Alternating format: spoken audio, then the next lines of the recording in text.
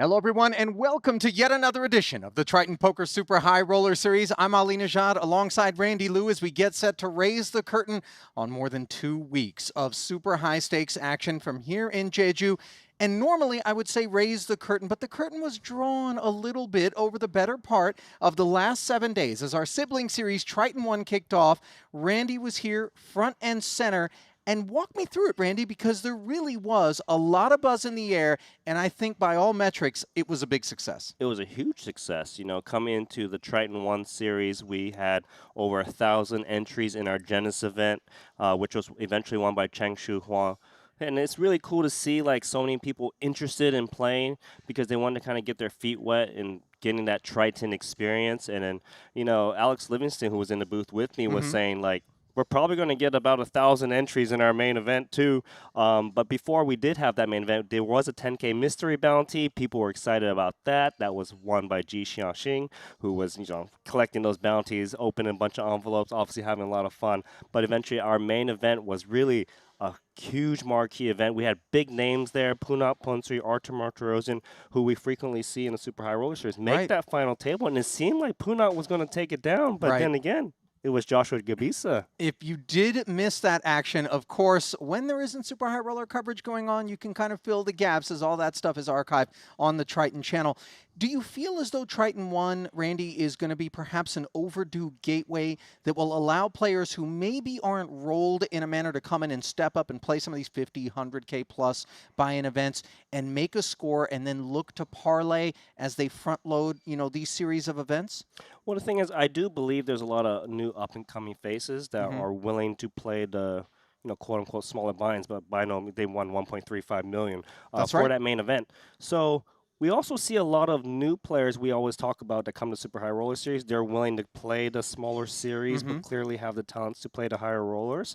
And then again, we have the experienced players like the Foxons that showed up, the Martirosians, kind of doing that little bit of warm-up. So I do think it's a nice gateway for the Triton 1, and here we are. Yeah, I mean, this Jeju stop, we don't come places twice in 1 year generally, but if we are going to, this is the one to do it in. As we turn the page and look forward to 15 days of coverage at the festival that gives us the record-breaking numbers, Randy. Well, the thing is, in Jeju, we always talk about record-breaking numbers, and I believe the history is 391 entries in the 25K that Anatoly Filatov won for, what, 1 point?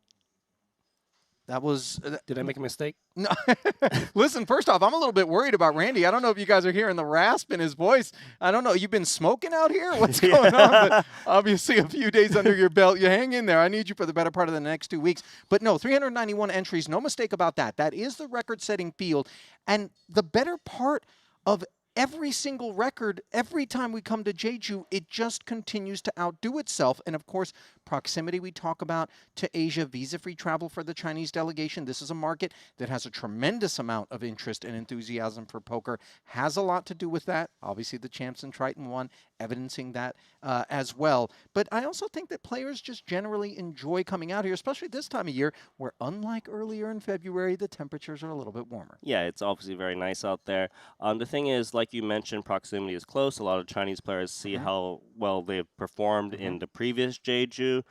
So I'm expecting an even bigger field size here. We're going to break more records is my expectation, especially with the Triton 1 right before. Those players are going to piggyback over here. I'm really excited So about you're taking over 400 for one of our events? I think so, yes. That's going to be strong, but I think I like your side of that one as well. 15 largest ever Triton Super High Roller Series field sizes have come right here in Jeju across the past 2 visits. Now, I talked about these 15 events. Let's break them down, Randy. We've got 9 no limits. That's, of course, our bread and butter. But we are beginning to build out the pot limit Omaha as well. 5 of those. And then for those that like to play 4 and 2 card, how about a rare breed, the mixed event here at Triton? 1 no limit and PLO mixed event going to be on the docket. Yeah, I think the mixed event is a really nice idea, trying to get the players who are interested in both variants.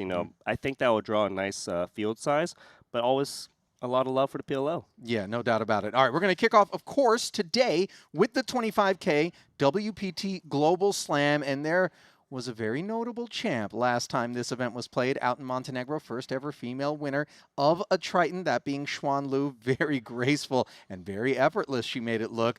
389 entries. Anatoly Filatov winning that 1.882 million. That's what you were talking about, of course. And that was last time we came here to Jeju prior to that Montenegro stop. So, you know, this one is the one that you're circling on the calendar. Players also a bit on form, more so than perhaps they would be under other occasions, provided that they took the initiative and they came out here. And in conversations at breakfast, a lot of guys are telling me this is great. It's like a chance to come, get the rust out, get the kinks worked out, and just be warm, fresh, ready to go, adjusted, no jet lag. So I think we're going to see even more kind of top-notch play as people are on form here in Event 1. Of course. I mean, like I mentioned earlier, some of these players have warmed up in Triton 1, you know. It is a moment. Like, we are playing huge fields. You don't come here just slouching around like, yeah, you know what, tomorrow I'm going to go play a 25K and play. You know, they've warmed up.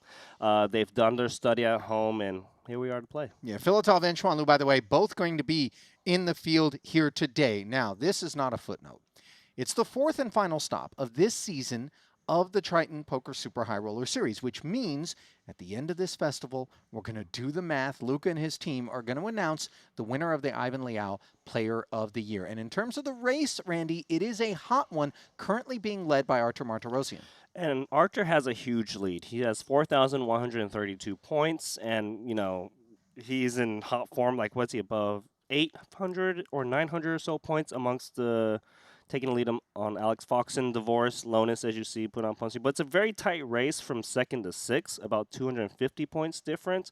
The thing is, though, the fields are going to be so big here where if you happen to ship this tournament and we have the same field size as when Filatov won, you win about 1,350 points. So it doesn't mean that Archer's got it locked up. Yeah, and obviously the more bullets that get invested, there's some addendums, you know, some additions rather to, you know, the haul in terms of the points. And I know we talk about it a lot, and I'm sure Stephen Chidwick would prefer that we don't.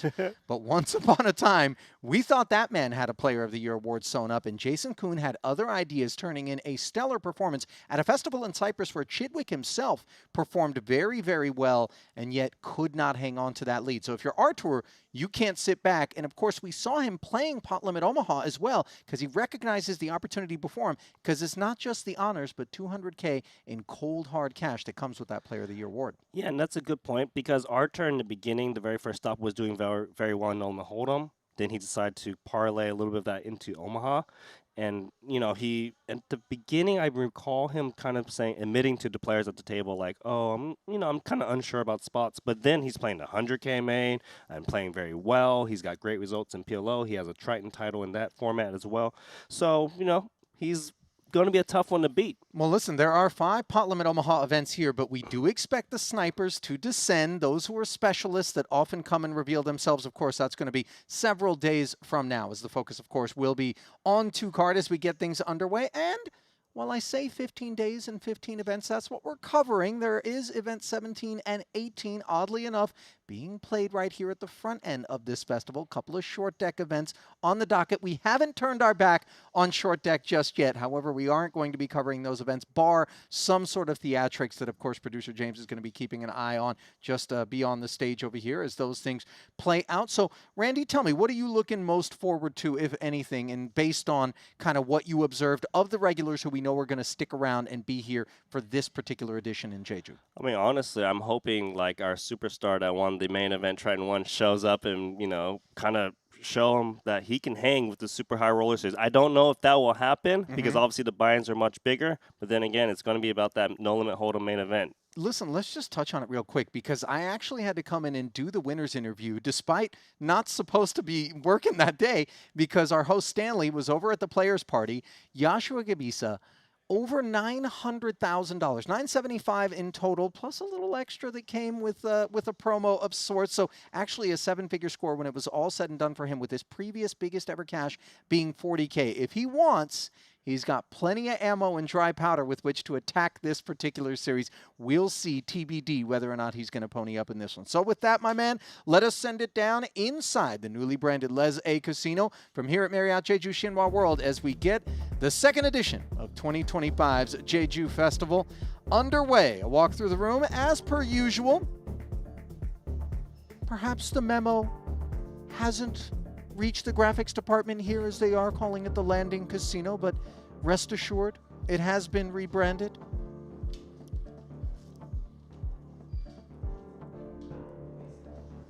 Still sparsely populated tables around as maybe some people are grabbing a couple of extra REM cycles. As you see the 250K starting stacks here in this $25,000 buy-in.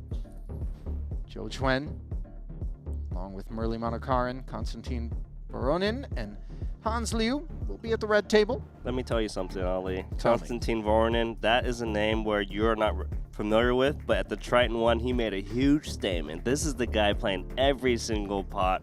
Love to see him here in the Super High Roller Series. Well, so already some of that curiosity as to whether or not Triton 1 players will carry over into the Super High Roller Series is satiated. We have our answer. And Maria, with the open-ender here in a couple of overs, does decide to check back against Aren Bajanyan, who turns a pair of fives and decides to sprinkle 5K out there. Does have the best hand, but the Queen Jack is open-ended. Yeah, plenty of equity with one to come. Small pot. Players just getting their feet wet here.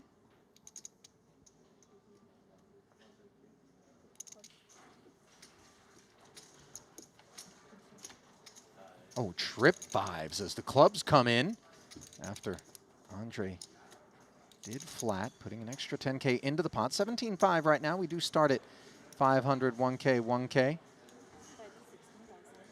Currently 37 players have registered.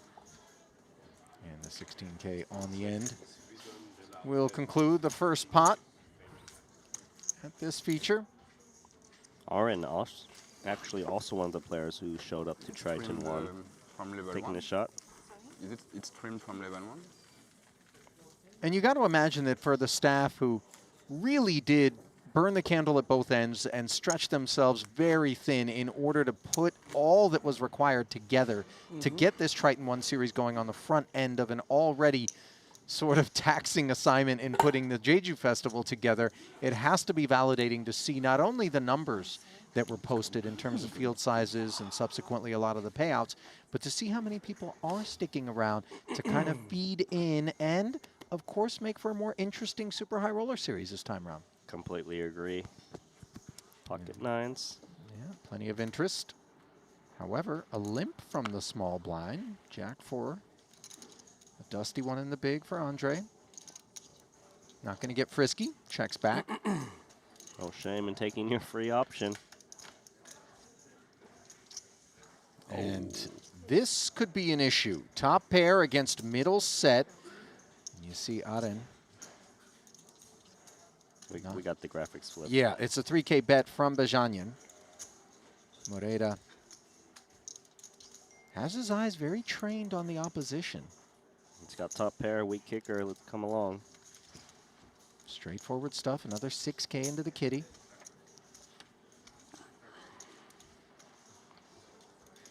I feel like the 7 of spades complicate things, given that it brings in the front door flush. But you're so deep where you still want to build the pot, and you can handle resistance in case you do get raised and hopefully boat up. Never drawn dead against a straight or a flush, both of which are possible. As of this turn, 5K into 9. Feels a bit too early to be folding top pair. Yeah.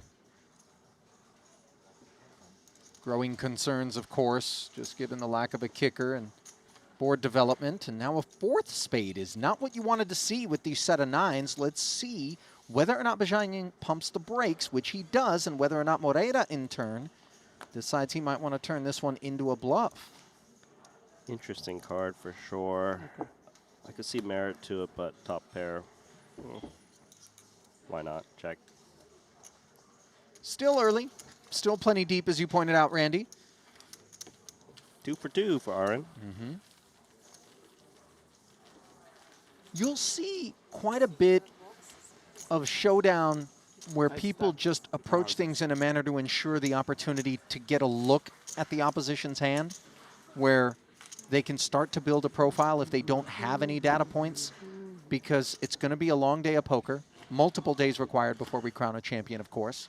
And so, you know, you're well served at these cheap price points, maybe to leave a little meat on the bone, or, you know, not go hard at things and just try to get your bearings out there. I think that is especially true on the outer tables, but you know, if you're a patient person, you could wait an hour on the delay to get the information. But it's all good. Queen 5 suited. Bajanyan continuing to be active here. Of course, we are very short-handed for the time being. 6-4 for Arthur Conan. The Frenchman defends. And we'll see 3. Top pair versus the air ball.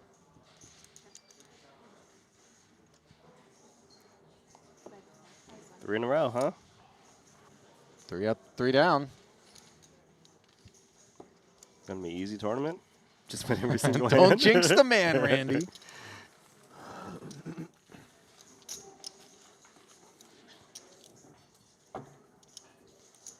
Bajanyan playing under the Armenian banner. Triton 1 results included an 8th place finish in the 3K Genesis event for 54,000 and change. Did not cash in the 8K Triton 1 main nor the 15K high roller, both of which he played.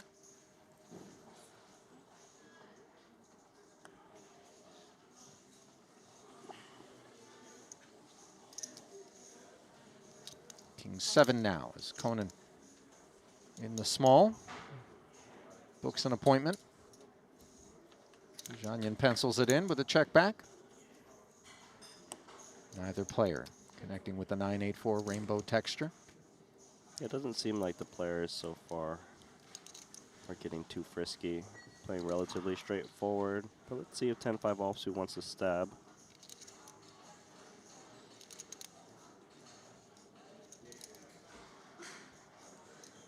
Well, you got your answer.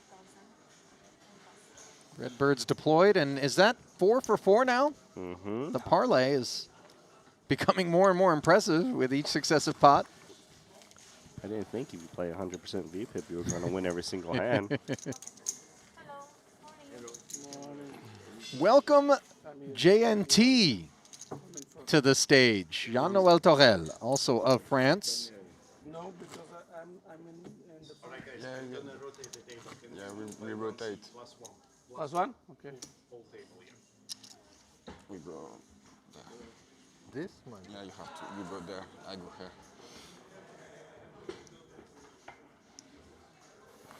Moving time. Was it musical chairs? I don't hear any music. Dun-dun-dun-dun. Dun-dun-dun-dun. I still don't hear music, Randy. I don't know what that was. That was something. Good time, by the way, to welcome those of you who are streaming us live, whether it's on Twitch, the Triton Poker Plus app, or on YouTube. That's the chat that Randy and I actively monitor out there. So a warm welcome to those of you as you get a look at the hardware that awaits a champion. I think that was Many, many his hands small of blind. poker He put this from one. now, and many hundreds of thousands as well. As per usual, since we're still just slowly getting things underway, if you're out there streaming live somewhere on this blue marble, let us know from where. Let us know whether or not you were soaking up that Triton 1 action, players that you're rooting for, who you want to watch. Thank you. Do a little roll Good luck, call. sir. Don't answer that guy, James Dempsey, watching from Jeju, South Korea. Yeah, you know, he's always in there, this Dempsey character. How do you ban someone? You know, BAN. they know that I would abuse that power, which is why they don't give it to me. Ah, you don't got the hammer. You might have the hammer. I might. You're a responsible guy in the booth. Excuse me. Maybe a warning. Don't forget to put the cards in the box, okay, please? Okay. Thank you very much. Call can. Yeah, just to so they can see Yes, the television yes, the cards. I You see, put I see. both here. Okay. Okay. First put and then see. Yes, now I see the. Yeah, that's square. Listen, I don't know how to tell Moreira this, but JNT is a seasoned Triton veteran. He knows the deal. I wonder if he's just playing possum over there as we see the two ace highs colliding on a paired flop. Remember, J&T got heads up twice Yeah. in our main events. Yeah. I was in the 6-6 in the beginning. Yeah, but C6, 1, 2, 3, 5, right left. I move now, so you are on 7. Two ace highs. 7 on the turn. The 10 still plays.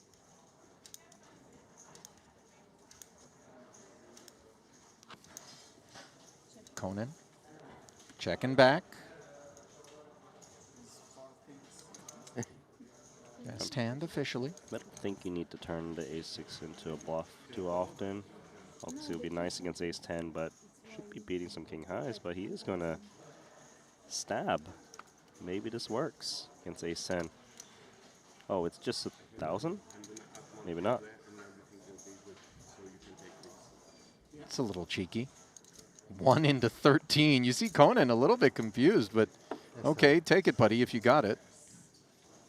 Bajanyan set the price there just in case something larger was in his future. For a moment there, I think he thought he might be chopping, but well, he lost the pot. He did lose a pot. He lost 1,000 on their river. You know, he lost the pot after you jinxed him. Yeah. Right, I mean, just for the record, he was winning every hand, and then you did your I thing, don't see the difference. You rode the 7? broom, and here we are. You can invoice me, Aaron. Ah, nice. You are 7 now. Okay. Yes, yes. Steven, you're on 9. This is 9. That's it. But in his ticket say 8. We have 9 shares. You want me like this? Yes, okay. Yeah. Leia? So here. And How are you, my friend? Good. good chips. Sleep well. Stephen Song working his way to the table. Okay, perfect. I was the huh? Perfect. Now, oh, it's good. Shout out to Incredible One, soaking it up from Bangladesh. Squawking Nola Passou para 9. Passou para 8 e passei para 7. Todos Avi aumentamos um número, então. in Israel, BJ in Australia, Sokan in the Finnish woodlands. Not sure what the broadband quality is out there, but you know. Grants Pass, Oregon, Thank you. says Naswip up in the Pacific Northwest of the United States. Egam down by the beach. Put the phone and the laptop away if you're by the beach. Get in the water. Unless, of course, you're in Australia, which is where Elias is watching from, Adelaide specifically, and you know that's shark-infested stuff over there. So maybe stay out of the water if you're in Australia. Randy, you know this. You live in Yeah, Australia. I'm a professional swimmer, that's right. Remember when you tried to take us out swimming one time? I remember when you and Henry stayed on the shore while I went into the riptide. You know, Henry kept saying to me, this guy's going to die. Conan, King 9 suited. There were rumors that WSP Europe would be in Lisbon. Did you hear those rumors? Or WSP Picking Europe? up JNT and picking up 2 pair here on an ace It high ended up board. not happening. That would have been cool. Yeah, Lisbon is a great spot. Yeah, yeah. 2 I pair. don't know if there's much poker or casino. I'm blocking top pair, which Oh, but might there help is, you want one to of the size up a 30. bit. I don't know now, but at least not many years before, it was considered the biggest European casino. Really? Yeah, the That would biggest make casino sense. in Europe. Yeah. Arthur trying to give off perturbed vibes here. It's good. Does fire 12,000, and that'll do it. You see the light fixture, by the way, placed there for JNT, and you did note the rotation of the table. Jean-Noel has some struggles with vision, Actually, a couple times. and I went to accommodations are made when he's at the table to allow for him to kind of sit right there in that middle seat and have that, Actually, I've never been there. that special setup. It's a shame. I think that's very emblematic of yeah. the spirit of Triton, right? Nobody's more like a tourist place. an probably, anonymous right? person, and to the extent possible, I Or think the if you staff want to do always the companies look wait to for tax there. make Oh, any is it? accommodations that they can to Oh, it's different facilitate based on the cities, experience. or- Yeah, I think that at the Triton series, one of the big highlights to for the attract. players Oh, okay. is you're hard. It's always You like know, that, if Mm-hmm. there are some adjustments that need to be made, we'll try our best to accommodate you, and you know, J&T can have his light that helps them have a good experience. Well, And the sometimes the ace-deuce, structure changes too here and there.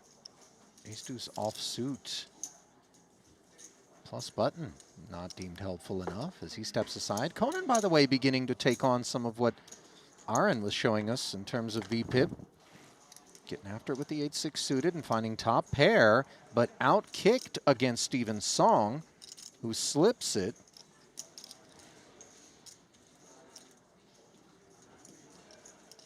It's a dangerous big blind attack. It's got you out-kicked. Steven might even consider check raise if a bet comes in. Well, it does come in, and it comes in to the tune of 4 into 6,500. We're looking at roughly 2/3. Yeah, so against a larger sizing, you're more apt to go for check call, not trying to inflate against an overpair. Your opponent's a little more polarized with the bigger sizing, so here we are. Not the card they were looking for. See whether or not that ace slows things down rather. Conan, of course, as the pre-flop raiser, it's the kind of card that he can look to represent and has value in terms of the 8. If he didn't have this strong of a pair, then he probably should be trying to bluff the ace, but with the pair of 8s, he's looking to show it down more so. So he checks back, and now let's see whether or not Song decides to set a price. Does seem like with the arrival of the jack and the presence of the ace, which with some frequency Conan may have checked back in an effort to induce on the end, Steven will be more apt to check it, which he does.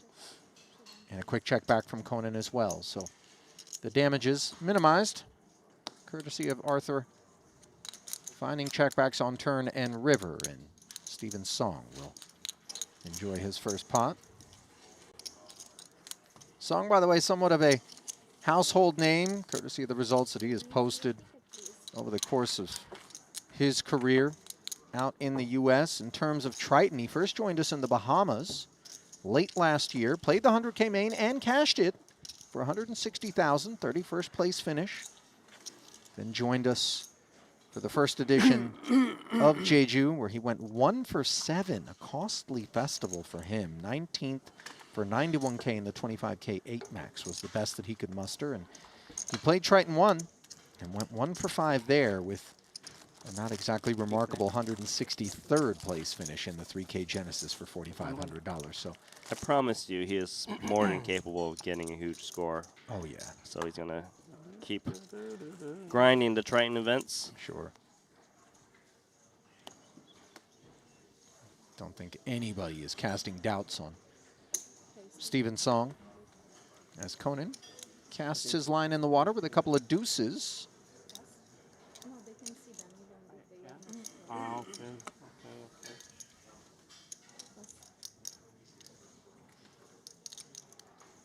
King Jack will be of interest in the small blind for Song. Early stages in a super deep stack one like this, Randy, you are given a lot more latitude to speculate, play pots out of position, not be so concerned with taking the worst of it pre.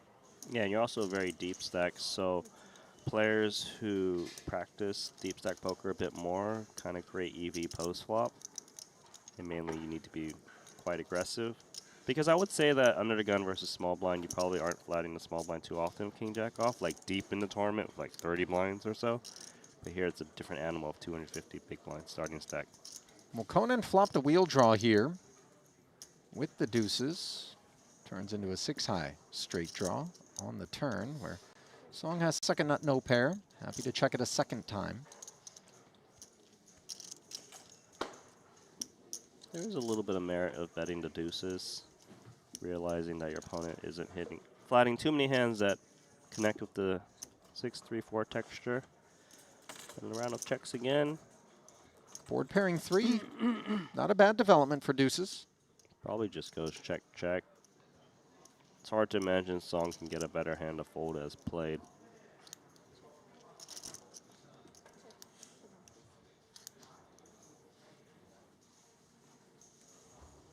So once more, uneventful post-flop exchange between Song and Conan. Advantage Conan. I wouldn't go calling him the barbarian just yet, based on kind of some of the more conservative post-flop procedures we've seen here, but Conan the Barbarian. maybe later on. So he's Arthur Conan right We now, can but annoy later he's him. Arthur Conan. Same. That triple. Continuing the shout-outs, by the way, looks like Down Under is When we very played, was much that the present first in the or chat. Simon Matthews from Yakandanda. Jay, also the from first bullet. Adelaide, Loop in Toronto. It's a good one. Then I went a good spot. Welcome to all of you. Wait, As Bajanian welcomes Ace-8 offsuit. Also welcome to Josh Guo, whatever. who alleges to be streaming from your favorite burrito shop, Frandy, Chipotle? Down Under. No, Oh, no, not Guzmani Oh, Gomez. God. Trash. For those wondering what the heck we're talking about, it is a throwback to another discussion that we had during one of our other live streams, where Randy made his feelings very well known Hands if you want. So bad. about the operation down So there. bad. I miss Chipotle. When I go back to America at some point, I'm going straight to Chipotle. Well, JNT's going straight to a 3-bet here with the suited connector dominated, unfortunately, by Bajanian's Ace-8. Bajanian's getting in there, ace-8 offsuit. Both players hit that 8. 2 overcards, 2 at present as well. Rainbow texture with north of 20,000 in the middle, and JNT's reaching, Randy. Great bluff catcher, but Like he should on king high textures. You represent the ace kings your opponent can't have. 6,500, very much at the same time, normal in size. Bajanian I thought you were doing wants to see a turn. I mean, I would have queens. Oh, my God. And the kicker will play. The case snowman rolling off, and in a jack. this is a poison apple. 9 turn. He was, And I don't think JNT can jack on the flop though, right? No, stop himself from he taking a checks it bite. back. Yet he does check it back, Oh and the my board pair is God. bailing him out. Wow, he was slow playing on the turn. That is remarkable. He's supposed to get stacked. Ah, He really is. no, you were saying the 4-bet pot. I was talking about the other one. Oh, you had ace king. Watch Yeah, this what do you have? hand reveal incoming. Oh, is he raising? Oh, man, this is actually kind of tough for our end now. Kind of looks like you're up against a king. Well, you have to give JNT credit for checking top pair on the turn in order to fold here, do you not? I mean, You do, but you also don't give him credit to check back the turn of an 8 and raise all of a sudden. You can see Aaron is concerned about a king, queen, king, jack. I'll tell you what, I'm a big JNT fan, man, and the more that we observe him, the more we see the evolution of his game. He is difficult to get your finger on. Showdown. This is going to be fun. Yeah. Could even add like Turn it up. It's a little bit more fun for JNT, who's going to realize he got lucky. JNT's like, whoa. Thank you. He's not letting it on, by the way. How do you say thank you in French? Merci. Merci, boo-boo-coo? Something like this? Randy, what just happened? Was merci beaucoup? Okay, I was Yeah. close. Close. Thank you very much. Okay. Thank you very much for correcting me.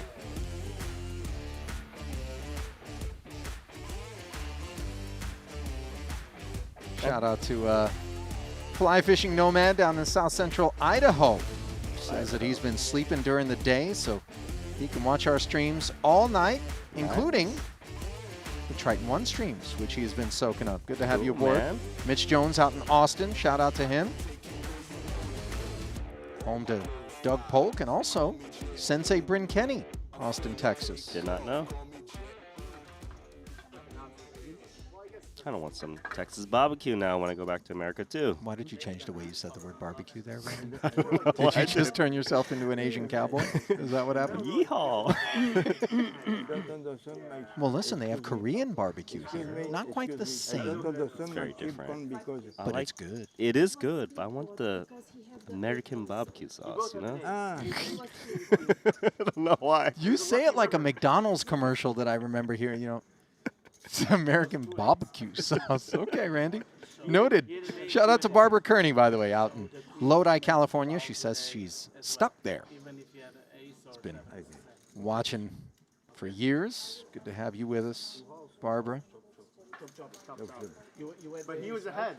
ah, He yes. had ace 8. He had ace 8. You was ahead. You got lucky. Lucky You got lucky because both of I you was had not ace. on the sun.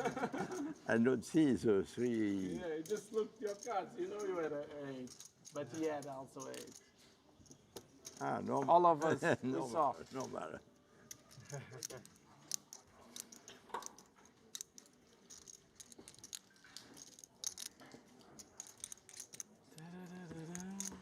Ben in the chat, by the way, Randy, has regrettably stepped in to remind everyone that last Jeju, I think I said if somebody were to fold kings pre-flop, I think that's the hand that Ben's reminding us about, that I would run and jump into the water.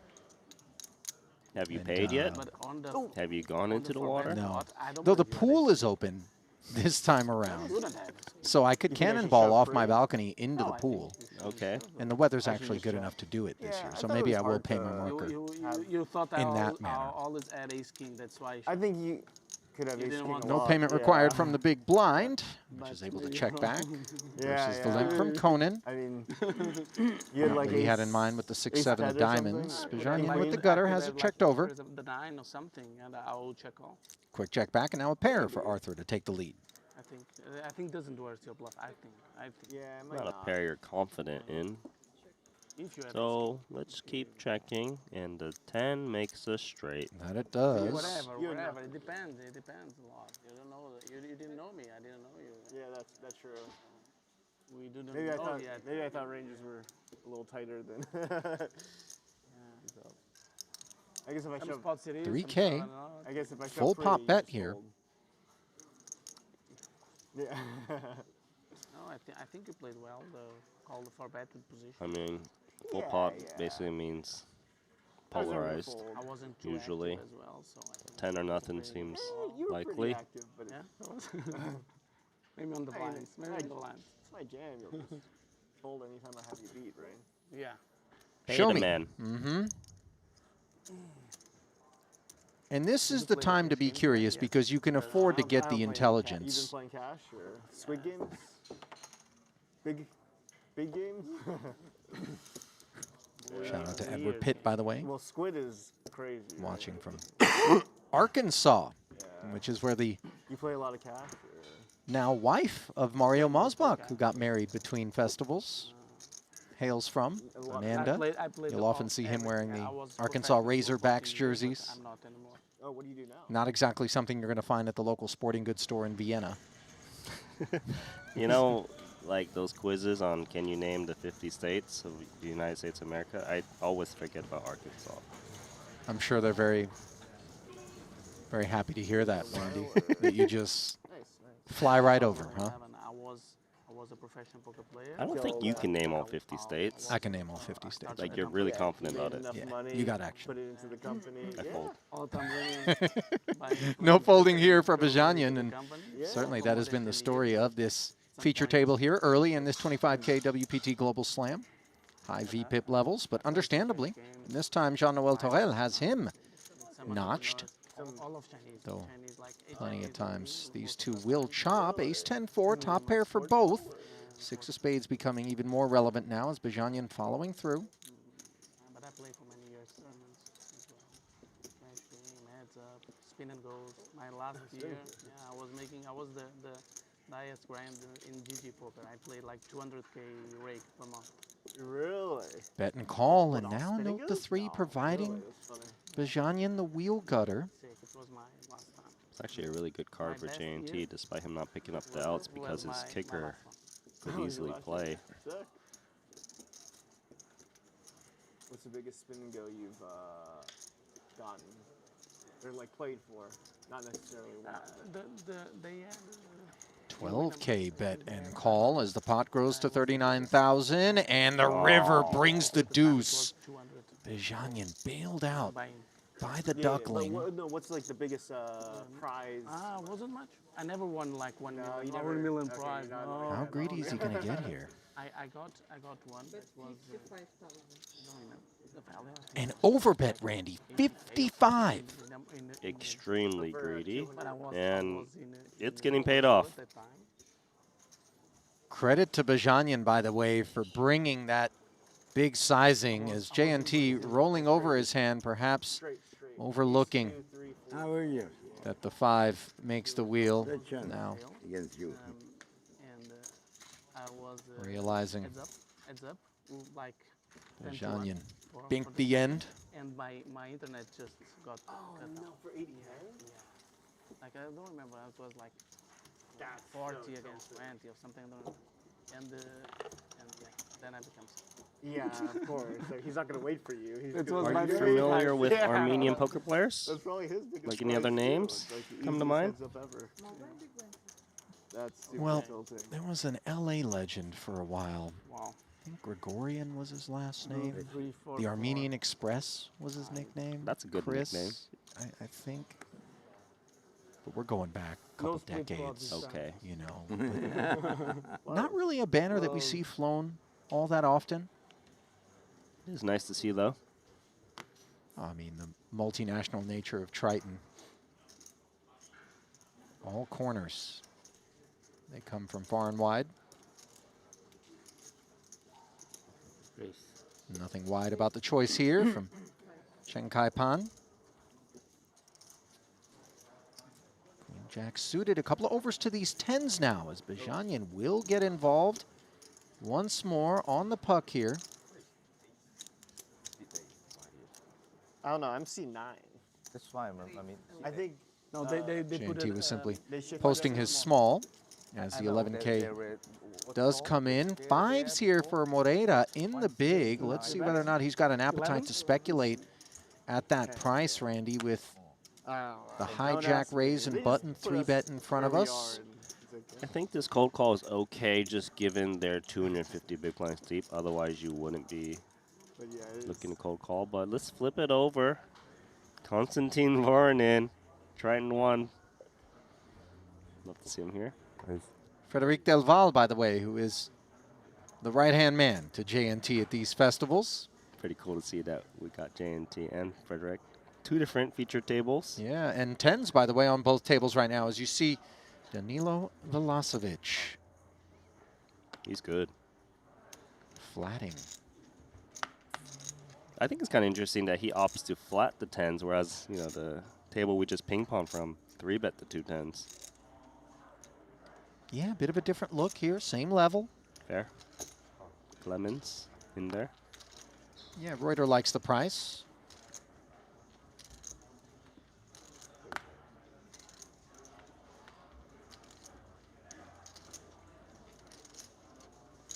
Seven, 5, 4. Top pair for Reuter. Plus the gut shot. And a board texture that does favor the big. Yeah, so it wouldn't have surprised me if Reuter opted to lead, but nothing wrong with checking over to the pre-flop initiative. Looks like the worst hand is betting.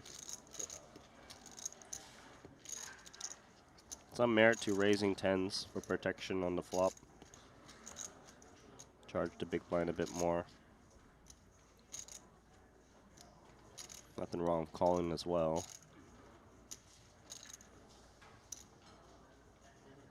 85. So questions are going to get asked early here by Velasovic, and now it gets slightly uncomfortable for Clemens. Especially because there's still the pre-flop C-better to worry about.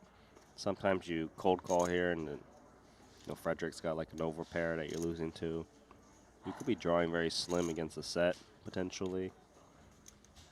I wonder if you can never 3-bet here. He goes for call, which in itself is a pretty big statement, but it tends to be capped a little bit. Big hands usually would 3-bet rather than cold call. Even something as strong as like an 8-high straight here? Yeah, I think so with the flush draw out there, try to build a pot. Ace on the turn. King Jack did, of course, step aside. The ace is very concerning. Warrior could easily have the nut flush draw that paired the ace. Maybe even some aces up. Of course, ace 7. Probably not ace 5 and ace 4. Those Yeah. hands would hit the muck. I think the 10s could consider a bet, but it's very tricky. Well, the bet there, and you're just hoping that you're going to be able to check it back on the end, perhaps, as we see that third heart now making things even less attractive for both parties. Coming in queen form.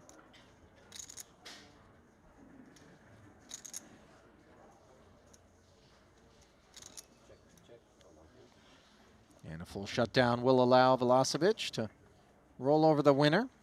And for anybody paying attention, they'll recognize that his flatting range is going to include hands as strong as 2 10s, even from the button against a late position raiser. Hello. Did they send you here, right? Yeah. Thank you.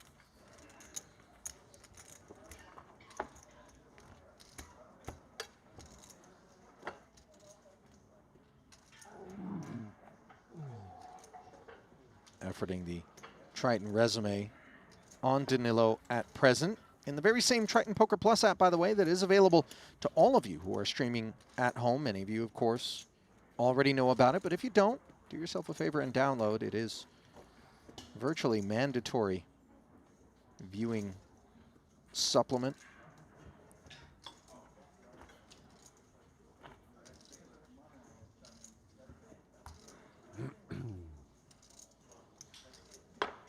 There's the search feature.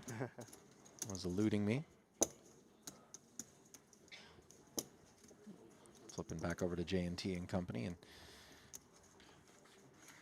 Velasevich hailing from Serbia. 13 caches, including 93rd in the 8K Triton 1 main here.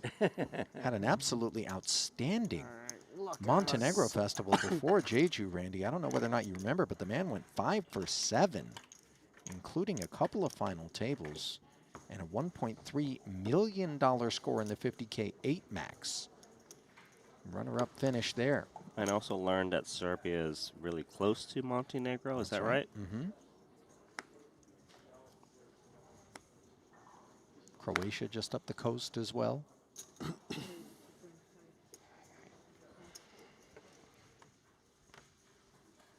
King Jack offsuit. Under the gun open from Conan.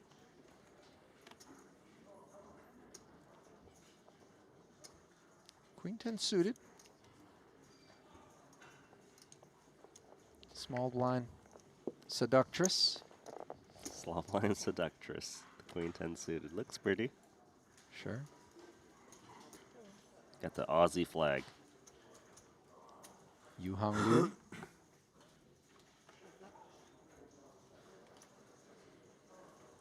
What he doesn't have is much cooking on a King 8-4 board. Can't they say the same for Conan? Of course, top pair. Way the best of it.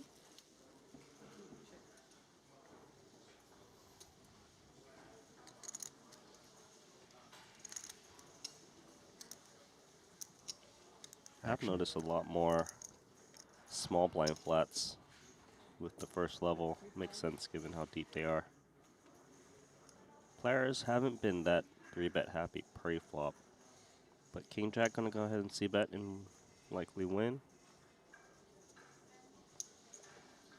Straightforward stuff there. That end of the table has been where the bulk of the chips have flowed thus far at this feature. Kind of feels like every hand is played by either RN or Arthur Conan. And, you know, sometimes it's a conscious effort to make a statement, set the tone, kind of establish your presence at the table as a force to be reckoned with at a price point at which you can maybe, you know, find yourself on the wrong end of a few and shake it off very easily. Nice little trick you can do. I'm not sure if it'll work, but you have like really high VPIP in the early levels. You look like you're attacking every pot, and then you kind of taper it back a little bit when the blinds go up a bit and people think you're a maniac, but then you're showing up the goods. Yeah. You know, it's a real little strategy you The can thing employ. is, you have to get the goods, though, in order to be able to kind of leverage that. True. It actually backfires when all of a sudden you find yourself in spots repeatedly where you need to kind of bluff your way out of something. And you're like, well, wait a minute. I kind of farmed this image, and now it's coming back to haunt me. Yeah. It's hard to have a perfect strategy going to poker. Moreira not going to get haunted by ace-4 as he was dominated by Bajanian's ace-9 opener. Yuhong Liu flatting jack-7 on the button. So A little splash. yeah. Eyebrow raiser from the Aussie.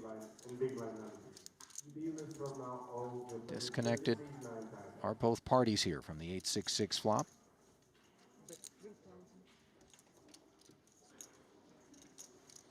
I wonder if he has intentions to attack with jack-7. Yeah, look at this float. He didn't play this hand to just play fit or fold. Yeah, this is not a mild dish that's getting served by the button here as naughty thoughts percolate.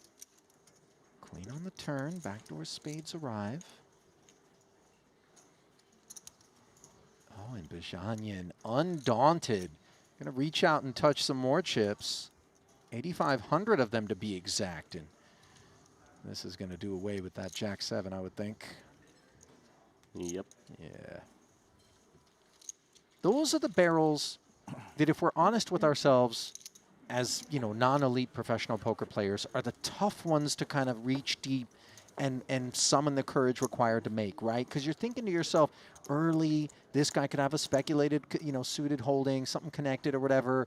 8-8-6, I think it was, or 8-6-6 paired flop, and he's calling. Maybe there's a small pair. You just feel like it's not a fruitful second barrel more often than not. And yet, as evidence there, it worked. Yeah, the thing is, like, the game in general has been, people have a good understanding how pre-flop is, flop play, a lot of small C-bets here and there, but it's all about the turns and rivers that really separate how well someone may perform in a tournament. And the way Aaron's been playing is honestly hyper aggressive. He's raising every pot. He's just barreling relentlessly, and he's up to 345,000 in chips. And to be fair, even though there was that float on the flop, nobody has pushed back in any significant manner so as to kind of say, look, I think you're speeding.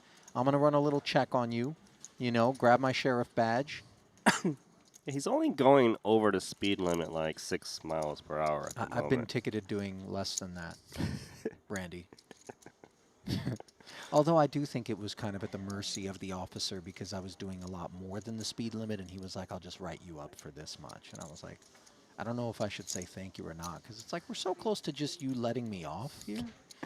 Meanwhile, not letting off is JNT with the king 9. 7-5 decides to climb aboard from the small.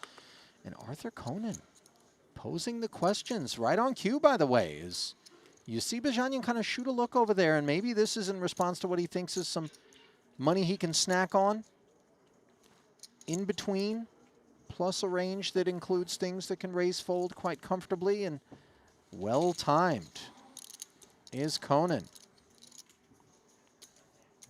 You know, Conan's been speeding a bit himself and, you know, step on the accelerator a bit more. Yeah, there was a little burnout there.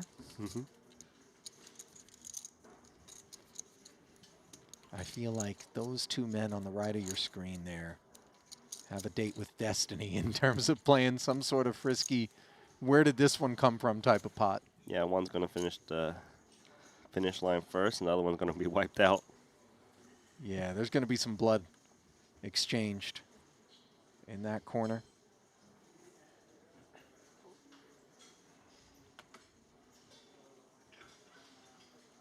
Hard 4. Make it 3, says Moreira. Blinds at 1 and 1,500 now.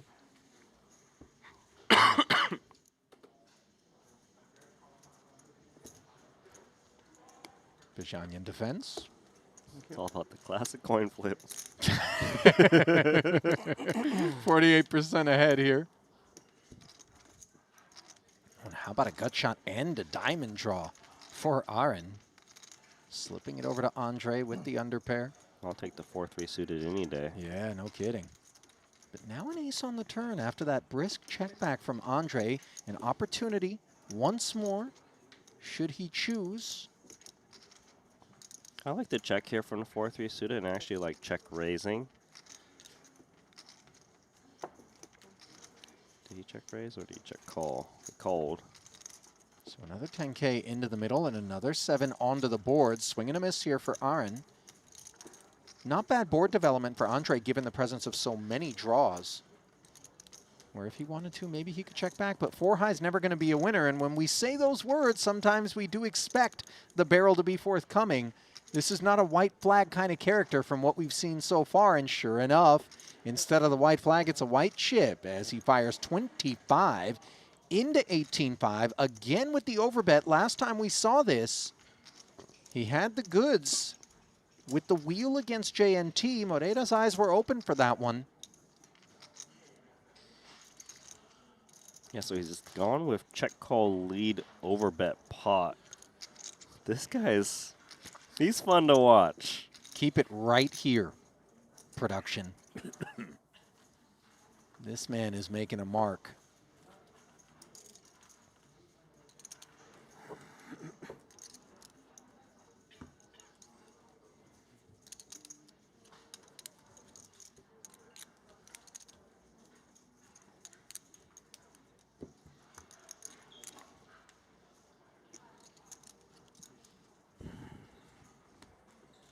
See the beautiful dual trophy that awaits our eventual champion. A beautiful dual layer.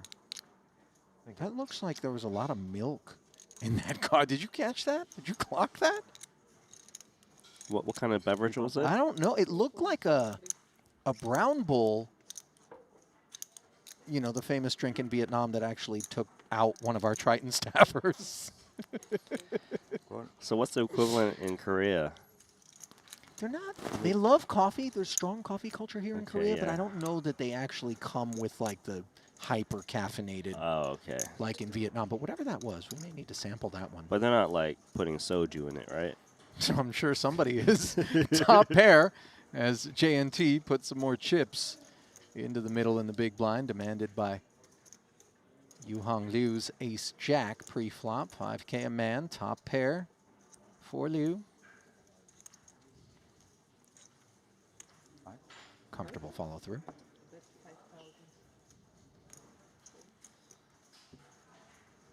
And no ambitions despite the interaction with that ace of clubs from JNT.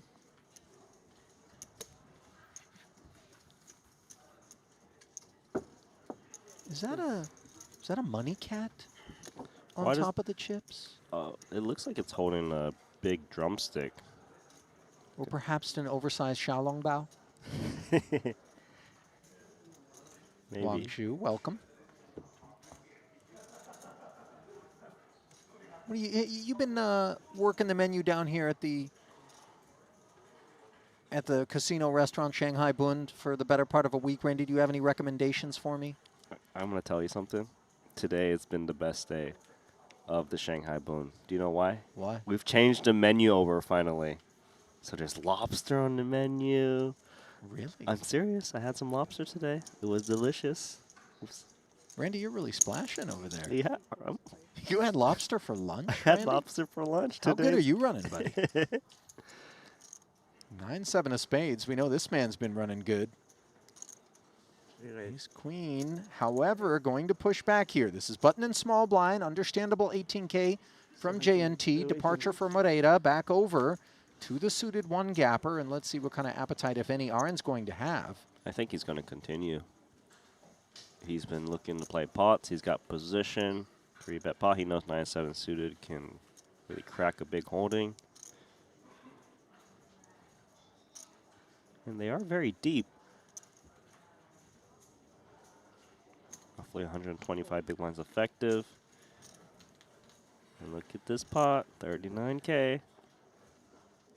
Advantage J&T, 3-2 pre-flop and growing significantly post-flop as he's got top pair against bottom pair, plus the diamond. He Very- practically has top pair, top kicker. Shouldn't be worried about ace king. Chasing with the 9-7 this pot is very dangerous because sometimes the 9 is no good against ace king. And 30 is a big ask, too. That too. J&T maybe comes with a smaller sizing. He can retain a pair of 7s with some frequency, but also the ace and the king versus a 3-better pre. We have our concerns and are properly stepping aside there. You know what else they got on the menu at the Shanghai Boon? I haven't tried it yet Talk because to I me. was eating lobster. But they have chicken tenders now. And I wonder if these chicken tenders are from Monte Carlo. Thanks. Because those chicken tenders, you know about them. For those that maybe haven't borne witness to kind of a lot of the culinary discussions that tend to permeate the streams, where there's a decent amount of downtime with which, you know, I would ask for that allowance of all of you that are listening. The cornflake crusted chicken tenders from Triton Monte Carlo at the Sporting Monte Carlo, the stuff of legend. 3-5. Moist, delicious, brined. Whatever they got going on here, no shot. It's No as good as shot. that. They're drawn dead. But you've heard of Korean fried chicken before, right? Okay, Korean fried chicken, KFC. What if these Is are good. Korean fried chicken tenders? It could be good. We've got to try them later. Of course, we're going to try them.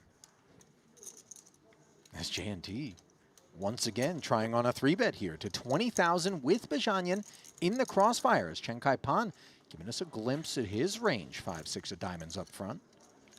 It's tempting to consider speculating with 6-5 suited. Does suck to be out of position. But I wouldn't fault him. He wants to try to crack potentially a big hand.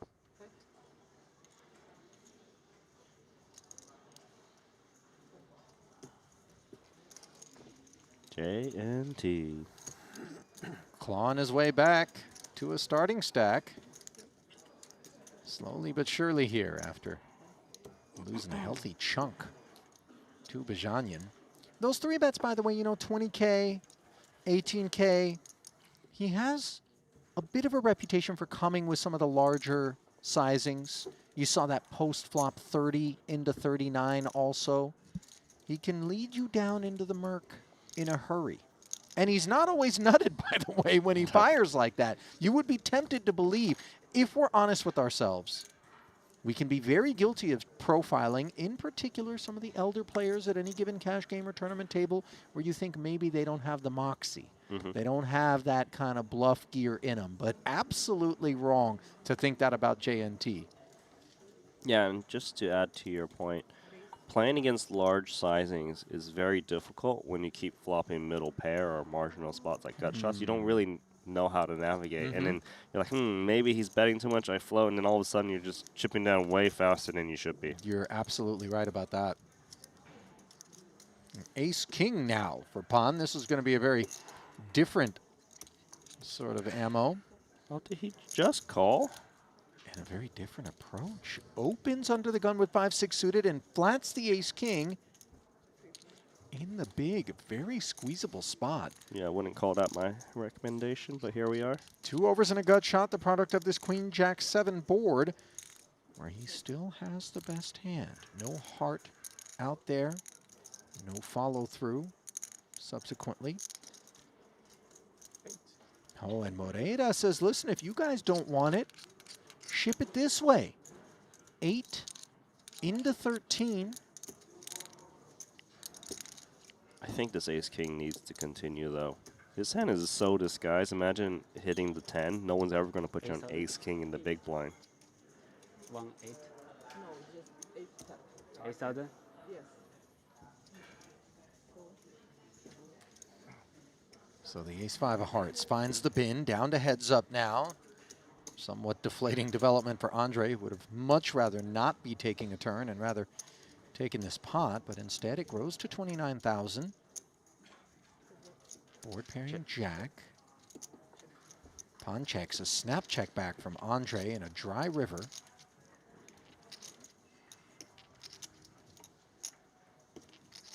Ace king feels safe to check. Shouldn't need to turn itself into a bluff. Not no pair.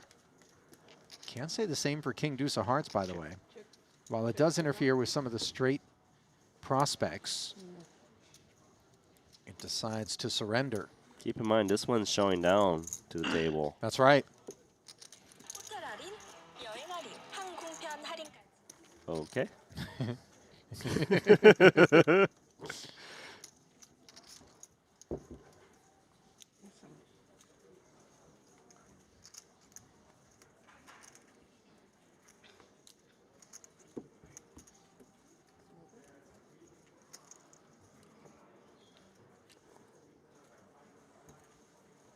Early stages of event number 1 here at the Triton Poker Super High Roller Series in Jeju, second festival at this stop, the last one of the season. Player of the Year implications, Ahlinejad and Randy Liu. Glad to have you with us.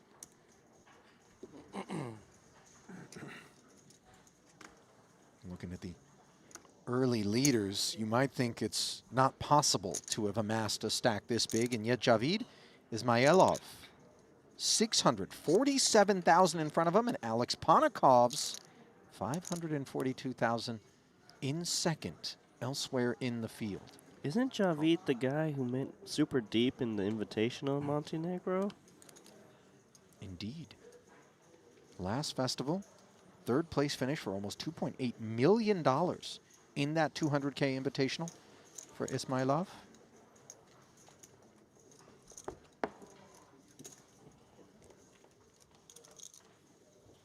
JNT with the deuces, flops bottom set here as Yuhang Liu fails to connect. Oh, and a squirrely check here to the ace high.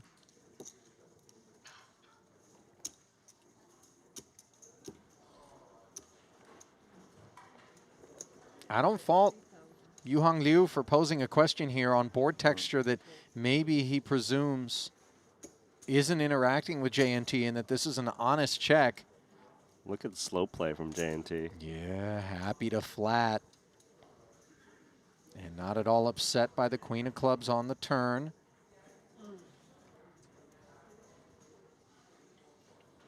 Fork in the road here for the ace-7.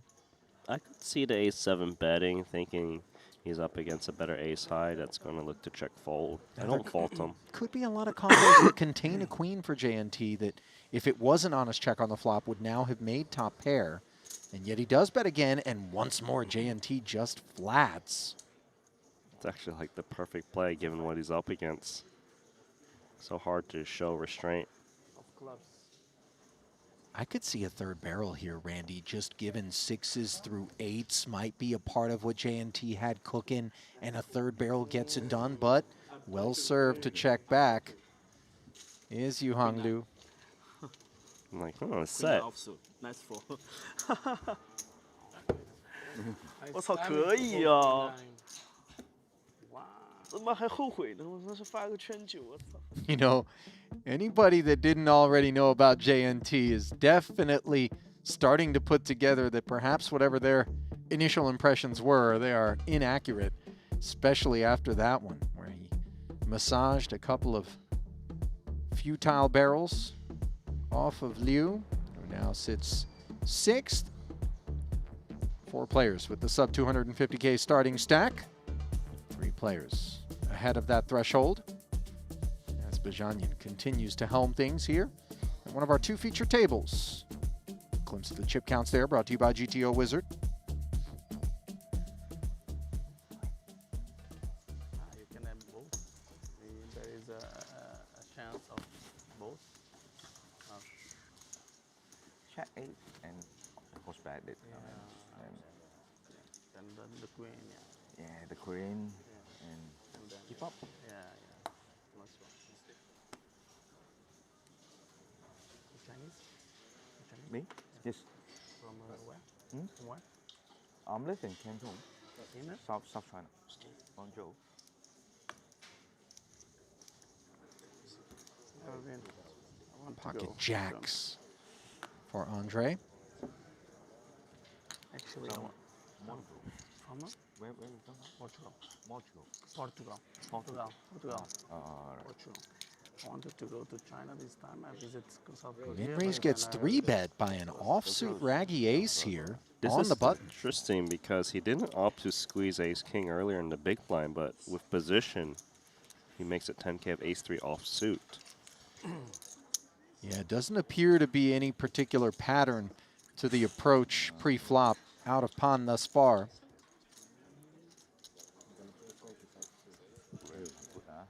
Yeah, Jax is going to make the call. A bit too deep to on a 4-bet. 24 into the purse. And onto the board. Comes 4-4 deuce, so a wheel gutter and position with a check in front of him. We await pawn's orders.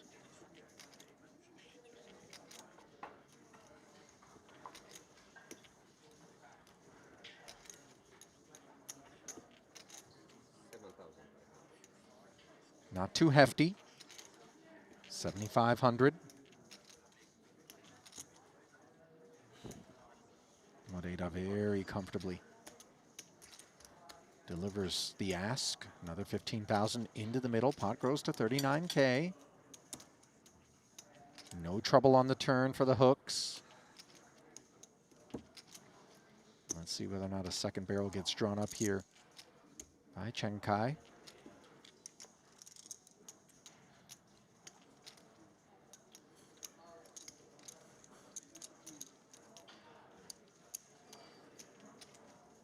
And indeed it does.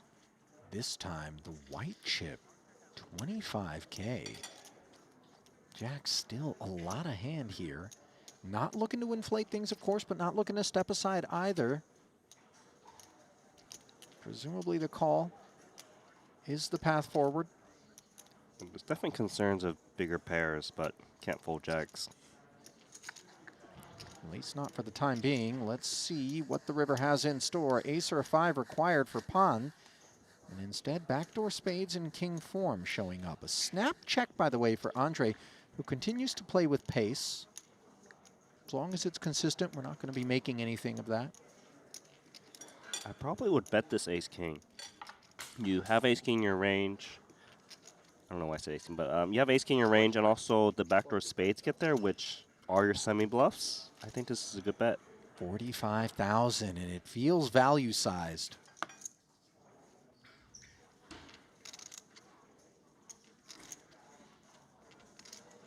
This is where things get complicated. We know the story we're being told. Whether or not we believe it, that's a different matter altogether. Wow. And a believer is made out of Moreira as he bins those jacks. Suited spade combos, the ace king, and of course, kings and aces, all concerns. Yeah, that was a really nice play with position. 2 down jacks. It's got to feel pretty good with ace 3 offsuit.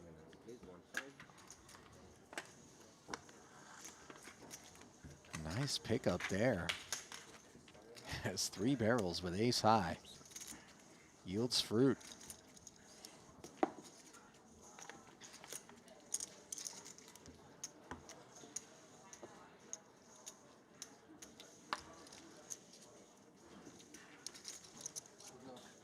Good luck.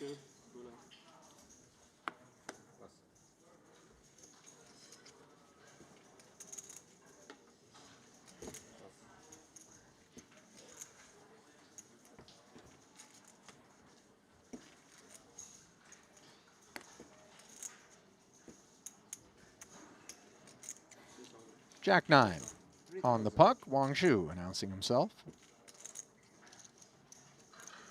3 to skate. Suited queen wants to take a peek. And JNT with smothered diamonds does as well.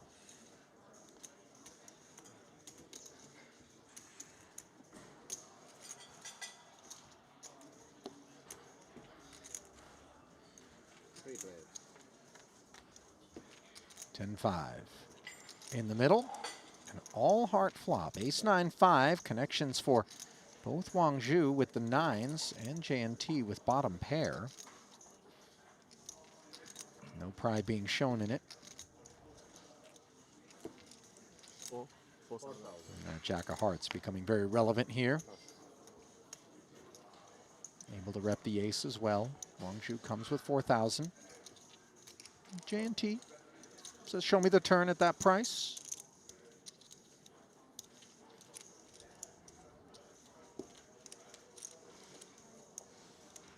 No improvements. Second check in front of Wang.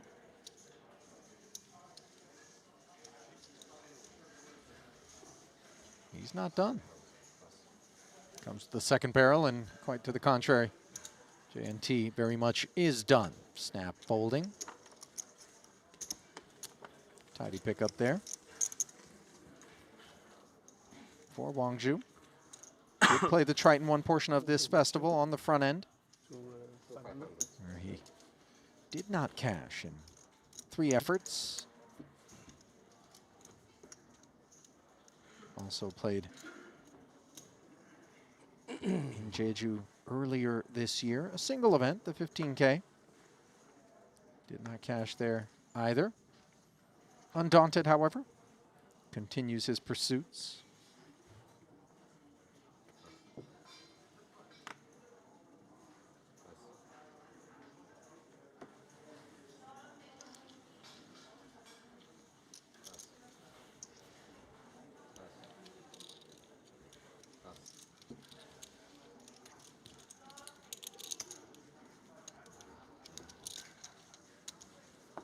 Jack 10 suited.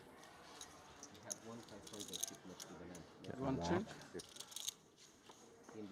Perhaps not exactly what Ada had in mind. I don't want you to push the chips and don't go. Thank you.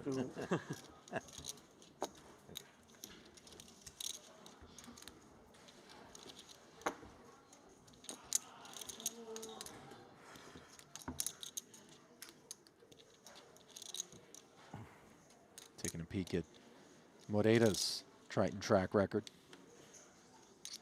Did get heavily involved during Triton 1, finishing 59th in the 3K Genesis event for 7,800. And going 0 for 5 coming into this one, including the 15K high roller.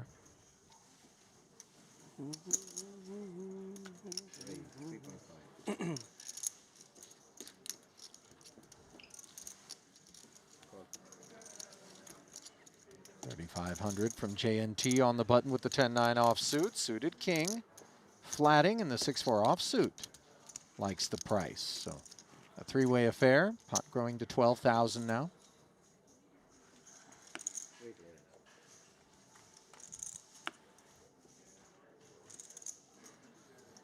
King 10 tray, top pair for Moreira, second pair for the pre-flop antagonist, who does deliver 4K as a 1/3 pot C bet.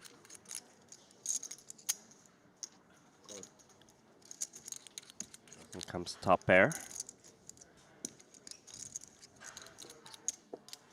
Down to heads up.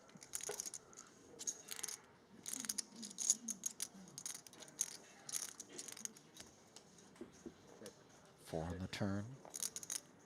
2 quick checks, bringing the river, which is another king, and it's the kind of card that would leave JNT feeling decently about his 10. Yeah, especially because Queen Jack whiff. I think he's probably going to call bet if a bet comes in, but that's a big bet. 30K into 20. Once more, the overbet's being deployed against JNT, and he's on the receiving end. 150% pot. Yeah, I think also in the early levels, players feel they can kind of splash around a bit more, kind of look up your opponents, where sure, JNT called 30K in that spot, but it's better to splash in the early levels rather than the late. you know, you can afford to do so. Sure. Story checks out.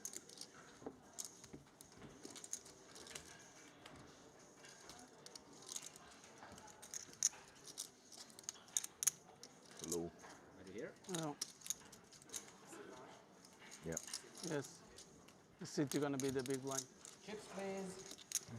Now, being the consummate professional that he is, stealthily, Randy actually abandoned me at the controls here. Left the cockpit in respiratory distress. None the wiser were all of you. And I don't know that the distress is finished just based on what I'm observing right now, but hang in there, my friend. Also, you know, if you would, do your best not to infect me with whatever it is that, you know, because one of us has to kind of keep a clean lung up here. Yeah, so your side of the booth is very safe. Yeah, but I mean, you know, airborne stuff going on, just, yeah, direct, opposite direction. And, you know, I don't know. They say when you cough, it's like 30, 40 feet the germs spread. Oh. I'm no more than 5 feet away from you. So you really could shower me in whatever it is. Are that- you calling that me you a got going germ? on. No, no, no. Just, you know, more of a virulent sort of host right now. Meanwhile, Milosevic, small blind limp here. As we flip it back over to the other featured table. 9-7 offsuit for him. Pocket four says, show me. King Jack 9, not exactly what he wanted to be shown. Bottom pair for Milosevic. Slips in front.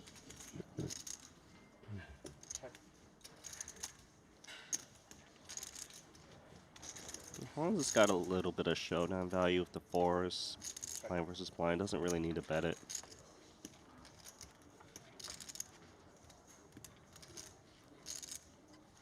Six on the turn.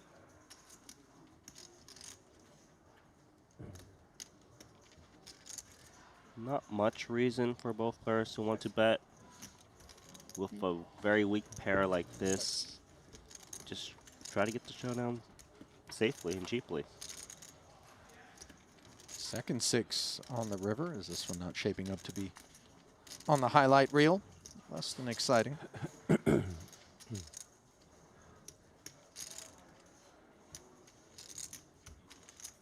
Kind of hard to imagine you can get called by worse with the 9. 2. But let that problem be for Lou to figure out. As played, it does feel like if we wanted to, we could stick this 2K out there and just keep Milosevic honest.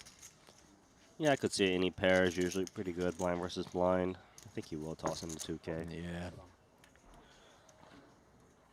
Seemed like he was pretty ready to muck it too, as showdown and fold came in quick succession. Yeah, very nice value from the 9.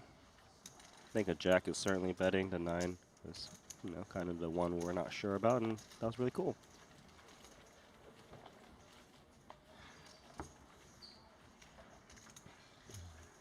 Now, Randy, we talk a lot about Jeju being a grueling festival. You got the Triton one 1 week in front. Total of over 3 weeks of poker here. On one hand, you have the idea that people can be warmed up, jet lag alleviated. Everything is all good. You come into the super high roller part of the program and you're good to go. On the other hand, of course, as you get a look at Joe Chuen, maybe for some of that life force that they would otherwise be bringing has been extracted as we bring you a WPT Global Mystery Hand. Joe Chuen's cards blacked out as he comes with 4K under the gun. And, well, you talked about this man, Konstantin Voronin, Randy, and the Jack 4 of diamonds, I think, is very much in line with your assessment. That's right. Block of 7's going to come in as well. Delval flatting. Ace-Jack offsuit now. Hanslu looking around. He could squeeze this. Sure. Oh, yeah. 22,000. Going full boa constrictor with 22,000 as he wraps himself around this pot. Action on the opener, Chuen.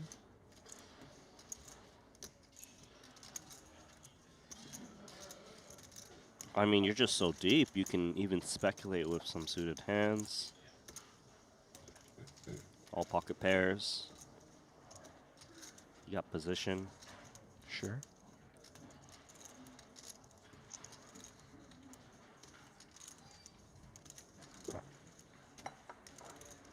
Chuen not in a hurry, by the way. Taking his time. Oh, and here's a response, and it's not a quiet one. 53,000 4 bet.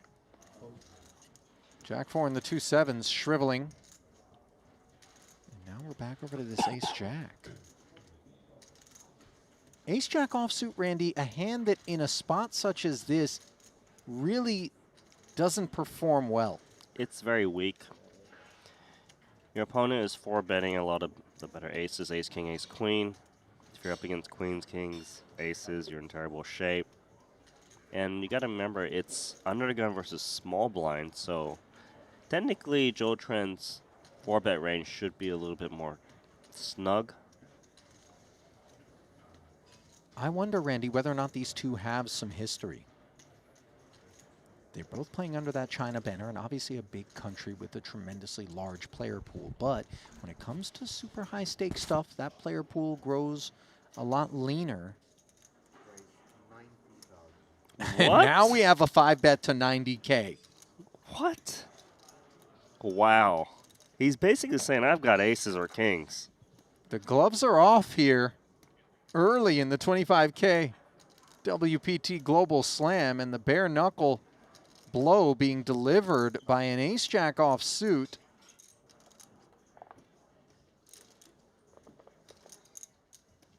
I mean, if you're suspicious, you gotta respect the 5-bet if you're Joe Trent. Not too many people have the 5-bet bluff. Here, we do see it.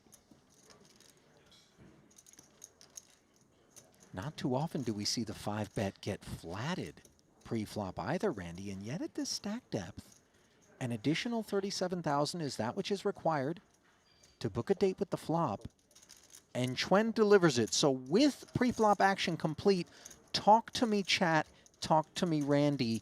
What's behind the 2 question marks?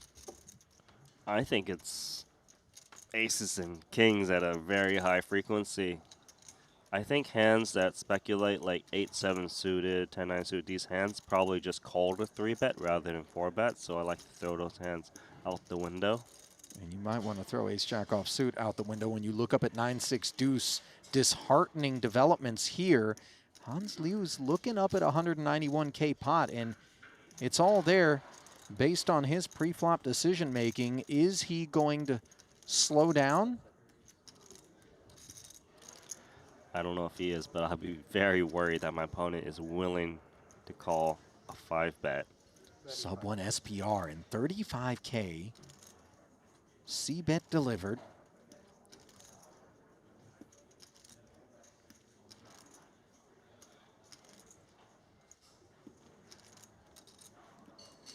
I don't know. I kind of really feel like it's aces, kings, maybe a little bit of ace, king. A bluff is so hard to imagine, but Well, especially after the peel. 70K more into the middle. A queen on the turn. Lost at sea is the ace-jack.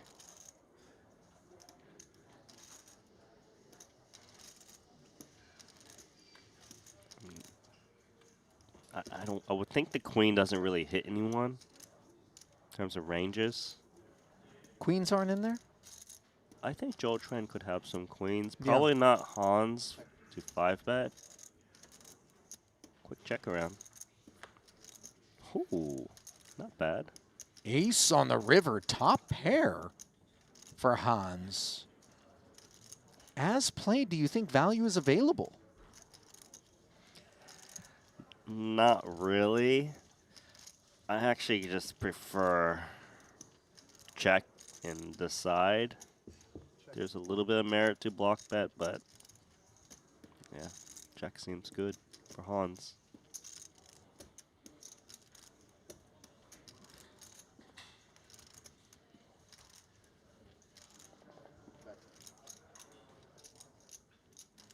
And look at this. Chuen delivers nearly the full payload, Randy. Leaves himself 500 back. And this is a sinking feeling. Oh, he calls. He sure does. And what's Zhou Chuen going to show him? Set of queens. What a fortuitous run out for top set. Managing to get paid. It's good. Well played, sir. Well played. And yeah, I was thinking, if it's not aces or kings, it's definitely queens, especially with the snap check back on the turn with top set. Well, credit to El Julianis, who promptly chimed in during that mystery hand to say queens. Defanti also. Yalki. Kind of wish Hans took some more time with the ace jack on the river to try to break that one down. But perhaps you're right. There is some history between these two, because he called very fast. Yeah, that one got taken to the streets. As these blinds get taken north. 1K, 2K we play now here in this 25K WPT Global Slam, the first of 15 events worth of coverage over 2 weeks plus. Here at our second Jeju Festival of the year, the fourth and final installment of the Triton Super High Roller Series this season. Though, of course, we will be returning to Paradise in December in the Bahamas for an abbreviated version. Wait, he's hitting and running. That's grimy. Dude. Is he really going to go south? I like to unregister, exchange these chips for when you're prize playing money. online and all of a sudden it's seat open, like the guy wins the massive pot off you and just stone disappears. Doesn't even take the free hands. Doesn't even take the free hands. That's right. That'll send me through the roof. You're just boiling. By the way, Lou's down to just 12K. He's fuming for sure when Zhou Chuen leaves. Oh my God. I mean, obviously it wasn't Joe's decision. Just a rebalancing. His number got called, and now unbalancing things is Velocevic with the ace-10, dominating Voronin, who opened under the gun with jack-10 offsuit. Dominated unbeknownst. Pot growing to 35,000. Heads up, and we find a 10 in the window. Good for top pair in both camps. The jack of diamonds is useful, but outkicked is Constantine, knuckling over. Got a nice top pair, top kicker. Checked over to you. Getting a lot of value. Let's see what size he goes for. On a larger size.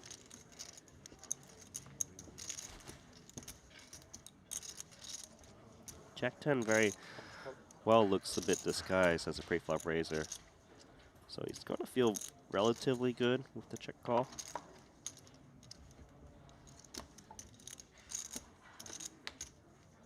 Seven is not scary at all, as the 18K per person brought us here. Pot at 71 dimes. I think Velocevic can just set himself for turn in river, even play for stacks. He could be up against pocket pairs, 8s, 9s, 6s, worst 10 as you can see. This hand needs protection too against overcards. Welcome Shirzad Chisu to the festivities.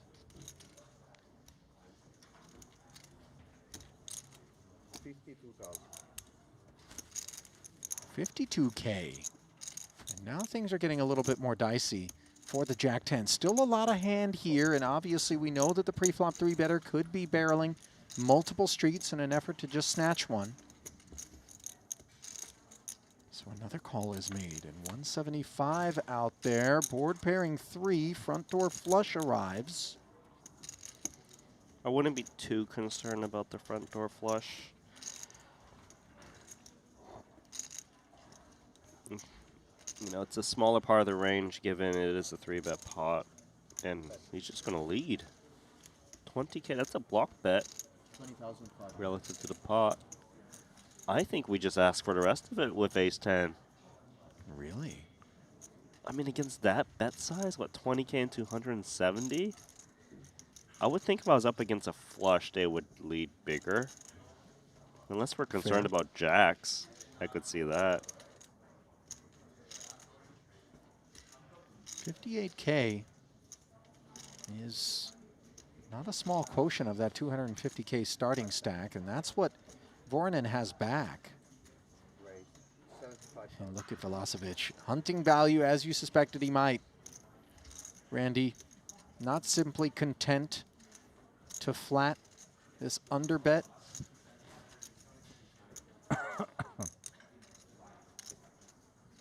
It's so hard to fold Jack 10 now, though. When you put in a tiny block, you do induce bluff raises from time to time. But, I don't know, there's not that many bluffs in your opponent's range. The board texture. Note, by the way, that 75 is not an amount that would shower Voronin, but he would have crumbs. Okay, it's better to have more than one cookie left in the jar. Yeah. We can somehow preserve 58K instead of just 3K. And by the way, 58K at 1K, 2K is 30 bigs. I mean, that's a playable stack depth. If he calls and he's wrong, he's down to 1.5 bigs.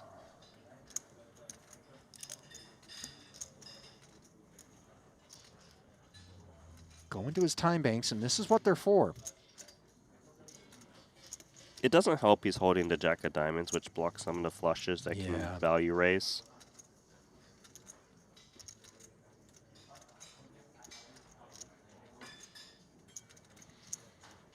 Is your opponent really bluff raising you when the pot is this big for such a smaller sizing? That's the big question. Yeah, and it's worn all over his face.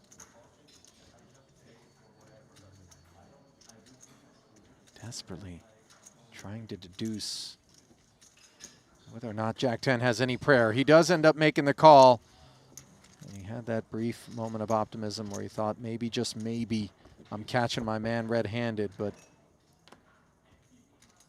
it actually, forgive me, it looks like Voronin put it all in rather than flatted. Yeah, he just threw in the last 3, 4K. If you got it, you got it. Yeah, deciding he didn't want to fight on with such a small stack if he happened to be wrong. Preferring instead to maybe go over and find the rebuy desk. Yeah. Exactly that. 10, 10, 10. Ace 10, Jack 10. Yeah, 10 is good. Yeah. I think. Thank Merci, thank you.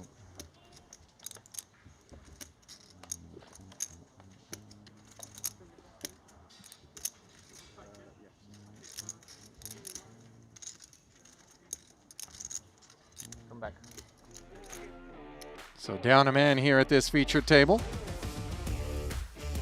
And you had a chance to watch Voronin during the Triton 1 portion of the program, Randy. Was that pot played kind of consistent in the manner in which you had been observing?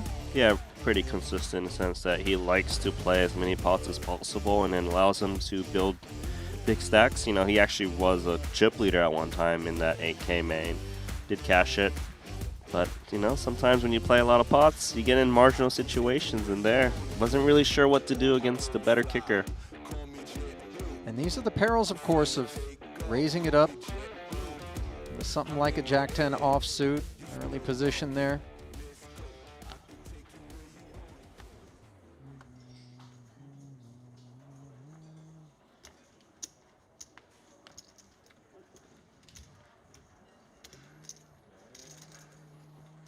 With that pot, by the way, Velocevic ascending handsomely.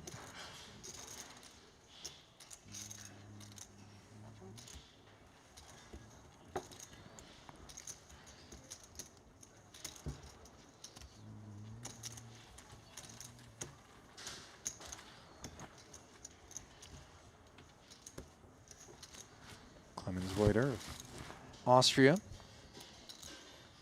Settling in. He's got Whoa, a zebra on his shirt. Let's not dislocate the shoulders early here. He did have a zebra on his shirt. That's correct, Randy. You know your animals. You know the little children's toys that has like the Z for zebra? That's kind of what I was thinking when I saw that shirt.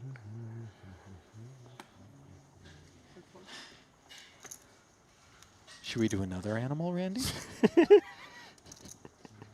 What had me a little confused was the zebra on that shirt had an O next to it. Well, you know, I don't know. Maybe It's it's German. German. Zebra starts with an O. I don't know. Oprah.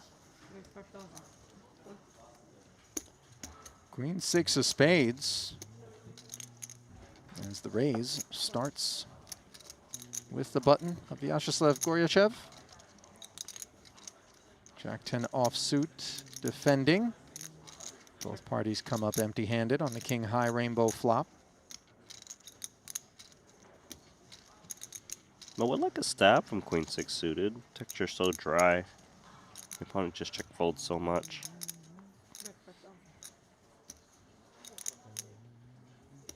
$5K follow through here. See whether or not a float is on tap. No, Danilo stepping aside.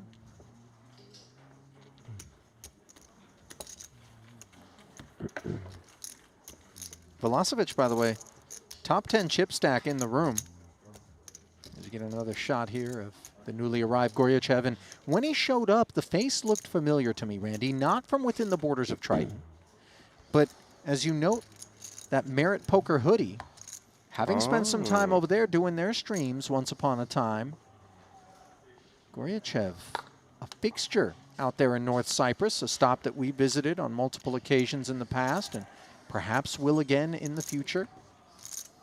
So producer James Dempsey should be very familiar with him, right? Yeah, he came over here from Cyprus, if I'm not mistaken, where he was moonlighting, commentary duties.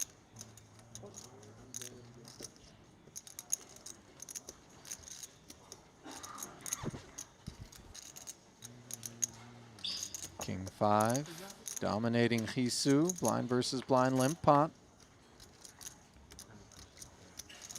Queen 7 tray, no interactions.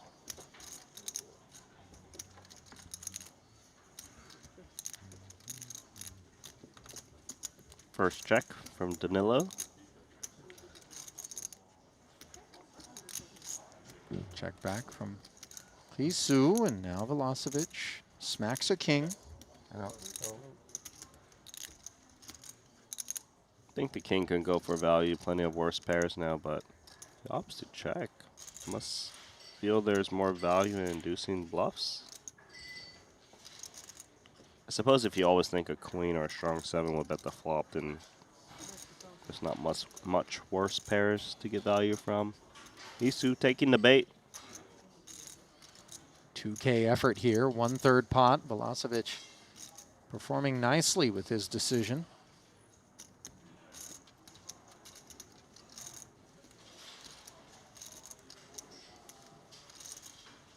The race is very hard to make with such a weak kicker, but if he can find it, I could see it against like a 7 or a queen, but he's up against 9-5 offsuit. Well, listen, just because something's hard doesn't mean that Velocevic is going to be incapable of it, as evidenced by this check 4X. So you're trapping me, huh? You check, check, and check raise. Is that how it's gonna be?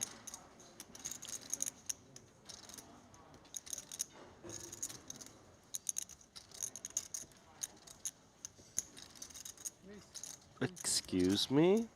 Ali? Isu, 3-betting to 26,000 now.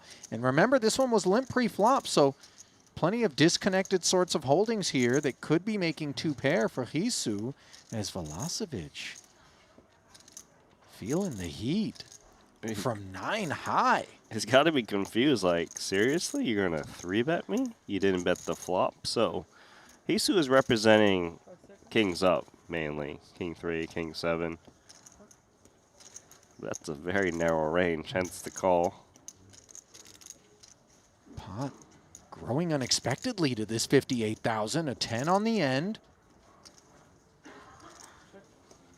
Let's see whether or not it was a one and done effort on the turn, as Jeju has breathed so much life into this one. Shooting multiple looks across the way. I think you just give up. If your opponent's going to call a 3-bet on the turn with that action, they probably got something strong, but he's looking down at chips, isn't he? Yeah, and in turn, Danilo is looking over at him as it's going to take 45,000 to show down for King 5, which is feeling pretty dicey. It might win the pot. 9-5 offsuit. Your opponent's representing 2 pair plus. He's doing a very good job of it. And by the way, it's not like there was some sort of backdoor draw that would have risen up in the way that Jeju did as a semi-bluff on the turn. Maybe Ace-Jack puts some extra chips in pre-flop. Jack-10 maybe just shuts it down, hoping it's up against spades.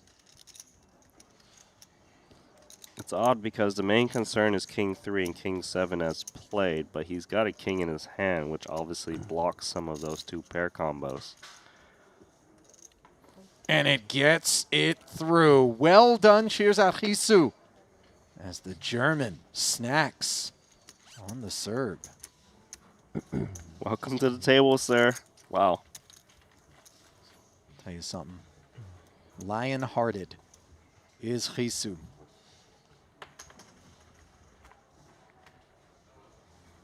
To follow through on that river, not a lot of people can do it. No. Did play a full slate of Triton 1. Jeju cashing in the 8K main modestly for 12,200. His only cash has actually been on quite the dry spell, Randy. He didn't cash in Montenegro in 6 attempts. Didn't cash at our first Jeju of the year in 7 attempts, 0 for 2. In Paradise late last year, and in Monte Carlo, while he cashed the very first event, he was then shut out across 8 efforts after that. And it can really push one to the brink, as you see Velocevic will be pushing Jesse Wiggins, King 10 of Hearts around. When you have dry spells like that, when you are really coming up empty, outing after outing, festival after festival, it can cause you to really question yourself. And Jeju, able to find that play there, says that he is still very much intact. Certainly, you know, you can tell he had the confidence to make that play and would think it would get through. Here we are. Ace King versus King 10 suited. Yeah, how confident is Jesse in the King 10 of Hearts? Not very, but at this price he will proceed. Another 12K demanded and paid. 38,000. 250, right? 240, yeah. In the middle. Ace King 10 board. Top 2 against bottom 2, Randy. Trouble on the horizon. The perfect board to lose a ton of chips. Wow, how great is this for Velocevic? Just a delight. To be fair, though, versus the pre-flop 3-bet and added aggression of sizable nature across flop and turn, Kings and 10s aren't really in a hurry to bloat one necessarily. 3,500 is a very downsized C-bet from Velocevic. That is very cute on this texture. Is it so cute that it makes you paranoid? Well, maybe a little bit, but the thing is, I actually wouldn't expect a hand this strong to bet so small because of the presence of the gut shots. But Wiggins going to play cautiously, which he should with bottom 2 pair. He has to fear the Ace King, which he's drawing very slim against. Probably big sizing now with the presence of the flush draw. There is combo draws in Wiggins' range that you can easily charge. You know, like the King, Queen of clubs, Ace X clubs.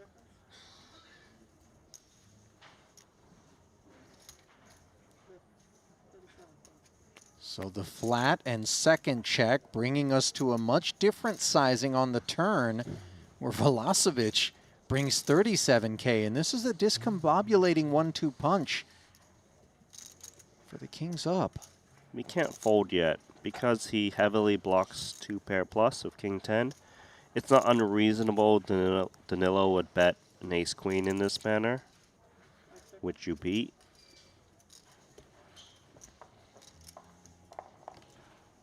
For me, it really just feels like the river card is the big decision.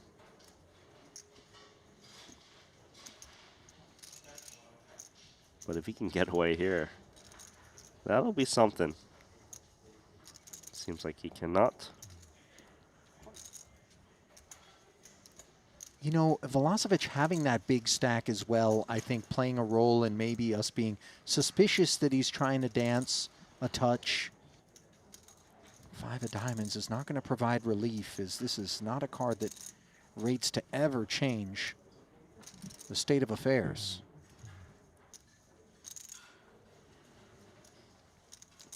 A little bit of ace-5 got there that Velocevic could target with a really big bet, say like an ace-5 of clubs that Wigan could have that could check call, check call, check call. But in general, the 5 doesn't change too much. Just gotta go big. Try to get your opponent to hero call, and there's even ace-10 that can call a huge bet too, which you beat.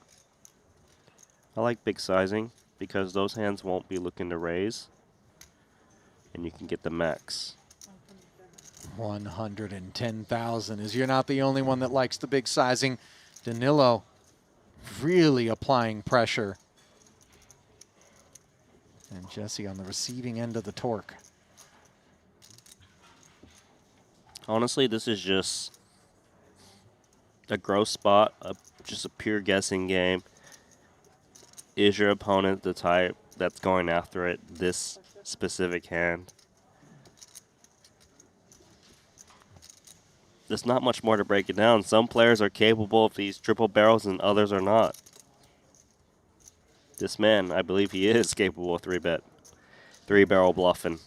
And you gotta be very cautious about folding 2-pair.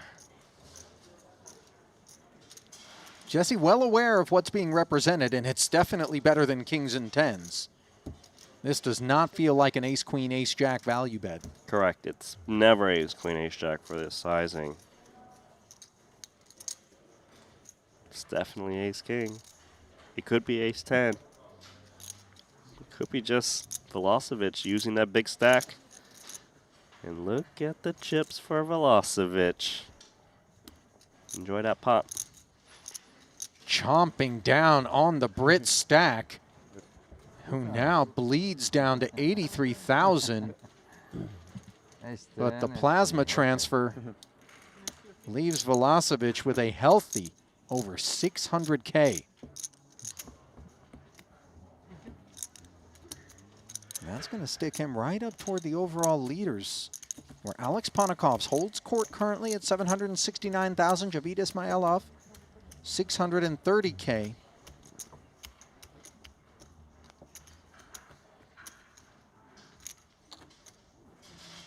Life's good for Danilo. He's holding court, Randy. Not so good for this table. Yeah, not so far. Have you stumbled by chance upon an Instagram character that's recently become quite famous by the name of Ibiza End Boss, Randy? I have not, but do tell me more. Producer James is ringing a bell for you over there. He's nodding his head yes. As you look at this particular image of Goryachev, there is a likeness. Ibiza End Boss. Ibiza End Boss, Randy. Okay. Just, you know, this is just a party animal out in Ibiza I like the name. that has become a stone legend. There's some viral videos, aren't there? Oh, yeah. God, I gotta look now. Of him just partying. Is he making it rain? No, I don't think so. Okay. I don't think he's making it rain. He's just doing his thing, unbothered. Fabian Gooms looking to bother some people with ace-jack. Velocevic unbothered, of course, in part due to his massive stack. 3-betting with the king-queen suited, and Hans Liu finds ace-queen, albeit with just 9,000 in front of him. So not really going to be of concern to either of the other two involved. As you see Gooms looking over. He might even call because he gets that little overlay from Hans Liu, 9,000. Yeah, not irrelevant. You get a better price. You don't have to worry about Hans betting more post-flop. Well, it hasn't gone too well for most everybody who has tussled with Velocevic on the day, with the exception of Hisu, who brought the heat. Deuce 3-4. Wheel draws for Hans and Fabian. I think it's pretty relevant that this is a little bit of a side pot. Danilo has to beat Hans's hand in order to scoop the whole pot, and right now he's playing just king high, which doesn't rate to win the main pot. Check back. Bulk of the biscuits in the main. Few pastries on the side.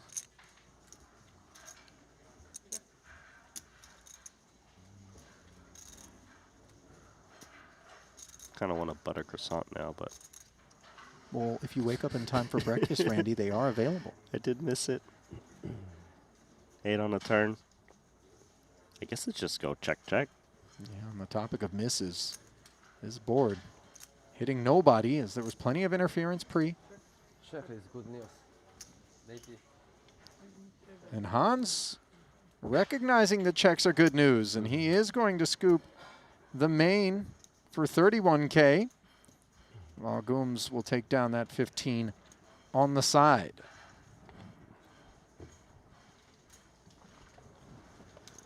On the topic of pastries, now you mentioned it, I can't not think about it. Have you tried the Vegemite with toast?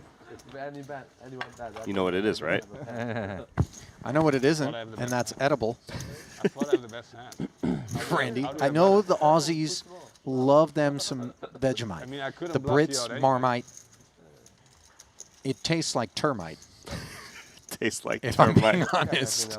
I mean, it really... You know that stuff like beer? Does anyone really like the taste of beer when they first had one? It's not just an instant you sip it and go, oh, that's delicious. No, it's mule urine. But they just keep doing it, and eventually it's like the acquired taste phenomenon. Right. I feel like if you shovel enough Vegemite down a child's hatch, eventually they just acquiesce, and they're like, okay, I guess I like it. It reminds me of a corporal parenting of some sort that they somehow fondly reflect upon as an adult. We just recently fed my daughter Vegemite. Yeah, how'd that go? She spit it out? Tastes bad, mama. Yeah, there you go. 8-4 deuce, and there goes Del Val with top pair after he got frisky under the gun +1. Ace-7, the straggler defending the big and now facing the follow-through. Not really much to get excited about for Vyacheslav, but sometimes you'll see the peels here, especially on these boards, which are supposed to hit the big. Not Goryachev, though. Looking to fight clean. Concedes.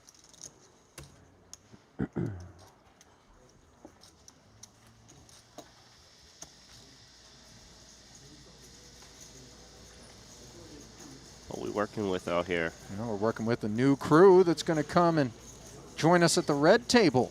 Kristen Foxen among those. Early Manokaran Do we get a also new there. blue table? Oh, yeah, and by the way, we're going to get a look at the overall chip leader. Alex Ponikov's there, who's looking quite cozy, not just courtesy of the tokens, but also the little rub. Looks like a Wolfgang in the top right. Yeah. He's in the building. Armo Ganyan there as well. As we do wind down the first frame of the first day of coverage from our second Jeju Festival of the year. 4,500.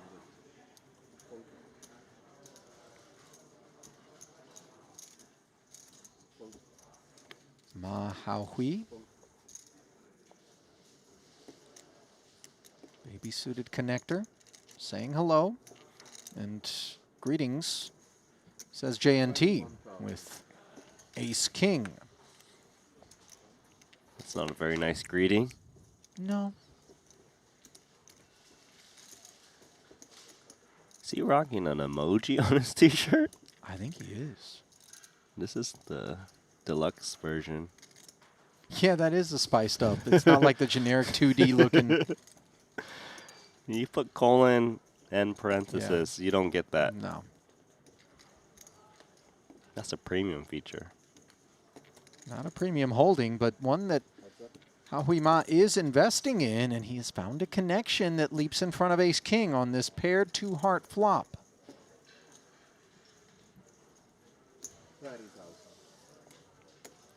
JNT promptly following through 30 into 46 as again he comes with those larger post-flop sizings which do make us uncomfortable, in particular with weakish holdings, but we didn't make the call pre to look up at this board and step aside from 5-4. But you're certainly right, the bigger sizes are concerning. Have to call as played for now with the pair of fives. But if another bet comes in, he might be able to down 5-4 clubs. Sure. Another 60 into the middle. Third heart arrives. Neither player with a heart in hand. If he had a heart in his hand, he certainly would bet with Ace King here. It's a bit tricky.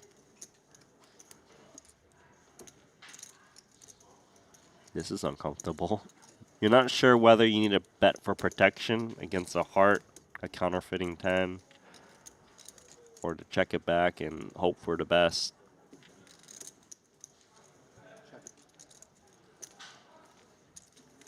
Goes with the ladder.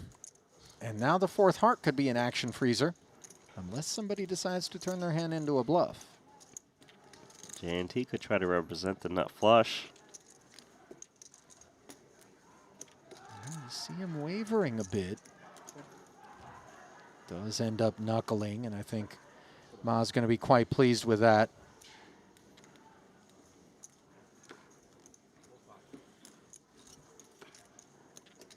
By the way, those paying attention will note the 4-5. Kind of begins to inform us with respect to what we're working with.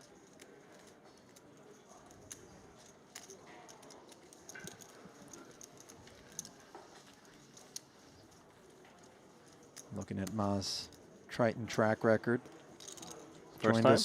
No? No, joined us in Jeju earlier this year where he cashed 19th in the 20K 8 max for $69,000. Then he played a healthy Triton 1 schedule. 3 cashes, including a final table in a 2K 1 night. No limit event. That was good for 11-8, bringing his total Triton earnings to over 100,000. Not a bad haul. Played the lighter side of the docket. Front end of Jeju #1, culminating in the 25K WPT Global Slam. And then checked out. Call. Sliding in is Moreira. Dominated. Is that the golden Thor hammer or something? It's a mini version. This is 24 karat though. I feel like if you're going to 3-bet a guy, you take the hammer and then you bash it on top of his chips, and then you put your 3-bet out. You got to have, you know what I mean? It's like an action figure without action. Like, you need to get the hammer working. Right. Which, by the way, the hammer is working here for Moreira, although this is more of an inflatable mallet. 7-3 of diamonds. But a thunderous 25,000 as he comes limp 3-bet against Liu. Oh, sorry, Ollie, what? Are we calling with the dominating 7? I think it's adorable the way you look at me for an explanation here, Randy, because I don't have one for you. I do, however, have the King 8 deuce, which we did sneak preview apparently in the graphics. Boy, this is deep in the weeds now.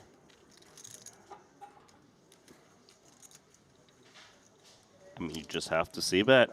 You've got 7 high and a limp re-raise pot. Is this guy going to be a legend and just continue a queen 7 offsuit? You know what? As I'm observing him right now, it does feel as though he has it in him, but not on this occasion.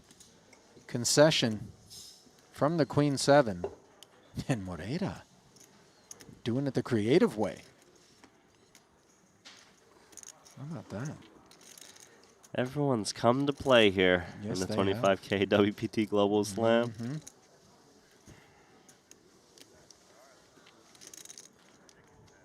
Back to lunch. Now you're making me. How were those lobster tails? Randy, were they actually lobster, or was it more like a langoustine or like a crawdad? They definitely weren't crawdads. They were on the smaller side. That's why they gave me 2. Petite lobsters? Petite lobsters. Juvenile lobsters. Yeah, juvenile, I guess, is a interesting description. Would you say bordering on kind of illegally caught lobster? Like don't actually make the cut for fish and game, where you're supposed to throw it back? Because I watch Deadliest Catch. You know, they measure the crab, Okay. and then they're like, nope, got to throw it back, give it a chance to kind of They might be premature lobsters. live it out. Yeah, I feel like you might have had illegal catch, Randy. Oh, no. Sir, have you been eating illegal lobsters? It was a Shanghai Boon. 4,500 ahead, going to bring us to a flop.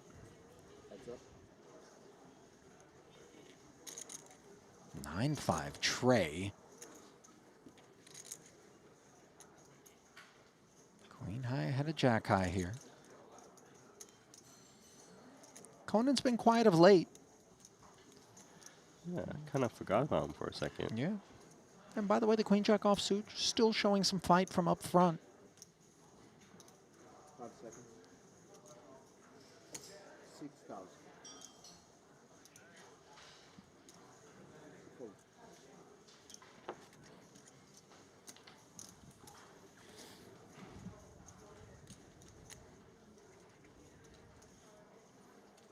See bet and take there for Conan.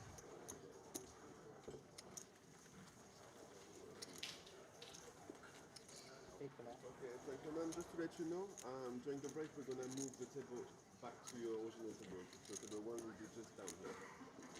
Pendant la pause, on va bouger votre table, vous mettez la table 1. Et we're going to take a big blind. Next big blind. So you remove, look at the system.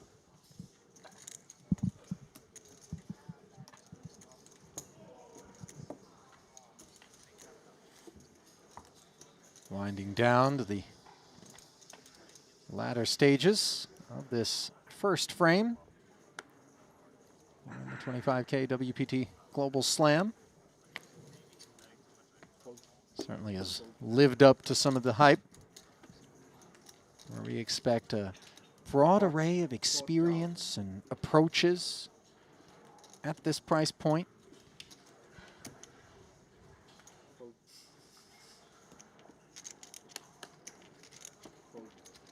King 10 offsuit. Making chatter. Comes in with the min raise. Arthur has been defending the big blind quite a bit. Once again, coming along. This time, Jack 4 offsuit.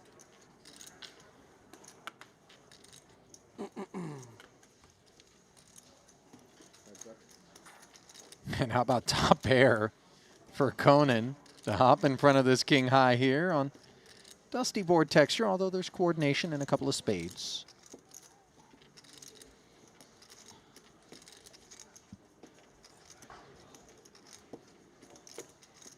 Look at the little lead. He knows his hand is vulnerable to wheel draws. And he gets floated by King 10 high. So 3K a man as Arthur taking the initiative, bringing us to a turn, which pairs the board I actually like leading again with the pair fours. A hand like ace high that calls the flop won't be looking to bet when check two, and you still want to get value out of those hands. And clearly, broadways are floating as well. You can protect against that.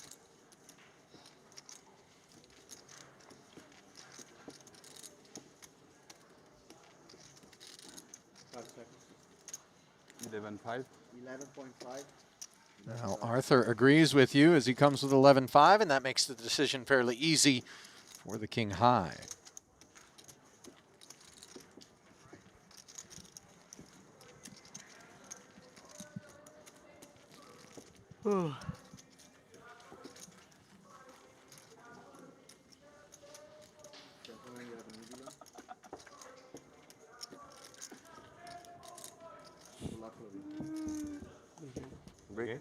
Appears to be a lot of enthusiasm somewhere in the room. Not clear what's driving it, but we're going to pin a pin in the enthusiasm at our two feature tables, which are going to give way to a couple of new collections of players in this ever-growing field at the 25K WPT Global Slam. There's a final look at the chip counts. Blinds will be moving north to 1,200. That glimpse brought to you by WPT Global, where Danilo Velasquez and Hao Hui Ma performed quite well. Back at the desk now, Ali and Randy back with you. And as we reflect upon that first frame, the stories, I would imagine Velasquez would be one of them for sure. And, that, you know, early on, it looked as though Arthur Conan was going to be a man that was going to make a little bit of noise, and he had company in the form of Aran Bajanian, but then they got quiet. Yeah, they got quiet because, you know, the guy who won the biggest pot was Zhou Chuan. He played one hand in the mystery, had a set of queens against ace-jack, and then he bounced. Yeah, that's right. He did. He kind of hit and run there, although we're not going to hold him accountable. We are going to give you a glimpse at the overall leaderboard, but why don't we do that when we come back and set the stage as action and coverage continues from here in Jeju in about 10 minutes.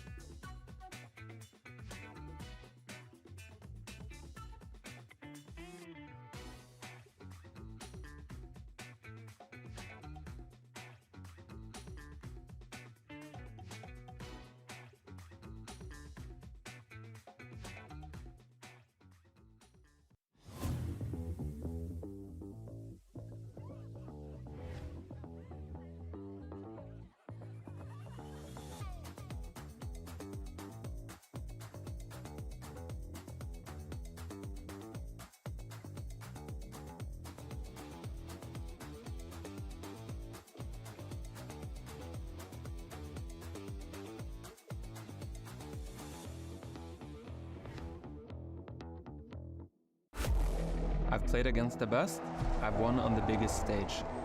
But what if I told you, it's not just about luck or talent. It's about using the right tools. GTO Wizard is the fastest and most efficient way to study any spot in poker. This is how you level up your game. This is how you unlock your potential. Don't get left behind. Get GTO Wizard today. Beat the best, crush the rest.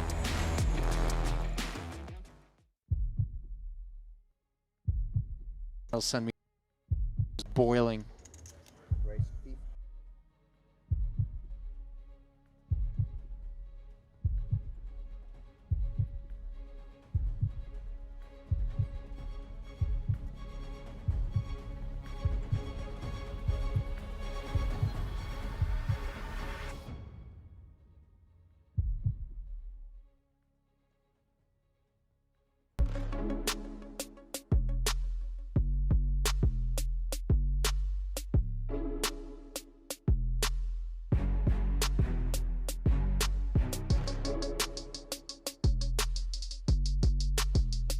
That'll send me through the roof. You're just boiling.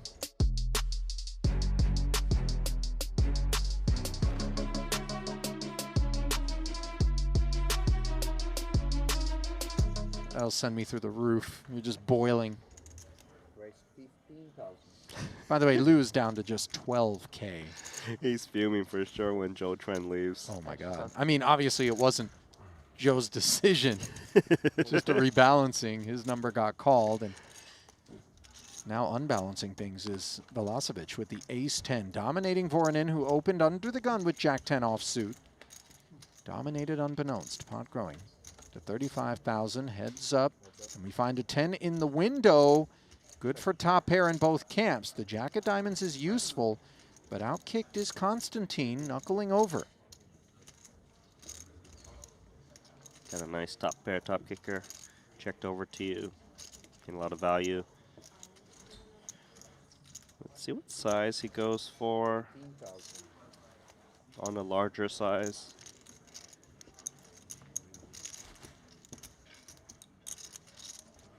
Jack 10 very well looks a bit disguised as a pre-flop raiser.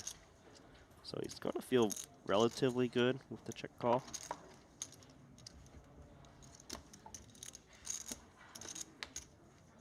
Seven is not scary at all, as the 18K per person brought us here. Pot at 71 dimes. I think Velocevic can just set himself for turn in river, even play for stacks. He could be up against pocket pairs, 8s, 9s, 6s, worst 10 as you can see. This hand needs protection too against overcards. Welcome Shirzad Chisu to the festivities.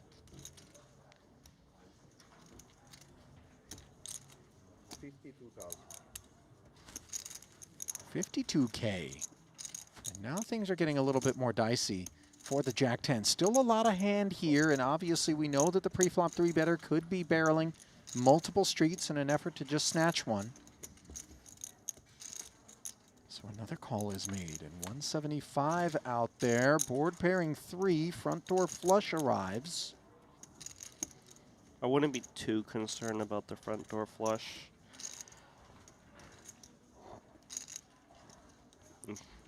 You know, it's a smaller part of the range given it is a 3-bet pot. And he's just going to lead. 20K, that's a block bet. 20,500. Relative to the pot. I think we just ask for the rest of it with ace-10. Really? I mean, against that bet size, what, 20K and 270? I would think if I was up against a flush, they would lead bigger. Unless we're concerned about jacks, I could see that. 58K is not a small quotient of that 250K starting stack, and that's what Voronin has back. And look at Velocevic, hunting value as you suspected he might. Randy, not simply content to flat this under bet.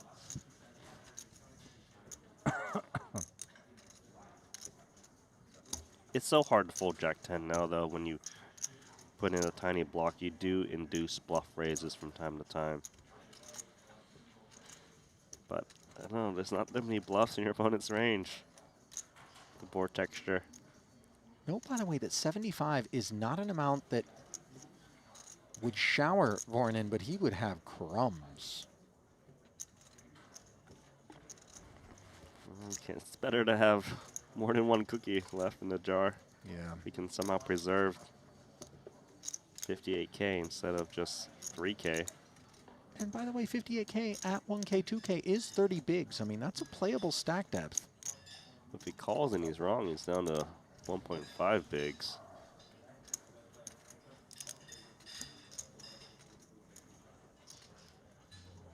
Go into his time banks, and this is what they're for. It doesn't help he's holding the jack of diamonds, which blocks some of the flushes that can value raise.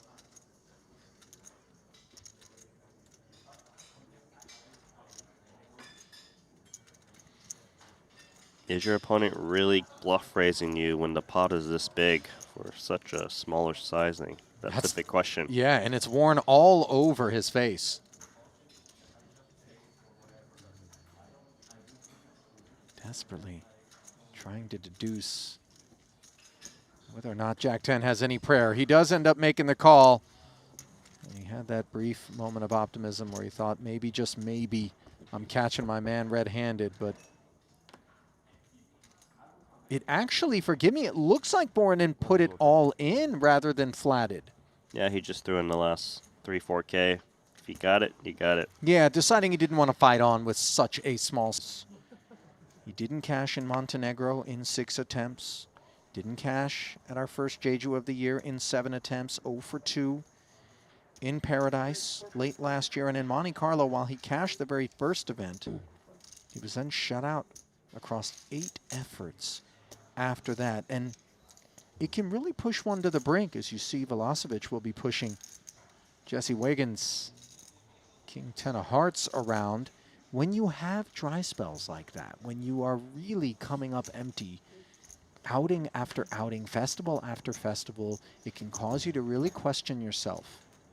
And Risu, able to find that play there, says that he is still very much intact. Certainly, you know, you can tell he had the confidence to make that play and would think it would get through. Here we are. Ace King versus King 10 suited. Yeah, how confident is Jesse in the King 10 of Hearts? Not very, but at this price he will proceed. Another 12K demanded and paid. 38,000. 250, right? 240, yeah. In the middle. Ace King 10 board. Top 2 against bottom 2, Randy. Trouble on the horizon. The perfect board to lose a ton of chips. Wow, how great is this for Velocevic? Just a delight. To be fair, though, versus the pre-flop 3-bet and added aggression of sizable nature across flop and turn, Kings and 10s aren't really in a hurry to bloat one necessarily. 3,500 is a very downsized C-bet from Velocevic. That is very cute on this texture. Is it so cute that it makes you paranoid? Maybe a little bit, but the thing is, I actually wouldn't expect a hand this strong to bet so small because of the presence of the gut shots. But Wiggins going to play cautiously, which he should with bottom 2 pair. He has to fear the Ace King, which he's drawing very slim against. Probably big sizing now with the presence of the flush draw. There is combo draws in Wiggins' range that you can easily charge. You know, like the King, Queen of Clubs, Ace X Clubs.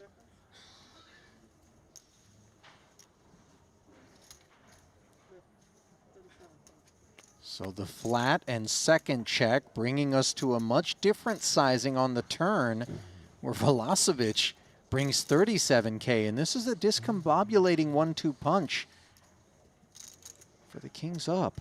We can't fold yet because he heavily blocks 2 pair plus of King 10.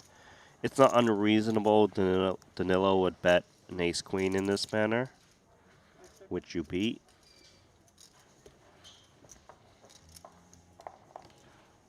For me, it really just feels like the river card is the big decision.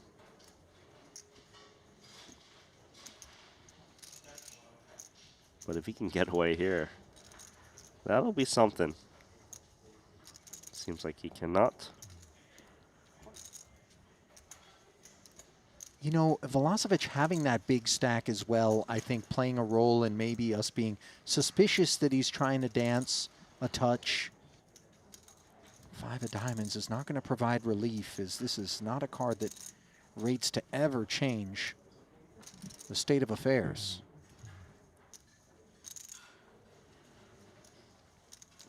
A little bit of Ace-5 got there that Velocevic could target with a really big bet, say like an Ace-5 of clubs that Wiggin could have that could check call, check call, check call. But in general, the 5 doesn't change too much. Just gotta go big. Try to get your opponent to hero call, and there's even Ace-10 that can call a huge bet too, which you beat. I like big sizing because those hands won't be looking to raise, and you can get the max.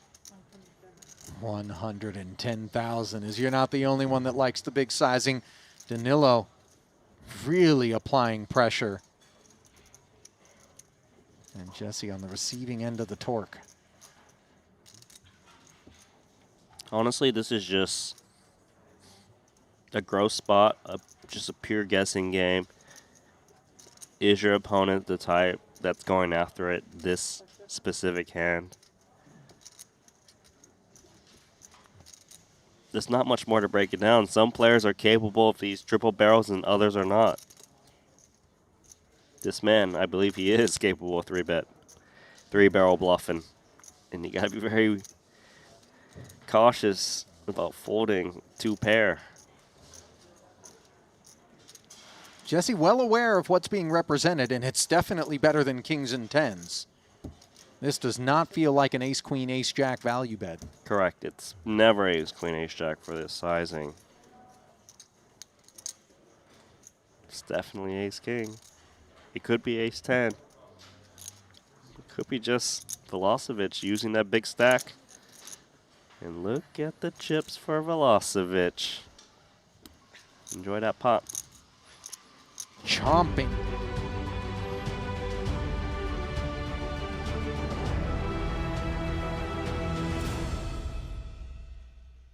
And welcome back to continuing coverage of the Triton Poker Super High Roller Series from here in Jeju, event number 1, the 25K WPT Global Slam with 1 frame in the books, frame 2 on tap. Ali Najad alongside Randy Liu, and let's dive right into what we promised just before the break. It's the leaderboard, and at the top of it, we find a Brazilian, Alison Miguel Pikowicz, 823,000, more than 3 starting stacks in front of him, as he is dethroned Latvia's Alex Ponikovs, who was sitting at the top for quite some time. And there's a couple of names there, Randy, that we had a chance to observe during that first frame, rounding out the top 5. Yeah, we got to observe Velosevich building that stack, getting max value up to 600,000 chips. Joe Trent, we talked about the mystery hand where he got up to 550K. Yeah, but looking out of the windshield and not into the rear view, we are going to have a chance to observe Ponikovs. He's going to be at one of the feature tables, as well as Aram Oganyan, who is currently 10th in chips. Let's look right back into the app, if you will,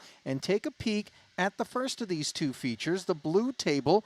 That's where we're going to find Wolfgang, Alexander Seip, and then Oganyan as well, and Ponikovs directly to the right. That's where Aram wants to have himself parked, as opposed to on Alex's right. Yeah, and we've spoken about Ponikovs. He's very excited to play the early levels where stacks are very deep. He figures he can kind of really push the action in his favor. So you definitely want to have a man like Ponikovs on your right. That you do, and let's take a look at the red table. That's going to be the other feature, which we're going to be bringing you. Igor Yaroshevsky there alongside Kristen Foxen, Emilian Patavi, and Nariman Yagmai, along with Merli Marokanen. Let's get it right down as action is set to resume from right here in Jeju. Good to have all of you with us for this second frame of the day.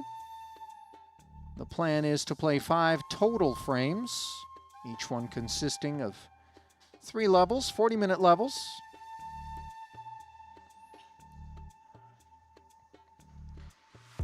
Caught a glimpse of Sean Winter there in the foreground.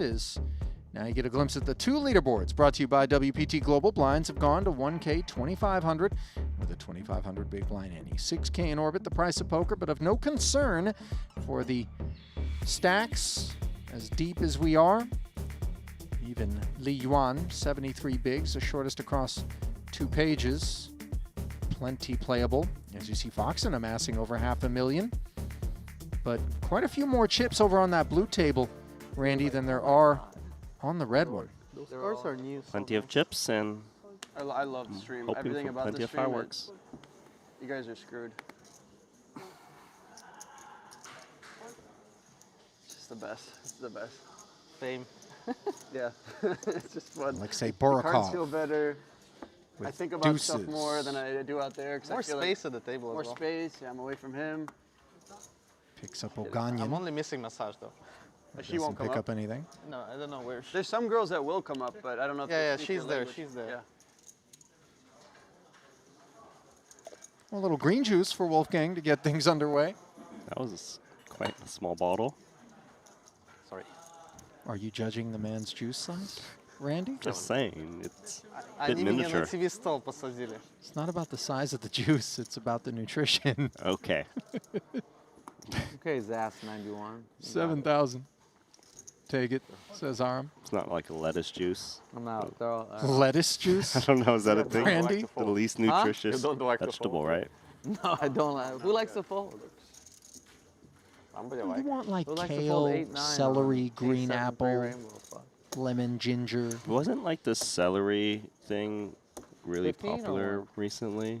You know, Oh, it's the up little there. celery Sorry. juice Is it challenge like or whatever it was? negative calorie or I something? don't know, but like a lot of people were drinking it, and It was a challenge? I think it was. Did you accept it? Nope. Did you I'm do not- the cinnamon challenge?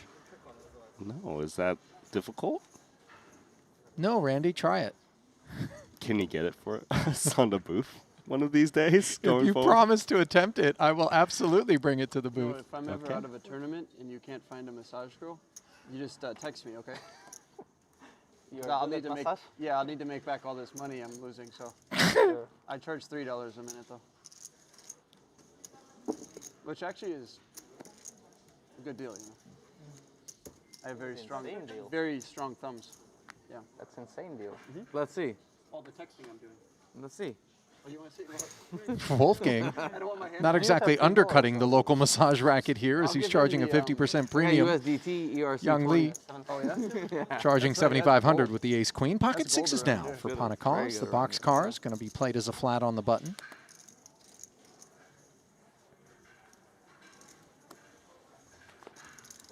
Good decision. Thanks. Best hand I played in my whole poker career. It's 7,500. So full 3x open. Against the smaller raise, 8-7 probably comes along here. Stays away.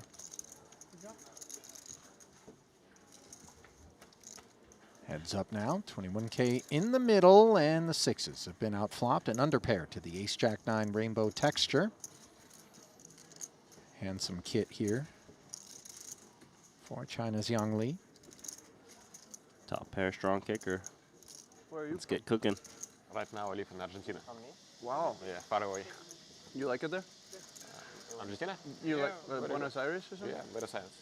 A lot of Russians right now live in Buenos Aires. Big community. A lot of Russians? Yeah, I'm Russian, naturally. Oh, cool.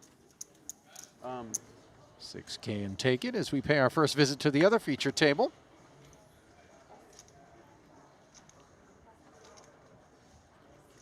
Who's over here?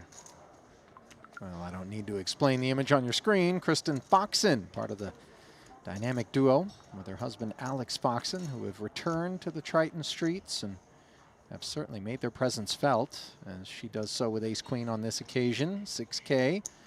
Troublesome king-queen here for Patavi. Well served to flat it on the button. Ace-9 now for Iran's Nariman Yaghmai. Good to stay away with ace-9. With a raise and a call. Could be dominated, which he is. Marley's getting a better price. I do like calling this hand. It can also make a wheel.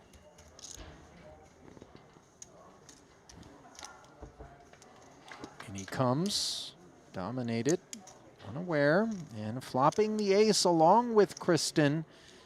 This could be costly for Manokaren. Yeah, it's so disconnected.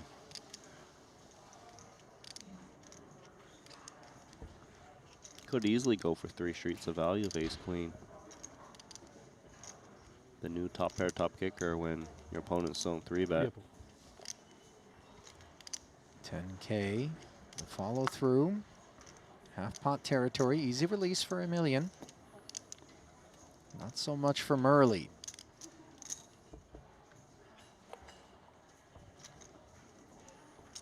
His call brings the pot up to 41.5. Now the board pairs. This is useful for the ace-5 in terms of finding a chop. King or an ace, 3 as well. Yeah, clearly a bad card though for Murley because he might feel his kicker was in trouble against like an ace-6, ace-7, ace-8. Now they chop. I feel very compelled to have to call once more. 35K. Snapped called.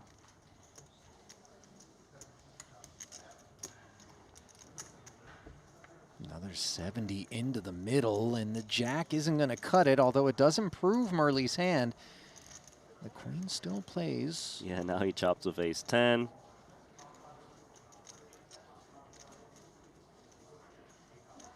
I'd like to see Foxen go for one more street with the ace-queen.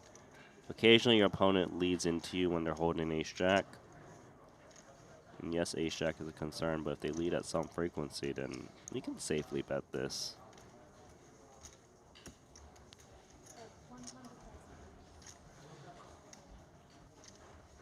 100K. Full Business. Yeah.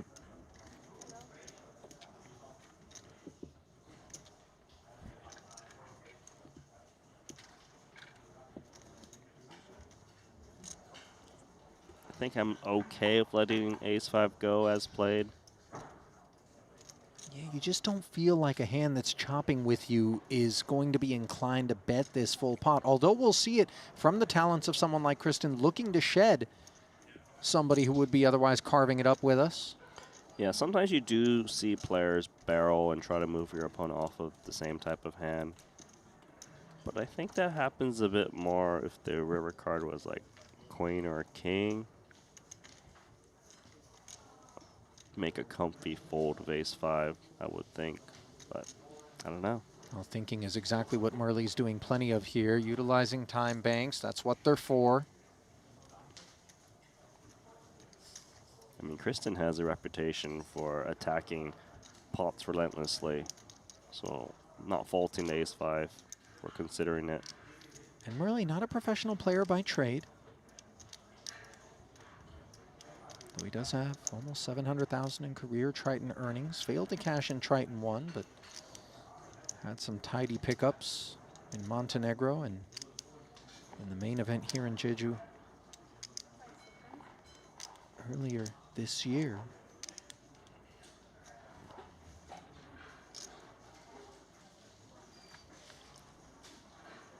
There's a lot of hands you lose to. Ace-king, ace-queen, ace-jack, ace-9, pocket nines.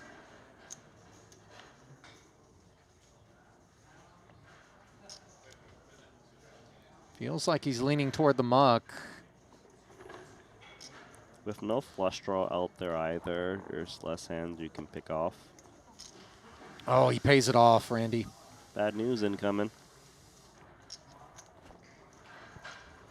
Good news for Kristen Foxen fans. Yeah, very much so. 9th biggest stack coming into that pot. And the Canadian works her way further up the leaderboard at the expense of the Malaysian. Emerging with It's a problem this year because it's hot. 665K as we flip it over to one in progress here. Sopping wet turn card for Alexei Borakov. As you see the action pre-flop, he took it to 2,500. Got a finger wag from the ace-deuce offsuit of Yang Li out of the big blind. The pushback to 8,500 was called, and here we are. After the flop went check, check on a turn where he has fired 30,000. With Li sitting on nothing more than deuces. Wow, what a call by the ace-deuce. It looks like your opponent's got a big combo draw, and he's right. And that 8 hasn't brought home anything other than 9-10. 5-6 as well, forgive me. Yeah, it does hit some hands, like you just mentioned. Barkov. He needs to be very worried, though, because his opponent checked back the flop and caught a 1.5x overbet on a turn. They do look like they've got a strong jack, but it is just a pair of twos. Oh, he's reaching. What you got? Boy, this is a tremendous amount of pressure being applied to an ace-deuce. But the thing about this river card is bar 5-6, which we don't necessarily expect. Granted, this is small versus big, Randy, so it could be in there with some frequency. And maybe a 9-10. You don't feel like one pair is coming with that kind of thunder, but Borakov taking the 5-high and riding it to glory there. Well played. This is a man to watch. You know, some in the chat certainly already aware that that assessment is a worthy one assigned to him, 129,000. In career Triton earnings, played a couple of Triton ones, finished 42nd in the 8K main, was shut out earlier this year in Jeju as well as in 2024 here. His earnings didn't start until his third ever event, coming in Cyprus in 2022. My understanding is he's primarily a online cash game player, big stakes. But I thought I heard him briefly talk to someone on the table that he recently moved to Argentina. Yeah, there was some discussion about a big diaspora in Buenos Aires of Russians. I confess I lived there for a while. I don't remember seeing many Russians out there, but it's been about 15 years. Yeah. Cool. Seems like a long journey from Russia to there. Yeah, I don't think there's a direct. There's no wolves in Texas. Alexei flatting ace-queen here against Tom Fuchs's Jack-9 suited open. Dong Kwang Win accepting the invite with 7-5 offsuit and flopping himself an open ender, which is plenty attractive with both his opponents unpaired here and not rating to be in this territory. Yeah, 7-5 has the most interest on his board texture. If Borkov does stab on the flop, I think there's a lot of reason to consider check raising, but doesn't get the opportunity. Turn card brings the flush draw for Tom Fuchs. Things getting a little bit more interesting. A board pairing 3, and you could see a world in which Win would deem the checks behind him as honest ones. I like that he's stabbing here. He can represent an 8 very safely. He can fold out all of the high cards. 75% pot.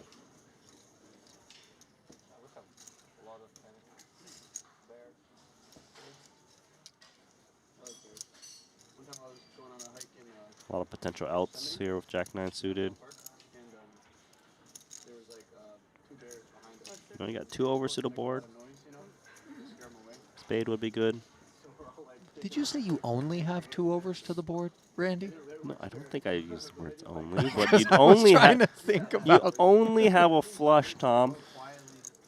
There are full houses. You only have a flush. Be scared. No shot. Just He kidding, didn't of make course. that call on the turn. Don't troll us, Randy. Fearful that he was drawing dead or up against bigger spades. No shot at all. And let's see, with no shot to win, presumably with 7 high, whether or not Win is going to try to do just that. And there's your answer. But he's brought 17,000, and that is sheepish sizing if you're trying to muscle someone out. Every now and again, we look to wear that cloak in terms of representing value sizing. But I think his bet is okay in a sense if he feels that ace highs are hanging around on the turn, then he can get those hands to fold. Given the backdoor flush got there, he could still value bet this size with an 8. It's just unfortunate his opponent does have the flush.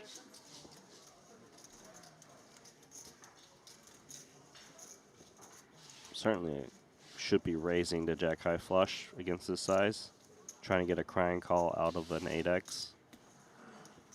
Even 4-5 got there that you can get some value from. he is not in a rush to approach this spot. Balanced as always is the German. And now unbalanced is this river. As 17 becomes 70 and the pot is delivered to his doorstep. Get used to that sight. Tom Fuchs hauling one in. That's top brass right there. Looking over his Triton track record momentarily, but first we take a moment to talk about GTO Wizards' new app, Poker Arena, which lets you battle in heads-up matches and then instantly review every hand, along with solver feedback, play, analyze, and improve all in one place, and all for free.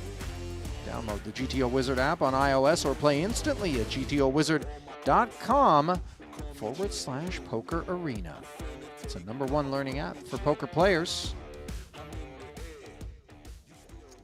Tom, by the way, was out here playing Triton 1 along with so many of our regulars that we touched on.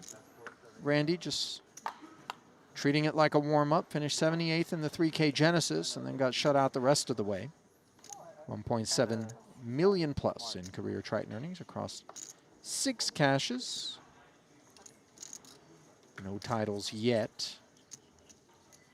Has made a couple of final tables, 3 actually. Deep runs, and you feel like he's got one in him. Will it be here in Jeju? Time will tell. What is Wolfgang doing here? What? Well, okay. What was the item? Was it a deep fried shrimp? Was that a... Producer James, who, by the way, explores all regions of the culinary offerings here, advising that it is the egg tart. The Portuguese egg tart. Wait, what? So you two know about this thing? I had one, but what is he? He's kind of selling it, if I'm being honest. Meanwhile, this is counterfeit goods here for Tom Fuchs, just 6 high versus aces. He doesn't look happy about it when he's eating it. He's balanced. Could be the most delicious thing he's ever eaten, Randy. You don't know. Look at that. Look at that polite mouth wipe. I mean, that could be a man just really quietly indulging in a life-changing morsel. You don't know. It's that good, huh? My read is no, if I'm being honest, but I'm playing devil's advocate. Do you want me to be honest? You had it. I didn't finish it. Damn, Randy. Someone put a lot of work into that, and you just showered them. But check out the Shanghai Boon and order some for yourself. Is that a rump massage? I didn't know that was on the menu. We know that Portuguese egg tart is on the menu. How come Ponticals didn't ask Wolfgang for the rump massage, $3 a minute? You don't really need me to answer that, do you? No, I don't. Please don't. O'Gonion, pocket sevens, takes us up. Oh, no. 5,500. Table. Wolfgang. King, queen. Flicking in the call. Emphasis on flick. Sky high. No, sky high is the Florida high muck. When winter in PLO will just get 4 of them helicoptered up above the sight lines. It was up there, though. Above average. Defense on the button. Queen 10 offsuit. Yeah, trouble. Given the dominations, O'Gonion centering himself here. Out of position against 2 opponents on an ace-5 deuce board where his 7s are holding on, and he does have the latitude to represent. But when you get flatted as an under-the-gun +1 raiser, there are ace-x combos that could be lurking from Wolfgang, and for that matter, from Win. So RM does come with the check. I like checking with 7s in this spot. To balance it, you do want to check some of ace highs that pair the top card.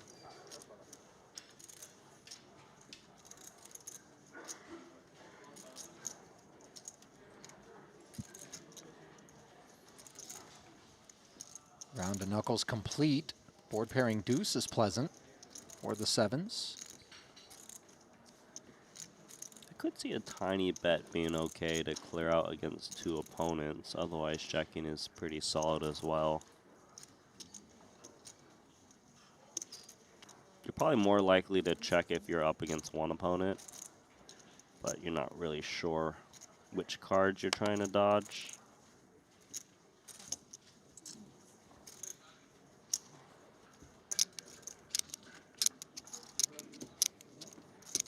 Apparently, I've upset someone in the chat, Ali. Oh no, Randy, what have you done? As a Portuguese person, I am upset with you. Too bad, man. It sucks. Randy, you're so savage. I do like Portuguese egg tarts, mind you. The one in Macau, it's really good. Ah, so it wasn't that you aren't a fan of what they offer, but rather the execution here in Korea, maybe not quite. But you know, Macau was a Portuguese colony, so one would imagine that if Portuguese food is on offer, they do it right over there. The creme brulee top is not even close to the same at the Shanghai Bun. Well, listen, respectfully, and you know, I hope that management over at Shanghai Bun. Actually, I hope they are listening. They, there's definitely some landmines that you got to steer clear of. But I think that makes it exciting. You know, exciting. If I knew everything I ordered somewhere was going to be good when I didn't really, you know, I wasn't experienced, and it's not. The happiest mice, Randy, get electrocuted sometimes, they get cheese sometimes, and they get nothing sometimes when they press the little science experiment pedal. I'm telling you, I'm a happy mouse if there's things on the menu that I know I'm avoiding that are bad, you know? I'm not going to tell you about the other landmines then. Well, you've been here a week, bro. Come on. No. Listen. If the information's available, then hook me up. As you see Tom Fuchs hooking up to this ace-jack for a 20K 3-bet over the top of wins 10s. Wow, he's playing it very fast. Yeah, look at this finger wag right back at Tom. Perhaps not enjoying the last exchange post-flop out of position, trying to end this one promptly. I think it's quite solid cutoff versus button. If it was earlier positions, you probably don't put it in as a 4-bet. But really punishes a player who tries to press their position and make a statement now.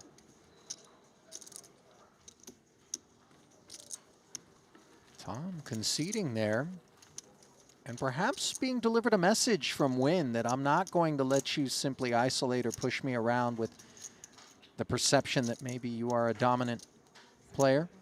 It actually can pay off because now in future spots, when opens some weaker holdings, he might get 3-bet a little bit less in position, allowing him to see a cheap flop. That's why you don't really want to always play as straightforward. Set the tone.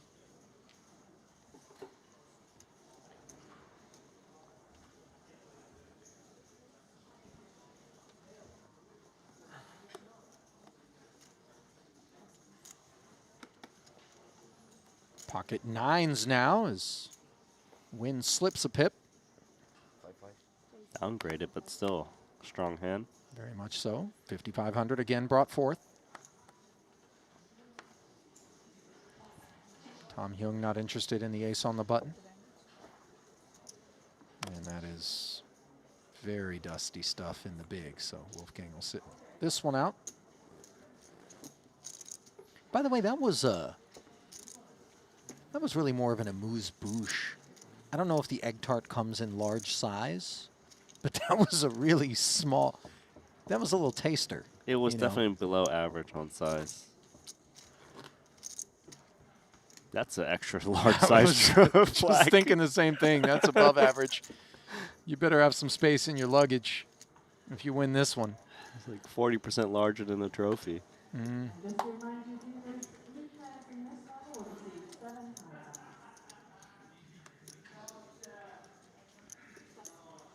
Did you get more time banks for registering early? Yeah, I think you get 12. And then is it my turn? And that goes down? Well, I think one per level they take. Oh, cool. Or something like that.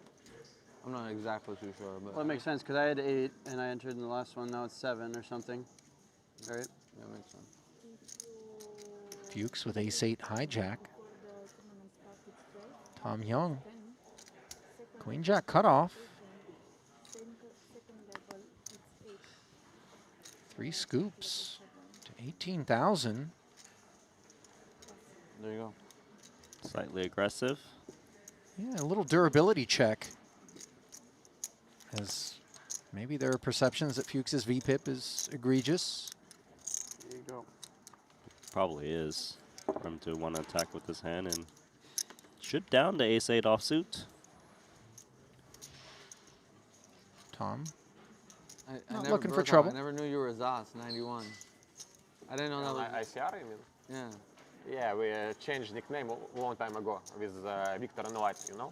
So it's Victor Kudinov. It's also, he had nickname Aurora on ICR, I had Zas, his stars nickname. Really? Yeah, yeah. It's a long time ago we changed it. Like ACR let you change it? No, Oh. it's like So he took my nickname. Oh, I see. Like Linus took Born to Tilt? Yeah, same thing. Pretty one Everybody up front. steals nicknames. You think anyone will ever want to steal Big Swoop? Is that you? Big Swoop. Swoop. Swoop. Yeah, you're from LA. You don't know what Swoop means? Really? Look at this. Interesting. Once more, Tom Fuchs is going to be leaning on win, and you know, I'm out. it starts to feel personal, Randy. It's been 3-bet pots in a row. Tom's been in every single one. Yeah. Receiving end last time against Hyung. That's our call. I think it's kind of interesting that Tom went for 16K this time. I believe it was like 20. Maybe like you're out at a party or something. Hey, Swoop! Everybody got the name. That's what they say. But Jack 10 suited, it's a I thought nice it was a hand. great nickname. That resonates with you? Wouldn't be unheard of if he puts That in is a fun, 4-bet, you know? given how Big Wynn's game been members playing. basically But been- calling is Yeah. relatively standard. Clearly a great how long development so as fucking Tom has angry? got I need to get my the name. dominating jack. That he does. Oh, wow, look at this board. So how long have you Gut been shot, affiliated? straight flush draw. One of my best friends was actually still a Checking gang it member. over Was a gang to the member, ace actually, high. still a gang Give member. me that Jack So 10 he suited said, any "You day can on this shoot board. on camera, 'cause I would throw B's on camera." Probably just check raise the Since flop if 2006. Tom opts to bet, although betting with ace jack is I'm not quite really- Maybe that's unclear. why they don't let you on a lot of live streams. You are worried 60 about with king some queens, ace queens, don't but know. he is going to start with We a figured it bet. out here. No, I kind of like check raise given how deep they are. It's What's check the raise. worst that can happen? Yeah. You can fold Nobody out loves all to the get ace check raise. highs. No, fucking. 16. Or get rebates. Sub half pot. People like to get rebates. I'll take a rebate. No one. Have you ever got a rebate? What do you mean, sorry? Like, you ever played private home game? No, never. Never. Win. Sometimes in, like, Just private going to home flat games, here, Randy. Are you in favor of that I approach beat with you for, I mean, you know, it's This sort of hand? it's acceptable, but it's nice to And I check give raise, you and it's 5,000 just because you each. can immediately win the pot, and if your opponent happens to double barrel, you might be forced to hit your hand. Would you like that, or would you take that as a hit to your? And also, I think a lot of times that check raise can conceal when you make the draw, because sometimes, you know, it'll skew opponents to perceiving you as having connected with the board in a non-draw manner. I just like it even more because of how deep they are. It's kind of unlikely they just get it on the flop anyways. But he's gone for check call lead on the 5, which is a bit interesting, unusual. Yeah, breaking with the flow. And you can see Tom, not lost on him is the unorthodox nature of the line taken, but with ace-jack and no future prospects, he's just going to step aside. No, but we let him. You know, let him try to I'm kind of a little bit of a fan of that play because I beat him and he's like, let me get a 10K. Yeah, it was cool. it allows him to win the pot without improving. And that's what you kind of want to do with a big combo draw. Well, to be fair, the check raise on the flop also gives you that Right. opportunity, but it was just a road less traveled. But a early theme developing perhaps here between those two. Granted, the deck having a little something to do with it. It's like a Triton one of that. And I don't think they've shown down against one another at all, Pretty much, you could play. Randy, so it's not as though they know what one another are up I to don't fly business. Too expensive. when that stuff is happening as yet. Eventually, the stream catches up and you assume on a break. They'll be inclined to go take a peek and see what was really going on. Yeah, they have like no idea, so it's, I'm not sure if it's just the goods. I like aisle too. Yeah, window's overrated. Aisle's nice because you ever kick your feet out a little bit, you get in the way of the beverage cart girl. Yeah. Sometimes I get really lucky too. Like I select very strategically Like I'll select like the middle row and the back, where there's like maybe 9 FPCs. It's like 3 and 3 and 3. Then you're close to the toilets, which is a problem. At least for me, I have a big sniffer. You know, I can smell. Me too, but Looks like a You talking about aisle seats? GTO airline seating selections is the topic of choice here between Oganyan and Sipe. Borovkov, Queen 5, the hand of choice on the button. Off suit, opening to 6,000 and being asked a question by the pocket 7s in the small blind. 3 scoops up to 30K. Sizable 3-bet. Ace 10. Not really supposed to be able to handle this. Nor is the Queen 5, so take it down. Yang Li. Flown business twice in my life, and it was both times to the stern. Can you break this one? how much was it? The first time it was 5K is good. 4,500-ish. This time it was 12K. no, it was 7,500. Flipping back over to the other feature, where we find Murley still nursing the remains of a stack that was wounded by Kristen Foxen, although it looks like he spun it back up, Randy, to 194,000 at present. Had roughly 70 or 68,000, I think, after making the call with the inferior ace. Yeah, he lost like 150,000 Yeah. chips that hand. So nice to see him build up once again. Igor Yarshevsky. He got actually very deep in our Triton main. The Triton 1 main? Sorry, I know I forgot a word. Thanks for clarification. All good. 10-3 of hearts, and thanks for trips is the thought on Kristen Foxen's mind here. Limped pre. Blind versus blind. Sneaky, sneaky. Indeed. Such a dry board. No reason for her to get too busy. Shall we build with the trip 10s?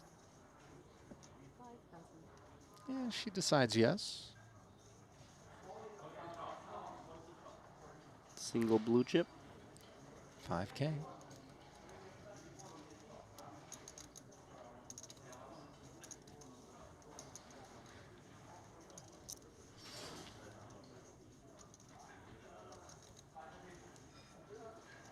I worry for Igor. Stanking. Okay. Now I Don't get worry too much. Show it 10. Validating glimpse there. Not that it was some sort of tough decision with the jack high, but you know, blind versus blind limp pot. Sometimes you'll see people tussle. Sometimes you see people 3-bet the turn with 9-5 high and I win the remember pot that. on the river. I remember that. Shirzad Hisu showing some heart against Danilo Velocevic in the first frame.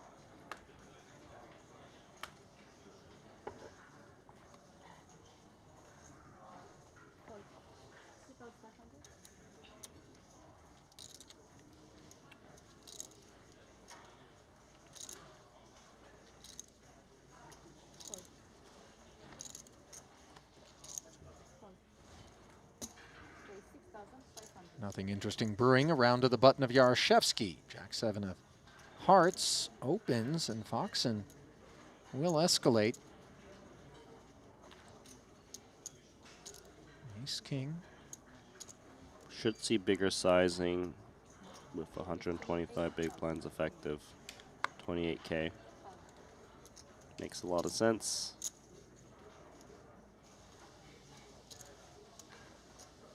This hand is too loosely connected to want to defend in position. I would think. Never mind. Scratch that. Igor. Wading out into murky waters, and he's found himself second pair against top pair on this King 7-6 board with 61,000 in the middle. He's drinking less than top shelf liquor right about now. He thinks he's drinking something decently priced. Middle pair is not bad if you're going to speculate with Jack 7 of hearts. But you do have to be aware of the king, which is a big part of Foxen's range. 21 ahead, adding 42 to the purse. 5 on the turn. Slightly concerning. Straight got there, 8-9. 6-5 also got there, but then again, plenty of worse hands you can get value from with the ace-king.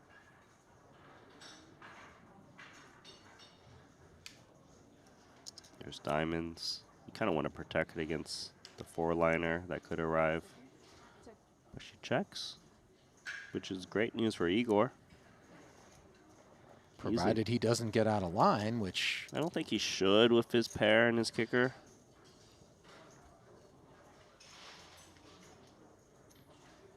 You might turn your hand into a bluff if you were holding like a 5-4. But occasionally your opponent was 3-bet bluffing you out kick, and wow. you just river the jack. Thank you very much, dealer. As the flush arrives, but more importantly, the second pair for Yaroshevsky, who leaps in front of this ace-king handily. And now Foxen must decide how she wants to approach this development with 103 in the middle. Jack-7 is very disguised. You would expect a big hand to want to bet on the turn when checked to, so the fact that it checked through, Kristen's going to think she's usually at worst up against like a king-jack. Flush does get there, but some flushes actually bet the turn when checked to. Flush draws, that is. That is now flushes. I'd probably value bet the ace-king, though, and just see what develops. Because I would expect some worse kings and like 8s and 9s to not bet, but that's a check. Perhaps she's worried. And she's right. Yeah, I think she just realizes that leading here and getting raised would be problematic, preferring instead to just check and decide. And the decision is going to be one that isn't going to be cheap, I would imagine. I don't think Yaroshevsky ever assigns diamonds to Chrissy as played, so he can very comfortably find value, and that's a lot of white chips being deployed, Randy. 125,000 of them to be exact. The overbet, polarizing spot here. Yeah, and Igor knows that his line it looks suspicious. That's why he's going for a very large polarizing sizing, trying to get hero called by ace-king, king-queen.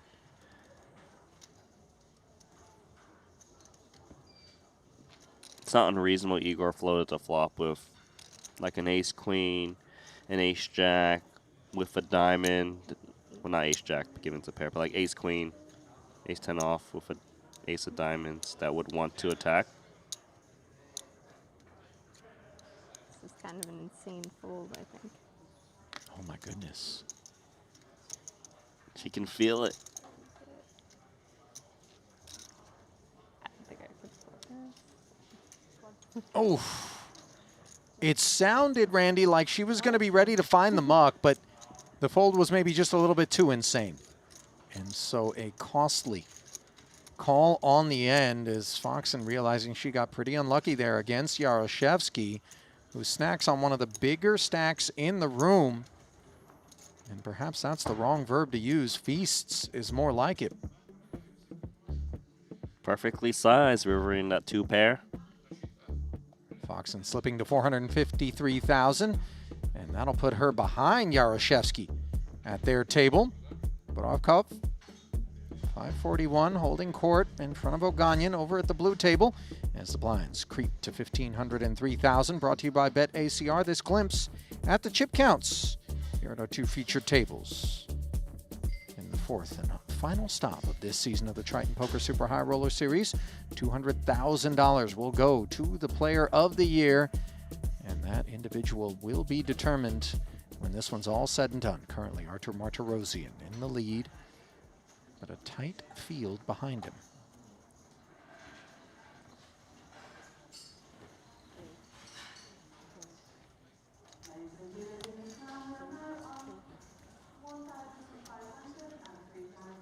We're playing, sorry, is it 3? 3,000? Yeah. Okay.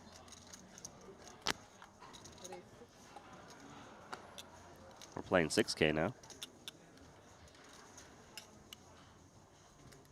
Are we playing 10 deuce off? No, we're not.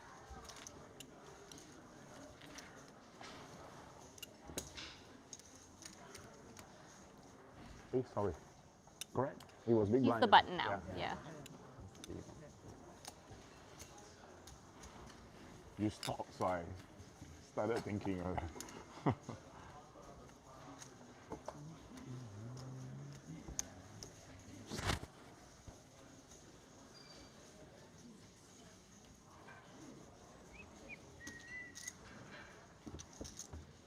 This seems to be a gratuitously protracted focus on It's white Li top Yuan versus and white top. Jun Tong Xiao. Who wore it better? Is that Tom Brown on the left, I think? The It four is. stripes, The right? far bar, yeah. Oh, Is that aces? yes. Yes, it is. Just a min raise, as Yaroshevsky. Praise for a patron. Need a customer. Thank you. No worries. Thanks a lot. Anyone? Okay. Did you go back to barbecue voice for that? I don't know what's wrong with me today. Being a little goofy. King 9. A lot wrong with it. Against aces for the time being. Murley understandably defending the big. Jack 8-5, merciful disconnection.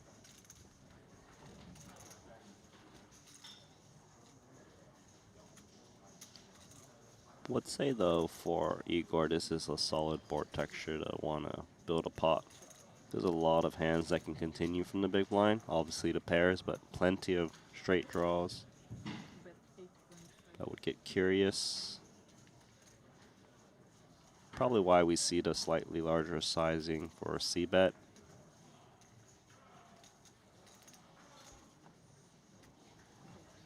$8,500. And that'll be that. Is that a mini Triton trophy? Yeah, you know, there's a few of those that were given out, and I can't remember at what stop. But each time there's a festival, there's some gift bags that are assembled. I think for main event, maybe for invitational players. There's that scarf that was given out that a lot of players are still Yes. using, and you can't buy that at the shop. So you're telling me he didn't win that in the micro stakes Triton? No, he didn't play a $10 nightly Triton and win the mini trophy, Randy.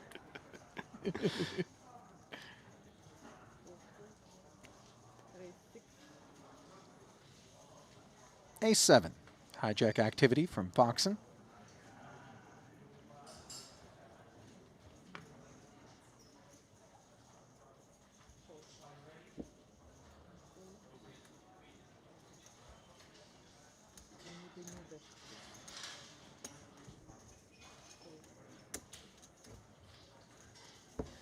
Eight-six defense from Li Yuan. Jack, Jack 4, no suits.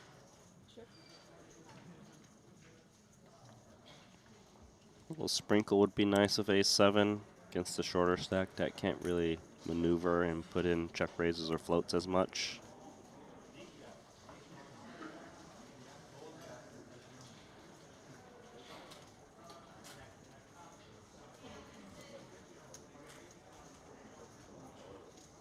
No, thank you. Yeah, 8 high. Comfortably into the min.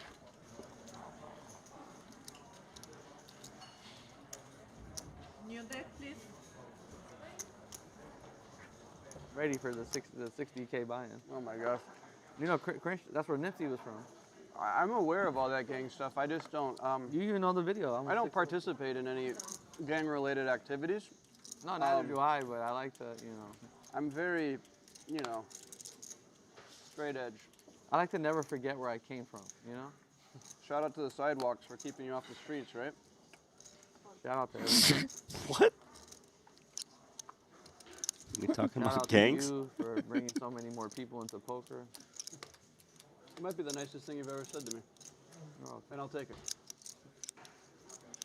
I kind of remember being told not to wear blue or red. back in the day. Bloods and Crips. Have I said anything mean to you? You know about that? Yeah. No, but Yeah, I you- know you- about you that, said Randy. that you Well, you made know about more that. money in one tournament than the amount of followers that I have. Oh, you, yeah, maybe. I think you said something first. No, Guess because who? You were surprised that I had 1.6 million subs. Win but- in and a then, few. you're like, wow, you really got up there. And then Queen 5. oh, and then we were chirping each other in a fun way. Yeah. And I was like, Versus oh, have you ever A6. played on No Gamble No? No, we were talking about No Gamble No Future. Then I said, oh, I've been on it. And then you're like, oh yeah. It was real fun seeing you shake playing a 65K pot. And then I said something about stake that I've never been staked. Oh, yeah. We were having banter. It was fun. Yeah, for sure. It was, I don't remember how it got to that point of No. the 1.6, but I know what you're saying. I have no idea. That was a talkative table. I like that one. Yeah, we No were- betting. And, Giving no pairs out there the red on bean. the flop. That was amazing. I know, that was actually really good. Yeah. Like a healthy Starbucks. I posted on my story, like, this is the first, and then I posted Well, if you don't want it, I'll take it, says Win. Some guy DM'd me, he's like, must have been the red bean milk. Tom might call here, actually. Ace high. Mean. It's a min bet. Was it your friend at least? Beats random hands or No, just some stabbing like random this. I get like 50 of them a day, but they're normally like, hey, good luck, or like, hey, come to my home game. Not like, He goes in Instagram, you mean? Board pairing deuce now on the end. And yeah, you have like primary, let's see what general, kind of and you have appetite, if any, Win is going to have to lay claim to what is now 15,000 in the middle. Given Tom's ace high was not shed. Yeah, that would help to limit messages. Seen him put 2 bets see a weird one. in before trying to I get shake weird out ones, ace but I also high get a lot of cool ones, like- when he had the 7-5 also I don't against even have the Tom's second one. I only jack have, 9 like, suited not too long ago, but this time Request. giving With a up, business account, perhaps you because he can- did get then you get raised. primary and general. So primary is like my Queen friends, high. and then I move people to general if it's like Queen high, ace high. I've responded to them, but I don't really want to see their thing every single time, you know? Then you a lot of DMs on you. Button move. Part of the job. Now you know how all the hot girls feel. Shut down there from Win. And No one's with my DMs trying to pay Tom my rent. notches a though. W. I mean, I would take some of those if anyone out there wants to pay my rent. Feel free to shoot me a DM at Wolfgang Poker. I dated a girl once that was on the show Wild 'N Out. Just with don't Nick expect Cannon. anything in return. What? You know Wild 'N Out with Nick Cannon? Yeah, yeah. I dated a girl that was like one of the Wild 'N Out girls. So like, we were at the club one night, and little Bow Wow was at the club. And she was like, "Can you hold my phone?" I'm like, "I'm gonna You want to go get a drink."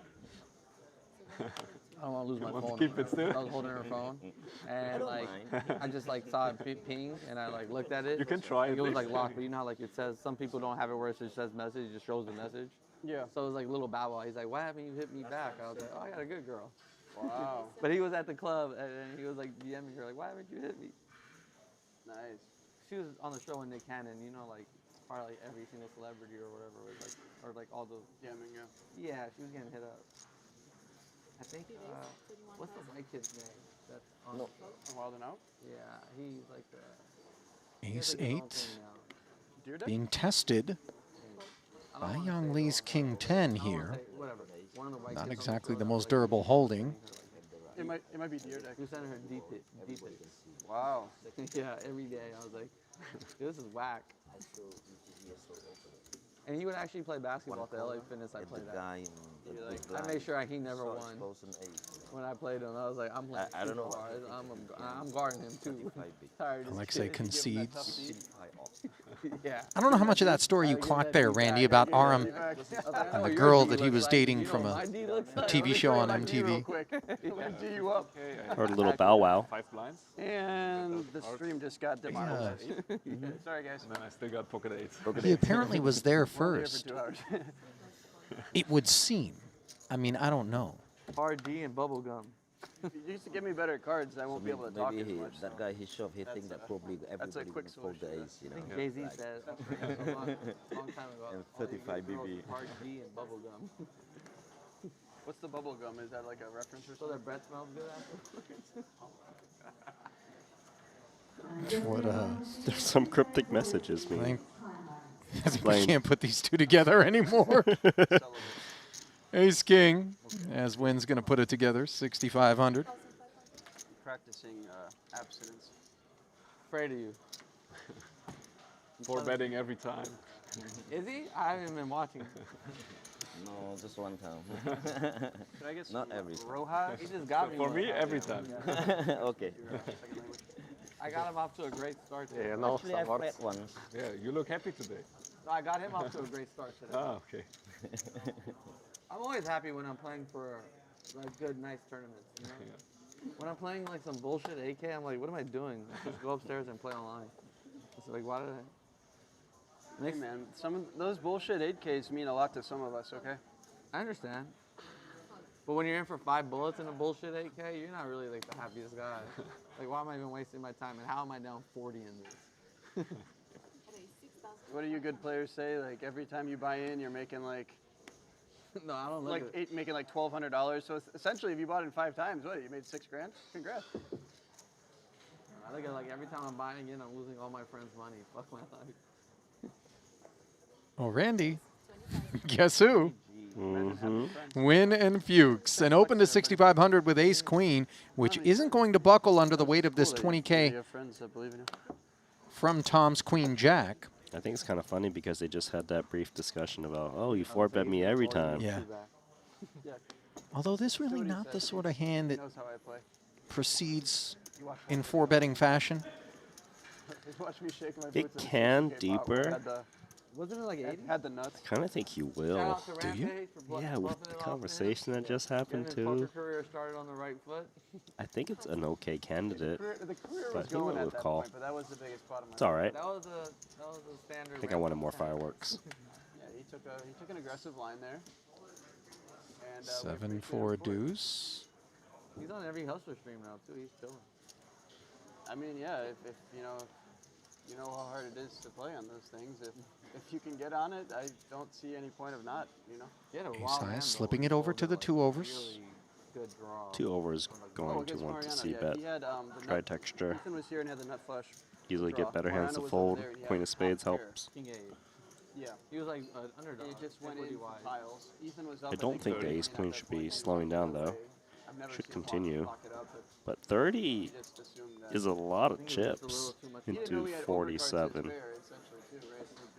He at least got an ace. Ace of spades is so relevant here. Given that I've seen my opponent already fold to my 4-bet, you know there's some garbage in there, so ace queen could even just be the best hand right now. Didn't like the sizing. You know, I wonder, Randy, whether or not the opposite effect in terms of that conversation that they had just shared where Tom says, oh, you just 4-bet against me, you know, kind of thing, where Wynn's perception is that, okay, would he really get out of line right after that exchange? You know what I mean? Where like the 3-bet's almost begging with the stage set to be 4-bet. So he chooses to flat, and then the c-bet comes in, and he's like, you know what? I'm just... I think it caused a little bit of confusion Sure. for Nguyen, and But I might be the wrong guy to do it against actually because worked out for Tom. I might be like, this is cool. Let me see what's going on. Maybe I get something out of this. And while we often laud and celebrate players that fight for every chip and want to get down the streets in every single pot, Randy, there's no shame and there's nothing wrong procedurally with looking at a situation and just thinking to yourself, you know what, there's better spots. Exactly. And, you know, sure, he knows that the ace-queen could be good, but does he really want to get down the way out of position in a big one, you know, versus a guy like Tom? And he just decided no. And I think that's an important kind of thing to have in your toolkit. I'll just say this, if you're always suspicious and try to fight for every pot, you're often not going to have any chips at some point. You will run into it. This is something. King 6 of diamonds, limping, and the response from the big with the baby suited ace. Mostly limp calling with King 6 suited. Yeah. I'm going to do something that Aram didn't think I was going to do. And I'm going to call. Oh, I thought he was going to say I did too. Raise. That Yeah. was like an odd thing to say. I'm not sure if I was supposed to do this, but I'm going to limp. That was re-raise. 100% my read on the spot, too. Sorry for the screen. Screen payout. Well, he's flopped himself a flush draw here On a 2-diamond queen high board, where backdoor hearts and ace high is all Borovkov's working with.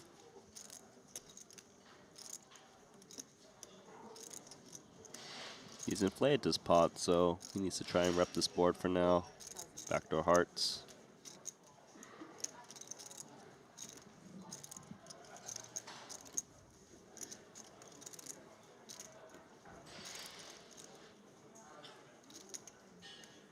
It kind of would seem odd if he was to check raise king 6 suited right now with his statement pre-flop.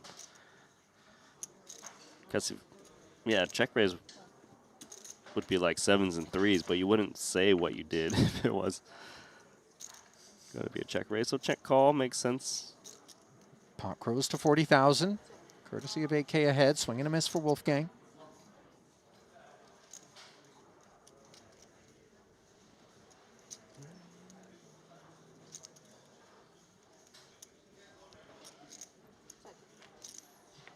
Alexei emphatically checking back on the turn. Jack on the end.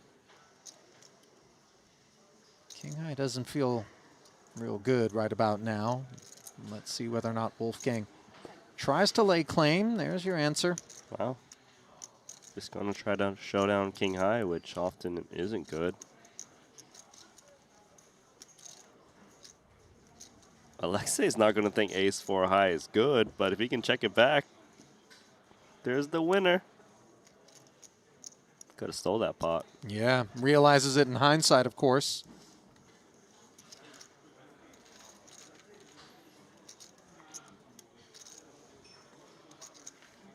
Been a bit of a rough day.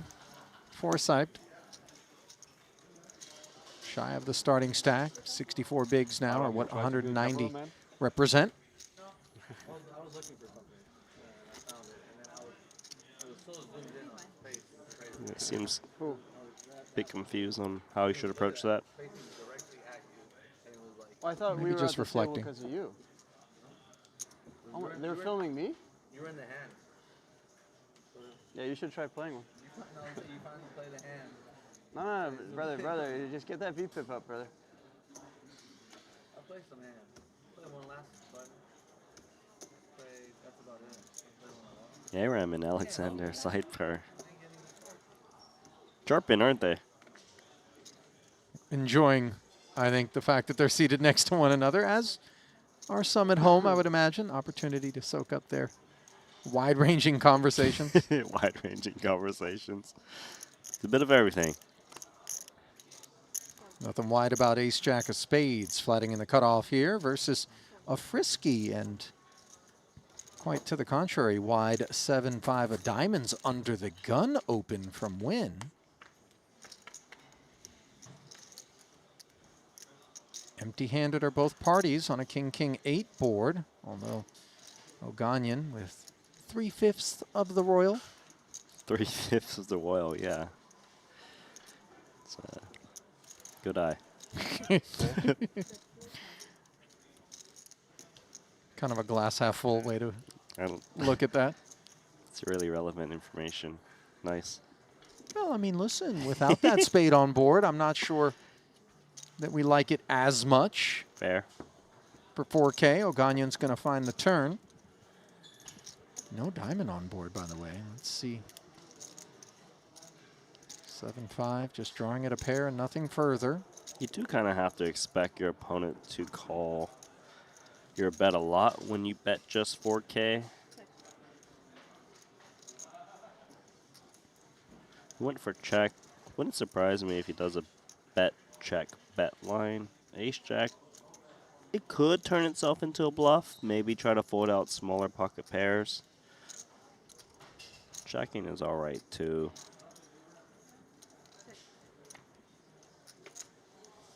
And the check is found, as is the second pair on the board, which is not complex in terms of the ace high and its sentiments.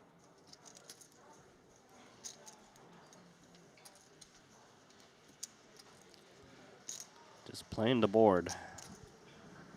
7-5 of diamonds.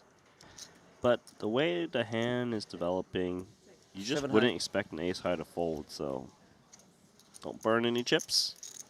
I'm a little bit surprised Pocket Granted, we do have to ask ourselves, what are we representing on the end there Lucky. as played? But maybe for no other Felt reason Like the way you checked, it was always pocket 7 and not 7-6. It looked like. than to not Looked like you show were- down The way you checked, you were like, fuck, man. You know? 7 high as an under the gun raise, Randy. Would I maybe fire that I like river? this I mean, check. granted, the upside of I winning was the happy pot to is see this something one. you can't overlook. But you know what I mean?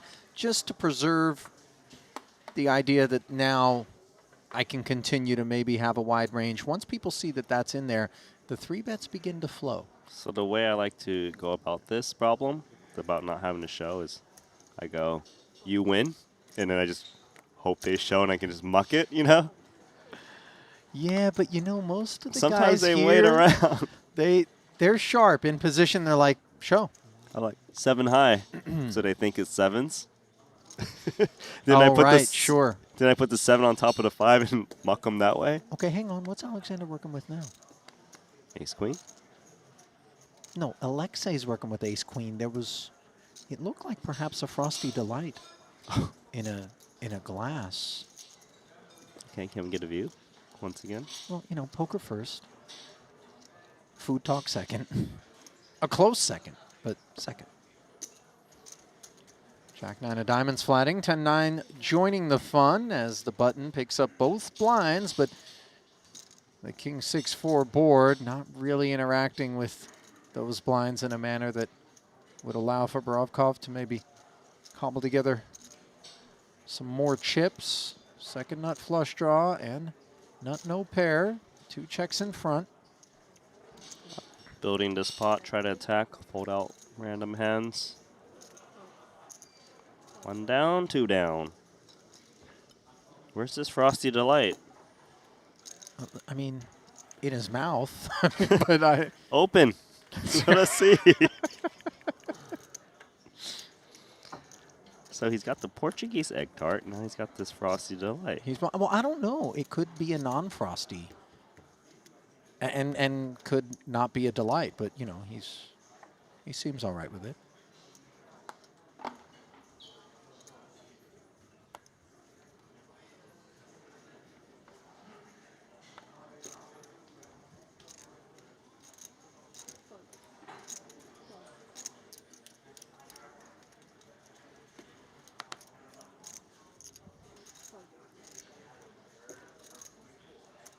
Ace Queen again, and also the Ace of Clubs again. Queen of clubs last time. He inverted. Yeah, inverted. It's like that movie, Tenet. Did you watch that one? You know what? I'm a Christopher Nolan fan. That one not so much for me. It was all right. Can you imagine the Tenet version of poker? You see the river card first. Whoa. Burn river. And then round of betting, burn turn, and then burn flop. You might be onto something, Randy. As Yang Li, perhaps onto the idea that Borovkov's VPIP is under suspicion, bringing 5 deuce to the party. Not for the faint of heart. This guy here needs to have an eye kept on him. 9-8 tray. 5 high stays that way, as does the ace queen high.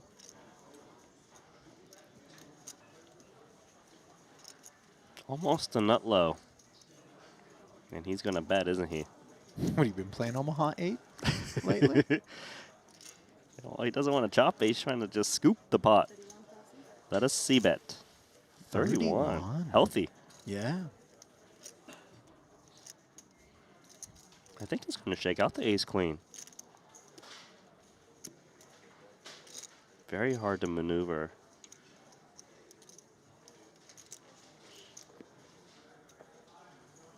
There we go. 5 deuce for Yang Li.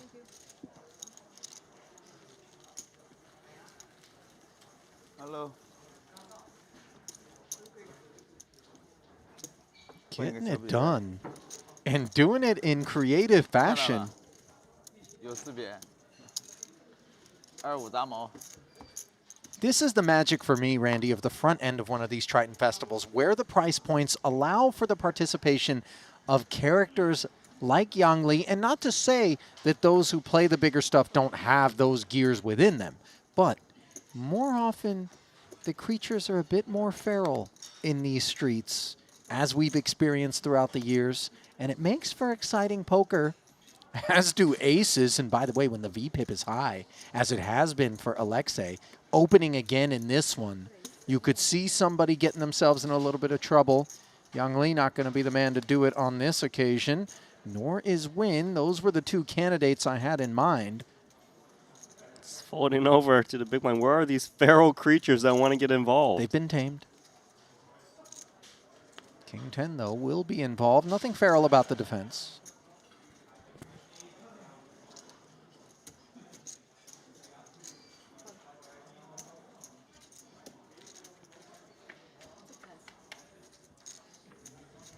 King 7-4, top pair for Tom, and problems on the horizon.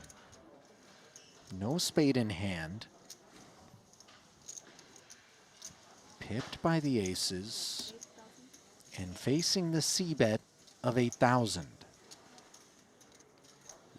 Big problem for Tom. He's going to need to continue against a player who is raising a lot.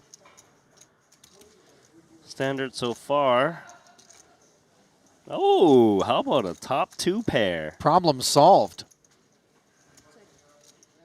Young knuckles again, and you're not going to blame Borovkov for reaching out and touching another barrel with 34.5 in the middle. He's going to put a big bet, I would imagine. He's got a lot of semi-bluffs that would attack. Ace, Jack, Ace, Queen, Queen, Jack. Those are white chips with some blue and red to boot. 43K. Overbet being employed. He went from 8K to 43K. Obviously, you're loving it with top two pair. Big question, though, is should you check raise now? You know you've got the best hand. I mean, the check raise looks so strong in the face of an overbet, right, Randy? You risk losing a customer with a lot of hand. You're right. But it, yeah, what did he go with? Call? But the call looks strong, too. It does, but it is a little weaker in a sense it could be just a naked king. Jack. I think that slows things down for Borovkov. He's worried about his opponent check calling overbet, and a hand like King Jack got there. Yeah, shutting it down and taking it on the chin is Alexei. And Hyung has been largely uninvolved here, but that involvement quite profitable. Taking tough to win Borovkov tokens, adding them to his stack. 他动作太多了，我刚刚八勾上。对啊，没必要加他，等他发疯。对啊，我八勾输替加他，我刚刚真的25砸毛。 Tom's Triton track record, by the way, just shy of 400,000 in career earnings. Hung around for Triton 1 and finished second in a 2K one night no limit event, as well as notching a modest cash in the 3K Genesis. Went 2 for 4 in Montenegro. Shut out earlier in Jeju, but only played a couple of events. Okay. Likes to play cash, Randy? I think so. Mostly his jam. Likes to play poker. Yeah. He's come to the right place. You know who likes to play hands as of late? Win. Ace 10 off. Well, listen, it's a likable bit of kit with which to get out there from the cutoff. Queen 9 of hearts. Young, small blind defense. Oganyan climbs aboard with the 6-5.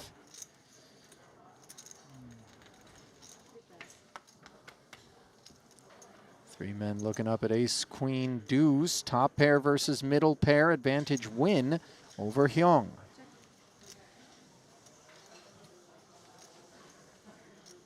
Time to fire out a shell with top pair. Good kicker. Can get called by worse aces as well as the queens. You know, Tom's got an interesting hand because he's got middle pair of the backdoor hearts. It should be enough to check call bet, but 15K is healthy. Wouldn't fault him if he just steps aside. What happened to the clock? the hell?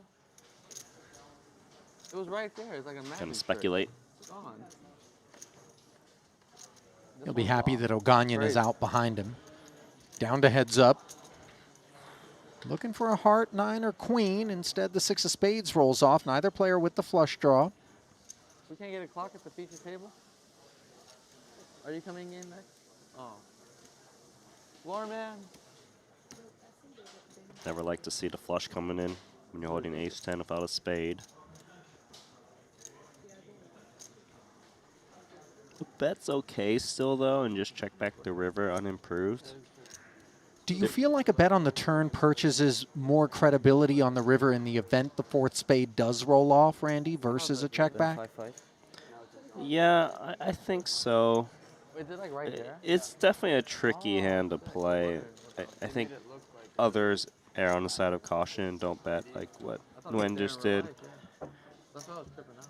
But including when you have a spade. I mean, you know, it's not an obligatory barrel. No, it's not. But a barrel that does end up yielding him the pot as the queen steps aside. Yeah, I think personally, if I had ace-10 offsuit with the 10 of spades, I would go with check because I don't really mind what happens. You don't want to get blown off of your hand occasionally.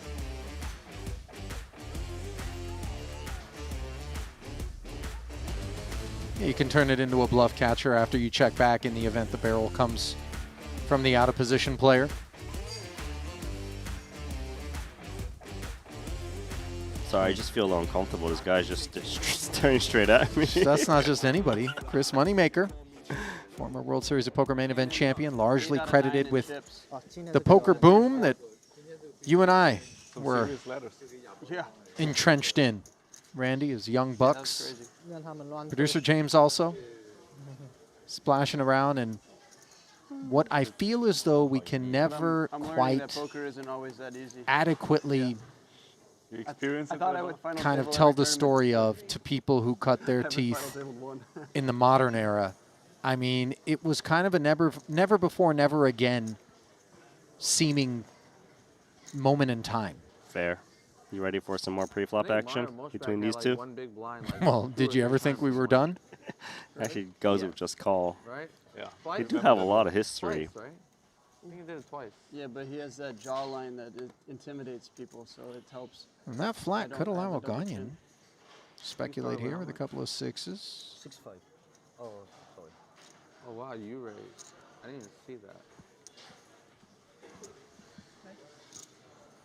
You like the ace-jack flat just on account of the fact that there's been so much 3-betting, and Wynn did show that 4-bet look? I think this is an adjustment from Tom because he actually did 3-bet ace-jack against Wynn before, and that's when he got 4-bet by 2 tens, and he doesn't want to get blown off of a hand like this once again. By the way, last time he 3-bet, though, the ace-queen of Wynn did flat, so they both had... They're both adjusting. Yeah. Some tweaks. 4-way affair, rare sight here at 6.5 ahead, 29 in the middle, and it comes king, queen, 9, top 2 for Wynn. Couple of gut shots with the jack X's. Of course, advantage Fuchs if the 10 does roll off. This is quite the hand. And a check with top 2 pair. A little bit worried about jack 10. Though? I'm not sure because obviously you want to bet against hands that aren't willing to raise. But then if you do bet and get raised, you're like, oh my god, am I up against jack 10? I think we can't be scared of monsters under the bed, though. And in a 4-way pot, you don't want to have to play the turn spot against 3 opponents with 0 intel. I hear you. And I do believe that if it does get over to him again, he definitely needs to rise and try to build this pot a bit because his hand is so strong. And there's now a flush draw present. Yeah, strong but vulnerable to possible straights. A 10x jack X coming home on the river, let alone that spade draw you just talked about.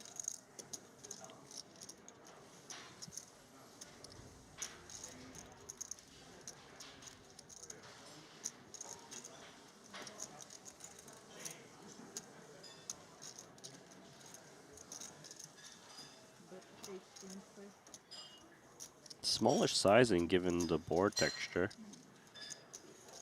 Probably just wins though.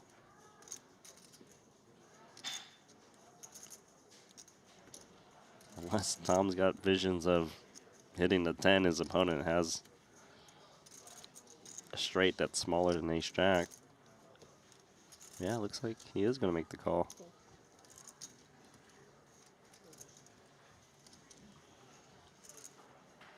Well, he is drawn to the nuts, and he's going to be doing it heads up. As table for 4 becomes table for 2. Brick river.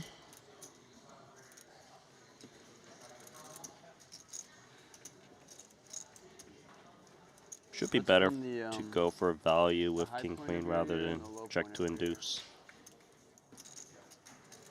He went small on the turn. He might go small again January if he 1st feels is a like high he's up point. against What do you one mean pair. by that? Like whatever you think is the high point of your year, you know? For me, it was getting 4th in the Triton event in February. That was my high point. It doesn't have to be poker related, but For me, it was January 1st because I hadn't started crypto trading yet. sounds like your low point of year is every day you've crypto traded. And then January 10th or something. Or whenever I was here, it was the last trip when I was here was a low point. Because I lost $2 million that week or something. That's a lot too. Oh, it was a big chunk, yeah. Like, yeah. Did you hear that? Maybe Did like Oganyan say he lost $2 Were million you just all in on Fartcoin or what was going on? that week? Hang on. Solano.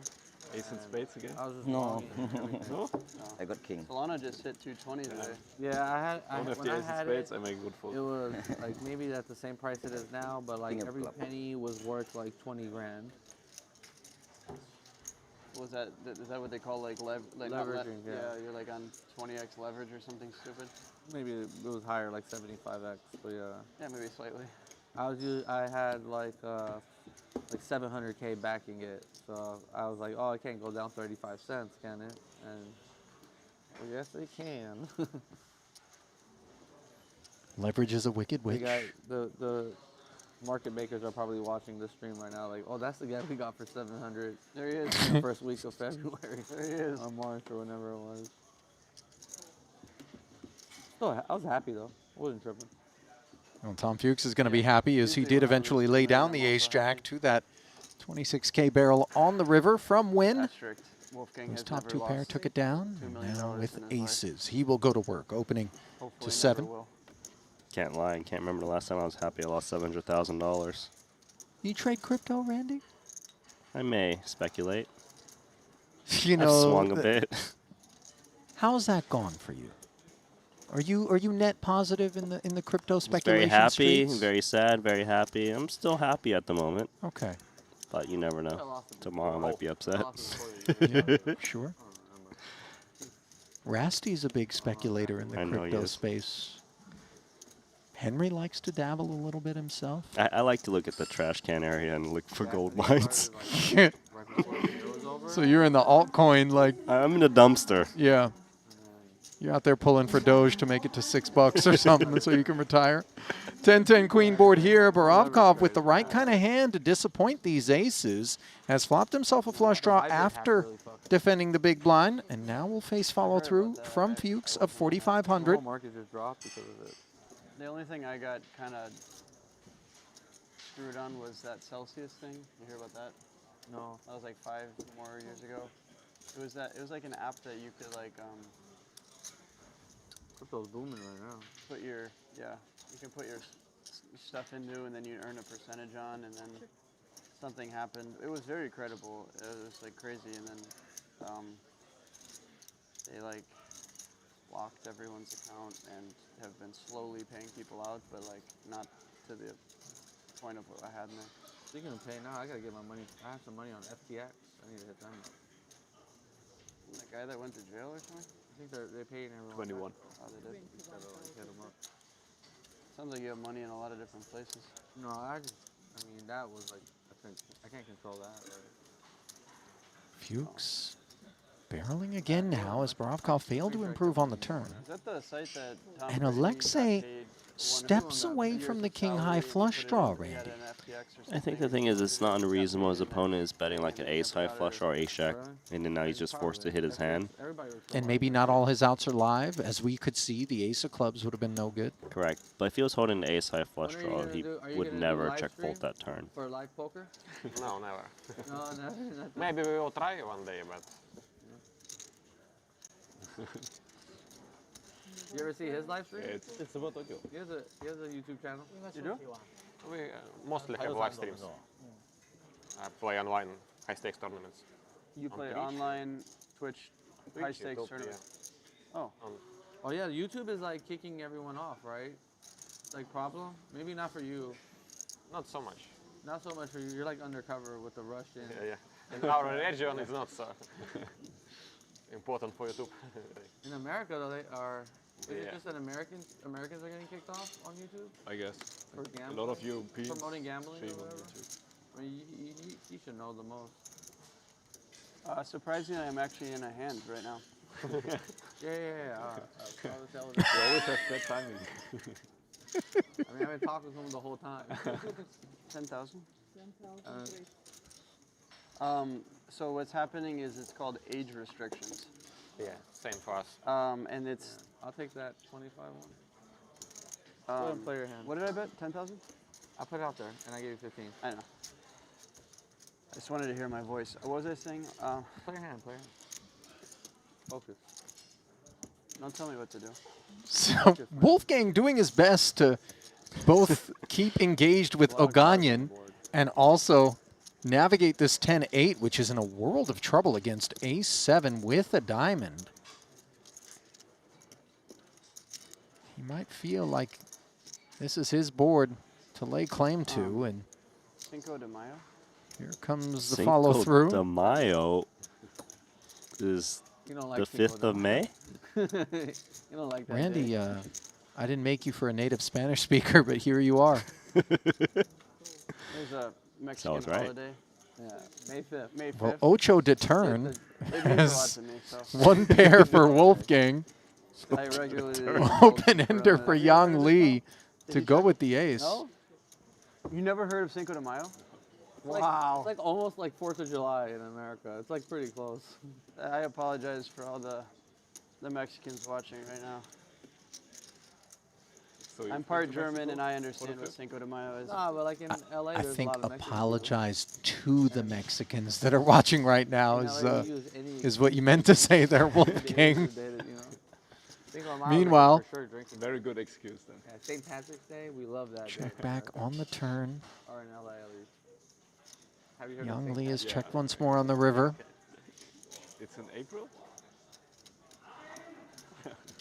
Does feel like Wolfgang will Is it be on me? content I think it is. to You have knuckle wear back. green. Free showdown. I apologize. I thought it was on him. I'm gonna check back. Check. Go down to Sounds like he loses. You lose. Should I slow roll him or just show him right now? If I had a better hand, I don't think Yang Li's amused. No comment. I didn't. Yeah, I felt bad. I folded the winner. So what is it? If you're underage, the kid just for underage kids? Oh, age restriction, right? So if, and it's totally arbitrary, like how they decide. I mean, sometimes you'll understand you did something a little bit much and they'll age restrict you. But most of the stuff I post that's got an age restriction, it is nothing bad in it. It's just a normal video. And so what it does is it caps you. Your viewers have to be signed in to watch. But most people don't watch YouTube signed in. And so your video just flatlines because no one wants to sign in to watch a video, right? Because they're trying to get people under the age of 18 to not watch because they found something in there that they don't want to show it to. But probably because they don't want to promote gambling to yeah, kids. the problem is only 1% of my viewers are under 18, right? But when you age restrict it, it totally screws you. Now, if you're getting strikes, that's the bad thing. Because if you get 1 strike, you can't post for a week. If you get 2 strikes, you can't post for 2 weeks. 3 strikes, they just delete your channel. No joke. I've been on 2 strikes twice. Imagine how I could feel. How I feel. Wait, you can go back to So account two, after 90 days, the strike falls off. But if I'm on 2 strikes and I get a strike in those next, in those 80, 70 days while they're going away, you're just done. And the crazy It's like part influencer is, it's baseball. Not like you just upload a video and then you get a strike. Like I cannot post for 90 days and they could go back to an old video and find something random in it they don't like and give you a strike. So like when I was on 2 strikes twice, it was some of the worst. Like I don't have anxiety, but my brain was never. Yeah, it was never turned on. I might just delete all my videos at that point. Or you lose a lot of money when you do that. I'm not gonna delete all my videos. Well, you said they go back and find it. Gamble. Gamble. Well said. Well, a little bit of gamble here from Bodovkov. Queen 10. He was the opener on the button and barreling at this ace-9 board. Behind the king 8, but not sure when wants to take a turn here for 8,000. There's some creators And yet it looks like he does, Randy. Doesn't need a diamond either. Privilege where there was like an epidemic going around where people were getting strikes, and someone on YouTube's team was like a fan of one of those channels. How about that turn and he, for like, Alexei? got a group of them together and helped whitelist. Could be a lot of firepower to attack once more, right? Flush draw, straight draw. Include me in that. So that's 2 overs to the 9, which probably can't really So check there are call. some people who can post a lot more stuff than I can. Yeah, makes sense. Yeah. Sucks for you. What are you gonna do? Well, plenty of equity and plenty of tokens. 26,000 of them.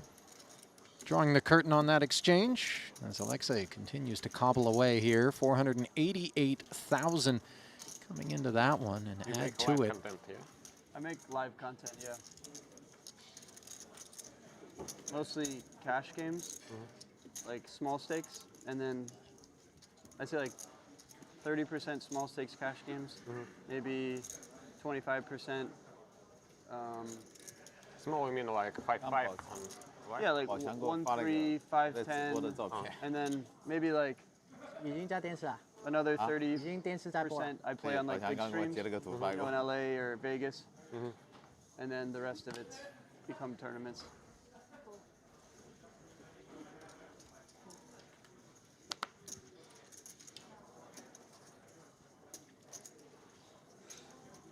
Pressing pause on the conversation button to approach ace-3 off suit is Wolfgang. Well, not the most gracefully delivered raise, but a raise nevertheless to 9,000.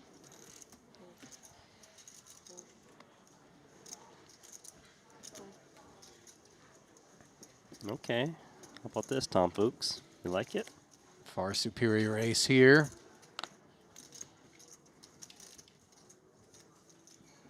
Like is an understatement for the feelings that we have when we look down at this.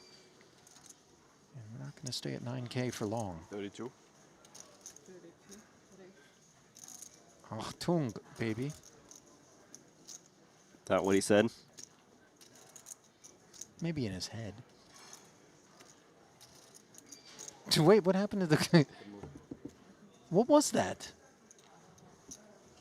It's the ace-3 and the card protector both toppled. You talking about the blue trinket? Yeah, is that a Lilo and Stitch? So he was using that. To talk about the blue alien? Yeah. It's not? What is it, Andy?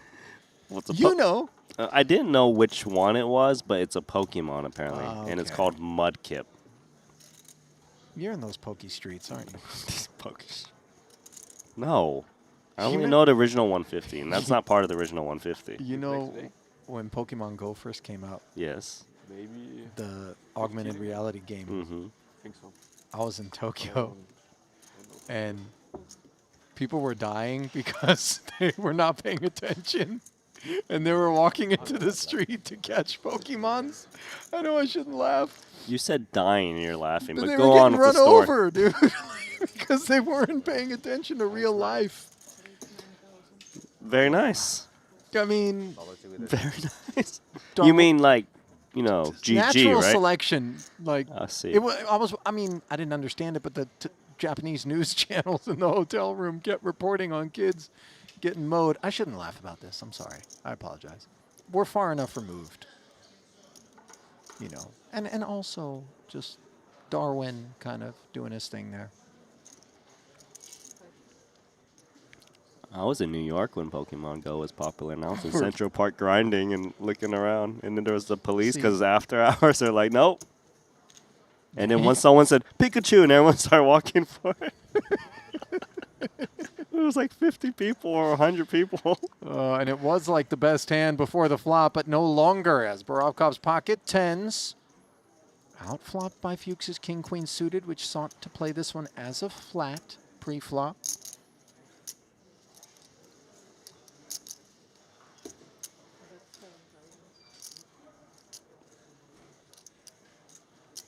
King-queen is perhaps strong enough to actually check raise from the small blind in the spot. Well, let's see as the downsized c-bet of 7K is deliberated on.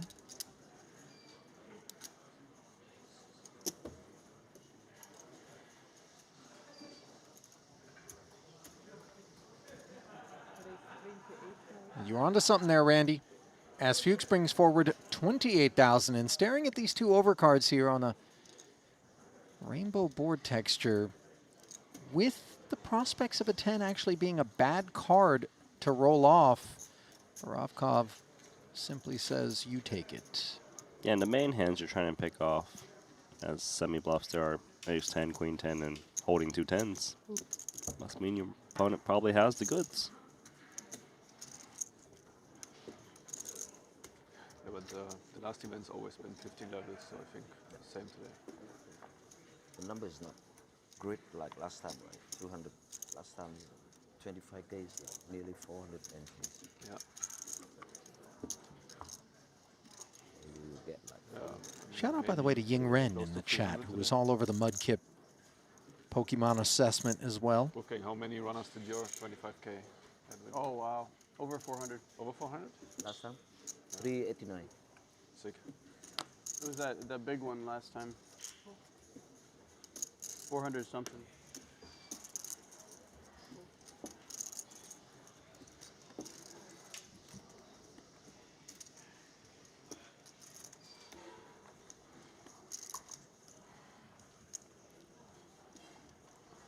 Here comes Yang Li, king 4 suited. Mm-hmm. If he 3-bet 5 deuce offsuit, I would think this would qualify. Makes 11-5.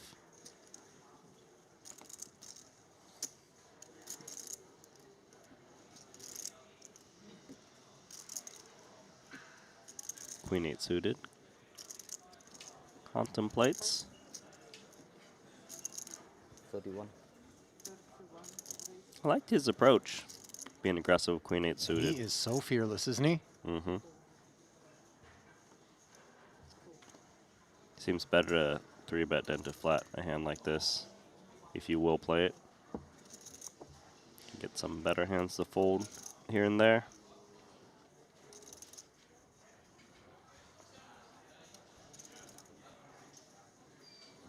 King 4 suited.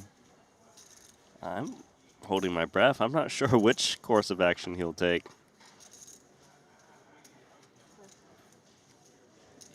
These were the two guys that I had circled as being candidates to bring the excitement. Not on this occasion, though, as Yang Li simply concedes. Very good.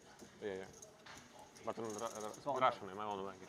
Are you like the biggest streamer in That Russia? pre-flop 3x sizing, of course, If we speak about live game poker, online game. can sometimes lead to somebody feeling like the upside is there Or do you have a team? to attack. You get a little bit more chips when your 3-bet gets through. Mm-hmm. Are you saying you do alone or do you have team? He has team. Mostly alone. But I have one friend who helped me with many things. It's pretty cool. He speaks in Russian, but there's an English translator. we have some podcasts we translate to. Is this like ChatGPT you use? No, it's you have a friend who do it for not so much money. Oh, nice. Even better. He use voice morpher and make several voices. Beautiful.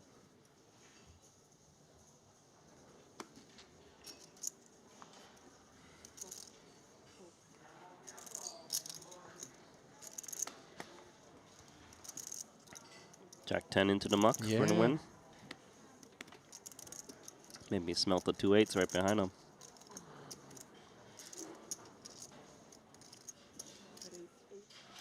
8K for 8s. Min raise. Baby suited ace now for Hyung on the button. Probably puts it in as a 3-bet. It has good properties. Suited ace. Hopefully you take it down pre. If not, lots of playability. You got position.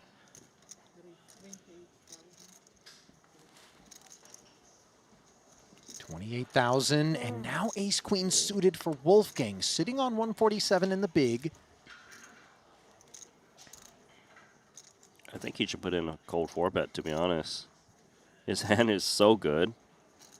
He should expect the button to 3-bet light against the cutoff. And especially the 3-bet coming against that higher VPIP of Fuchs. Exactly that. He can easily just take down the dead money in the middle, and sometimes he's even just up against the coin flip of Tom Hyung, who has jacks and 10s in his range. Yeah, this is really a slam dunk jam. Clip unloaded. As Wolfgang says, all you can eat. The 8s bowing out. 151. Smaller investment made than the ace-3 suited, but this still feels like far too much weight. Should never be intending on calling here. Just use your free time. You paid for this time. Don't bleed into the time bank. Full. There you go. You know, you always get a little bit nervous, don't you?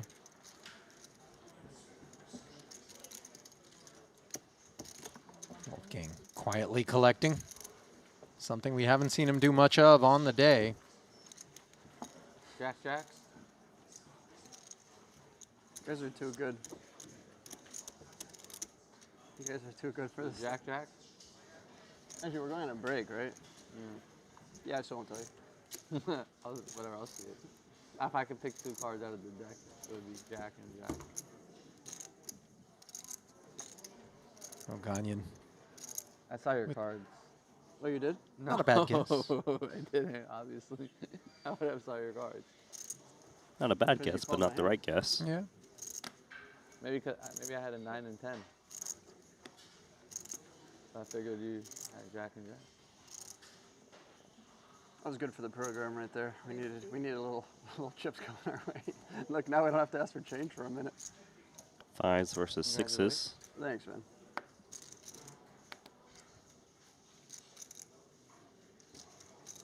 Advantage O'Gagnon.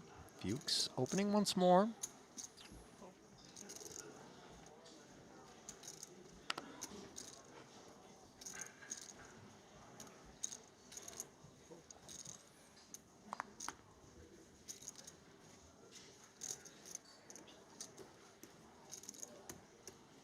Battle of the baby pairs. 26K in the middle. But no 5 or 6. However, a board that both can get behind with 2 queens and the undercard 4 as the dangler. Same suits as well.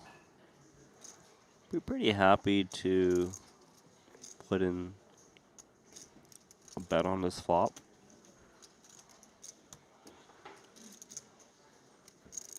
Can get called by worse. We want clarity.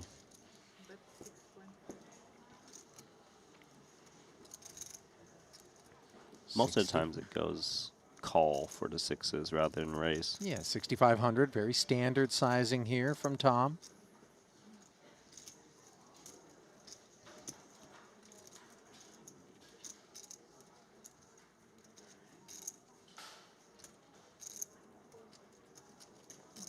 O'Gagnon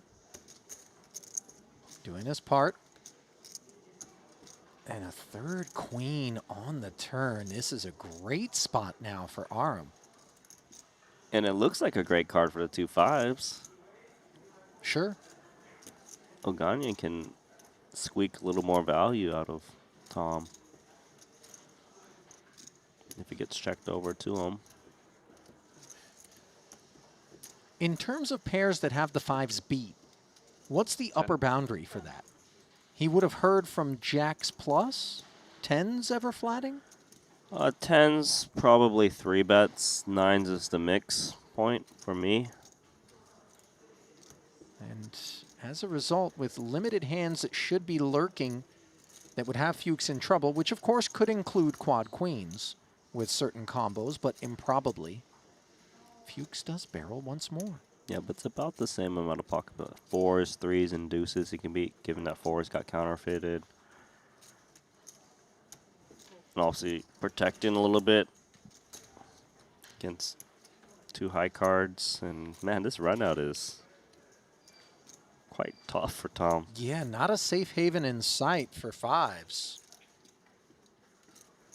And let's sit back and see how this one unfolds, with 59 in the middle and 2 post-flop barrels having been called already. Could see potentially a block bet with 2 5s. Could And occasionally get called by worse and just fold to a raise. Yeah, the raise, you just decide it's Bigger quad pair. queens or bigger pairs. Yeah.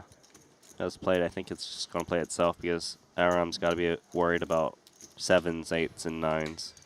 Well, 15,000, though, is the right kind of number for him to get curious potentially, although you begin to ask yourself, what is this man who raised it up out of the hijack, 3-barreling at this board texture with? It isn't spades. Shouldn't be spades, but he's just going to call, and he's going to get great news. Here's your pot, sir. Close shave there, and advantage Oganyan ever so slightly as he'll haul that one in. I wish Wolfgang would have talked to Aram throughout the entirety of that particular pot. Somehow I don't think he would have been bothered, as we do flip it for a sneak peek at what is on tap. That's your next red feature there.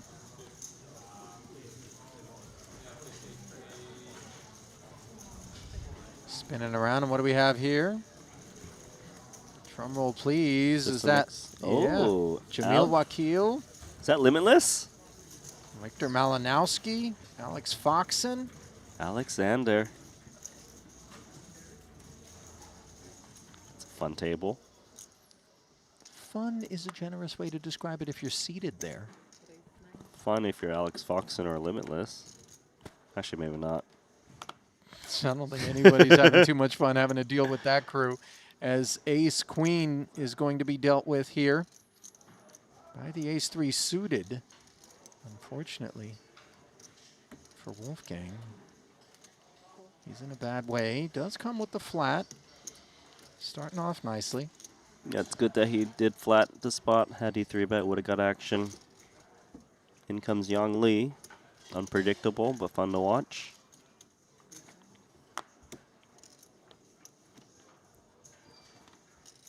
Queen 10-7, Lee with top pair, but outkicked by Hyung. Definitely trouble for Yang, who's going to need to check call this flop. Fade. Exit should be easy for Wolfgang without a diamond on board and a player behind in the face of this 9K follow through.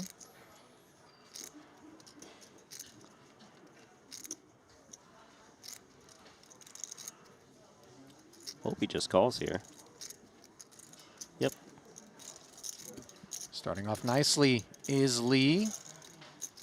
Same man that showed us the 5-deuce offsuit 3-bet. Flatting here, looking up at a 10. 51 in the middle. This card actually might help Yang in the sense that Tom needs to be worried about 10x that will check call. Should be a card that freezes the action quite a bit. But did Yang check? Yeah, he did check. Still betting confidently with ace-queen. 40 into 51. A lot of times you'll see that blind hand lead when middle card on the flop pairs. Sort of a mergy block. Sometimes you've got it. I haven't really seen it here today. No, and absent that line, Hyung feeling comfortable enough to throw 80% pot at this turn. I actually might fold the queen 5 right now. Just worried that I could be up against a bigger kicker. Yeah, this is a really nice fold. There's no flush draw. That's hard to do. 电视就知道。 Fold top pair on turn. Seems like there's some familiarity between the two that could have played a role in him thinking Tom wouldn't be bluffing him. Sometimes there's meta that plays a part in those decisions. But I also like the fact that the same guy that brought that 5-deuce offsuit 3-bet and took us into the wilderness showed something snug. He's no one-trick pony. And there are all the ponies on one screen as Kristen Foxen ever so slightly ahead of Yaroshevsky. Igor had climbed in front of her with those Jackson 7s against the ace-king earlier at that table. Oganyan holding court here. The important stuff in life. Very important. For me. I might just use all the time banks to get the break.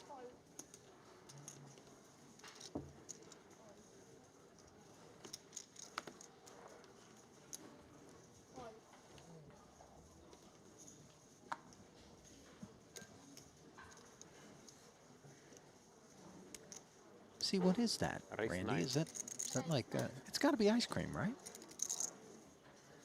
Did you clock But it? what flavor? Cookies and cream?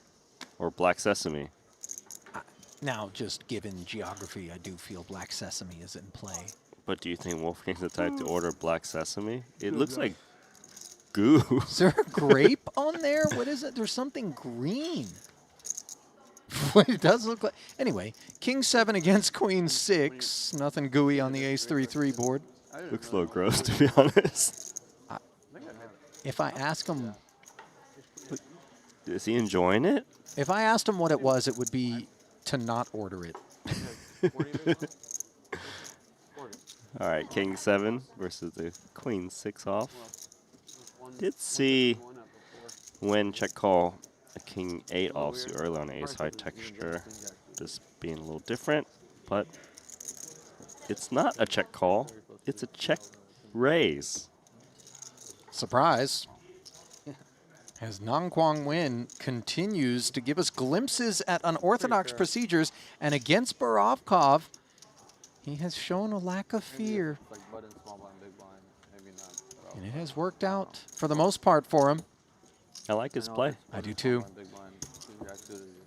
He knows his opponent is c-betting very wide. Test the waters of a check raise. You know, it's important, though, whether or not he hauls that pot in, to just point out that, like, if you like the play, you like the play, regardless of what the outcome is, right? It's just that we acknowledge and respect the fact that this isn't a guy who's playing ABC poker, because the truth of the matter is, Randy, against the caliber of opponents that you're likely to run into at Triton, that ABC stuff doesn't cut it. Yeah, you don't want to be an open book where they can make great adjustments and just grind you out. Eights now for Hyung and tens for Oganyan. 175. Tom sounded so funny because his mic is right up near his mouth. I thought I got And dubbed he's for a ready. second. Yeah. You know what I'm talking about? Old Kung Fu movie style, right? Yeah. A flat from Aram, by the way. Let's see if Wolfgang gets himself in trouble. The answer is no as he flats.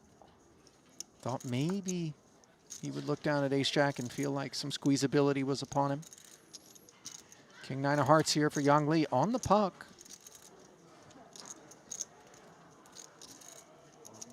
He can't help himself. What? Excuse me? He just All said right, starting stack, send it in. Squeeze jam. Listen, this is 60 this blinds. is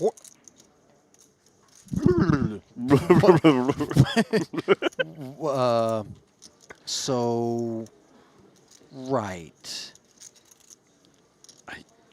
Wonder how the players are going to respond. Eights is down. Listen, if you had a real hand like Jacks Plus, why would you blast $250,000 in here is probably what Aram's thinking as Hyung's eights concede. On the flip side, if you had a hand like King 9 suited, why would you jam 2? So what is it? We don't know. We don't know. Aram has no idea either.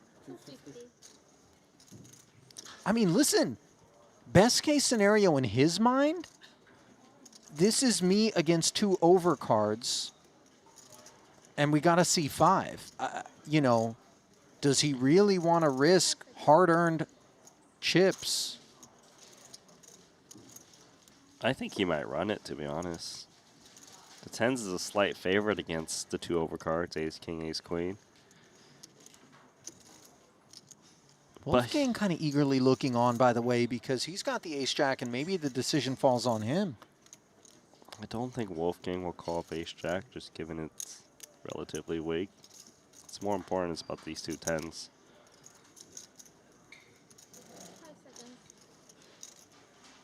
He folds.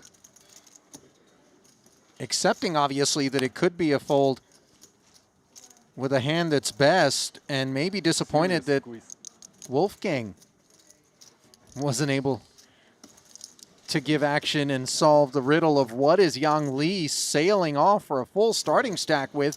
But the mystery will remain intact at least until the break. And when the stream catches up, is Li laughing. And that doesn't leave anybody comforted. I heard him So say he nah. Like, nah, down to I 2 didn't 8s, tell him. down 2 What do 10s, you and have? down ace jack. What'd you have? Tell him. We see in 7 minutes. We're gonna know what you had in 7 minutes. 20 minutes. Yeah, whatever. Well, on break we'll find out. Wow. Pocket 4. Pocket 4s. You know, in Look this at country, O'Gonion. pocket 4 very bad. Breathless. I hope not pocket 4. I hope not pocket 8. Pocket 8s was what Hyung had. You can give him 15 guesses, 20, he'll never get it. 9. Yeah, King 9 of Hearts is going to be very low on the totem pole of guesses. As Wolfgang, not exactly high up on the totem pole of starting hands. Jack 9 of spades activating. Nice hand. Nice play. You three bet? I'm all in. Back jam. For sure, 100%.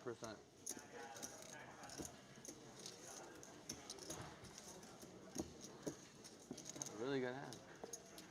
Probably he know his friend gonna overfold. How much? 9? At 10-10. At 10-10. 10 10s? 10-10. I will snap it off. Snap call? I will snap. Snap call.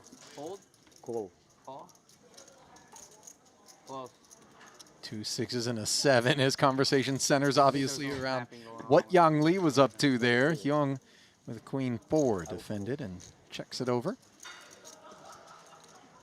Not terrible interaction here for Wolfgang, considering that under the gun +1, I'd rather just play poker. we imagine he isn't in this territory. Does end up checking back, and now the ace is a reputable arrival. Yeah, the ace is a really nice card for him to go for a delayed c-bet. But sometimes it's like jack. Very credible. When you check back the flop, you have a lot of ace highs.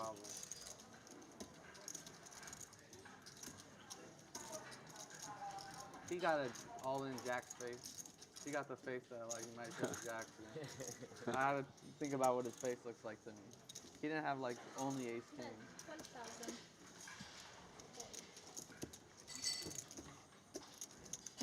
12K barrel, job done. Tough spot. Let us resume conversation of what did you have, Yang Li?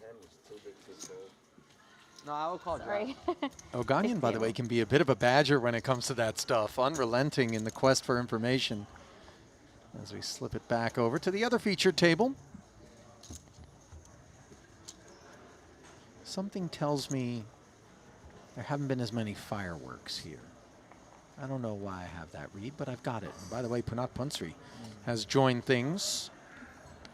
Punat finishing second in the Triton 1 8K main event. had a massive chip lead with 3 left, and I don't think anybody would have bet against him taking down the title. And But you know he's already 1.2 million in the profit. yeah, they made a deal heads up, so he did take the lion's share of the prize money. All in for Li Wen. Understandable with ace-king here, looking to squeeze Monokaran, who flatted with inferior diamonds against the Punsri ace-8 suited 8K open. You know Murley might just run it because he's so short. There's a chance I could see a world where he goes for it. First off, though, does Punat want to get curious? Punat's going to get curious of ace-8 suited. Wow. And Murley's in there. 3-way. Well, I mean, Punat calling actually makes it a little bit more attractive in terms of the chance to triple in cheese. King 10. You have, oh. I need a. He's going to be really deflated, though, to know that the king is dominated, as are the diamonds. So he plays for the center, 169,000. While on the outside, Li Yuan will take the best hand up against Punsri, dominating for the 63 plus the middle.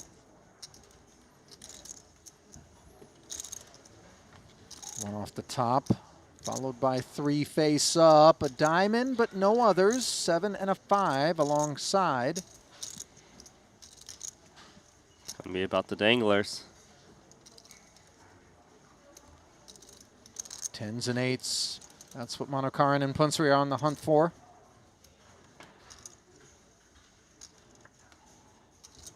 Now the 7 of diamonds is actually of no assistance to Murley. However, Punsri picking up the flush draw. Perilous territory for the black ace king. Can it hold? No, it does not, as Punsri finds an 8. And he is going to claim 2 pelts in dirty fashion.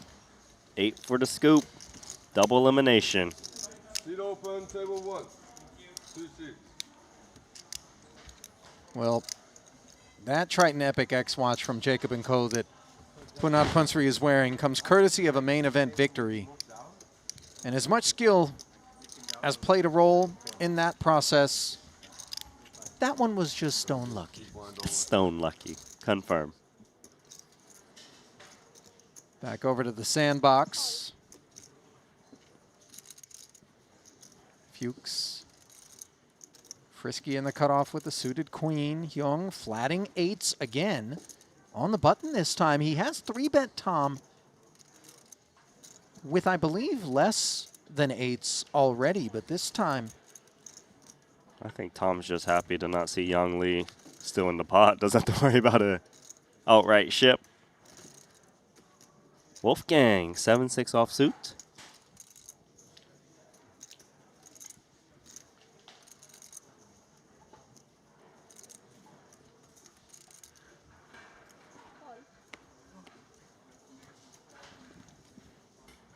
Likes the price.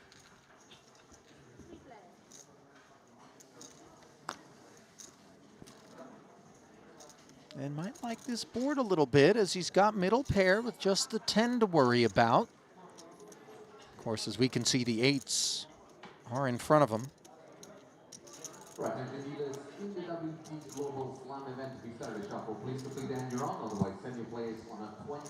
Do like betting with pocket 8s in this spot. Can't get caught by worse. You need to protect against 2 opponents.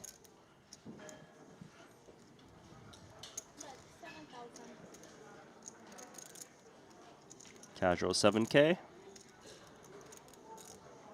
Wolfgang's got enough to continue with middle pair for this price. He agrees. Will Fuchs try to close the action and speculate with the 3 working hard and spades as well? The 3 is working overtime if it wants to continue. Yeah, no kidding. If he does continue, he should probably come in with check raise, but it seems ambitious. And ambition is where we're going to go. 25,000. As you suspected, continuation would come in this form. pretty rough for pocket eights. He's sandwiched in the middle, and he could be up against a hand that's already got the 8 speed, and he calls. How Nice. credible is it for Fuchs to be opening and then not firing the C-bet, yet check raising when Hyung fired the 7 and Wolfgang called? Is this the line that a better pair than 8s takes? I do think it's still credible. These days, players do tend to check to the button a bit more. Board pairing 5 now, as you saw Wolfgang step aside. Queen 3 picking up no equity whatsoever. Has built this one up to 87,000 and must be asking himself, what am I up against? The 6x rate to be something I could clear behind me, or is this more of a 10x that's going to take some more work? If it's a 10x type hand that he's up against, which probably is a big part of Tom's range to bet call to flop, he probably needs to bet the turn and the river. He's representing an overpair as played. Tom, he might fold here. Well, he knows that this 60 isn't likely to be the last of what he has to face, and that's the fork in the road. And Tom knows that if he's behind, he only has 2 outs to hit the 8. Wow. Tom Hyung. Up to the task here, and there's almost a measure of respect associated with this call, because he's saying, I give you credit for being able to do something this creative, Tom Fuchs. A third 5 now on the end, a very dry river, but in some ways, Randy, it plays into Tom's hand. This is a very bad river card to follow through if you're Tom, because if there was a sticky Jack 10, they are going to feel like they're chopping against other 10s now, given the kicker wouldn't play. But if you barrel again, it becomes quite clear that you are repping that overpair, and then it's up to Hyung to decide. But Tom does shut it down. And some chips torched there to wind down this frame by the German. Hyung, the beneficiary, as he will ascend to 372,000 over there at the blue table, which will give way to a new collection of combatants. Fuchs slipping down to the bottom of that leaderboard with 146K. His blinds are going to be going up to 2,500 and 5,000. Bringing it back to the desk now. Ali and Randy here with you. And we stuck disproportionately with Tom Fuchs and company at that particular table, but with good reason, Randy, as it's the one that gave us all the theatrics. Yeah, and a lot of players were kind of just getting in there, and the one, of course, that stands out to me was Yang Lee kind of jamming the King 9 suited, downing pocket 8s, downing 10s, and Ace Jack, and there's just a lot of questioning, and they have no idea what he has. Shame that we're going to have to bid adieu to that crew, and to you as well, as Randy and I are going to step aside. Kevin Rabichow, Henry Kilbane, inbound in just about 10 minutes as continuing coverage of this 25K WPT Global Slam Event 1 rolls your way in Jeju after this.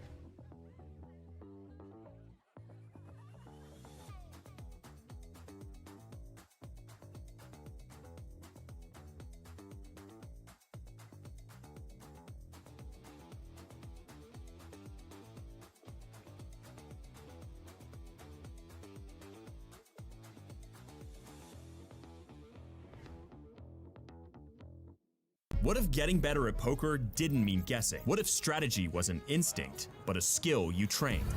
It's time to enter the poker arena. The moment you join, you begin your climb.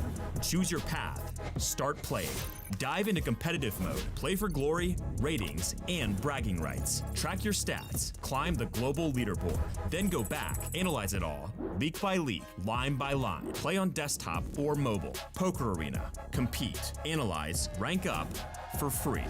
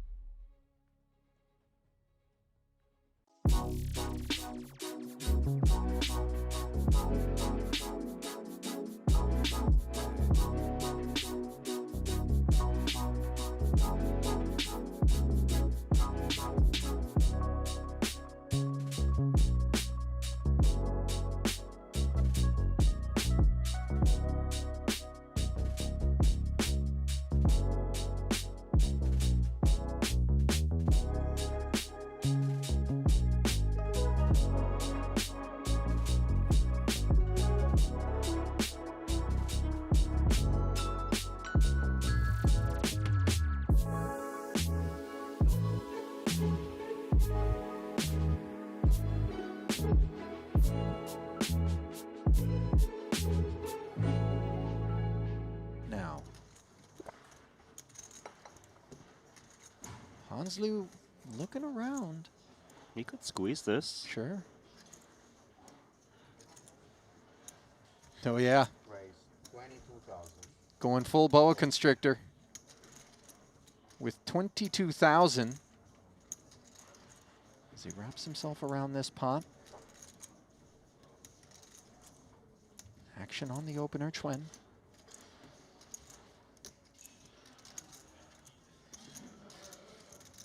I mean, you're just so deep, you can even speculate with some suited hands. All pocket pairs. You got position. Sure.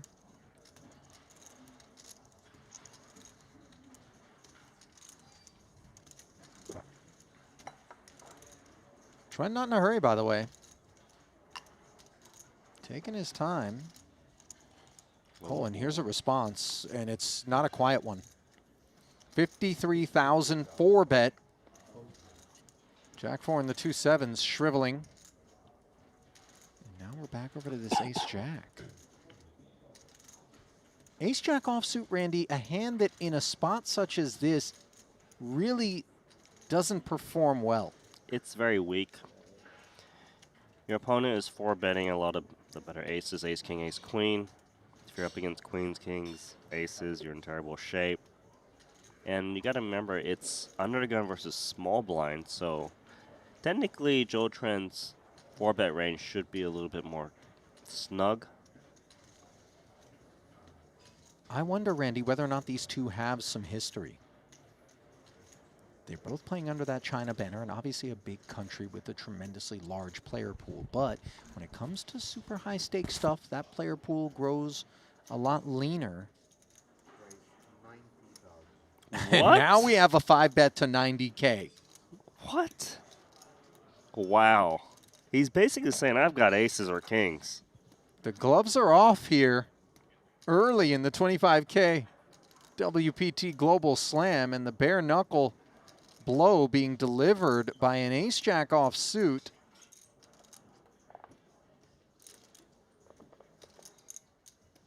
I mean, if you're suspicious, you gotta respect the 5-bet if you're Joe Tren. Not too many people have the 5-bet bluff. Here, we do see it. Not too often do we see the 5-bet get flatted pre-flop either, Randy, and yet at this stack depth, an additional 37,000 is that which is required to book a date with the flop, and Chuen delivers it. So with pre-flop action complete, talk to me, chat, talk to me, Randy. What's behind the 2 question marks? I think it's aces and kings at a very high frequency. I think hands that speculate like 8-7 suited, 10-9 suited, these hands probably just called a 3-bet rather than 4-bet, so I like to throw those hands out the window. And you might want to throw ace-jack offsuit out the window when you look up at 9-6 deuce. Disheartening developments here. Hans Liu's looking up at 191K pot, and it's all there based on his pre-flop decision-making. Is he going to slow down? I don't know if he is, but I'll be very worried that my opponent is willing to call a 5-bet. Sub 1 SPR and 35K. C-bet delivered.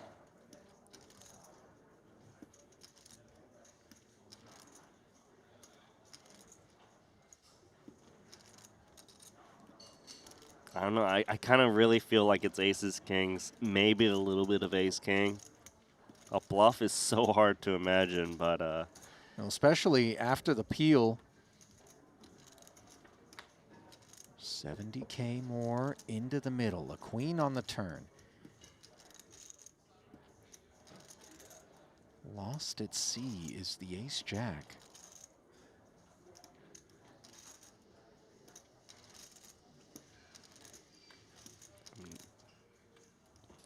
I would think the queen doesn't really hit anyone in terms of ranges. Queens aren't in there? I think Joel Tran could have some queens. Yeah. Probably not Hans to 5-bet. Quick check around. Ooh, not bad.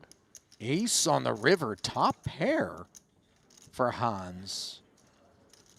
As played, do you think value is available? Not really.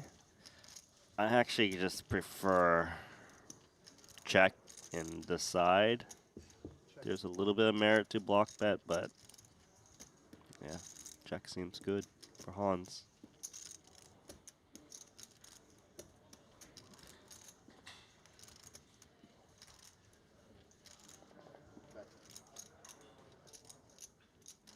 And look at this.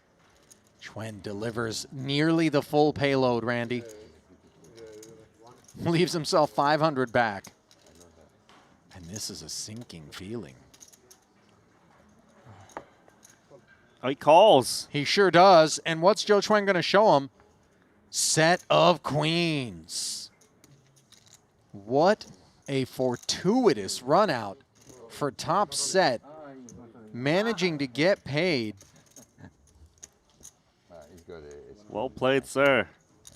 Well played. And yeah, I was Young Lee, and not to say that those who play the bigger stuff don't have those gears within them, but more often the creatures are a bit more feral in these streets, as we've experienced throughout the years, and it makes for exciting poker, as do aces. And by the way, when the VPIP is high, as it has been for Alexei, opening again in this one, you could see somebody getting themselves in a little bit of trouble. Young Lee not going to be the man to do it on this occasion, nor is Win. Those were the two candidates I had in mind. It's folding over to the big blind. Where are these feral creatures that want to get involved? They've been tamed. King 10, though, will be involved. Nothing feral about the defense.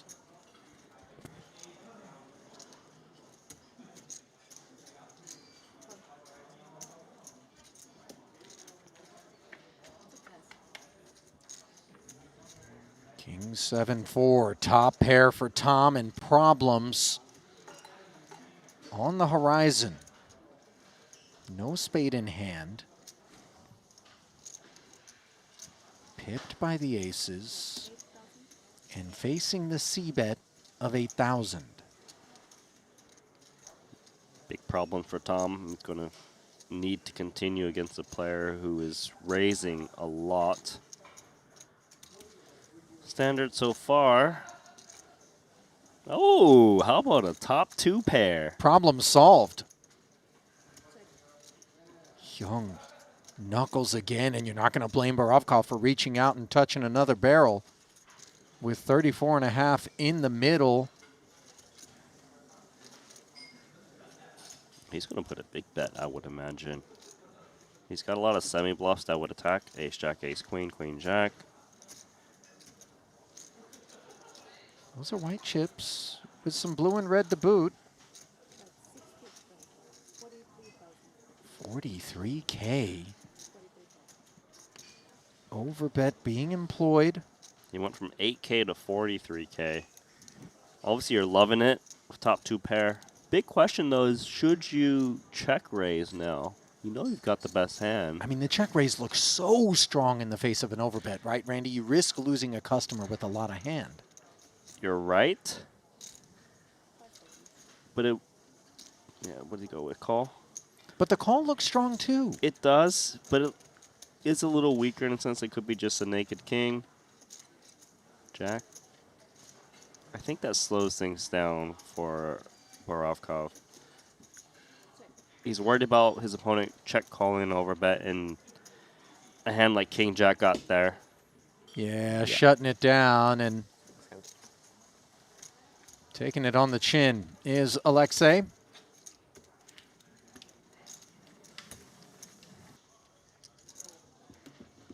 Oh, I was happy though. I wasn't tripping. Well, Tom Fuchs is going to be happy as he did eventually lay down the ace-jack to that 26K barrel on the river from Win. His top 2 pair took it down. Now with aces, he will go to work, opening to 7. Can't lie, I can't remember the last time I was happy I lost $700,000. You trade crypto, Randy? I may speculate. You know, I've swung a bit. How's that gone for you? Are you net positive in the crypto speculation Very happy, streets? very sad, very happy. I'm still happy at the moment. Okay. But you never know. Tomorrow I might be upset. Yeah, sure. Rasty's a big speculator in the crypto space. Henry likes to dabble a little bit himself. I like to look at the trash can area and look for gold mines. So you're in the altcoin, like... I'm in the dumpster. Yeah. You're out there pulling for Doge to make it to $6 or something so you can retire. 10-10 queen board here. Borovkov with the right kind of hand to disappoint these aces has flopped himself a flush draw after defending the big blind, and now will face follow through from Fuchs of 4,500. Market just dropped because of it. The only thing I got kind of screwed on was that Celsius thing. You hear about that? No. That was like 5 more years ago. It was like an app that you could like crypto's booming right now. You can put your stuff into, and then you earn a percentage on, and then.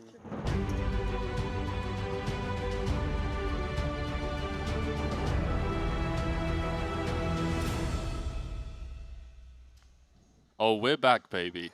We are back in Jeju. It's the Triton Super High Roller Series. Kevin Rabichow alongside myself, Henry Kilbane. I'm buzzing. I don't know if it's the coffee. I have got coffee. It's a strong coffee. But I think it's going to be primarily the poker that I'm buzzing for, because we got 15 days, highest stakes in the world, best players in the world. Kevin, you can probably tell I'm a bit jacked up right now. Yeah, I do think it's the coffee, for what it's worth, and the excessive amount of napping. But that's beside the point. We are about to witness some high-caliber play in this first event. Yeah, kicking things off with the 25K, we've got Christoph Vogelsang currently chip leading the field, a long ways out before we can start talking about money, talking about final tables, talking about trophies. But for now, a solid start for the German, and a couple of exciting tables, feature tables. As always, we've got the blue feature, table 18. We've got Foxen, Balanovsky, Wakil. We've got Lee over there, Patavi, Chen, and Halle. That's an interesting mix, actually. I think we could see some spicy hands being played.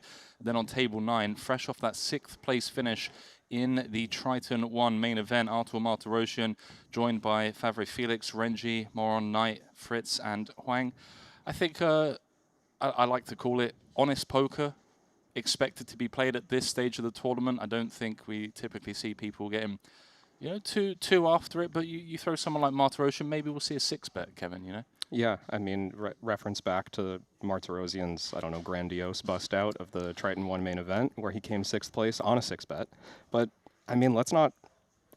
I'm going to go ahead and predict that Alex Foxen's not coming into this blue table with the plan of sitting back and playing honest poker. Yeah, I don't think I've ever seen Alex Foxen not just get after it at all times. I think it's one of the things that makes him so tough to play against is that at any point he can activate. Position doesn't matter. Stage of the tournament doesn't matter. If he senses weakness, if he just has a read, the guy is, I like to call it, he's in 6th gear at almost all times, just rarely puts his foot down on the brakes. So here we go. nice little way to ease in to this Super High Roller Series in Jeju. 25K to kick things off, the WPT Global Slam event number 1, day 1.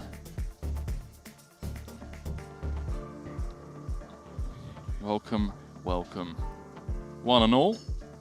Curtis Knight, chip leader on the red table. Jamil Wakil, chip leader on the blue table.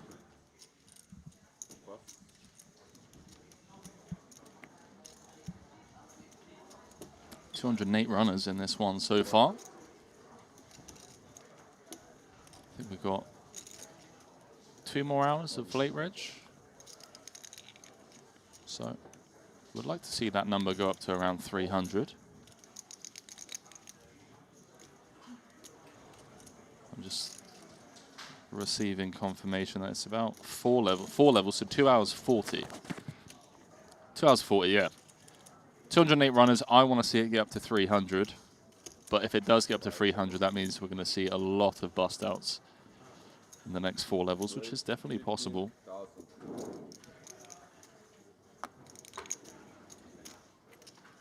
I have a lot of players currently on the outside looking in, looking to rebuy.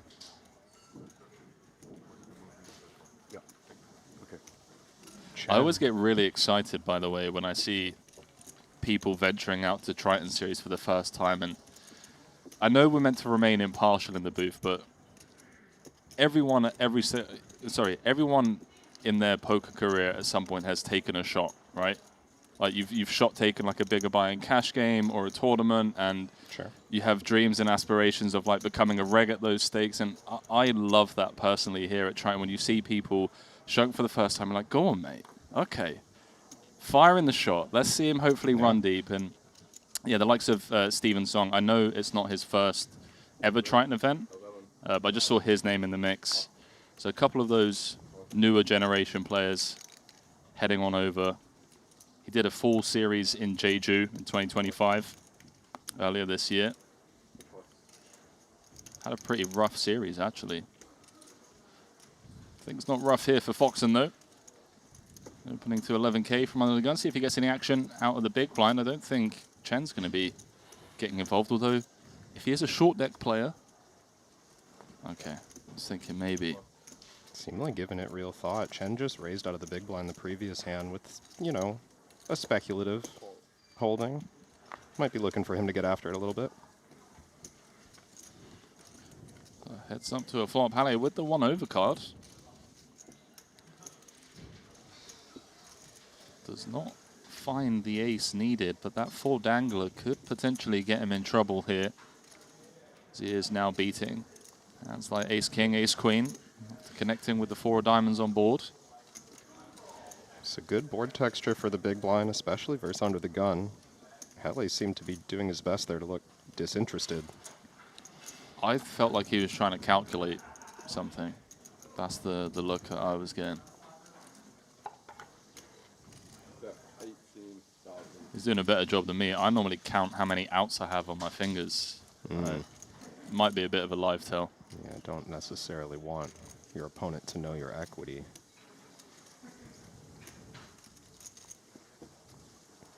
Fairly large c-bet sizing here from Foxen. Halle shouldn't be excited with this hand right away on the flop. It's hard to improve cleanly on this board. Just 3 aces, 2 4s. This is the thing about Foxen as well, Kevin. I know we've spoken about it time and time again, as the ace of hearts rolls off on the turn, giving Halle a very disguised 2-pair. I was about to say, Foxen is so good at extracting the max when he has it because of his image. Perhaps playing into that on the flop by sizing up and targeting these 1-pair type holdings. Dreamy turn card for the Frenchman. I mean, now he's praying that Foxen continued with a hand like ace king, ace queen, ace jack. But Foxen also not particularly concerned about this card, maybe expecting Halle to fold the flop with a hand like ace 9 or ace 10. Certainly ace deuce or ace 3, so really just the 2-pair combos to worry about, maybe ace 5 and ace 6 if he didn't check raise those. plans to bet this turn for this size, Kev, and then shut down most rivers?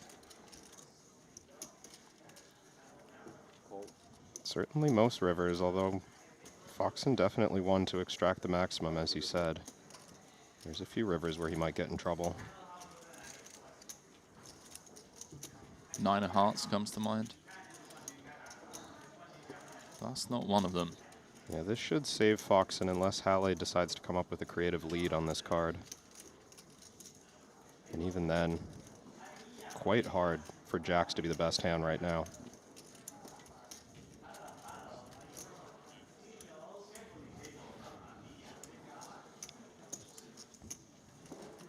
Axel definitely giving it thought. The potential to lead this card is quite reasonable. He knows he'll have straights here. He knows this is a card that Foxen will check back quite a lot. And maybe ace-4 is just too good of a hand to allow him to check back. And when it comes to leading these kind of rivers, what is the size we're typically going for on like a 4-liner, especially out the big blind where we're supposed to have all of the 6x? I actually think he has options for whatever he would like. Axel can, he does eventually just decide to check. Small size would have been nice for the 2-pair. A 6 could go for anything, could go for all of it. Foxen never going to have a straight on this board. Gets away somewhat easy there, though.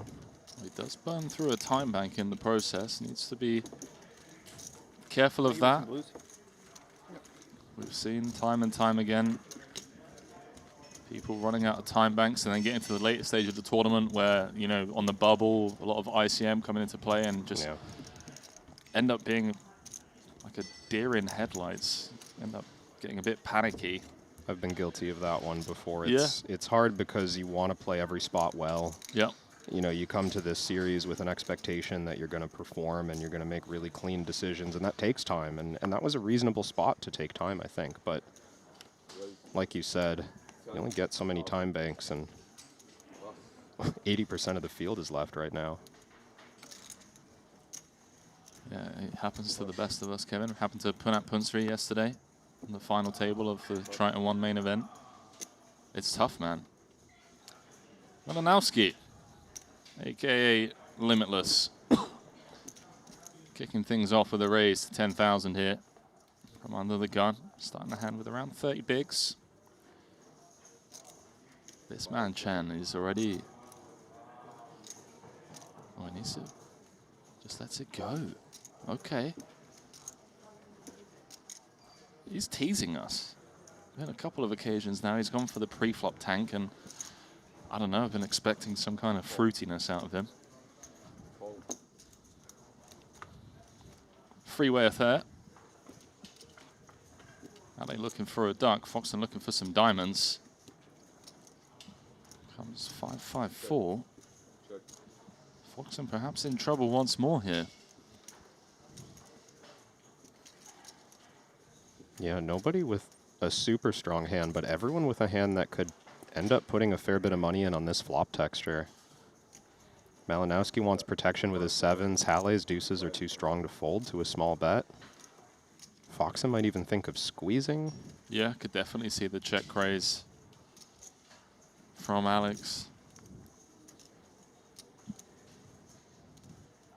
I like the bet from Malinowski. Doesn't want to give a free turn card, like you said, to a hand like 10-9, Queen Jack, any overcards.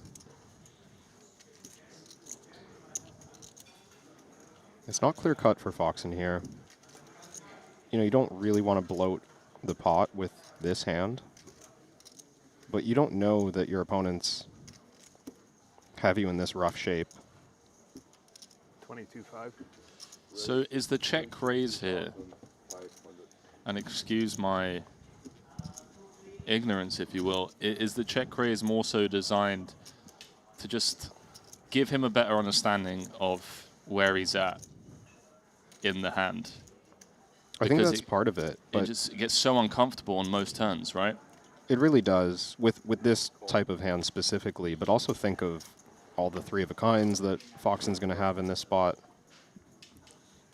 Nice clean fold from Halle after Malinowski calls with the 2 7s, but Foxen just in general is going to have a pretty strong range once he decides to put money in this pot, so I like the choice to squeeze just as an overall strategy, not allowing 2 overcards to realize equity. So no diamond presenting itself on the turn. Now after having check raise flop, being called from the original aggressor, thoughts of shutting down now? It feels like the time to shut down. Even though that 8 is a pretty good card for the big blind's range, we've just got a 10 and a 4. We don't really want to play a huge pot right now. You'd think we would respect Malinowski's calling range. Well, now I'm curious, Kevin. I mean, is this a bluff? Foxen's now turning his hand into a bluff? No, certainly not. I don't think there's any better hands he expects to fold, but he seems to be hanging on to the idea that Malinowski has ace king, ace queen, right. These hands that we want to protect against. My concern is I think he's just uncapped. I don't think we would have seen Victor raising the flop with like even queens. It's just all these overpairs that we're behind. Oh. Well, had Victor been up against the 5x out of the big, he's now got there with the runner straight. Had the best hand all along. You know, I said that Foxen wasn't bluffing the turn, but I'm a bit nervous that he might bluff this river. And Malinowski's backed into a huge hand. He's not going to fold a straight for less than pot.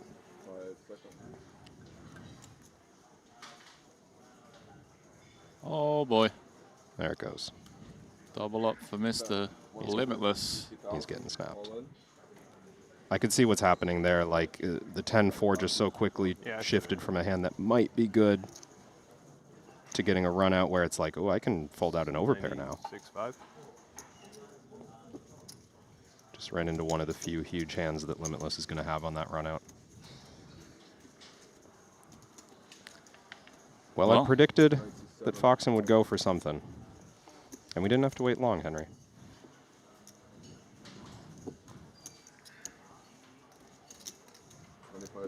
I think we were a favorite with that prediction.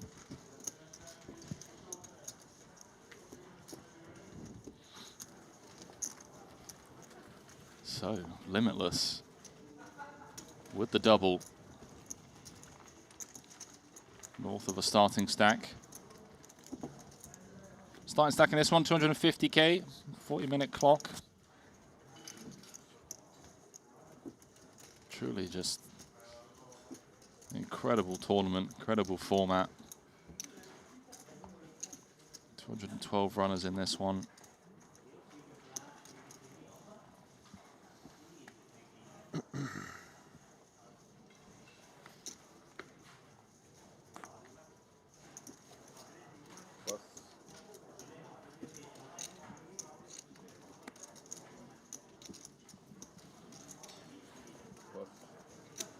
Seen some disciplined folds.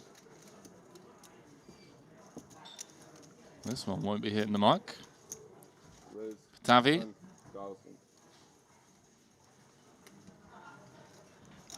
$570,000 in Triton earnings. Cashed that 15k Triton 1 high roller last night. Came 19th for 49k. Also cashed the 8k main event. Yep.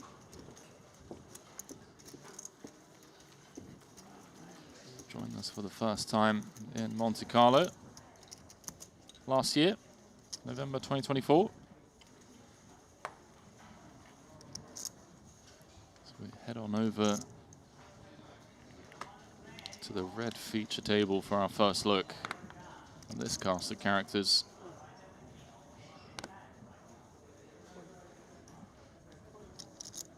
Curtis Knight, currently table captain.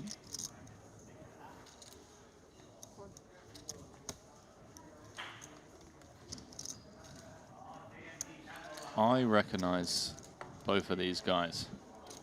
Artur Martirosyan, one of the most accomplished players the last few years.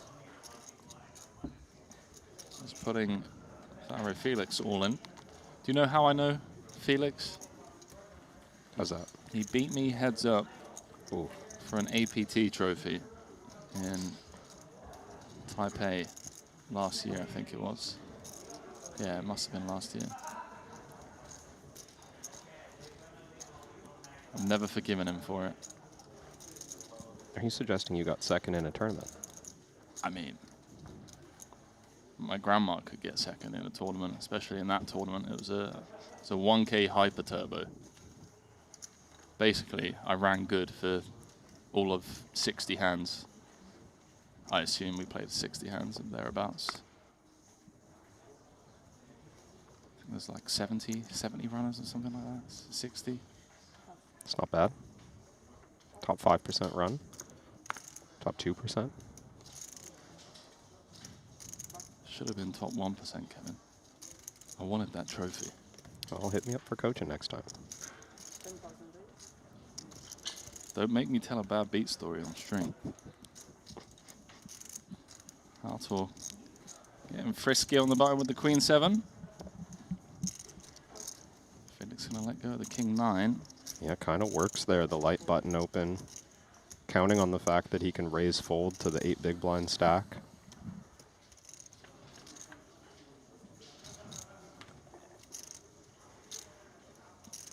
Renji connecting well on the Jack 6-6. 27-5 in the middle. Surely Artur has plans of continuing as he does fire out. C-bet of 7K. Just looking to get two random cards to fold. Take down the pot. Renji, of course, won't be going anywhere with this hand. Yeah, strong enough hand to check raise for sure. Not obligatory, but for 40 blinds, button versus big blind, we don't have too much to be concerned about in terms of trips. Does decide to just call, though. He's keeping in a hand with very low equity. Always a solid strategy. As the 4 of clubs rolls off.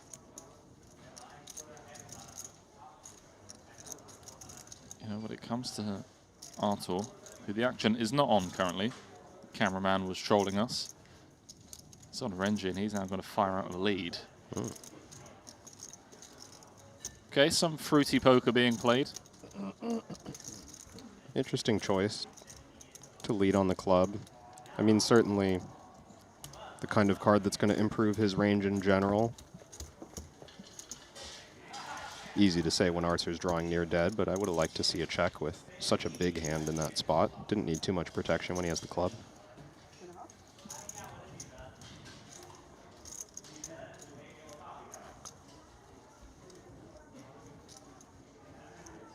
Am I remembering right that Mao Renji had a final table finish in the Bahamas last winter? Verifying.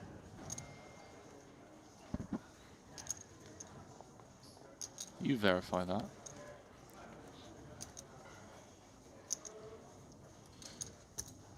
Curtis Knight playing a very healthy 120 big blinds. Going to kick things off with the King 10 of clubs from under the gun. Oh boy. Our first mystery hand of the series, Kevin, and why am I not surprised that it's featuring this man, Artur Martirosyan. Do we have a stat on like the players whose cards have been misteried 32. the most often? Because you'd think it's just, you know, Foxen and Artur. Yeah, it's just the most aggressive players, right? The people who run it. Actually, was there not a mystery hand between the two of them when they were heads up? There was, yeah. It was Artur running a bluff in that instance.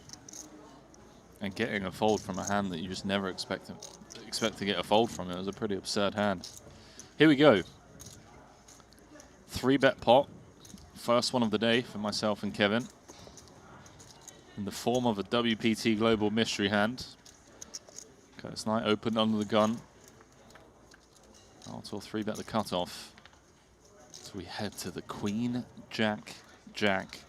2 club board. Curtis Knight with the open-ended straight flush draw.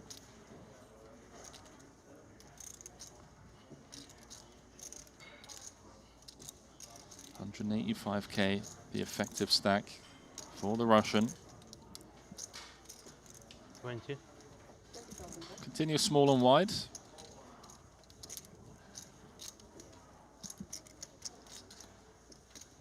Yeah, it doesn't tell us much so far about Martirosian's hand. There's not much in his preflop range that would do anything differently. Really, all we have to go on so far is he doesn't have the king 10 of clubs. That's a strong read, Kevin. Thank you. That's why they have you here. This comes with the check raise to 65K. He's just happy to run it right now. Yeah, he'd be a favorite getting it in against a hand like ace-queen. Why not just raise and fold out some ace-x suited? Maybe fold out a hand like pocket nines. Martirosian sticks around pretty quickly. I think we're about to see a royal flush against quads or something absolutely absurd. Well, there is the flush on the turn for Curtis. Kind of a funny spot. Once you make your hand, there's 60% pot behind. You've turned Arthur dead or near dead very often. I wouldn't blame Curtis for thinking about either like a cute small bet here or even a check. Yeah, he's going for block. 35K. Tiny relative to the size of the pot. I think this is sharp. You recognize, you know, if Arthur has a hand like queen 10 suited, king queen off, he can't have a club with these types of hands, and he's just going to be in such rough shape. Arthur wasting no time calling, and it feels like he has a clear decision.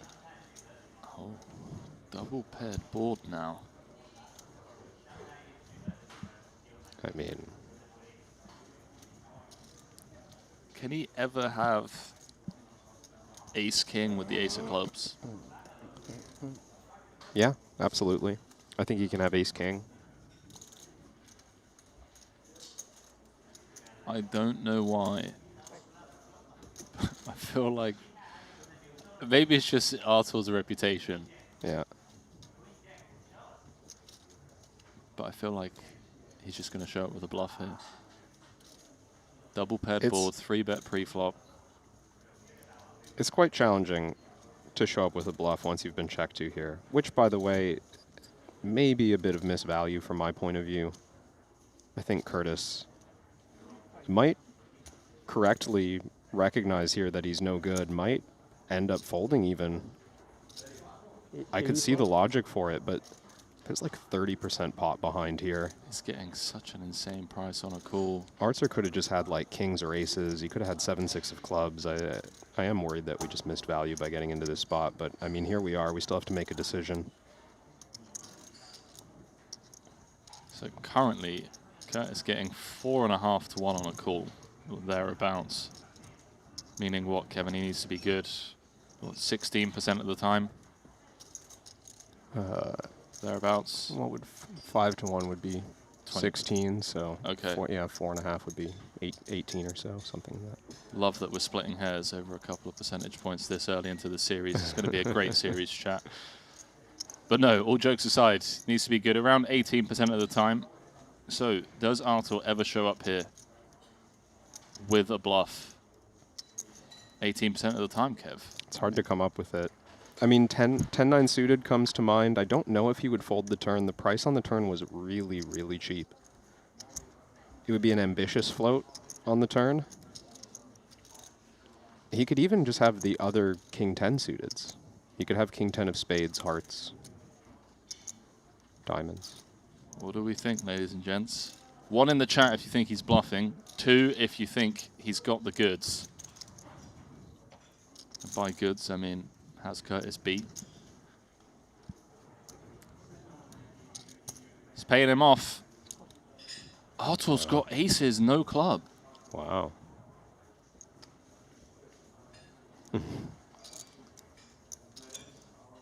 Wow.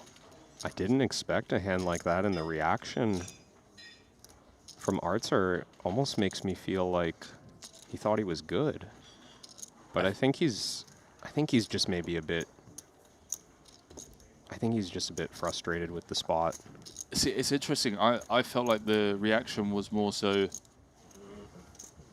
that he expects that hand to fold. So you think he's leaning more towards that he thought he had the best hand, or that he felt like he got net rolled? It feels too hard to imagine. Like I that was my first thought, but there's just no way. There's no hand that pays it off. I think Artur ran the bluff, and maybe while he was in the tank, he just started thinking like, you know what, this might not work. This might not be. He might just be a little frustrated in himself. Even it's hard to say. Very curious to pick his brain. Hopefully on break, as he's down to just half an ante, as Curtis Knight gets richer, and with that wealth that he's picked up in that pot, perhaps stop by the Jacob & Co. store on the way out. Our official timekeeping partner, as always. I'd like to take a moment to thank Jacob & Co., the official partner of the Triton Poker Series, famous for their iconic high complication designs. Really do push the limits of ultra luxury watchmaking to create pieces that are truly inspired by the impossible. Shout out Jacob & Co.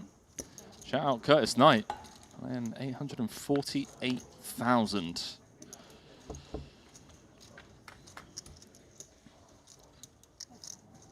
Yeah, Dylan making a great point, saying, how is it a slow roll on a double paired board? That's exactly what I'm thinking. It didn't feel like a slow roll. Hang on a minute. This is bizarre. This is insane. So blind versus blind. Artur's just all in blind from the hijack. What an insane spot.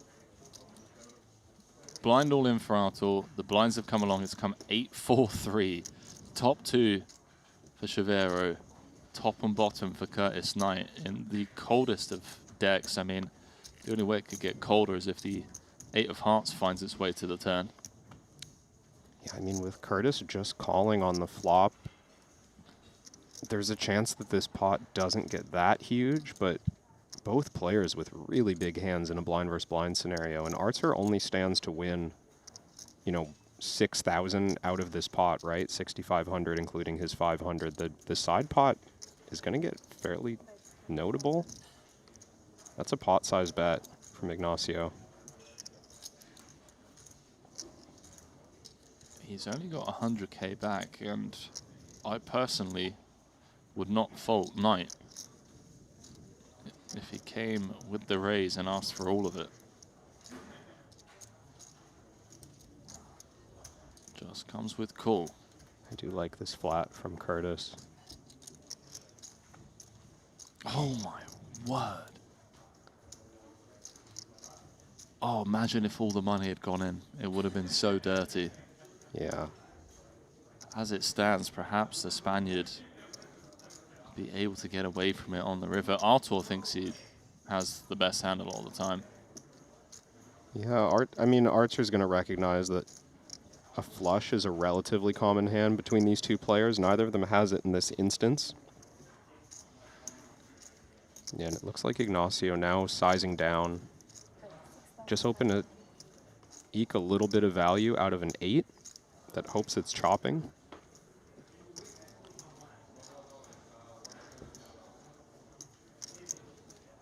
Ends up being kind of a bizarre spot once you get jammed on here, but I think it's just a bit too easy for Curtis to show up here with a flush.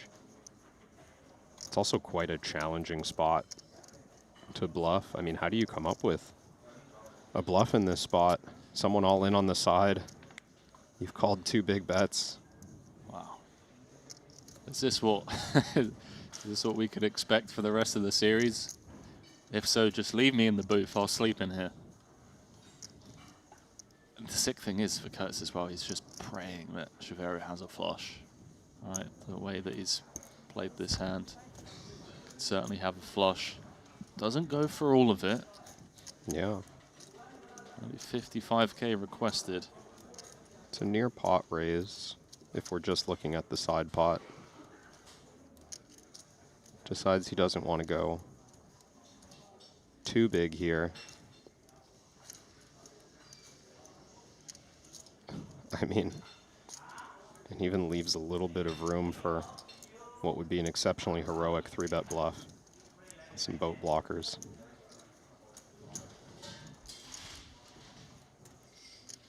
Ignacio,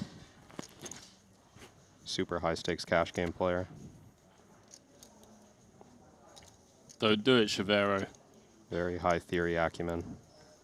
Please don't do it. Arts. Arts are waiting for permission to leave the table. That's so sick. So that he can go to the rebuy desk. Wow, there's the call. Pays it off. Wow.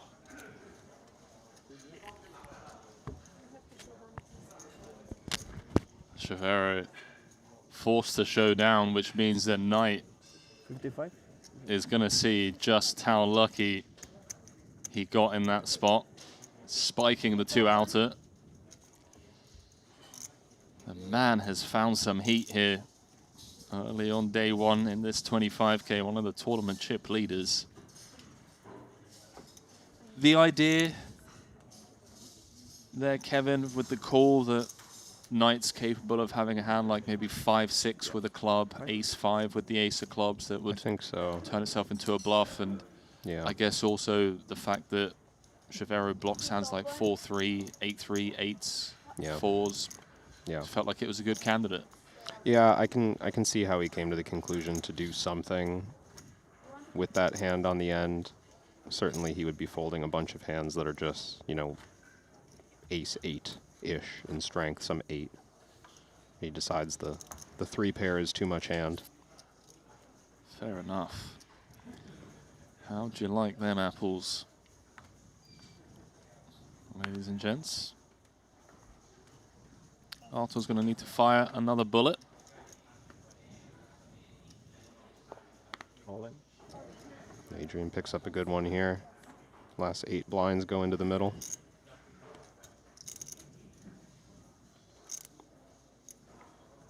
Pretty hand for Fritz in the big blind, but not good enough to call off such a sizable jam.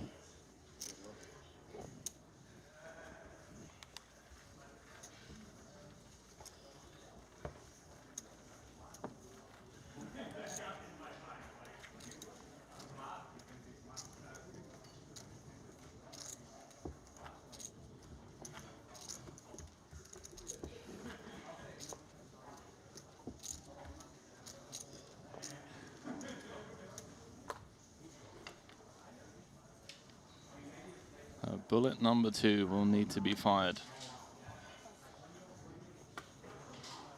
For Artur. Now Renji. Haven't had the opportunity to see any action from him other than that Jack-10 hand earlier on.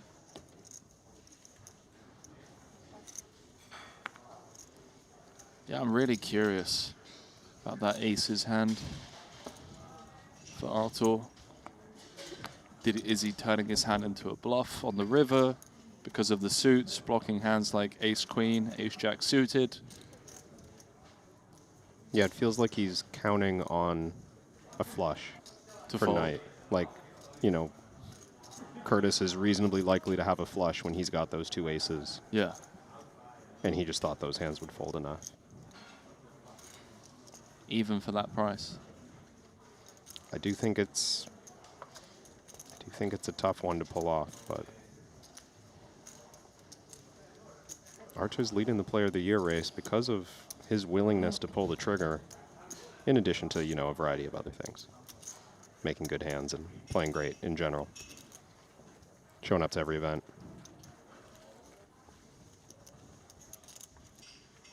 But every now and then you walk into it, those kind of plays can fail spectacularly. We've all been there. Doesn't make it a bad decision.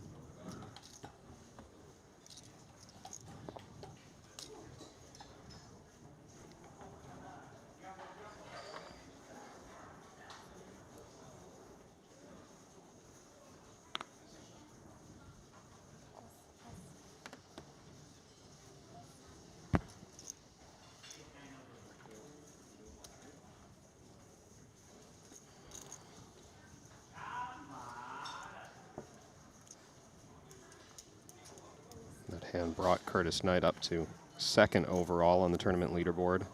Yeah, I saw Timothy Chung. Tim Chung currently chip leading. Yeah. First Triton series for Timothy Chung.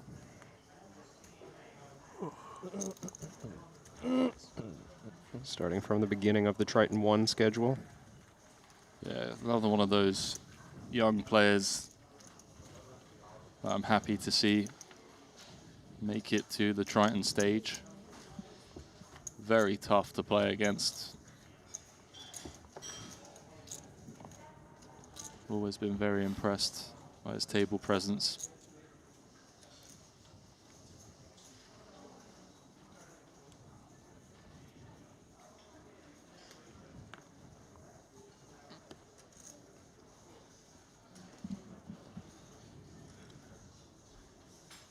Chavero. 11 bigs under the gun. Opting to raise rather than jam. See if he gets any action. Wayne Huang on the button with King Jack O. Does have to respect the fact that this is an 11 big blind stack opening from early position, but perhaps the fact that we're short-handed here could get him in trouble. I like that fold. King Jack not performing well enough against the type of range that's going to raise off this stack. You're so crushed by the value, and you're not even that far ahead of the bluffs. So Renji defends, and well, now we're in a spot of bother. 27 in the middle, Chavero with 44k back. We flopped bottom pair, backdoor spades. Are we putting more money in the pot? Yeah, just a min bet, and we would read the types of bluffs that Ignacio might find to be like an offsuit ace. Some of those hands have missed this board. Renji helping the dealer out. Makes the call. 5 of clubs on the turn, changes nothing. As bricky as it gets. Does Renji want to get sticky with bottom pair? Question is, does Chavero go for a double barrel here? I would like to see more aggression on this turn. It's just such a good board. Does decide to check behind. Gives a little bit of free equity to Renji, but it doesn't come in.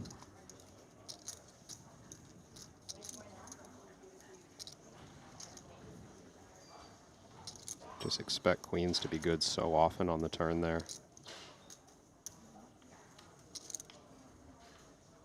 With missed flush draws and straight draws out there, makes sense that Renji is going to continue to check. Just hope to show down the winner against ace-queen suited or something.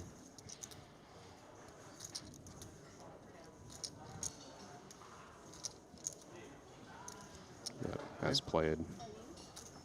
Just a value jam for pot. So bet flop, check turn. Nothing's really changed across turn and river on the 5-4 run out. Does Renji now think that Chavero has one of those busted draws that Kevin was alluding to? Ace queen, ace jack, maybe ace x of diamonds. He's gonna burn through a time bank here as he thinks this one through. The Spaniard could get paid here, you know.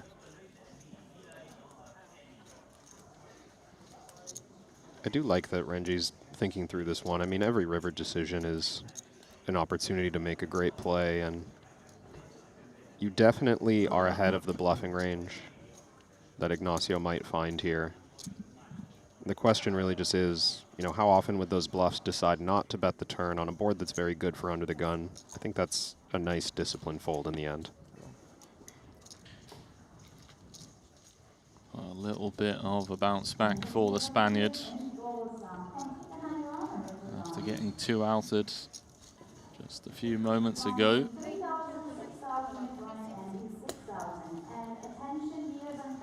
Ebony Kenny joining the feature table. Yeah, they brought me one last time.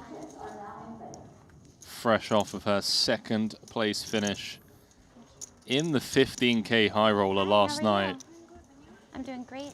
Must be on cloud 9 right now. Need a booster seat though? What a run for her. Was documenting the entire experience over on her Instagram. She just had good feeling. Like 9 off the money. Saw some of her stories, just very dialed in. Well, I was about to say, going to have a good feeling here, but perhaps I spoke too soon. Just as the coldest of decks, hand number 1, might be a short stint to this final table feature table rather. And this really just looking completely unavoidable. There's very little reason to flat the ace-king suited against this action. Man, Knight has just been on an absolute tear. Spiking 2 outers, cracking aces.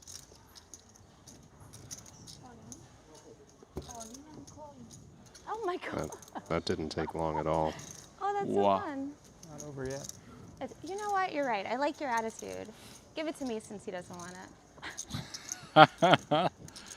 Curtis correctly pointing out that it's not over yet. Ebony does still have 11%. With the ace-king, see if there are any spades on board. Not a single one in sight. Queen, 10, or a king needed for a sweat.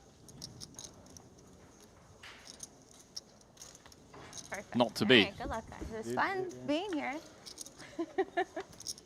Well, GG's, Kenny. Seat open. No booster seat needed. No booster seat needed, but once again, congratulations on that tremendous run in the 15K high roller. Second place for 614,000, and hopefully the next bullet goes slightly better than ace-king against aces hand 1. Yeah. Well, what's going on? Things not going well here for Patavi. What is going on today? They're like, you know what, Henry and Kevin, and all the fans, I know we know you've missed. We know you've missed the Super High Roller Series. Race. How about we just give you the coldest of decks? 2 outers, aces getting cracked, ace-king against aces, top 2 against the set. I mean, Patavi, I guess just hoping that He's got to know. somebody's got ace-king or aces or something. Yeah, I mean, it's a big blind 3-bet. Certainly could just be aces. When you get yourself in a spot like this and there's so little money behind, you have to just think, well, I hope he's got aces. Because I know it's not a weak hand. I think he just said call. He did. He's left himself 31K back. I suppose the idea here is he's hoping for like an action-killing river. Maybe he doesn't go broke on certain rivers, but this could go both ways. I mean, we want aces to put the rest in.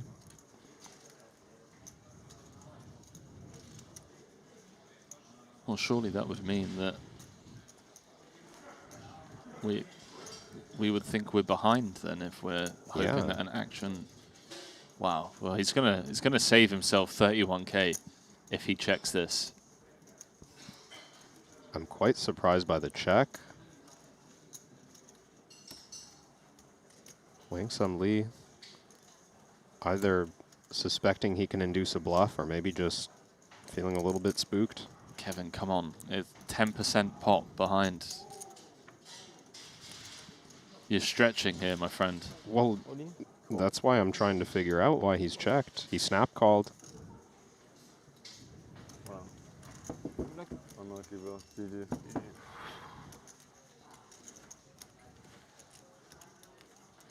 Somebody beating him to the pot in the coldest of decks. He went about it in a roundabout way, but the money did go in the middle. Man, they are busting out in Just don't brutal kill myself. fashion here. Actually, I suicide in the final table. I suicide myself. You suicide yourself? Yeah, I'm blind all in. Blind all. Oh, Yeah. Sometimes I got 51 big blinds. This guy the German guy got only 3 big blinds. Yeah. And I blind all in. Because in the 8-handed final table, all the players are locked. Are locked out. And then he only got 3 big blinds. I got 51, and then I just blind How all. many blind all-ins? 3 he got. No, how many times did you go all in blind? 2. 2? 2 times. No, the first time only. Oh, the second time. That's not. It's okay. Because You it's only my had 3 favorite big hand. blinds? I got he jammed for 10 big blinds. I got only like queen 9 offsuit, and I slept. That's your favorite hand? It's my favorite hand. Wow, I never heard anyone have that as because like. It's an interesting choice. Scam player, yeah. player always like play this hand. Learn something new. So you called. What did it's he have? closed out already. No, a queen 9 is no longer my favorite hand. What did he have? King 9. Oh, king 9. I'm loving Now this. you fold queen 9 now? Yeah, I fold to you one time. Queen 9? In the last round, yeah. Queen 9 suited. Wow, go to you. Jamel's like, look at you, man. Folding his old favorite hand. What's your favorite hand, Kev? Jack 9 of clubs. Jack 9 of clubs, yeah. So that's a fun hand. You got one? 2 cards. 4 cards for me. No, there's no. Come on. Ace, Jack 10, double suited. Nobody. Spades and diamonds. Nobody has a favorite PLO hand. That's true. You're not allowed to have a favorite PLO hand. That's true.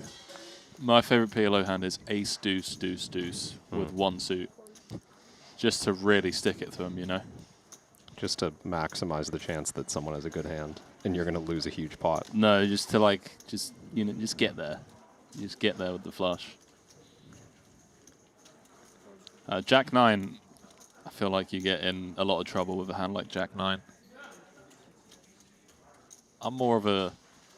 I don't see how. I'm more of like an 8-6 suited kind of guy. Just rarely dominated. Except when I have Jack 9 of the same suit. Yeah, but then you're just up against Ace Jack a bunch, Queen Jack a bunch, and then you end up calling it down because you're a station. You can't fold top pair.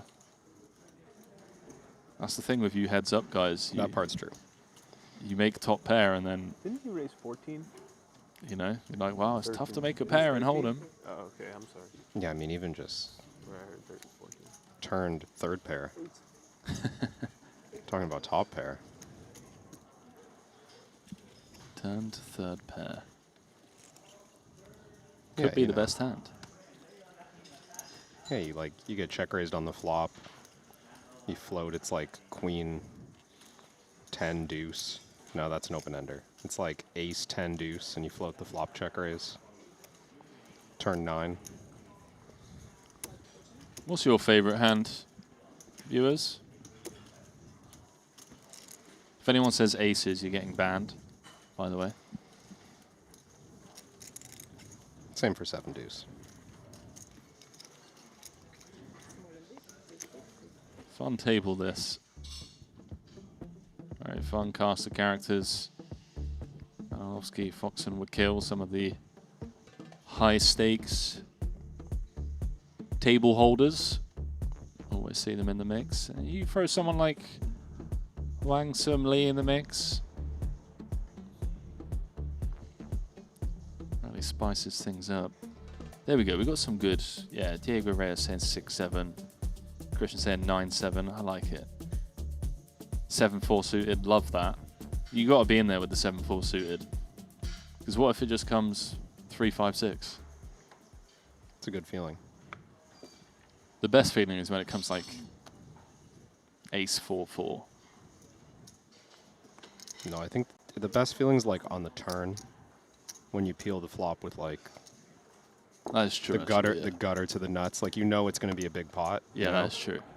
Man, ace is just getting passed around.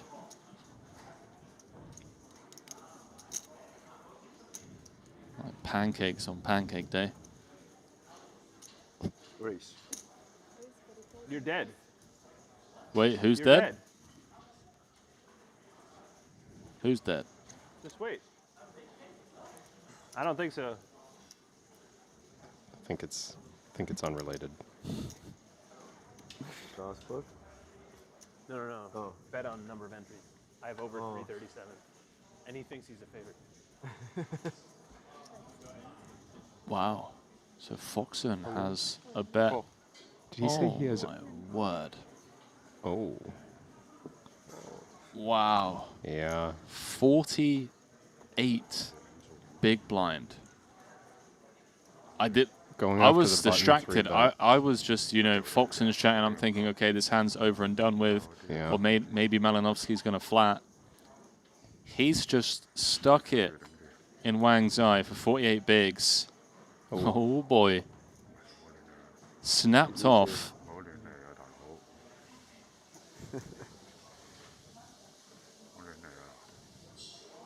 More outs now. King, queen, jack, 8 needed for Malinovsky to do the dirty. Hasn't done it. Some Lee. Are you limitless? Yeah.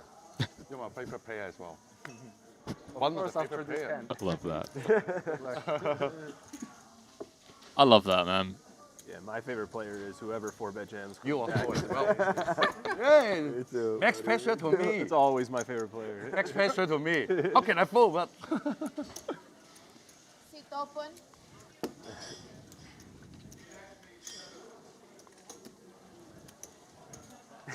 I'm a big fan of that.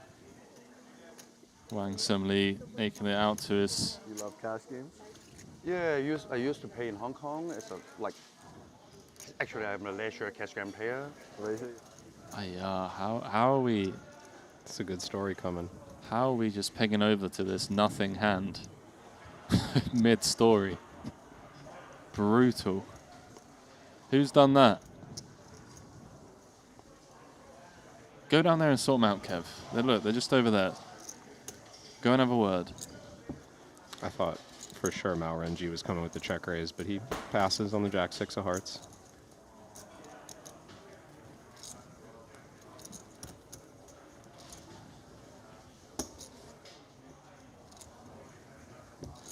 Brutal.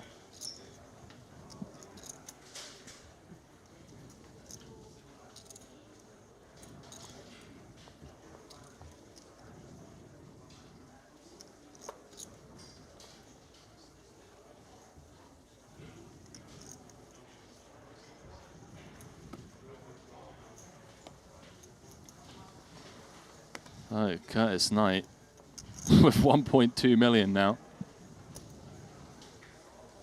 Tournament chip leader.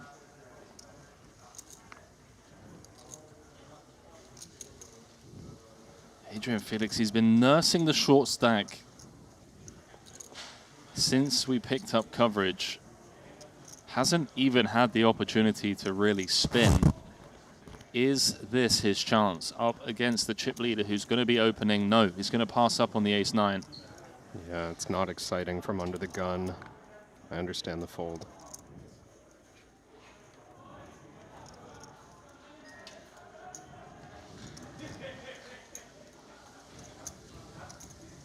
Chavero also on fumes here.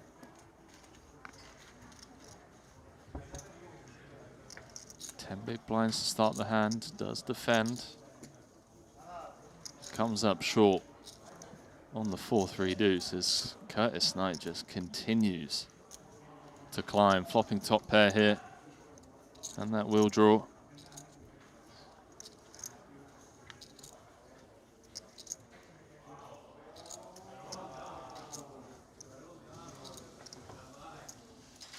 Wouldn't be surprised if Curtis is thinking about just being all in. So little money behind. Ace-4 may be too good of a hand. But there are significantly weaker hands that would be willing to call it off for that price. Just like a naked flush draw, for example. Understand the idea.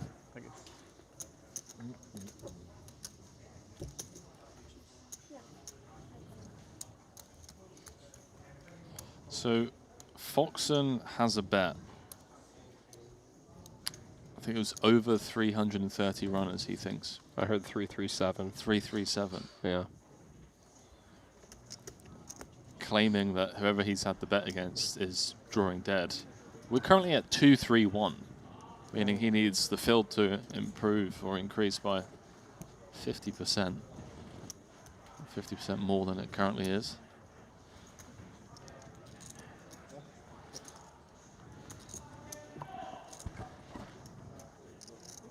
I like this APF cap. Looks cool. I wonder where it's from. Do you know what it is? I don't know it. Not surprised to see Manu in some fresh gear. Usually shows up in something. A little loud and flashy from time to time. Yeah. When are you going to rock up in the full body Gucci tracksuit? Okay, that's what I want to see. I'm going to need. In the booth, I'll donate $500 to the cause just for the bit. Can I rent one? I don't know. Can you? Is that a thing?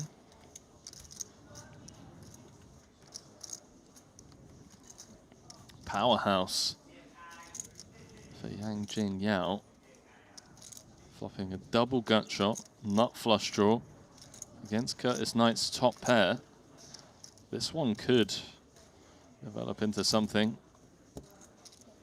Yeah, once we open the action with a relatively large c-bet, it'd be hard to get away from this King 7 facing raise. See how Yao proceeds. Oh, baby. 55K to go. Feels like the type of hand we want to just be all in with if we're Curtis. There's a chance that Yao just has like 7-6, even 5-6. Some hands that we're well ahead of. I don't know, but I feel like Curtis just holds here across turn and river as well. The way he's been running, it's just like Yao's drawing dead right now. I'm telling you, bro, Yao is drawing dead. He's stone dead here with the double cut shot, nut flush draw. You wanna lay me 3 vouchers to 2? I needed it on the flop, mate, when Curtis had 37% according to the graphic, and I came in with the read. So if you want to give me, I'll go evens right now. 1 voucher. You go evens right now. As long as we see a river. Okay. It's a wash if we don't see a river. All right. Which voucher are we going for? The 15K, obviously. 15K vouchers. Okay. Let's go. We got the voucher bet down. It's a free meal for Henry. You know, I've... What are you about to say? Nothing. Have you scammed me? No. I just know.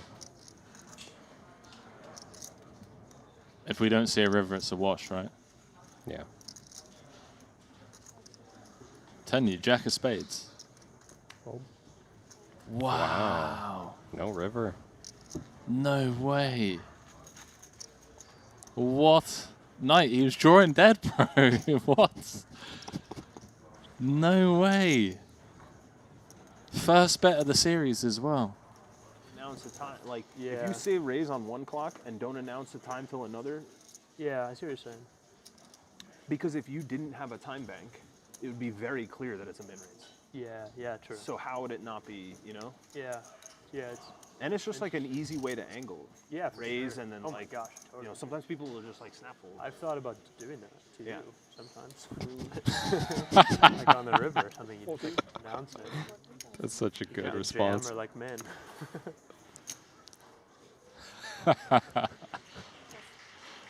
I love Saliba. Great guy. Oh boy. Bit of a pre-flop cooler developing here. Yes, sir. Button big blind. 35 big blinds deep.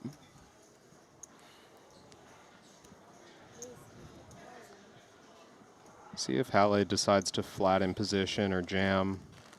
I mean, big blind versus button. Surely this is going in. 220, I think. There's definitely some How you doing? dominated hands. Good start. that Foxen can 3-bet call. He can just have ace-jack suited. Wow. Yeah. Snaps. Gets beat to the pot. 3 outs for the Frenchman. Spades also working for him.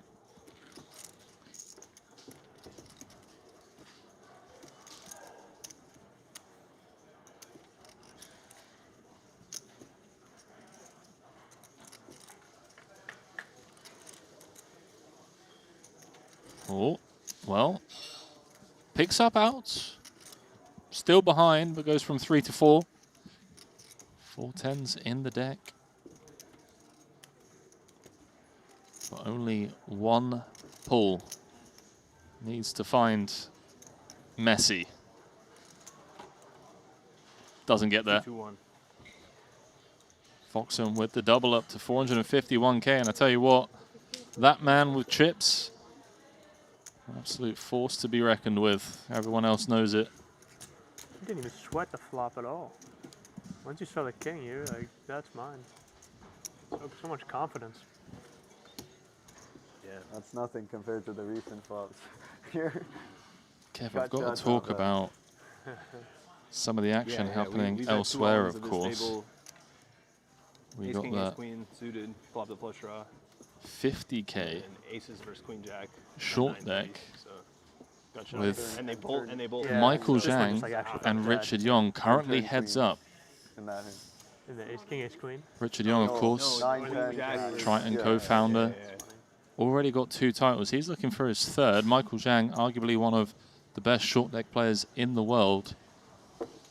He's looking for a title in that. He's going to need to beat one of the bosses in order to do so. We'll keep you posted. For now, our attention on this 25k WPT Global Slam.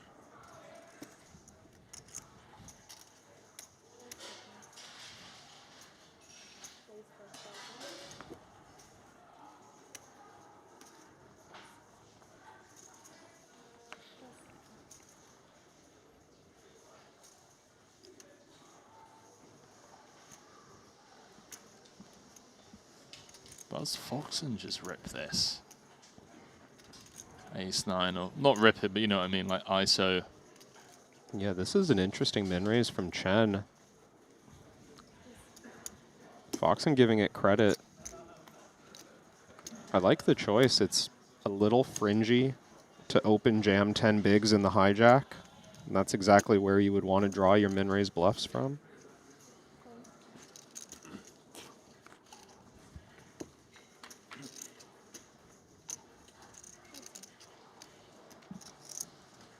Well, the kill flops best. Cards On are the different. 10-9-5. Yeah, like way different than the stream ones I used to have. No, these are the same as the stream they've had. They're different than those. No, I think they're different. Bit of a shaky Something's hand weird there about as he was reaching for chips. Don't want to read remember the too box. much into You don't remember? Oh, the box around the potential live read. Like the really tight suits. Yeah. But you know that Jamil would have picked up on that. Yeah, and I'm curious I what think they're the same, but Jamil thinks of his hand strength here. It's a pair on a dynamic board, pop behind. He does just call. Yeah, I don't know. I was gonna say you might have had more. Such a time up here in tough the last turn game card than me, but I don't know if that's for Jamil to continue on should he face Both further line up. aggression. Yeah. You got to think a bluff would work here. Would be a heroic bluff to find. I just had three FTs and features there. You're so funny. You had. I did well too. Yeah. That's why. You're like, yeah. I forgot about one of them. 3 FTs in 4 full days. Wow. No, You had it more wasn't though, right? How has he found this turn barrel? This is nice. This is something else. It's nice well sizing. played, Chen. Well played, mate. What are you gonna do in October? Just PLO. Yeah. Very sneaky. What are the what Milk. is the other option? Cyprus has some stuff. Just like a high roller series? Kinda. It's like it's a 5K main with high rollers kind of vibe. that sounds amazing, but it's just so far. Yeah. With You the played? You've played there, right? I've never been there. Never been there. No. No, I hear it's great. Yeah, hard to get to, but it's cool. Yeah, the Cool timing, spot. like literally every series they have, for some reason, it just is like the worst timing for me schedule-wise. So I mean, it's hard to have good timing nowadays. Yeah. There's so much stuff. Yeah. And See with if like Chen wants to round 2. go after this A7-0 again, or if the earlier position convinces him to pass, it does. One winner. Yeah. But you're in like second or something. Yeah, behind Mizraki, and then we're like, there's a pretty decent gap between Everybody second and else, third. yeah. Yeah, I'm like 100 points behind him, and then. You know, my biggest issue with this leaderboard is that they just constantly add shit. Yeah. You know, like they just put the NAPT and there's like 7 whatever. Yeah, it's bullshit. You know, it's, the NAPT is. Remember that year? I mean, they just added Bahamas. It was like, well, the Bahamas FT, just like, no, Yeah. it's infinite. I don't know. Yeah, it is annoying. I don't know why they. Wang Sum Lee's favorite hand is Queen 9 suited, or it used to be. Plus WSOP. Sorry. Sure. Or, yeah, Give yeah, him, yeah. give him Vegas. I you know like. what I Yeah, mean? I'm fine with WSOP being in there Yeah. because Add See if variants, nines get are some still lucky faces, for him. sure. Or like some random. There's one in the window. Texas 3.3 and Venetian 3.3. It's like, yeah. They do so many good things there, but Well, actually, the Texas ones I'm okay with because they're, first of all, they're not. It's not like. Bit distracted by this conversation. Second of all, it is like a PGT sanctioned event. Like it's I'm gonna It's not like any. talk over them for this hand. Yeah. And then the Bahamas. Awkward spot for Halle, but it does feel like a board is gonna 10,000. gonna continue on. Yeah. What about Venetian? Some potential good things can happen, you know, like a 10 or a jack turn, potentially steal it away from this middle pair. Even on some pure blanks, you might see a trashy hand like this continue to bluff. Rooting for like a 3 of hearts, so we can see how Halle approaches. Last year, I think the cutoff was Queen of diamonds, though, big card. So it's like. Now 2 pair and a flush draw for Lee.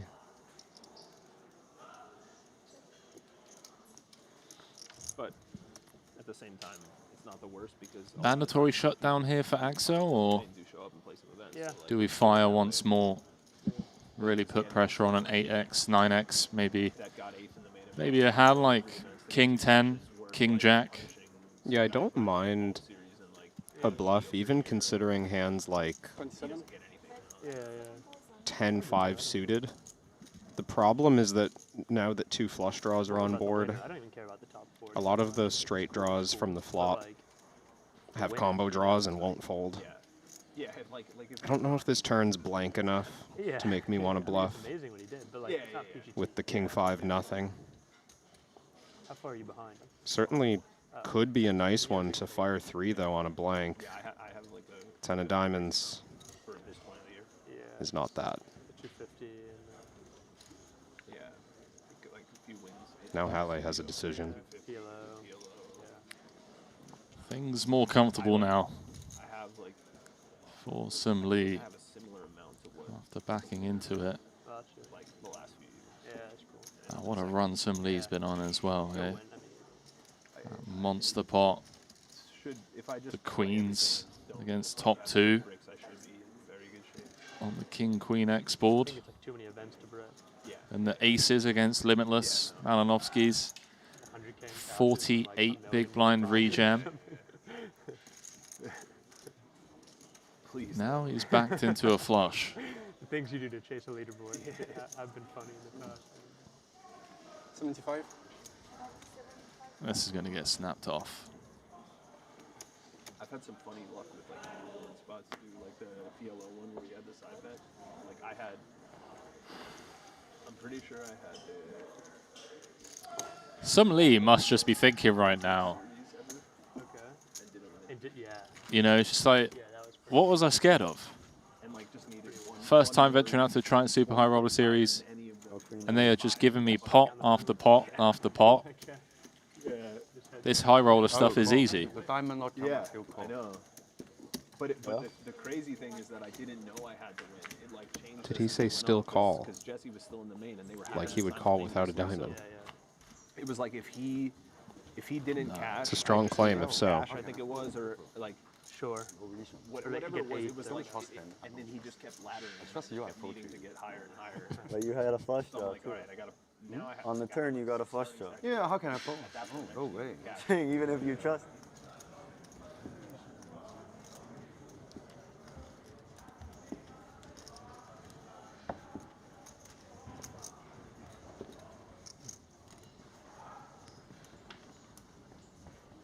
You know, now that he's told Jamil that he trusts him, he's gonna bluff him, right?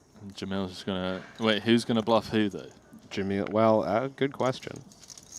That would be a crafty image to set up to claim that you like, you know, your buds, and I would fold to you, and then bluff the same guy you told that to for the next 2 hours. I like that move. My favorite thing to do when I'm bluffing and I get one through is to just tell the guy that I had it. Oh, here we go, a little three-way all in.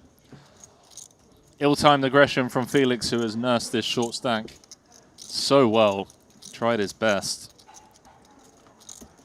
Unfortunately, unable to spin. Perhaps going to regret not taking that ace-9 spot earlier on. Renji isolating, and of course, Ignacio happy to oblige. Come along for the ride. So three-way affair, side pot between the Spaniard and Renji. Renji looking for a queen or a 10 to convert this 32% into 100 and score himself a double KO.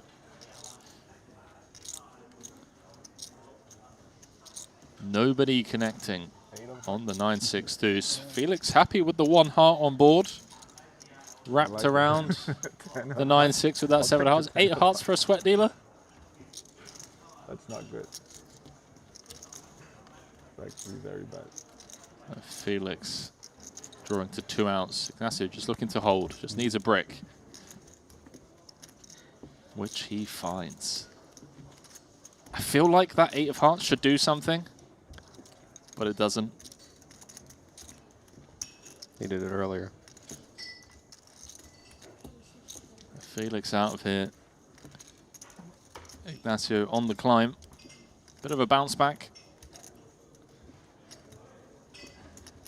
The buy-in is to be determined right now on the schedule. Oh, it's not 300. They're contemplating like doing 150K with single re-entry, or I was saying they should just make it a 500K freeze out, because I don't think that anyone who plays a 300K will skip a 500K, you know? And I think that the 150, like that buy-in range in Vegas is like the exact same as the 300. So I feel like you might as well just keep going up.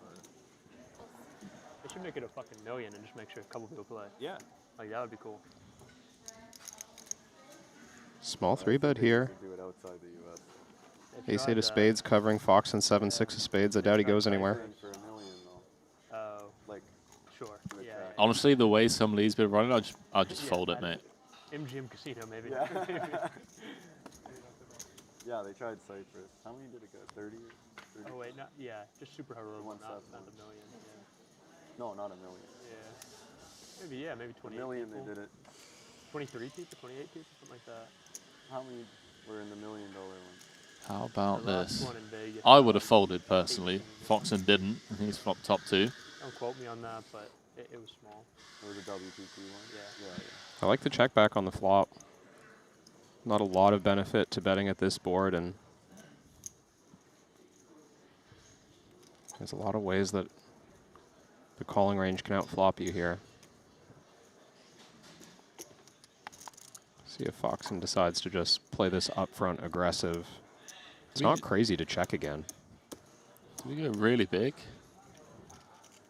Like just set up stacks? Try and get all of it against a turn jack. Okay, goes 2/3.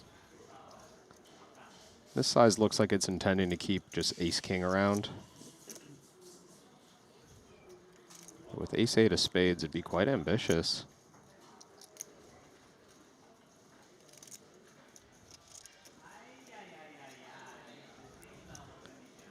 Obviously, when you're playing against someone with the reputation that Foxen has, it's always tempting to do something, take a stand in some way, but this is not the situation. Pass and move on to the next. That one? Which one? The one. When was it? Just a couple years ago? December, WPT, Mario and Makita. Oh no, I was going to. I was in the main still. Oh, that was the same year as the 10K win. I was in Summit too. I think it was like a 3K. It's like day 4. I think it was actually kind of unfortunate. It was day 4 of the main was the first, I believe. Day 4 of the main was day 1 of the million, and then day 5 was like Reg was open until the start, and then I busted like an hour into day 5 or something like that. Oh wow. I believe maybe it was 3 and 4. It was either 3 and 4 or 4 and 5. What's the deepest run you've had in the World Series main? Timing was bad. You had a day 5 before? No. My deepest finish is 4 digits long. Wow. Unfortunately. Sorry for bringing up such a sore subject, Kevin. Can we just talk about a different tournament, maybe? Got some single-digit finishes elsewhere. Oi, oi. 4 digits is rough. Yeah, This is rough for Chen. 74K, ace, queen. Surely this is going in. Maybe at some point he was. Maybe just get good at poker, Kevin. I don't think I've tried. That was a fucking sick event. Yeah. Have you had a run? How many times have you played the main? I've never played it. You've never played it? I've never played the series. Not played a single event at the series. Oh, I had no idea. I enjoy life. 62. Yeah, and it was in town, so it was like it was like 1.3. I'm not that much of a masochist. No, actually, I am. That's You not don't true. you don't just dream of spending 4th of July weekend in the sweltering heat of the desert. Here we go. 10 days at the Rio, and now the These guys are doing something different than I am. valleys. Good luck, chaps. Wakil snaps it off. No nonsense. Tables the 2 queens. Yeah. Now Chen, who got that sneaky bluff through earlier on with the a7, has a 30% shot to double up to 163K, which is looking very likely on the King Jack 10. Come on. Jamil asking for a chop. Queen's fun. Ace needed to tie. Doesn't find it. Chen on an absolute dream spin here after getting a very unorthodox bluff through. That hand could have played out so many different ways. Had Wakil just check ripped the flop. Had Foxen decided to run it with the ace-9 against the ace-7. Through 10, right? Yeah. As it stands, It's definitely going to be close. Chen's now playing a very healthy 27 bigs. I thought it was like at the time I made the bet, I thought I was like basically 100%. Now it's seeming definitely less than 100%. I mean, you're going to lose. You play 9 and 10. You're going to lose. That's what I'm saying. 50 players, roughly. So you need 40 that aren't currently in. And I was thinking that, so the 15K. Jamil, as always, absolute gent. Just taking it on the chin. And it went to dinner break with 288 yesterday. You do have to have an iron chin if you're going to show up and play these. Slowed down this period, but that probably Jamil's been on a great run the last month or 2. Yeah, he got rather unfortunate in merit. Came second there. But I mean, you're going to get He came 300, right? So second in a 10K, 5th in a 100K, and 3rd in a 50K, all in the same like 10-day stretch. The 10K was rough though, because heads up, he managed to get it back to evens, and then I don't know if you saw the decisive pot, but he basically just gets it in. Huge favorite for 95% of the chips. And the guy that he's playing against, just like fun player, just enjoying himself. And on the flop, he just rips an 8-high flush draw, 8-3 of clubs, and just drills the club. And you got to feel for Jamil on that one, but yeah, always composed and stoic. you do have to have an iron chin if you're going to show up and play these.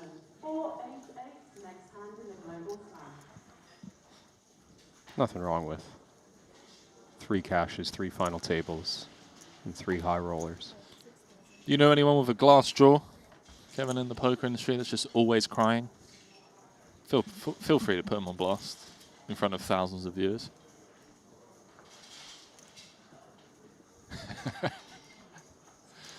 It's all right, you can say me. Other than you? Yeah. No surprises that, for the most part, every name that I can think of, friends that play these stakes are some of the most composed Really people. tight. I know. King 7-0. Seth Davies, super composed at the table. Espen Jorstad, another one that comes to mind. Someone who I was really impressed with actually recently, Frankie, the vlogger. Frankie, you know Frankie? Yeah. He showed up here, played some of the Triton 1 events, and I saw him get in with, I think it was 10s against queens, small blind against big blind. Flop comes 10 high, turns a queen. And I was really impressed by the way he handled that as someone kind of like stepping up to the task for a shot taking in a bigger buy-in event such as Triton 1. More action. And he was composed throughout. I thought his table presence was really cool to see. Shout out to Frankie. No, take care of your chips. After big one, you go. Oh, let me think about it. Where's the buffet, by the way? Saw Seth Davies put out a reel recently about exactly that kind of thing. He's in the content game. He is. isn't He is in the content game. Yeah. Hopefully, he'll be in the tennis game as well at some point whilst we're here. But yeah, he was talking about table presence, and I think in his most recent reel, one that went viral, he was talking about when you get heads up, why people aren't jumping out of their chair and celebrating all the time. It's mainly due to the fact they just have so much empathy for the person that they've just beat. Heads up, knowing the thousands of hours that their opponents have put in and how much of a grind it could be. 58. Saliba going to spin the wheel here against Halle's Ducks. One of his outs folded. No, so many twos are folded, not many aces folded. I folded the 10 of clubs. Oh, God. Folded a jack. Not an ace, though. And they folded some deuces. Just come deuce. I did fold a 6, though, which is bad for him. Okay. That's okay. Fair, yeah. Spade. There we go. Nobody was talking about the spades. No jacks. Nice. I don't remember. All right, spade on the turn. And then Saliba has a redraw to the chop out flush. Okay, it doesn't come. Be a heart, but it's allowed to be the 2. Okay. There we go. GG. Wow, Halle pulling out all the tricks. Saliba trying to. Wow, he's up. GG's. Thank you. Yeah. That's the Saliba. strategies I work on the most. Saliba boating up on the river. You've just been punished too many times just chilling in your chair in that spot, That's true. Nice to see all of the tricks being pulled out here, even by the likes of Saliba. No, that's me. Big Saliba fan. One of the most impressive Americans that we've kind of seen emerge from that continent, that part of the world, the last 5 years or so. Thank you.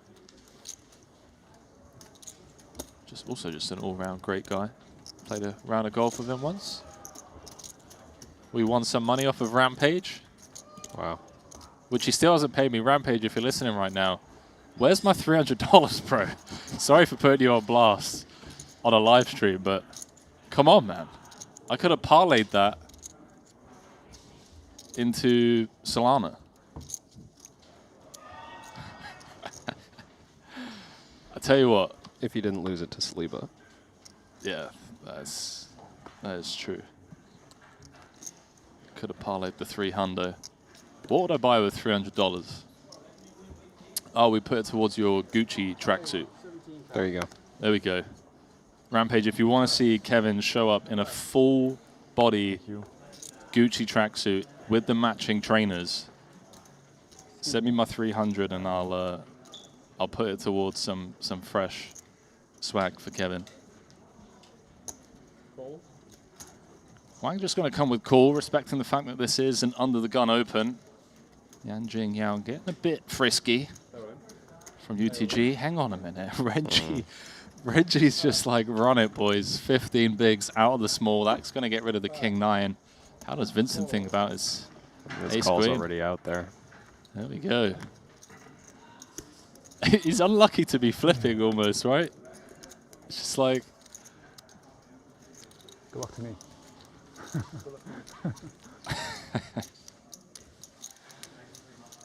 At least Vincent's honest. And good luck to me. He's going to need to convert this 46% with an ace or a queen. Running clubs, or runner straight, also an option. So far, the sixes holding strong.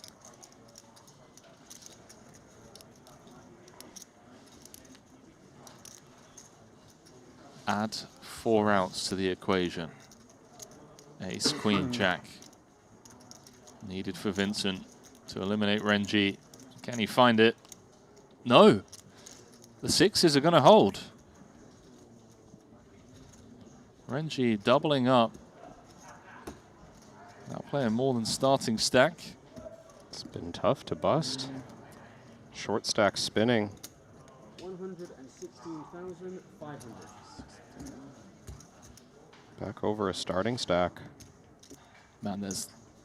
Name me a better feeling than spinning in a poker tournament. You're down to like 10, sub 10 bigs. You've already like counted the rebuy in your head. Literally, you're it's like, it's all right. off the balance already. Like in your mind, your balance sheet has already deducted 26.5. You've already texted everyone saying, right, reducing the markup for the second. Like, guys, need to wire me another 26K. It's a great feeling. And then like 20 minutes later, like, hey guys, no worries, we're back to above starting. Yeah. Yeah, no, a spin up in a tournament, man. There's not many better feelings than that. Is that Mr. Jesse Lonis taking the seat center stage, seat number 2? One of the most informed players in the world right now. I mean, maybe just the most informed player right now.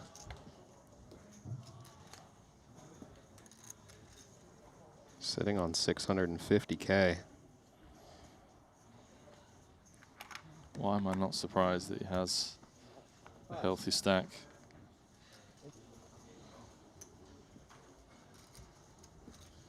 Raise 16,000.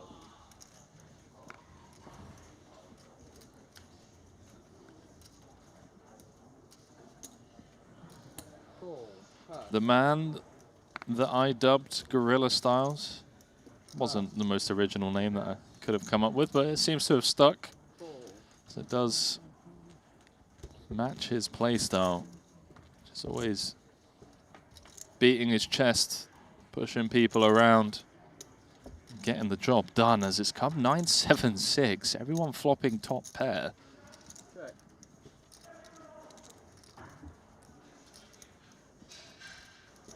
Couple of backdoor flush draws as well. Fritz the only one who can't win this pot outright.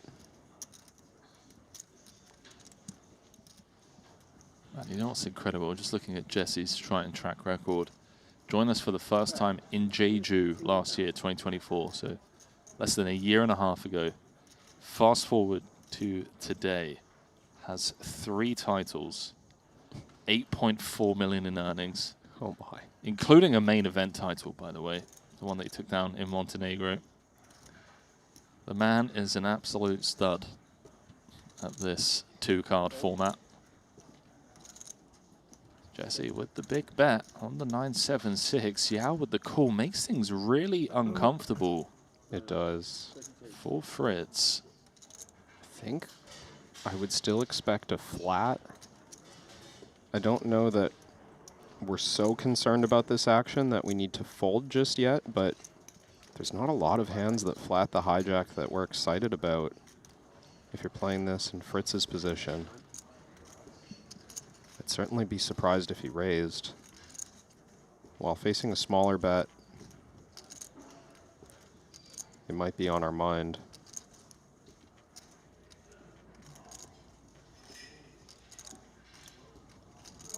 Yeah, this was half pot on the flop from Jesse. So there is the call. 3 ways to a turn. We are about to go. Yeah, looking for a heart or a queen. Something to give him hope of converting this 17%. That should shut things down.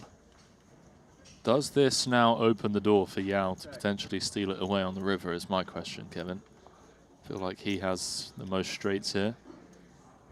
Yeah, certainly if Yao decided that he wanted to bluff at this pot. I'm especially thinking if a heart comes. It's red, but not a heart. This might be a run out where everyone's content to show down their hand.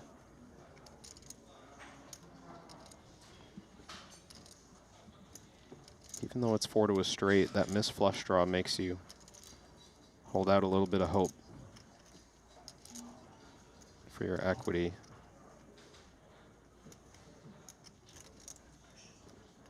Oh, here we go. He's reaching, and that's not a small bet. Yao turning his hand into a bluff. Just correctly recognizing the spot that he's in. Yeah, this is tough. He's going to get 2 better hands to fold. I mean, I'm making a bold assumption here, but I just think this works most of the time. There we go. 2 quick folds. Nice hand. Well played, Jing Yao. Had the worst of it. Got the best result. Kevin, I have to ask, have you been getting these public safety alert notifications on your phone? Oh yeah, didn't you know it's raining? Oh, okay. I thought maybe there was like a earthquake or a tsunami or something.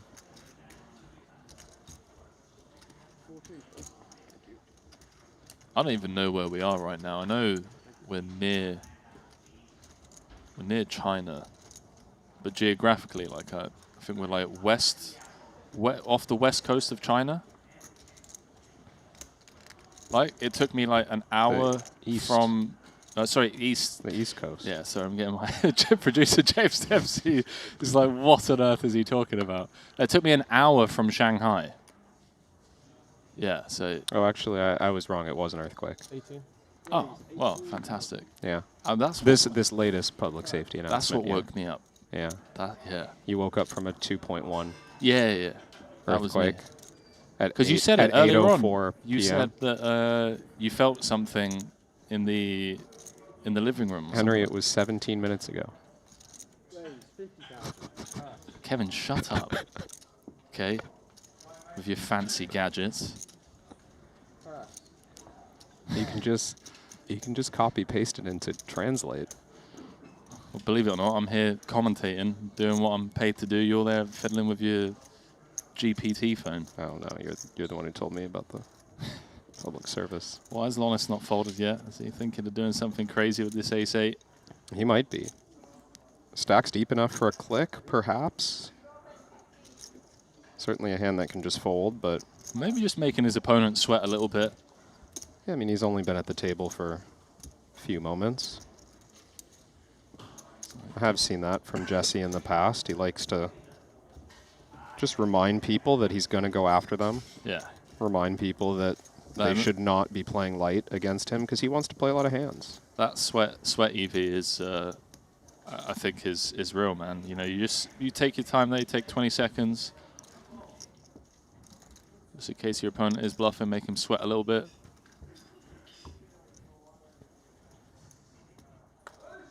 Jesse Lonis.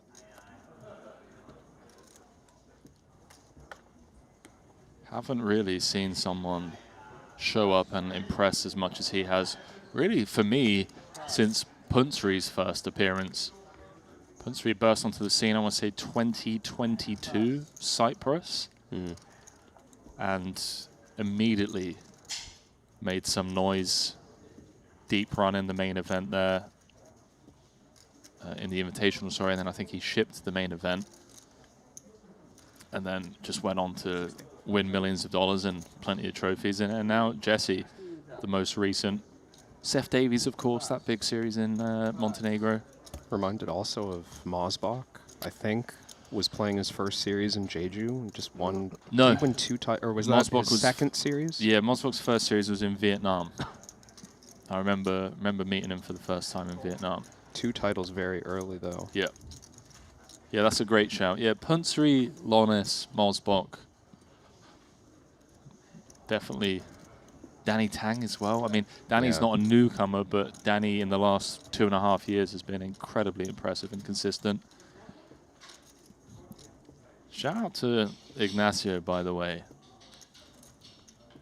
Managing to spin up pretty well here after getting brutally 2-outed earlier on today. Bouncing back, still in this one.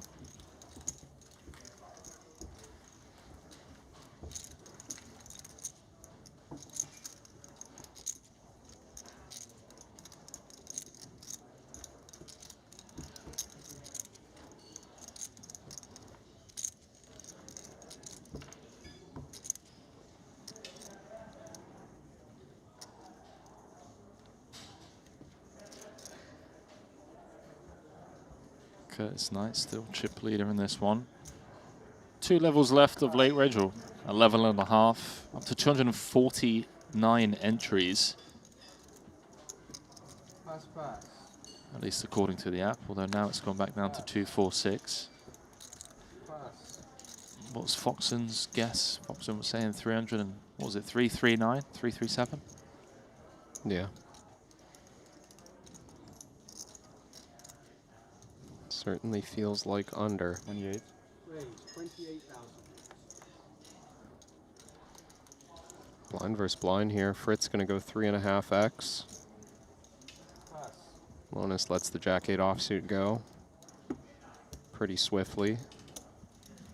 And I think that's reasonable image awareness there. What do we know about this guy, Kevin? You were talking about his fashion choices. It sounds like someone you're familiar with. Yeah, I've been playing with Fritz in a lot of American events over the last couple of years. He plays a big schedule. He certainly moved up into the high roller scene pretty firmly the last, I want to say, like 2 years. And part of that Smart X crew, you can see the hoodie. Smart X poker on the back. The likes of Never heard of them, by the way. Who are they? Enrico Kamoshi. Oh, okay. Yeah. I want to say Thomas Santern, perhaps. Okay, that's a fun crew. I love Enrico. He's got really, really cool style. Bit of a freestyler, Enrico, but very solid theory-wise. But I love his table presence. Really fun character.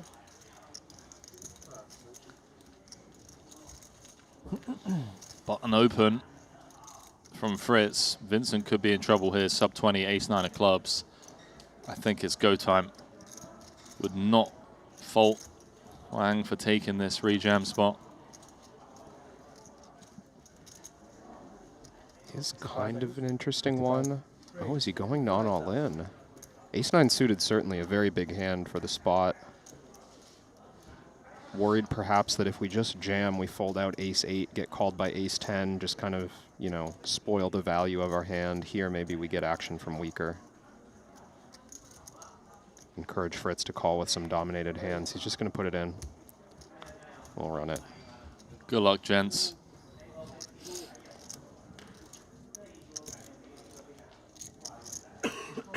Fritz, a 2-1 favorite.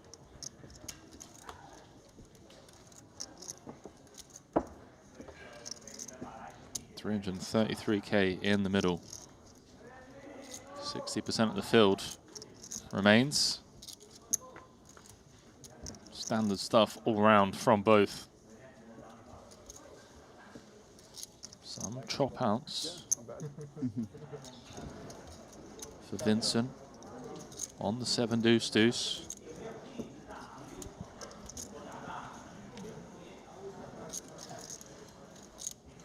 Seven or a 5 for a chop.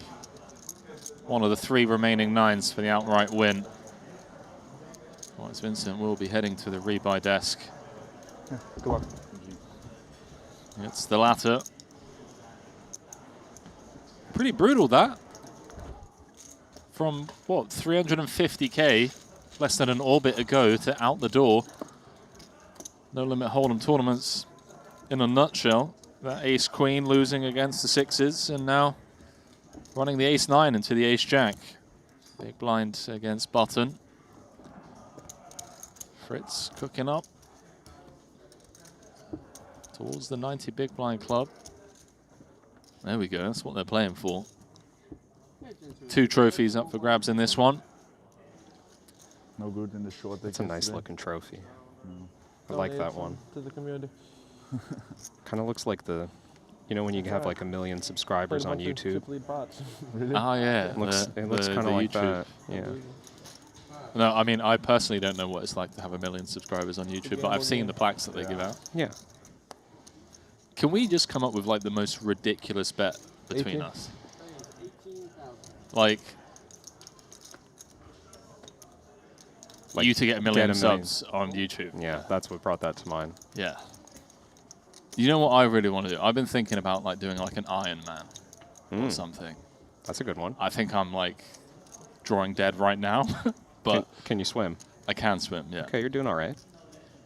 I'm definitely dead right now. Yeah. I think if you were to sign me up tomorrow, I'm like 2%.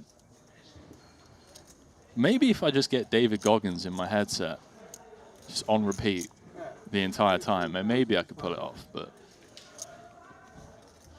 Lonus with the Queen 5-0 here. There's no small blind this hand, so effectively heads up with Renji in the big blind. Certainly makes for looser ranges.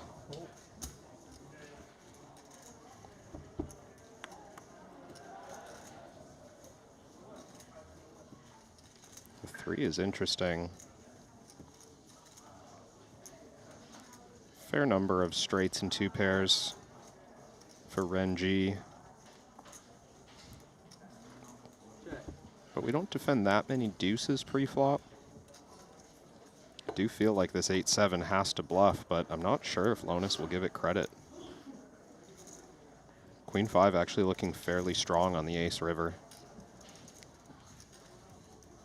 Yeah, Renji knows he has to bluff this. Or is it one of those runouts where he just doesn't think he's going to generate many folds? Just waves the white flag? Not with that look. Yeah, I think you still got to go for it, even if this gets called by a hand like Queen 5. Oh, that's a pot size bet.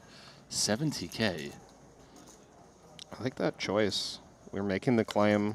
We've got a deuce or we've got an ace. Those hands are good enough to go big. Not much incentive to bet the other hands. See if Jesse can sense this one. I feel a call incoming. I don't know about you. Oh, he's going to get out of there. Renji getting the bluff through. Jesse did think about it. Thought better of it. That's nice execution from Mao Renji. It's easy to look at those boards where some obvious draws miss and just wave the white flag. Sometimes you can get a pretty big fold when you bluff those spots. Wow, I'm catching up with the viewers for the first time today, Kevin. Rit Allin saying it's Enrico Kamoski, Thomas Santan, and Mehdi Chaoui, if I'm pronouncing that rightly, from the Smart Eggs. I knew I'd forgotten someone. Yeah, it was Mehdi. Shout out to everyone keeping us company. Hope you're all doing well. As always, appreciate you getting involved. Check us out on socials as well, Instagram, Twitter, a lot of behind-the-scenes content being put out with some of your favorite players. If you haven't already, drop us a quick like over on YouTube. Really does help us build the channel. And as you can see, you know, for the last, I mean, how many years has it been now? I've been here since 2022. How we've just continued to grow, go from strength to strength and production value. So, yeah, that like, subscribe, helping us build the channel really goes a long way as we potentially have a three-way affair here. Yeah, this is a dangerous hand for Renji. This is a cutoff open and a button flat from two deep stack players. King Jack suited, not an unreasonable jam for 40 blinds. Stop it, Kevin. Wow. He's in. Lonis is not going to fold. How much is it? 345. Okay. He's taking his time. I mean, it smells like ace king. But ace queen's such a big hand. Call. Yeah. Well, how about it? Renji, who just got the bluff through against Jesse, just one hand to go, takes a 42 big blind rejam spot. Has a 41% chance of doubling up. Jesse, Gorilla Styles, Lonis just looking to hold across 5 here. He'll be playing a monster 900k stack if the ace-queen does hold up, which is not looking likely on the Jack 9-4. Fair fight. 10 of diamonds turn. 10 of diamonds turn would be sweaty. Ace or a queen needed for Jesse. What a spin for Renji. Can he hold? With one card to come. Yes, he can. How about it? What was he down to? Oh, wait. I swear he had 40k. Let's have a look on the Triton Poker Plus app. Mao Renji, if you click onto his name, Kevin is right. He was down to 85k at one point. He's down to 85k. 35. Now he's playing 700. Just shy of 90 big blinds.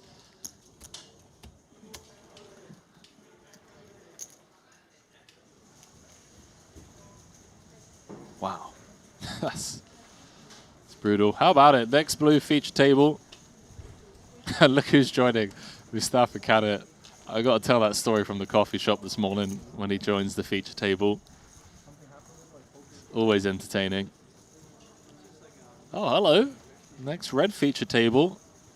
Sergio Ido. Samuel Muller.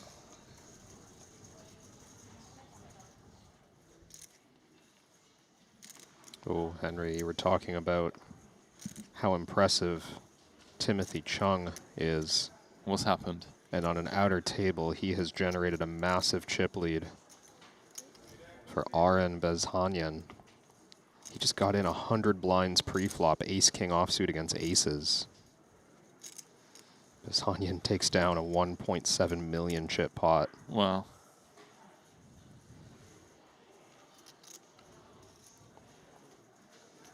Yeah, that's rough. I mean, it looks like the money was always going in had he just called the 4-bet, as they would have seen the King 9-7 board. But yeah, taking an aggressive 5-bet against what could be perceived as an active player.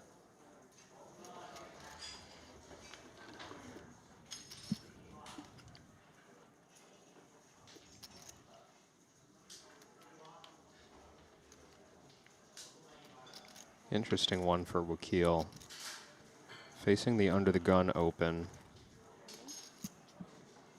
Does just go for all of it once Saliba flats the button. Nobody's excited here.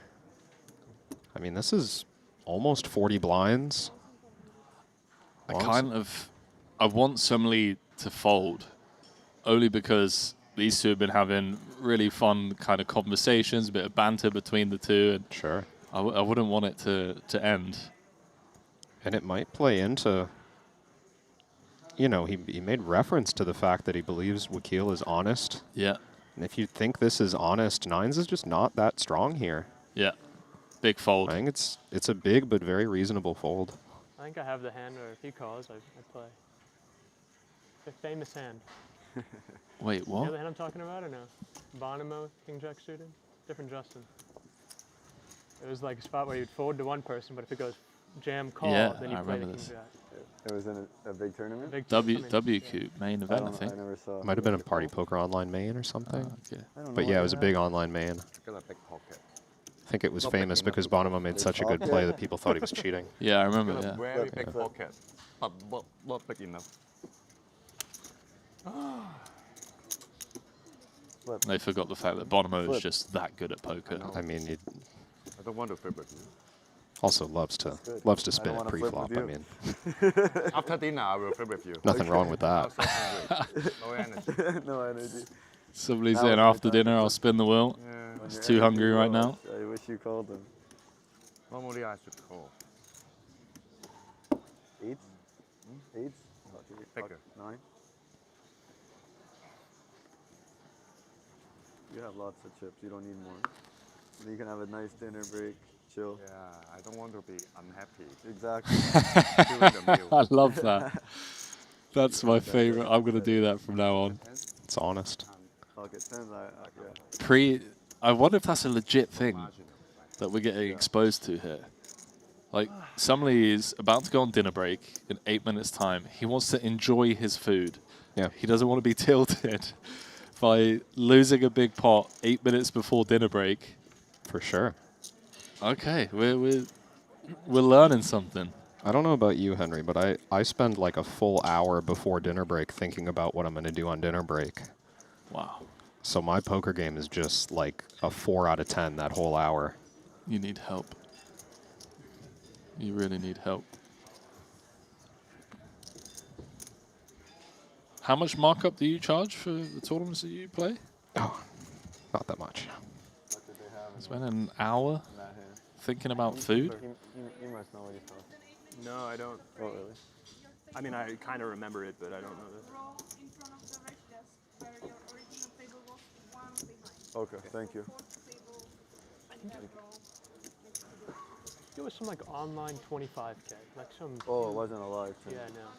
So day 1 of 15. It wasn't quite like this. Like it wasn't 40. You know what I mean? For us, Anything, at But least. it was something like that where, like. Day 15 of 30 for others. Yeah, Like early on. Maybe not chippy V, but like a spot where like he liked his hand more multi-way than. Yeah, than interesting. Yeah. I was watching. I was just like.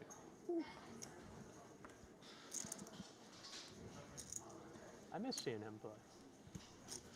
Same. Yeah.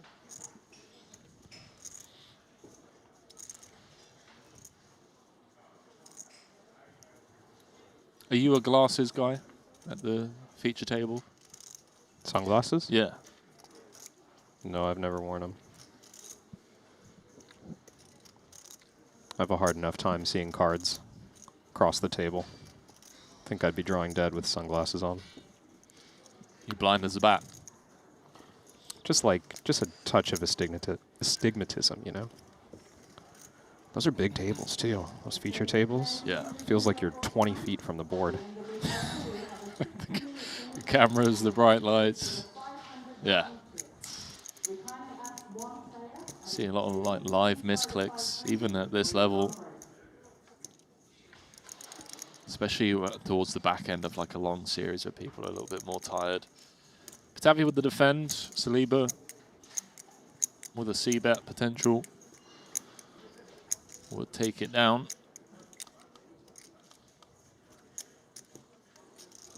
Knows that Patavi shouldn't interact too much with the 3 and the 4. So nice to just come with a bet here, as he does, 13K, and that should get the 9-7 to hit the muck.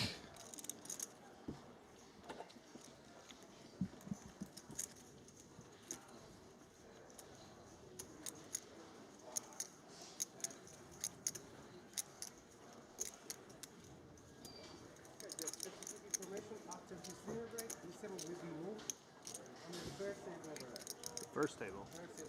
Okay. Someone just came by and said the 4th, but. Okay. Thank you.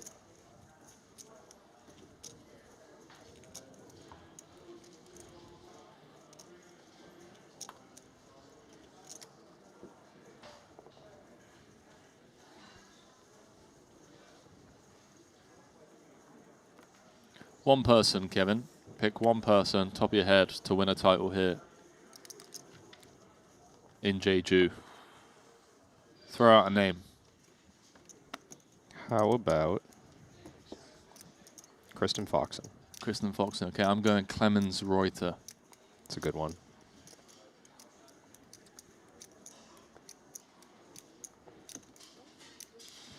You want to pick 5 and 5 and put some vouchers down on it? Let's do it, bro. I mean, you don't need to ask me twice. All right, Justin Saliba. All right, let's do this. Let's do this after snake break. draft. Let's do this after Yeah, break. We'll come back. Need to think something up. How much are we wagering? Like 100K vouchers?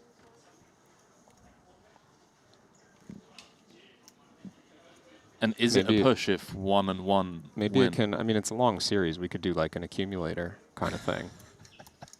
I mean, we're picking 5 names. We might hit 3 titles. Wow. Tell you what, if you hit 3 titles out of 5 names, you'll buy me the Gucci tracksuit. I'll buy you the Gucci tracksuit.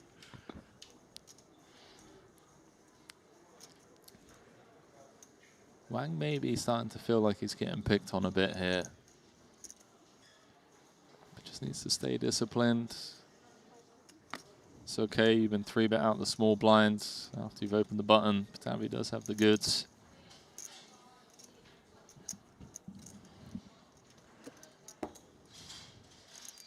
Where's your next stop going to be? Not sure yet.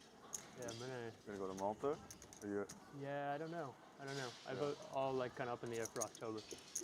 Vegas is next. We have like the Poker Master Series. I was like playing that. Yeah, he was telling me.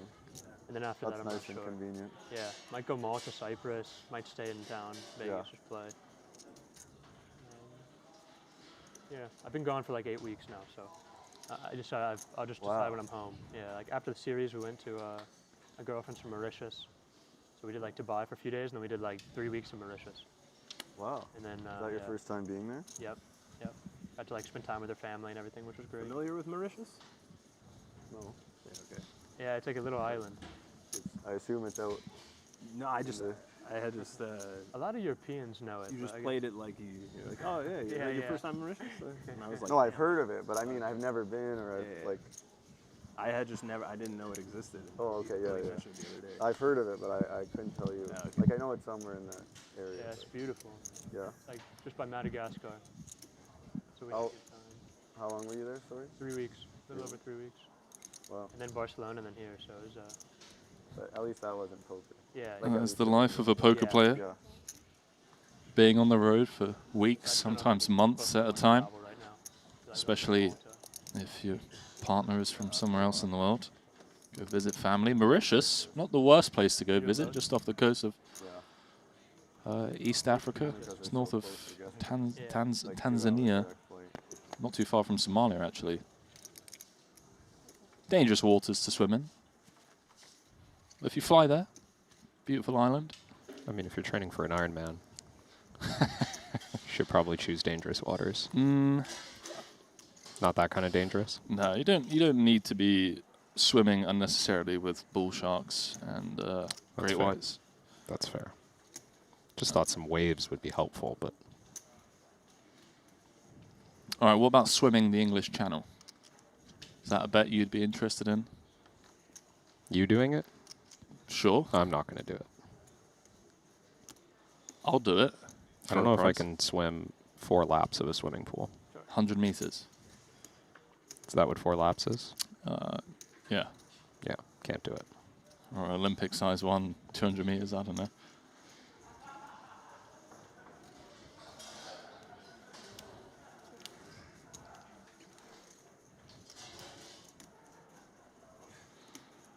Six of hearts on the turn. How about the stab from Patavi getting floated by Saliba on the A7 deuce with the Jack 10. 64K out there. I don't think Saliba had plans of just showing down this Jack high. No, and I like this float. It's button versus big blind. You might not expect Jack 10 to be best, but Patavi will have the likes of King 8 offsuit, Queen 9 offsuit, all these hands. that we can get. And we're definitely going to get those hands to fold on this river, but Patavi's sitting on the king of spades. Might have thoughts of leveraging it. It's hard for Saliba to have a full house. Not that hard for him to have a flush.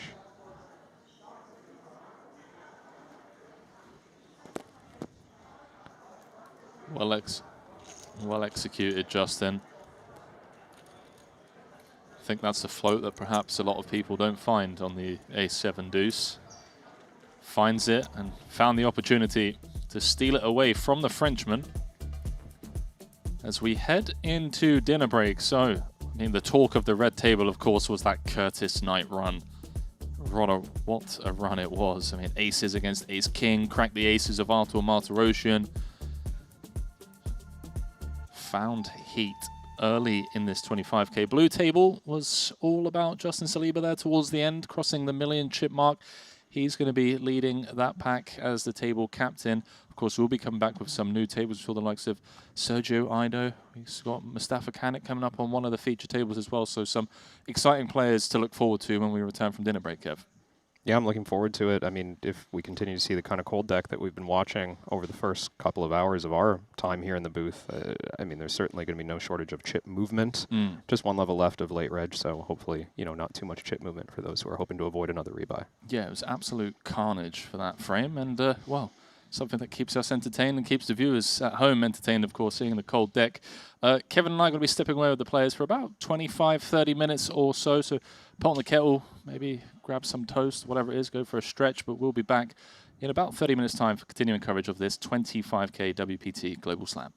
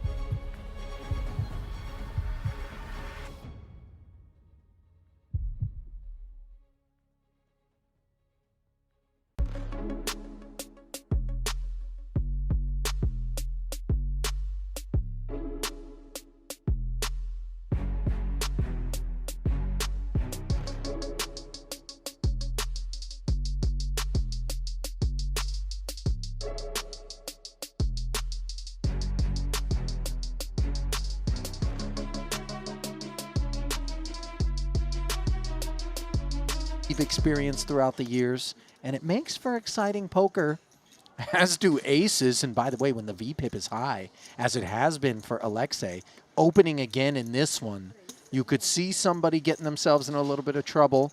Young Lee not going to be the man to do it on this occasion, nor is Win. Those were the two candidates I had in mind. It's folding over to the big blind. Where are these feral creatures that want to get involved? They've been tamed. King 10, though, will be involved. Nothing feral about the defense.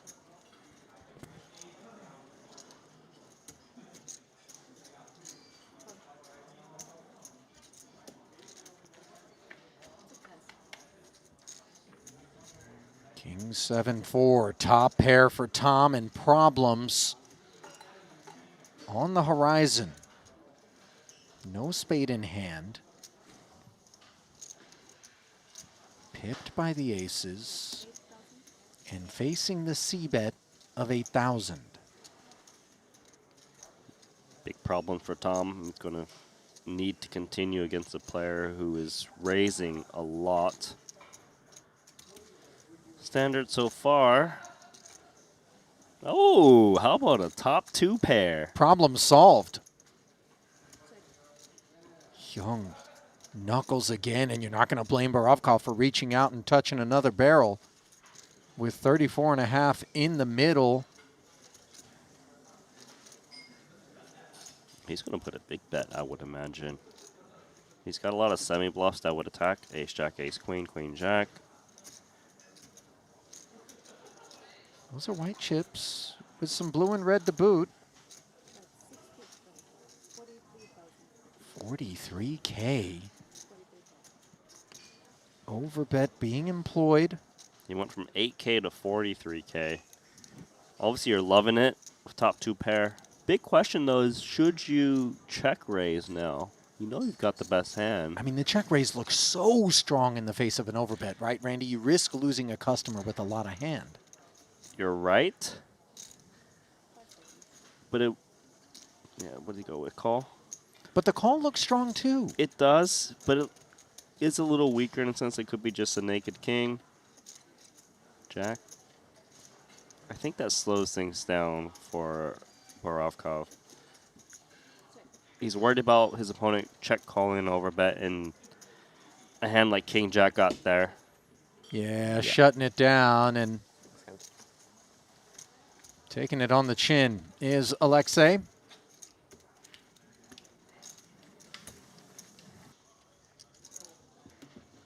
Still, I was happy though. I wasn't tripping. Well, Tom Fuchs is going to be happy as he did eventually lay down the ace-jack to that 26K barrel on the river from Win. His top 2 pair took it down, and now with aces. He will go to work, opening to 7. Can't lie, I can't remember the last time I was happy I lost $700,000. You trade crypto, Randy? I may speculate. You know, I've swung a bit. How's that gone for you? Are you net positive in the crypto speculation Very happy, streets? very sad, very happy. I'm still happy at the moment. Okay. But you never know. Tomorrow I might be upset. Yeah, sure. Rasty's a big speculator in the crypto space. Henry likes to dabble a little bit himself. I like to look at the trash can area and look for gold mines. So you're in the altcoin, like... I'm in the dumpster. Yeah. You're out there pulling for Doge to make it to $6 or something so you can retire. 10-10 queen board here. Borovkov with the right kind of hand to disappoint these aces has flopped himself a flush draw after defending the big blind, and now will face follow through from Fuchs of 4,500. The market just dropped because of it. The only thing I got kind of screwed on was that Celsius thing. You hear about that? No. That was like 5 more years ago. It was like an app that you could like Crypto's booming right now. You can put your stuff into, and then you earn a percentage on, and then something happened. It was very credible. It was like crazy, and then they like locked everyone's account and have been slowly paying people out, but like not to the point of what I had in there. Speaking of paying now, I gotta get my money. I have some money on FTX. I need to hit them. That guy that went to jail or something? I think they're paying everyone. 21. Oh, they did? Hit them up. Sounds like you have money in a lot of different places.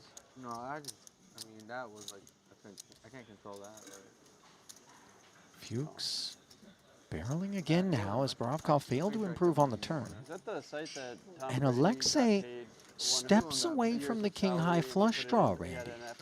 I think the thing is, it's not unreasonable. His opponent is betting like an ace high flush or ace jack, and then now he's just forced to hit his hand. And maybe not all his outs are live. As we could see, the ace of clubs would have been no good. Correct. But if he was holding the ace high flush When are you draw, gonna he do- are you would gonna do never live check stream fold that turn. For live poker? No, never. No, never. Maybe we will try one day, but Has joined things.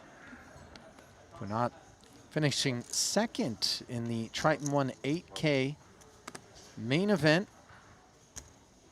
Had a massive chip lead with 3 left, and I don't think anybody would have bet against him taking down the title. And But you know, he's already 1.2 million in the profit. yeah, they made a deal heads up, so he did take the lion's share of the prize money. All in for Li Wen. Understandable with ace-king here, looking to squeeze Monokaran, who flatted with inferior diamonds against the Punsri ace-8 suited 8K open. You know, Murley might just run it because he's so short. There's a chance I could see a world where he goes for it. First off, though, does Punat want to get curious? Punat's going to get curious of ace-8 suited. Wow. And Murley's in there. 3-way. Well, I mean, Punat calling actually makes it a little bit more attractive in terms of the chance to triple in cheese. King 10. You have, oh. I need a. He's going to be really deflated, though, to know that the All king off is the diamond. dominated, as are the diamonds. So he plays for the center, 169,000. While on the outside, Li Yuan will take the best hand up against Punsri, dominating for the 63 plus the middle. One off the top, followed by 3 face up, a diamond, but no others, 7 and a 5 alongside. Gonna be about the danglers. 10s and 8s, that's what Monokaran and Punsri are on the hunt for.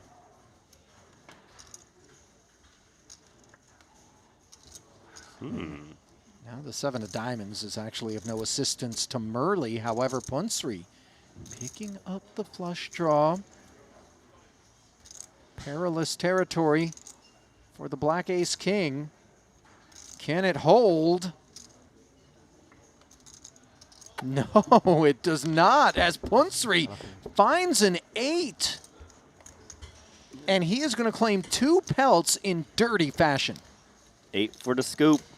Double elimination. Seat open, table 1. 2 seats.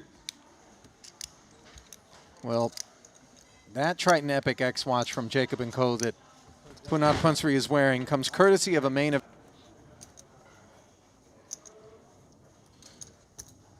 Curtis Knight playing a very healthy 120 big blinds. Going to kick things off with the King 10 of clubs from under the gun. Oh boy. Our first mystery hand of the series, Kevin, and why am I not surprised that it's featuring this man, Artur Martirosyan? Do we have a stat on like the players whose cards have been misread 32. the most often? Because you'd think it's just, you know, Foxen and Artur. Yeah, it's just the most aggressive players, right? The people who run it. Actually, was there not a mystery hand between the two of them when they were heads up? There was, yeah. It was Artur running a bluff in that instance. And getting a fold from a hand that you just never expect to get a fold from. It was a pretty absurd hand. Here we go. 3-bet pot. First one of the day for myself and Kevin. In the form of a WPT Global Mystery hand. Curtis Knight opened under the gun. Artur 3-bet the cutoff. So we head to the Queen, Jack, Jack. 2 club board. Curtis Knight with the open-ended straight flush draw.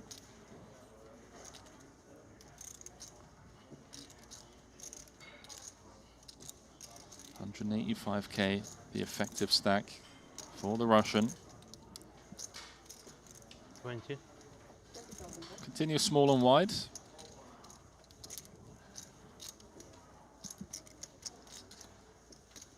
Yeah, it doesn't tell us much so far about Martirosian's hand. There's not much in his preflop range that would do anything differently. Really, all we have to go on so far is he doesn't have the king 10 of clubs. That's a strong read, Kevin. Thank you. That's why they have you here. Curtis comes with the check raise to 65k. He's just happy to run it right now. Yeah, he'd be a favorite getting it in against a hand like ace-queen. Why not just raise and fold out some ace-x suited? Maybe fold out a hand like pocket nines. Martirosian sticks around pretty quickly. I think we're about to see a royal flush against quads or something absolutely absurd. There is the flush on the turn for Curtis. Kind of a funny spot. Once you make your hand, there's 60% pot behind. You've turned Arthur dead or near dead very often. I wouldn't blame Curtis for thinking about either like a cute small bet here or even a check. Yeah, he's going for block. 35k.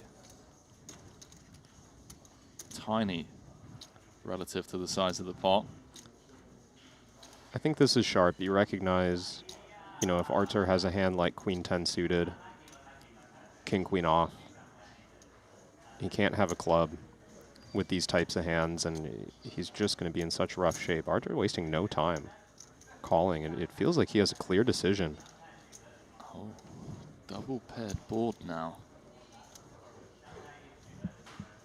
I mean, can he ever have ace king with the ace of clubs? yeah, absolutely. I think he can have ace king. I don't know why. I feel like maybe it's just Arthur's reputation. Yeah. But I feel like he's just going to show up with a bluff here. Double paired It's- board, 3-bet pre-flop. It's quite challenging to show up with a bluff once you've been checked to here, which, by the way, may be a bit of misvalue from my point of view. I think Curtis might correctly recognize here that he's no good, might end up folding even.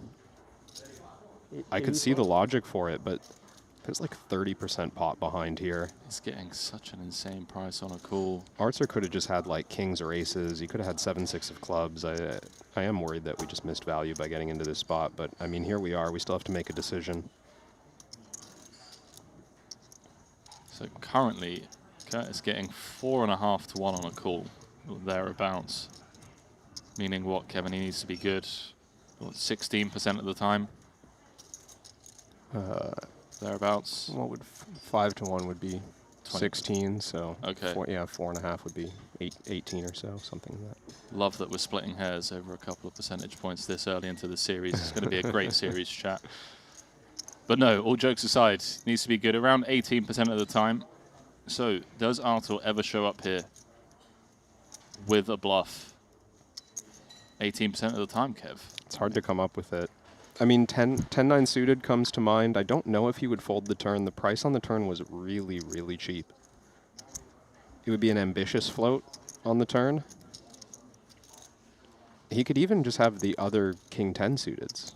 He could have king 10 of spades, hearts, diamonds. What do we think, ladies and gents? 1 in the chat if you think he's bluffing. 2 if you think he's got the goods. And by goods, I mean, has Curtis beat? He's paying him off. Arthur's got aces, no club. Wow.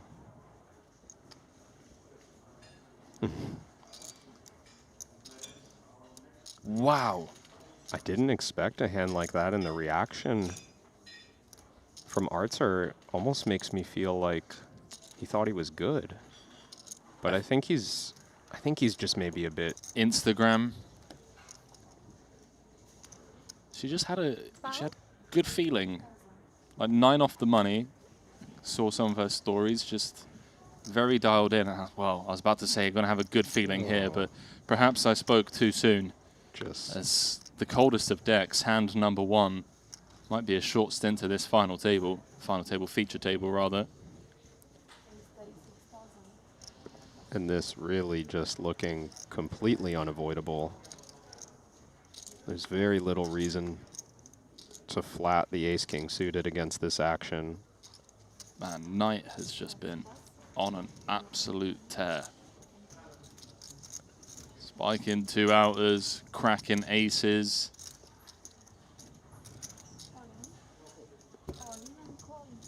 Oh my god. That didn't take long at all.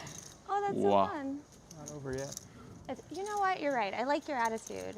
Give it to me since he doesn't want it. Curtis correctly pointing out that it's not over yet. Ebony does still have 11%. With the ace-king, see if there are any spades on board. Not a single one in sight. Queen, 10, or a king needed for a sweat. Perfect. Not to be. All right, good luck, guys. It was fun being here. Well, GG's, Kenny. Sit open. No booster seat needed. No booster seat needed, but once again, congratulations on that tremendous run. Well, what's going on? Things not going well here for Patavi. What is going on today? They're like, you know what, Henry and Kevin, and all the fans, I know we know you've missed. We know you've missed the Super High Roller Series. Race. How about we just give you the coldest of decks? 2 outers, aces getting cracked, ace-king against aces, top 2 against the set. I mean, Patavi, I guess just hoping that He's got to know. Somebody's got ace-king or aces or something. Yeah, I mean, it's a big blind 3-bet. Certainly could just be aces. When you get yourself in a spot like this and there's so little money behind, you have to just think, well, I hope he's got aces. Because I know it's not a weak hand. I think he just said call. He did. He's left himself 31K back. I suppose the idea here is he's hoping for like an action-killing river. Maybe he doesn't go broke on certain rivers, but this could go both ways. I mean, we want aces to put the rest in.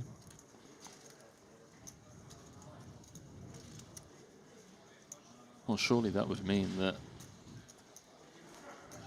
we would think we're behind then if we're hoping that an action. Wow. Well, he's gonna save himself 31K if he checks this. I'm quite surprised by the check. Wang Sun Lee either suspecting he can induce a bluff or maybe just feeling a little bit spooked. Kevin, come on. It's 10% pop behind. You're stretching here, my friend. Well, that's why I'm trying to figure out why he's checked. He snap called. Wow. Unlucky, bro. GG.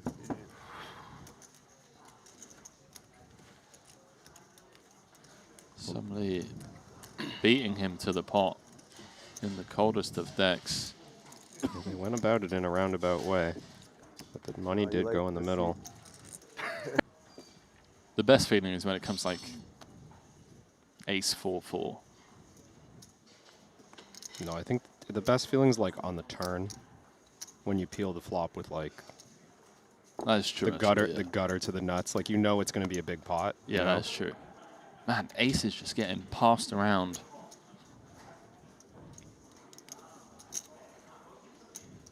Like pancakes on pancake day. Race. You're dead. Wait, who's You're dead? Who's dead? Just wait. I don't think so. I think think it's unrelated. Crossbook? No. Oh. Bet on number of entries. I have over 337. And he thinks he's a favorite. Wow. So Foxen has a bet. Did he say he has my word. Oh. Wow. Yeah. 48 big blind. I Going after was the button distracted. 3-bet. I was just, Foxen's chatting. I'm thinking, okay, this hand's over and done with. Yeah. Or maybe Malinovsky's going to flat. He's just stuck it in Wang's eye for 48 bigs. Oh boy. Snapped off.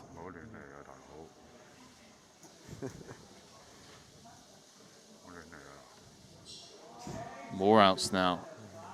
King, queen, jack, 8 needed for Malinovsky to do the dirty. Hasn't done it. Some Lee. Are you limitless? Yeah. You're my favorite player as well. One of the favorite players. I love that. I love that, man. Yeah, my favorite player is whoever 4-bet jams You are. that time bank. It would be very clear that it's a min-raise. Yeah, true. So how would it not be, Yeah, And it's just like an easy way to angle. Yeah, for raise sure. and then Oh my gosh, totally. sometimes people will just like snap fold. I've thought about doing that to Yeah. you sometimes. Like on the river or something, you just like announce it. That's such a good Jam response. or like men.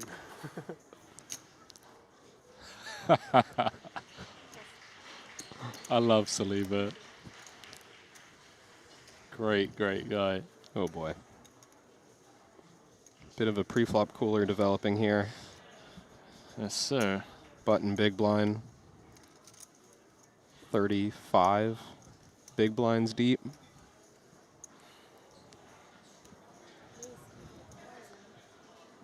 See if Halle decides to flat in position or jam. I mean, big blind versus button. Surely this is going Probably in. 220, I think. There's definitely some How you doing? dominated hands Good start. that Foxen can 3-bet call. He can just have ace-jack suited.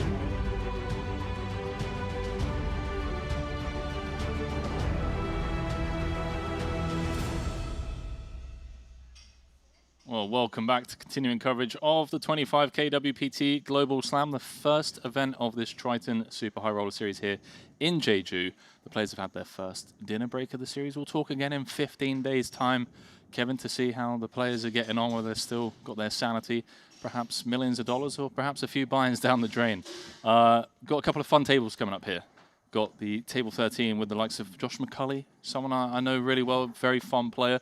Got Filatov. We got our man, Manakaran as well. I've seen him at a few stops, and he's made a couple of deep runs. And then over on table 20, Muller, Ido, who in the mix. A couple of other guys as well that I'm not too familiar with. And this is the thing I love about the Jeju stop, is it does bring out a cast of characters that we don't see necessarily venture out to the European side of the tour. Yeah, absolutely. Muller, as you said, we're familiar with. Recently named GTO Wizard Pro, by the way. Shout out to Sam Muller. Obviously showing up great at Triton in his early years in his career. But I have to agree. I mean, some of the most exciting hands that we see at these tables tend to be from the players we don't know what to expect from. And it's so easy to expect, okay, these guys are cut from the same cloth as Fedor Holtz. Right. So they're going to play a certain way. They're going to have a certain style. It's predictable. And you know, not everyone responds well to a lack of predictability. Okay, well, we were going to do some scrolling on the iPad, but we don't have mine connected. But we got yours. We're going to play or pass quickly. You ready? You picked Kristen Fox to win a title here in Jeju. I picked Clemens Reuter. We're going to do 5 players each in total. So I have to pick someone from this list, right? So I'm going to go Justin Saliba. I'm going to pass. Okay. So now it's you. Yeah. Oh, Punat. Okay, that's a good shout. Yeah. I'm going to pass. Okay. So my turn. Yeah, still you. I have to go Artur Martirosyan. I think I'm going to pass. Okay, your turn. Let's go Bryn Kenny. Okay, I'm going to go Alex Ponakovs. Yeah, good choice. Your turn. Ooh, Patavi? Okay, I'm going to go Steven Song. That's my top 5. You got one more. I have one more. Go. Ooh. Igor. Okay. Yaroshevsky Lock for it sure. in. We're Yeah. locking up some meal vouchers on those 5. Get your guesses in the chat. As always, keep involved in the conversation. Let us know, who do you think is going to be picking up a title here in Jeju? We've got 15 days of coverage from this Super High Roller series. I've got my money on those 5. Kevin's got his money on his. And you made note of your 5? I'm doing that right now. I need to... Got to go back through, like, Oi, oi. Producer James Dempsey with the shout out there. Favorite them in the app, so I'm going to do that. So I'm going to add mine. So I went Steven's song. It asked me to sign in. You pigeon. Got to make an account. I went Ponakov's. I feel like I've got a really good team, man. I've got Saliba.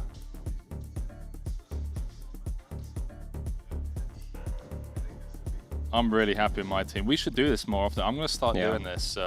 Your first pick was Reuter? Yeah. Clemens? Yeah. And then I can't remember my 5th pick.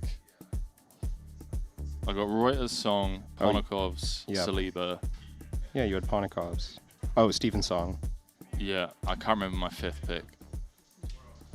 I'll find it for you. All right, I'll just have to watch it back, or someone in the chat remind me who my 5 were. It'd be greatly appreciated. So did you take Arter? I did, yes. Well done, thank you. I think it was Arter. Man, I've got a sick team.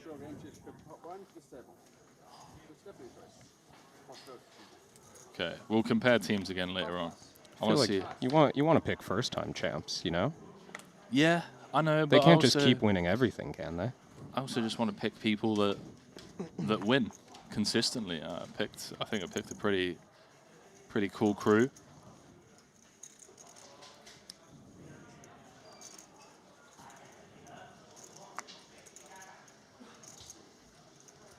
All in. Very first hand, huh? First hand, all in, blind v blind. So I'm going to take it down, big blind up to 10k. Late reg is still open to the close of this level. 264 runners. Listen, I don't think Foxon is favorite. The line was set at 339. He had a bet with someone that they were going to get more than 339 runners in this 25k. I don't think he's a favorite anymore. Currently at 264.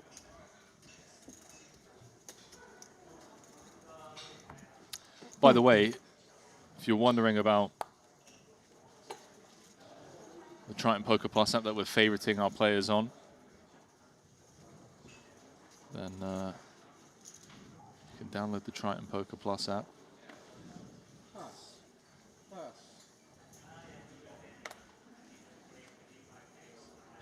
As I'm scrolling through, I'm like, oh, there were some good picks that I passed on. Yeah. Well, it's such a blur, you know. I it don't do quickly. well. I don't do well under pressure, Henry. There was. Listen, I've seen you on the tennis court. You're not too bad.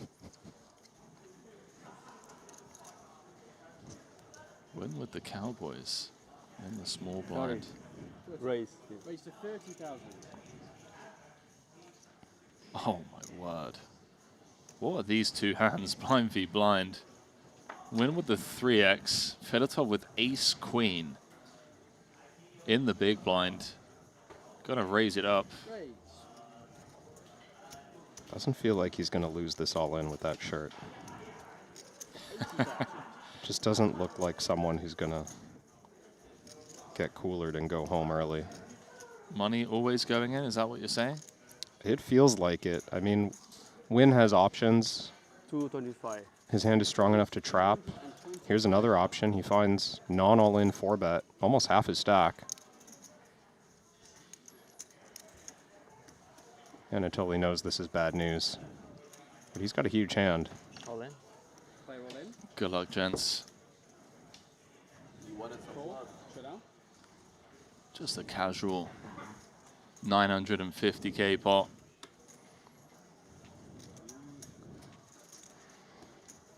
This is for a top 10 stack. Fedotov has Win covered by how much? The blind and a half.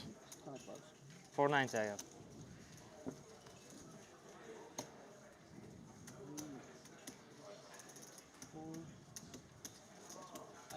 good news is, for another 26k, whoever loses this hand still has time to re-enter. Kevin's read is that the shirt is a guaranteed victory for the ace-queen of hearts. And it's looking likely after the ace-jack-5 has rolled off. Diamonds running would do the trick for win. They do not present themselves. In fact, the 9 of hearts reducing, trying to just one out. Case king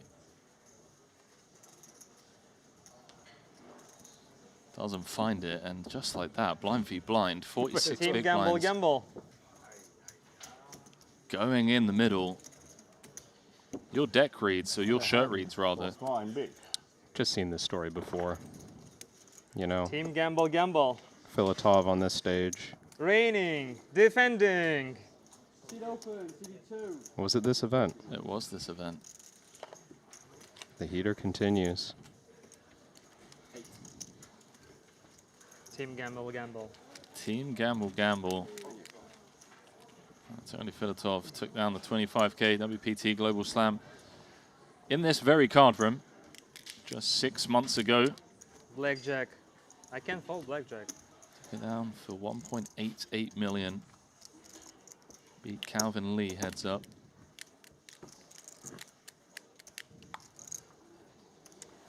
But I saw a window card, bro. I saw it. It was ace. Ace in the window. Yes. Were you sweating with the backdoor diamonds? No. Only king. Only king. One out on the river, huh? Yes. King of spades. I was screaming it out. You can scream, I don't mind. No. Friendly slow roll is allowed.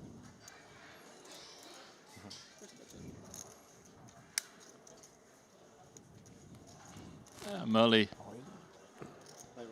It's 8.5 bigs. I fold, I fold, I fold. King. King? Better. Better?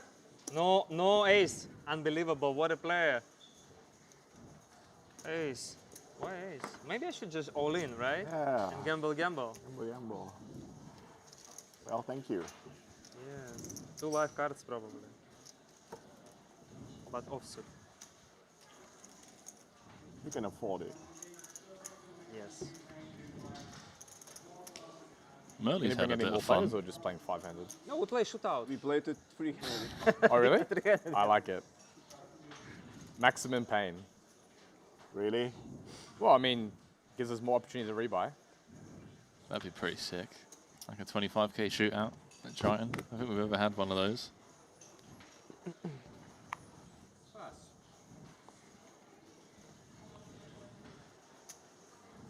Raise 20,000. I'm on board with any kind of shootout. More chances to play short-handed. Multiple heads-up matches in the same tournament. It's a dream. Yeah, not surprised that someone such as yourself would be foaming at the mouth. A prospect like that. I think it's fun too to like have the same table until it's over. Yeah. You know. Yeah. Like it's. I mean, I like the shuffling and the movement that happens to balance tables. Of course, it's fair, but there's just something like your competitive spirit when you sit down. It's like I want to play these guys until it's over. I would love for us to do like a 25k show. That would be wicked. Means no one can max late reg. Everyone's in from the start. Make the best man win. Yeah. I think here as well we'd get a solid turnout. I think we'd get a very solid turnout. C-bet from Colsart gets the job done with the ace high.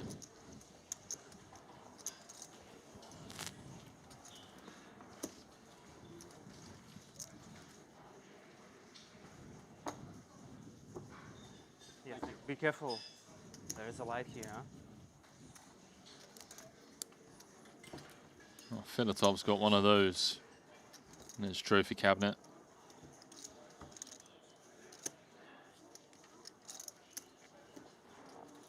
Gamble team. Gamble, gamble team. Gamble team? Gamble, gamble, yes. If no gamble, boring.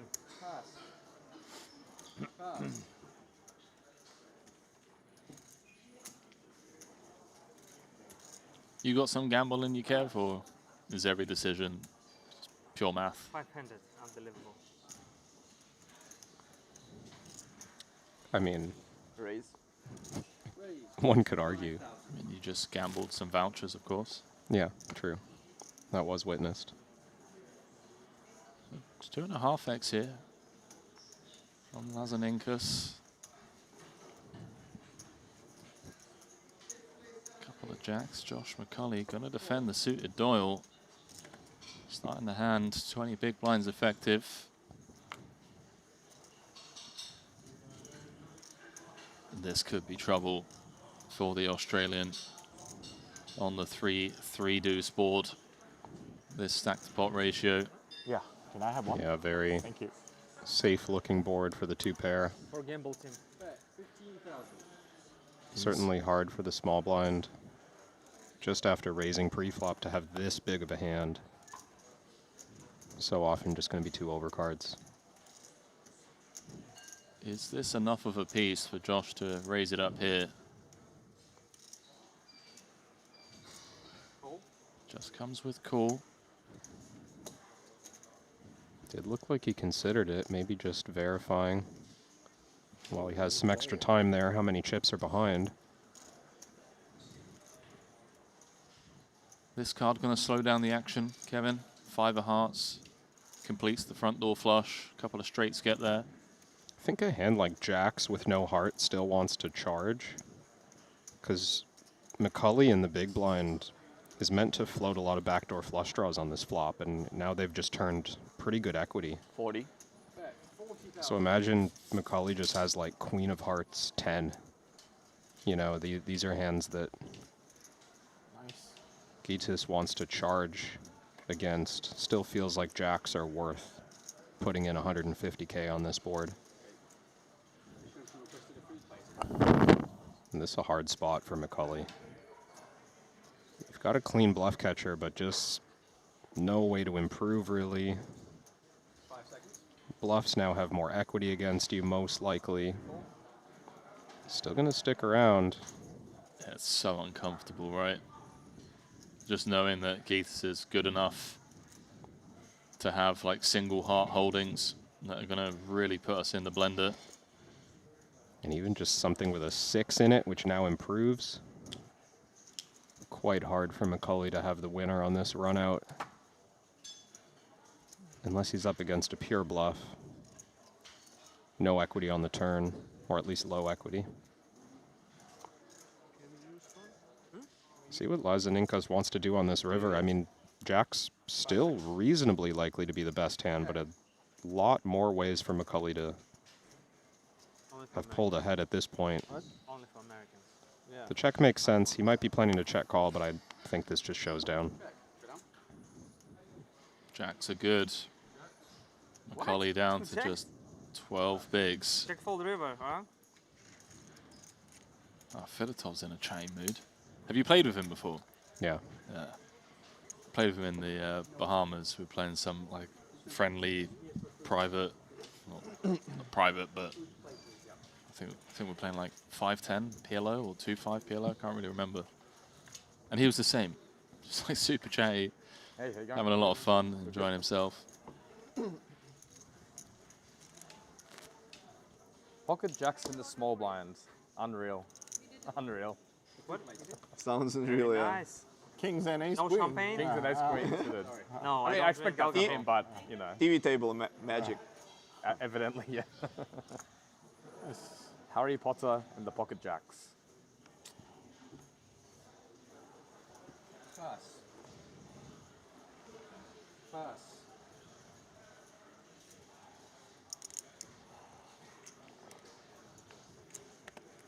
Pass.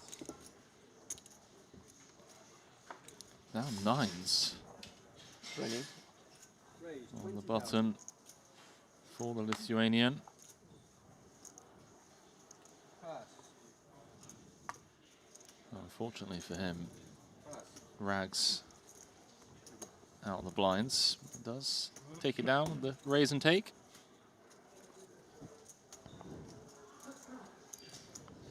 Got Boyvin in the mix. Joining us, making it 6-handed. He's got 70 big blinds.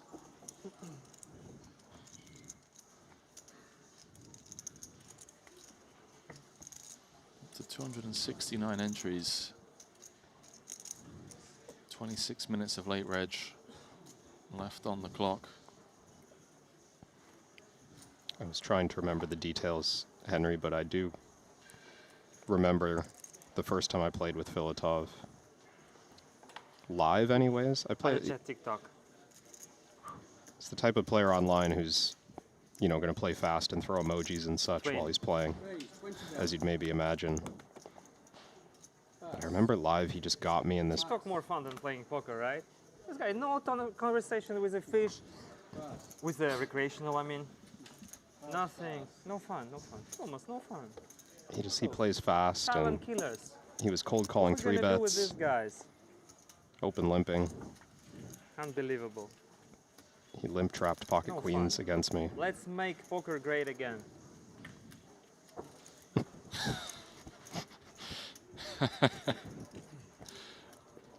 I mean, he's making our lives easy in the booth. You can say, yeah, that's it. No, thanks for Keep it. playing, Anatoly. We miss you. We need more fishes at the table. Blah, blah, blah. Keeping us No, entertained. nothing. Do you win all the money again? Me? No.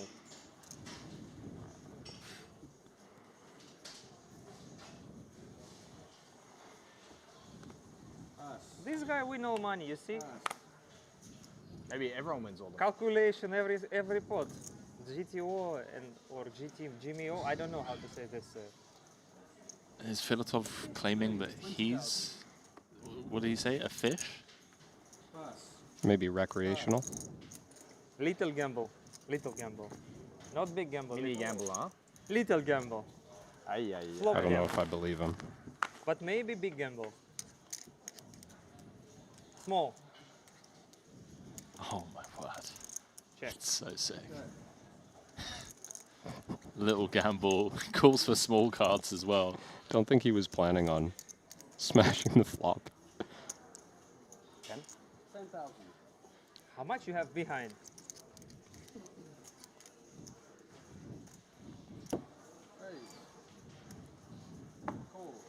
You first. Me first. Yes. Suited.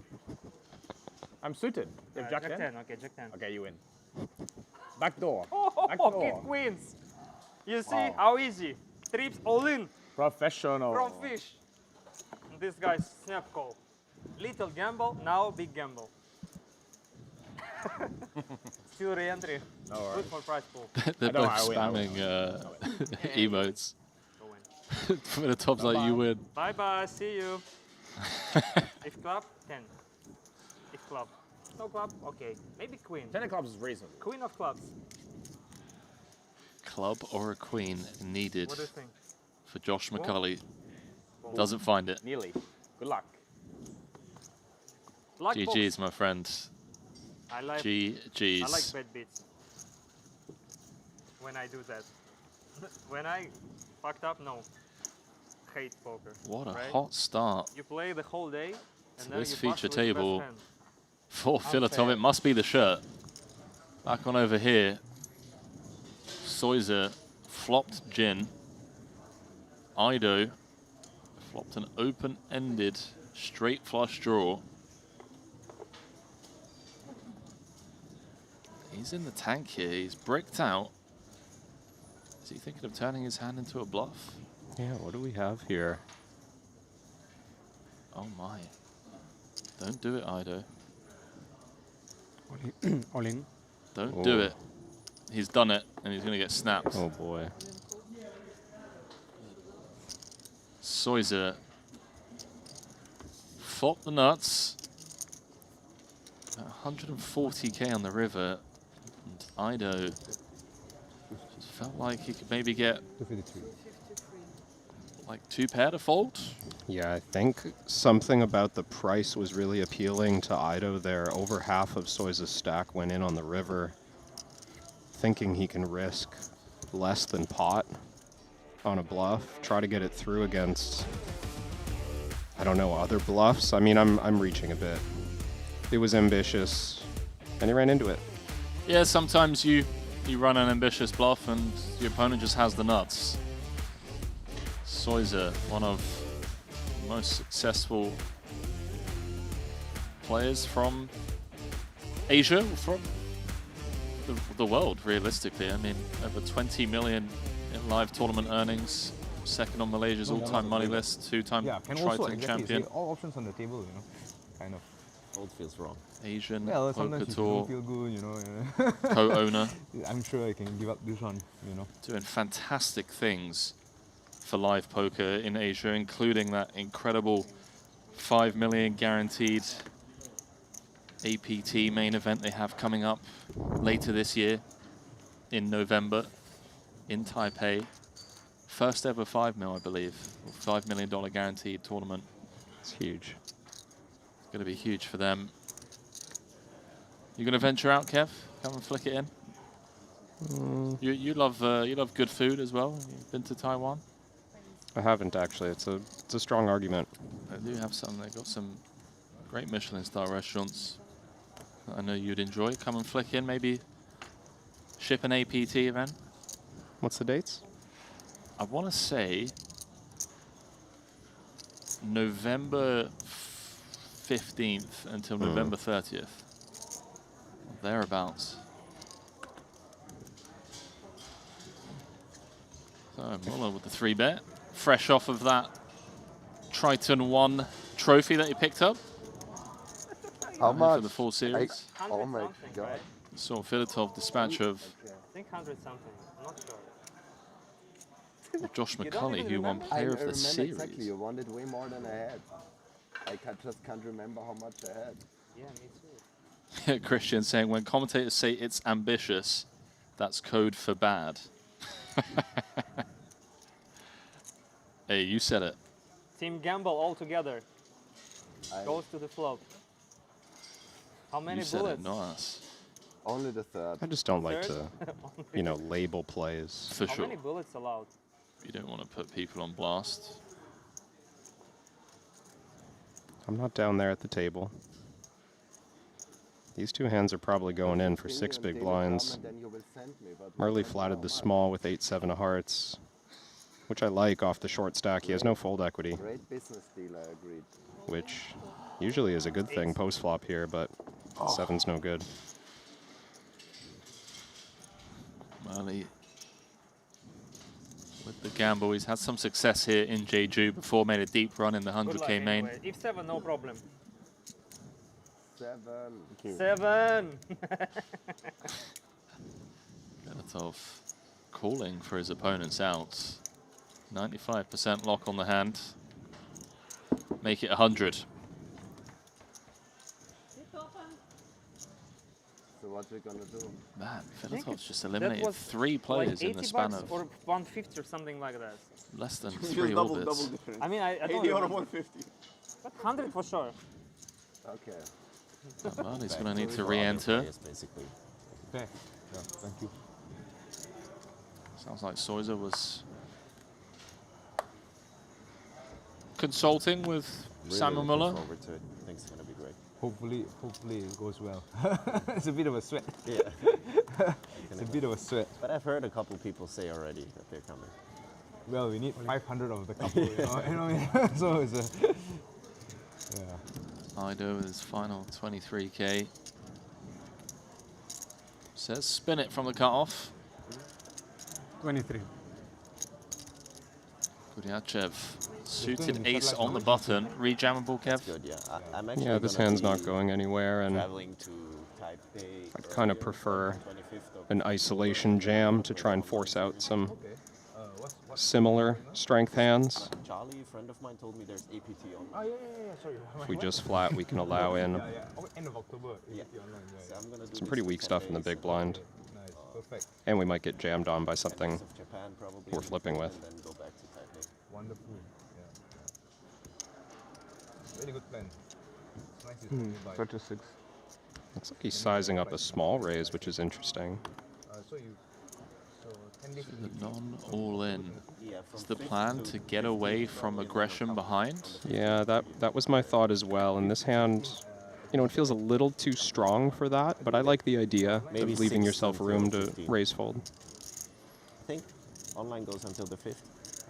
I think it overlaps the beginning of the Ido, very live here with the king queen.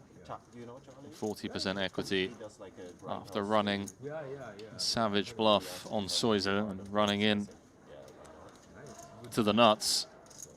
I think it goes until the 5th or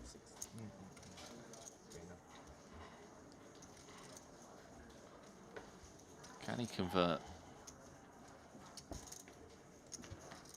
Needs some help from the deck. No help on the 10-7-3.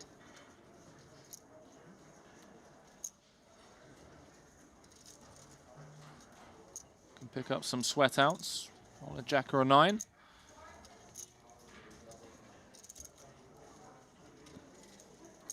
One pull. That is 6 outs.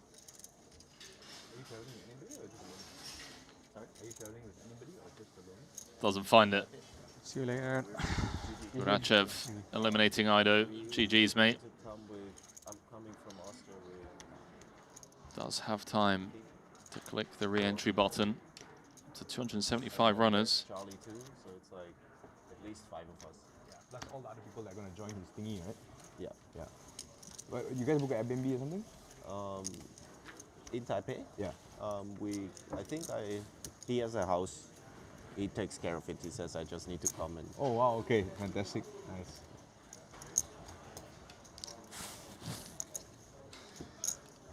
And then I will stay in the hotel during the. Yeah, with the early bird, right? How are your players getting on, Kevin? Did you manage to favorite all of your players? Be there too for the whole thing. I've just got I'll be there in the got a beginning note and, in my maybe phone. go towards the end. Yeah. But Go back home for a few days. I spy one of my players in the top 5. Okay. Nice. All of my guys are live. Yeah, all 5 of my guys are in. Justin Sleeber currently in the top 10.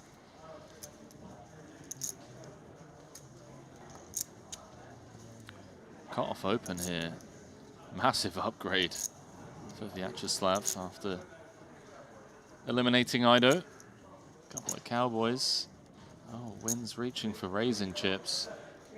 And I think, correct me if I'm wrong, given after 3 betting, I was about to say he would have to call it off. Ooh. For 19 bigs. But as things stand, perhaps an exit for the 7s. Yeah, once Irapati gets involved in this pot, there's going to be an escape for the 2 7s. We don't know what sizes everyone's going to go with, but you have to think that this is going to be a 4-bet and an all-in from Goryachev. Dude, we're just, what, 2.5 hours in the booth so far today? And given that we only have, what, two feature tables. It's been a pretty cold start to the series here in Jeju. I thought there was another. Did you run deep another big one or something? In Barcelona, I won the tournament. And there is the jam from Gurachev. So the 7s should get out of the way. Actually, I chopped with Puna. I won the flip for the trophy. Okay, well done. Good run. I just feel like I saw you running deep somewhere. I guess you did. Snap from the ace-king. A very long-winded way for the money to find its way into the middle, but it does eventually. What did you run like in 10K special events? Okay. Like in second. For how much time? 1 million. 466K. Work hard. In the middle, 65% favorite are the Kings. It's be playing a very healthy stack. So far, so good. Running club's an option for the ace-king. Final table of the 3K. Yeah, maybe that's what I saw. And ace, the immediate out, of course. I came 6th. Oh, what a sweaty turn card. Ace, 10, club needed to crack the kings. Send Garachev to the rebuy desk. Doesn't find it. What a sweat. Had me holding my breath on the turn. Bang, bang. Vyacheslav up to 466K. I mean, I would have come, right? That's like a married. Oh, really? Yeah, so it was this wedding. 190, 195, 198. To the drummer? Not drummer. What drummer? What drummer? She likes to play drummer. Oh, she's learning. Her husband's a guitarist, actually. One of my favorite features on the Triton Poker Plus app is the Updates tab. She wants to play drums with him. She plays guitar, she plays drums. You can just click on that and get updates from the outer tables. Kai and Mockery. It's one of 56 big blind pot. Okay, W2, I think it's called. And an all-in TD50, between that's Arthur the Conan and quite high, the high end one. Ko is and high. Woe. 5K. 5K is... It's 5.5. Yeah. Was it TD27 or TD50? I think 50. 50, okay. Ebony Kenny on Double check. another Yeah, bullet, I just remember doubled up TD50 is good, 4 good, minutes the ago. previous flagship, I think. Ace 10 against Artem Vizhenkov's Not King the best, Jack. Yeah, the best is like 40K, 10K or something like yeah, that. it's like 10, 15K, 10, 12K. And there's still a good chance I don't play as much as I think you will.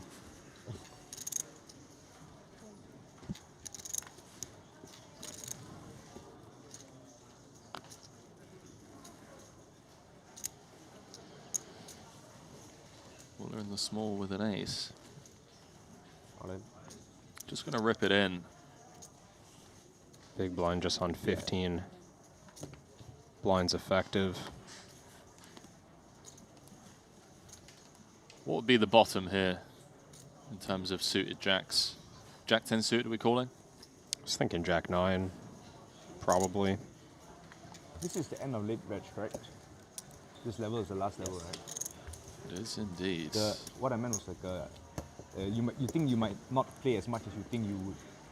Yeah, so until the end of the year, I'm not home at all, basically. And then I would like to buy it like Christmas, so I have it for after months, Christmas yeah. until like at least few months. February I'm gonna be. Yeah. Until then, I'm gonna stay home, I think. Honestly, I I think will probably then go hard, like get classes and play a lot. for sure. Honestly, I think is that the set that you're gonna buy is gonna be more than enough to last you until you become really, really good. You know what I mean? Yeah. I feel like drums, the set doesn't limit you as much as like a guitar, for example. Yeah. You know? Oh, Muller plans of becoming a drummer. Buy himself a drum set. I like that. You play any musical instruments? That's always been in the back of my mind, wanting to learn the drums. I played piano when I was a kid. Sois is quite the musician. Yeah? Yeah. Yeah, runs in the family. Runs in the family, I say they're just all musically talented. I think spent a lot of time playing guitar, if I'm not mistaken, and maybe drums as well.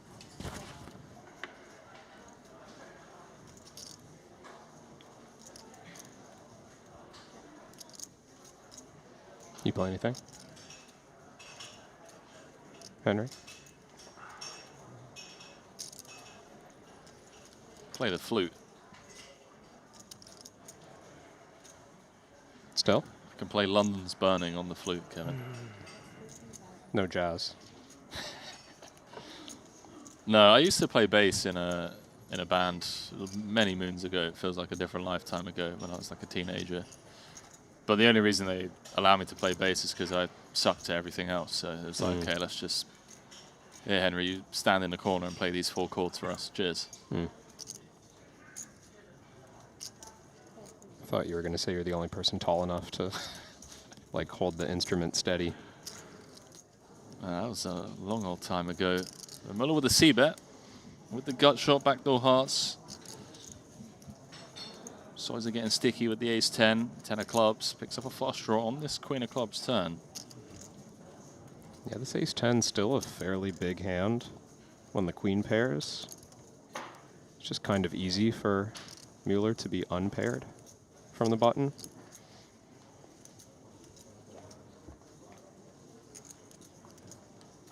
No action on the turn.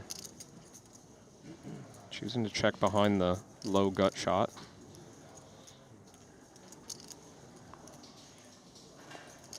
Now the 10 of clubs, pretty strong flush, and I wouldn't fault Soiza for trying to extract a somewhat large bet out of a king.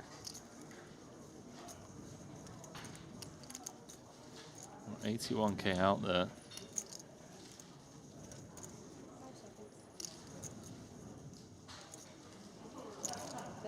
It does go somewhat big, 55. The request from the Malaysian. Yeah, I like this. There's a good number of, you know, king 10s, king jacks, even king 8 or king 9 that will arrive to this spot and sort of just have to pay you off on the end.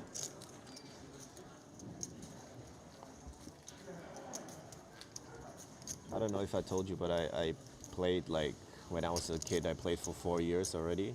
So I think I can, like, reasonably fast get to a decent level again. Yeah, for sure. Probably even faster than before, right? Yeah, because I can learn more efficient, I guess. Yeah, and you're just much smarter now as a, you know what I mean? Yeah, as an older person. Yeah. Back on over to the blue feature table. Looks like Boyven's chipped up a bit. 85 bigs. 35. Bottom or okay? Bottom range or okay? Okay. Filatov just had a bottom dead is read. okay. We need didn't have a good hand. We need more people No like talk. Filatov. I will not come anymore. It's rare. I like it. Rare to see someone playing kind of fast and loose, fast, talkative, loose, chatty, But if I keeping lose us big pot, I entertained. keep silent, no problem. No, silent, bro. While No you word, eat, you keep angry. silent. No. If you do streams. That's a even if you strong eat, you can scarf. Talk. Scarf of the day right there. Oh, yeah. I would venture into Siberia with a scarf like that. That's keeping you warm.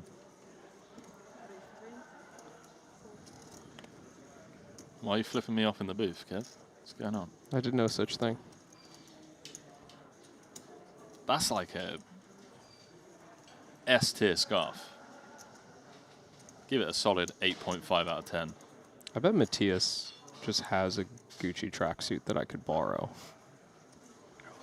And you wouldn't have to pay for anything.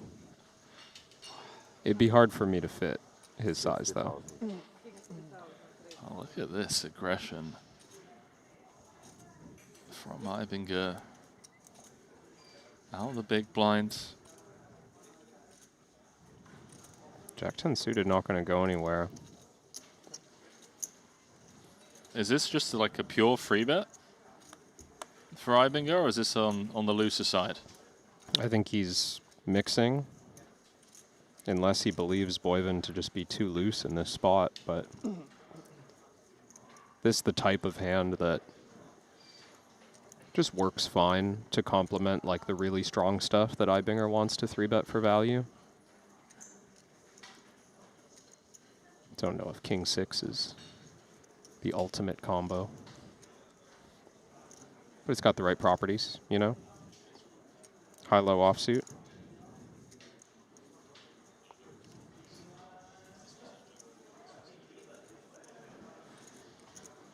I do believe Jack 9-8 was the flop here, not Jack 8-8. Well, either way, Boyven's got a pair of jacks.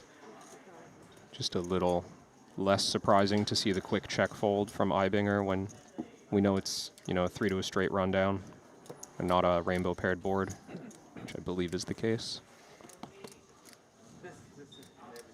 No, I said this.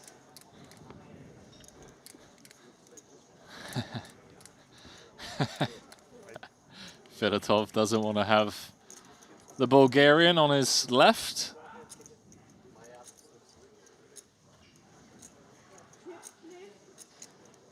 He bluffed dealer. It's coming over with no chips. No tickets. Fresh stack, perhaps. Just run from the bus.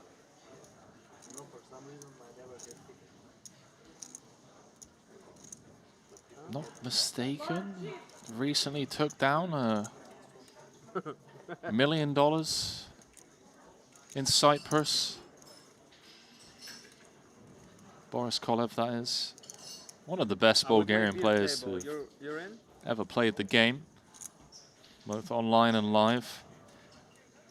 I believe that was kind of like a hybrid format tournament where only final table got paid. It was like a, I don't know, there was like 150 runners or so. Hold the seat for you. Something pretty cool. I've never seen that before. That's a couple of formats that I would love to see at Triton. The shootout that we mentioned earlier on, that'd be really cool. And then can you imagine a final table paid only? That'd be sick.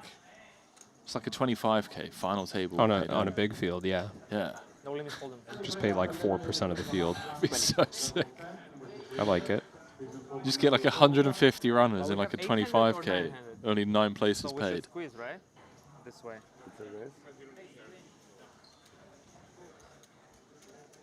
But it's still. What's the race?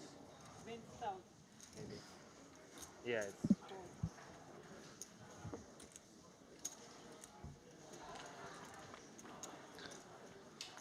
So hand 1. Boris Kolev getting involved straight away. Opening with the dominating Jack-9 of spades. Rudy Halim in a very healthy 770K stack to start the hand. Comes with the check fold. Don't know much about this man. First time I've ever called the action. The man that calls Indonesia home. Did join us earlier this year. Played 2 events. Played the 15K and the 20K back in February.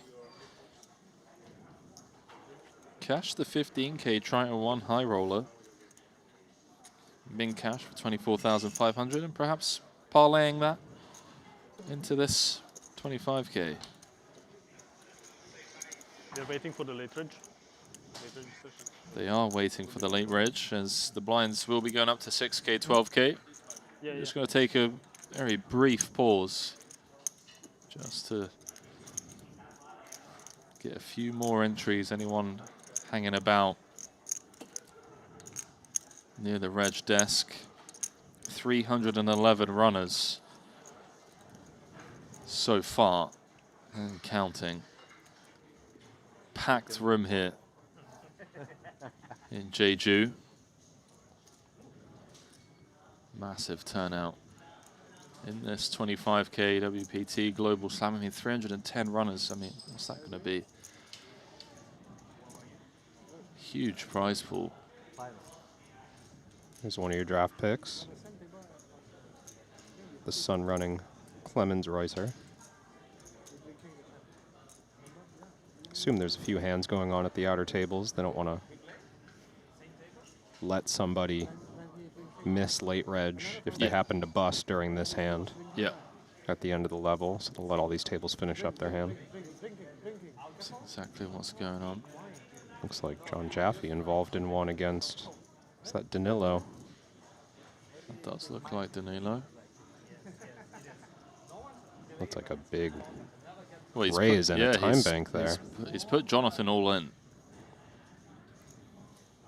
Maybe Jonathan will be heading to the re-entry desk if he calls and is wrong. Man, who would have thought Hey, when we started Triton Super High Roller Series back in, what, 2016? They would have scaled to this level. Over 300 runners in a 25K. Pretty absurd stuff. So what are we waiting for?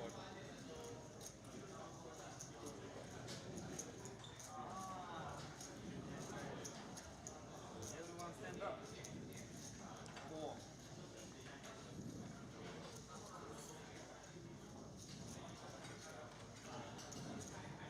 Oh, there we go.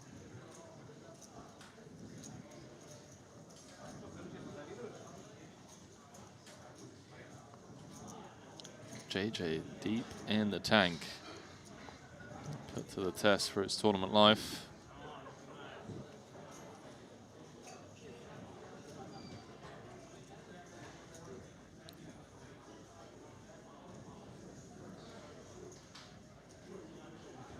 Waiting for the conclusion of that hand as we scan around the rest of the room. Long old couple of weeks here in Jeju, and the stakes are only going to get higher as we progress.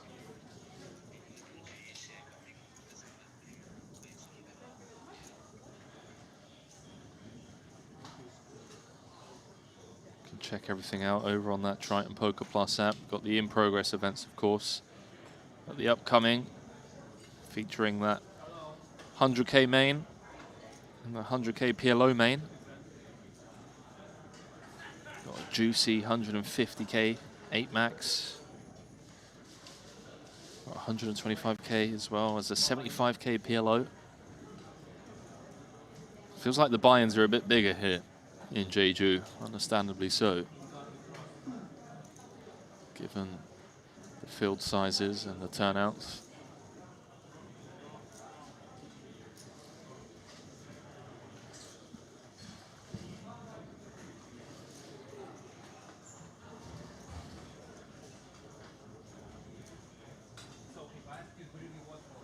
It's like the who's who. See who we can spot.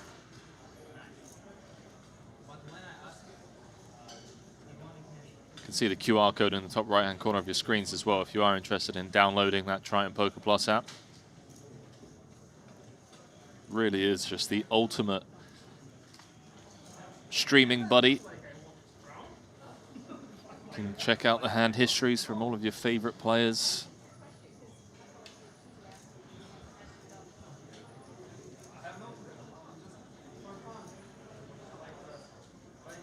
Check out all of the upcoming events.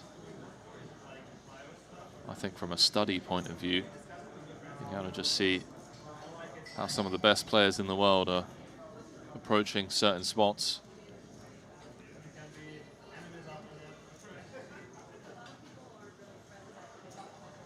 So, still waiting. Kev, have we lost you? Is there a pulse from that side of the room? I was trying to find that hand that Jaffe and Velocevic were involved in. Did manage to spot it just now in the Triton Poker Plus app. That was over on table 7. What was the situation? Looks like it was a blind versus blind battle, limp check pot. Jaffe had bet the flop on ace deuce 4, got raised and calls. Turn was an 8, 3 spades on board. Check, check. And then river was a 4, pairing the board. Jaffe bet small. And as we saw, he got put in for all of it. It's about 2 times the pot on the river, but he did end up folding, so no elimination that hand. No showdown either. I'll have to ask Danilo. See him in the hallway. My Serbian brethren. Sorry, I said table 7. That was table 6.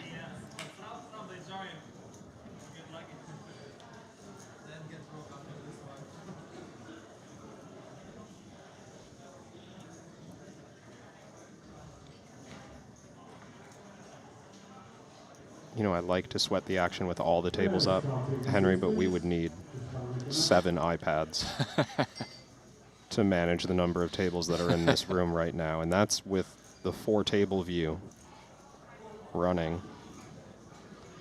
I don't know if we can manage 7 iPads. JNT, always great to see him in the mix. D. Peets.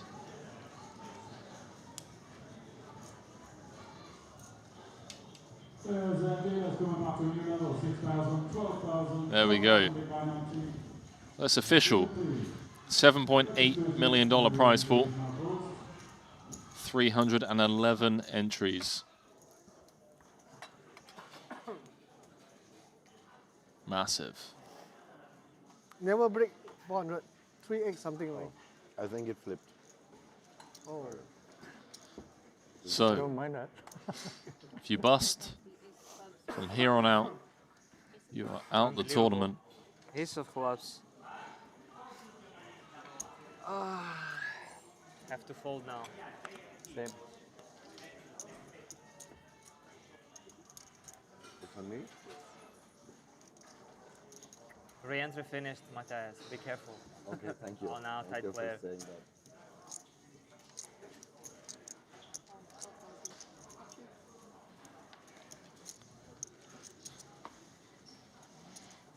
And Rudy going to complete from the small. See how Colsar wants to play this out the big. Thought perhaps he might come in with like a 3x here with the 7 deuce, stone bottom of range. Yeah, expect that sometimes. What a brutal flop. Colsar drawing as thin as it gets. 7 would give Halim the straight. Would like to see a stab here from Rudy. Yeah, this is looking even more like a board that's in his favor and not Colsar. That was a chunky turn bet. Oh, it's pot-sized bet on the turn. Yeah. Gets the job done. Do So like- current standings, top 10, Aaron Beshanian playing 1.8 million. Zhu Yang in second. Third, we got Jimmy Guerrero. Fourth is Filatov. Fifth place, we've got Chen Dong, player 1.2 million. Brink Kenny, currently in sixth, also player 1.2 million. Punat Punsri in seventh, player 1.2. Sim Kok Wai, currently in eighth, also playing around the same, 1.15. Chen Jiang Mao, player 1.1 million. And Justin Saliba, rounding out the top 10, playing just shy of 1.1. This is the thing about Jeju, is I oftentimes find myself calling out names that I've not heard of. It really makes it interesting for us. How many levels we play today? 15? You mentioned Jimmy Guerrero in the top 5. No one cares? 15.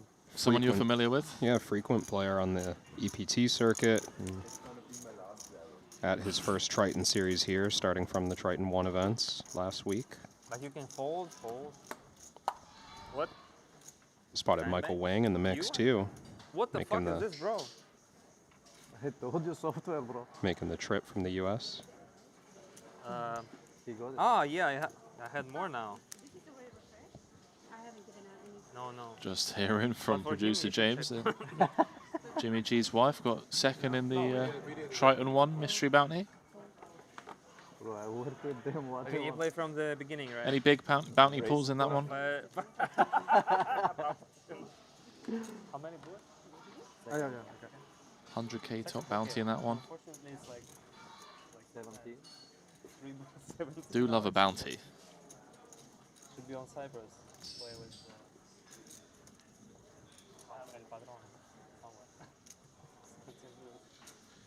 Thank you. Below average. Yeah, below That looks like now that late reg is finished. Got more time banks being pulled out the bag and distributed around the room. Boy, with a well-timed small blind 3-bet in the sense that it would have worked against the initial raiser. It's with the Queen 10. I don't think he's going to get Wei Xiang to fold though out the big with the ace-queen. Although there is always that kind of post-late reg closing, people fear busting out and not being able to re-enter straight away. Oh, I don't know. I'm the opposite. Yeah? It's like a relief, almost. It's like, oh, good. I don't have to actually get to stop for the night. Let's get out of here. Well, this is an awkward spot. Well, he has to call off now, right? There we go. Makes the call. It's to see that he's got 2 live cards. No respect, huh? No respect. 40% equity for Boyvin's 9-8 suited.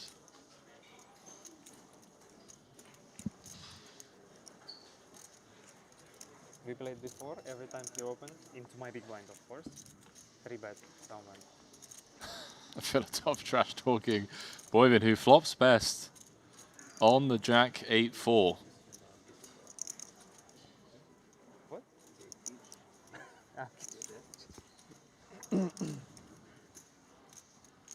Boyvin not entertained in the needles being thrown his way.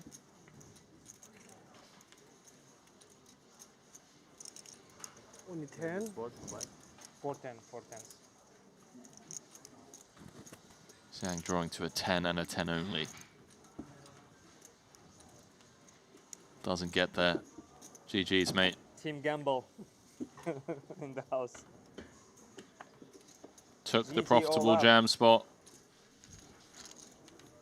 Got it in good. That's all you can kind of ask to do in these tournaments. I'll tell you who's not going to be getting in good. Here's Muller. Applying max pressure on Chang's +1 open. Chang opening off 20 bigs. Hold? Yeah, I need a hold. I need a hit. Don't hit. Evan Chang looks like he's just managed to re-enter max late reg. Couple of cowboys to spin the wheel with. Heat. 4-1 No favorite. king diamond. You don't want sweat? I don't want king diamond.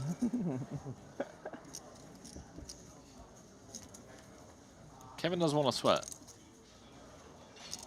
No king diamond, no die diamond. 8 of sweat? diamonds is dangerous. Yeah, it's dangerous. 8 of diamonds is a sweaty card. What's wrong with the sweat? I don't know, you're just pretty silent over there. I was like, maybe you don't want the sweat. 9 of diamonds would be a sweaty card. Nevin doesn't want it though, he just wants the hold, he wants a clean run out. That is clean.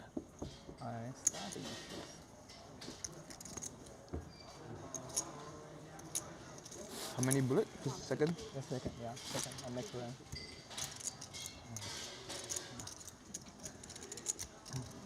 This year I'm lucky with my friend because some friends swap with me win the champion. Oh, for which event?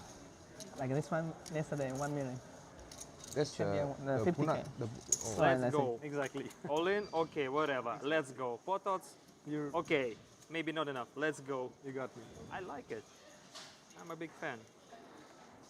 Back over to the chatty table. 24. Ibinger, 12 bigs, ace king. Comes with a raise.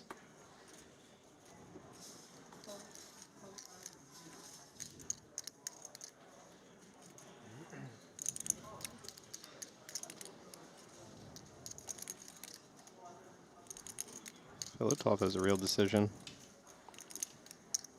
Normally be happy to flat the small blind with hands like this, but against a short stack. Okay, I fold, but feel like re-raise all in. Where is Gamble team? Bet for Gamble team. Like, what a shame. yeah. Felt like I was winning. Team Gamble. I need to find out the... I cannot say on TV table what team you are in. Neat. Yeah. Mustafa Kanit. I need to find out who are the founding members of Team Gamble. I don't want to expose you as a nit, you know, it's not fair. Smart. Some accusations from Ibinger that perhaps Filatov's image building, using the table time wisely. Is he in it, Kevin? No comment? I don't know if that's an accurate way of 95? portraying him.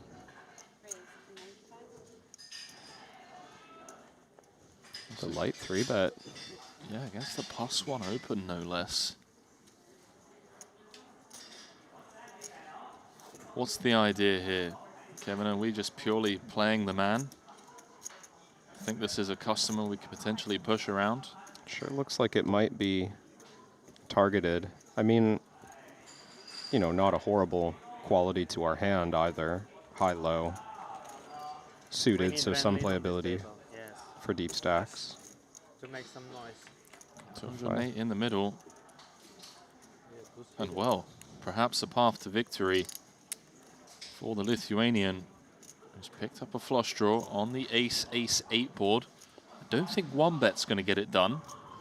I just remember how we ran. Be surprised if you remember this? Yeah, yeah. Like, Rudy didn't get sticky, especially against the size down. Yeah, this just designed to clear out some suited broadways that didn't make draws on this flop. It's one of those ones that you always expect Rudy to continue. Oh my word. Oh, he's come with a raise. And I don't know if Lazaninkos will recognize that he might have fold equity if he were to fast play his flush draw. If I see this play in real time, my instinct is this is strong from Rudy, and I need to either call, or if the price is not good enough, simply fold. Yeah, just lets it go. Well played, Rudy. Refusing to be pushed around. Just thinks when there's two aces out there. Yeah, I mean, timing was great with the hand that he was matched up against. Gamble team, yes. Yeah, if you want, you are invited. I should make sure it was a gamble team. For a gift next time. Yeah, that's brutal for the queen deuce. Not able to realize its equity.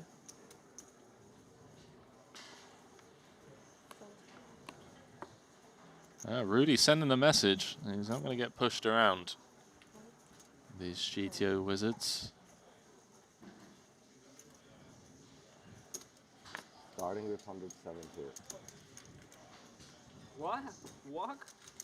Wow. So much respect to this guy.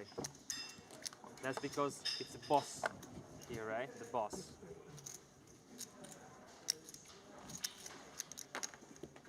I folded because like I owed you like few K, I guess. But you don't remember? I'm a little bit, you know, ashamed.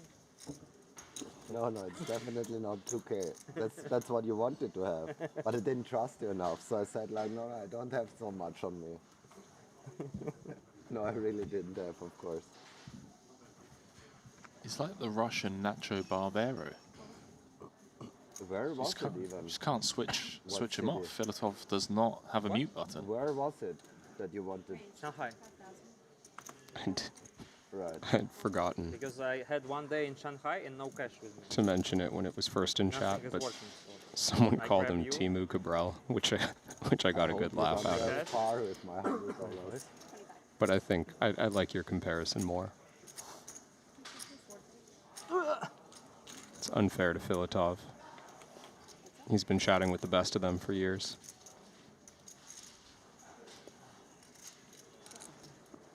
He's flopped the nut flush draw here. Aleem with top pair and a wheel draw out of the big blind. Not going to get aggressive on this one. Just comes to check call. Sorry. Not strong enough. Ooh. Turns the straight. So now beating stronger ace-X, they would have been behind on the flop. Looks like he thought about leading there for a moment, but check is eventually the action. Gamble or no gamble? That's the question, right?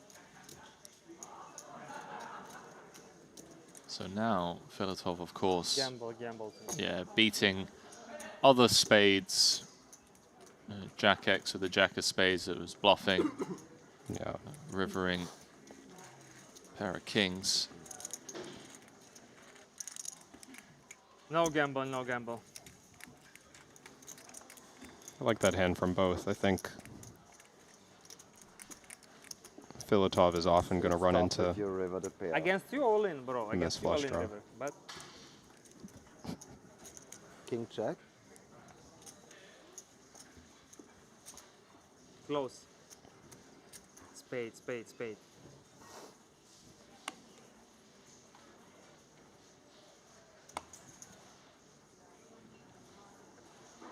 Well, Halim apparently not the chosen target for the all-in bluff.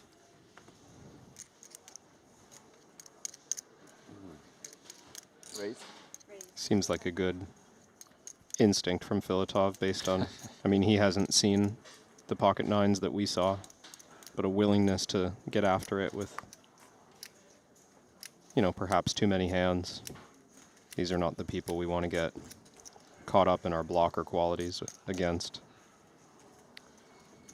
Just a raise and take there for the Lithuanian. And 39 bigs. So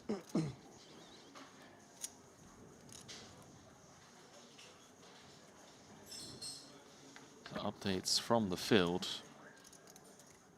Aren still Raise. chip leader after winning that massive pot against Tim Chung.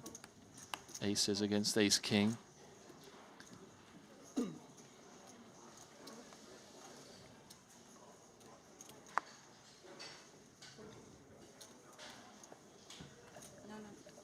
No?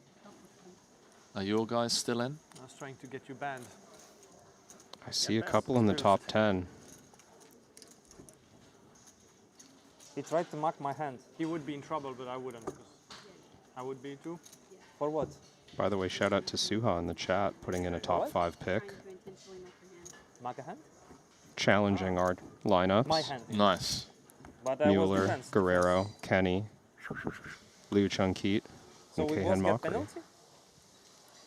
Or only him? I like it then. No. I think both. I always appreciate when people get One involved. round penalty because you did nothing. Nice, I like Involved in the chat? Next time you You should bust mark my volunteer. hand. You should volunteer. I also appreciate that So you didn't Matthias, just if you pick bust, you like should 5 throw of it the into top my 10 chip cards, right? counts. Yeah. So You know, thanks We for have a doing nice that, keeping chat it for fair. 5 minutes, no? Very nice. Vieira saying Filatov's shirt looks like a tribute to Rasty. I'm saying Filatov is definitely your brother, Henry. What, because he doesn't shut up? Is that what you're saying? You want me to click my mute button? Happily. 95. Boyven in a spot here. Was contemplating flat versus 3-bet, I believe. And awkward now for Filatov. Is he just out? Yeah, he's just snap out. It's interesting because obviously not too long ago we saw the Boyven 3-bet with the 9-8 against early open from Gitis. He's just going to let it go. 10-9. 9-8. 9-8 again. different So spot. I mean that different spot 9-8 again. So 10 to 3 bet.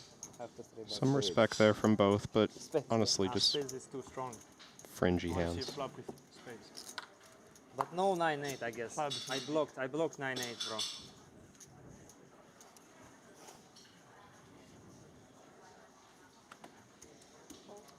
I kind of wanted to see it flop on that one. Not going to lie.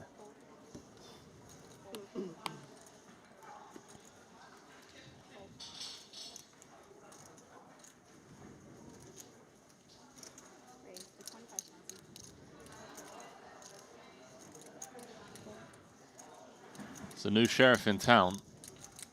Filatov knows it. His name is Thomas Boyven.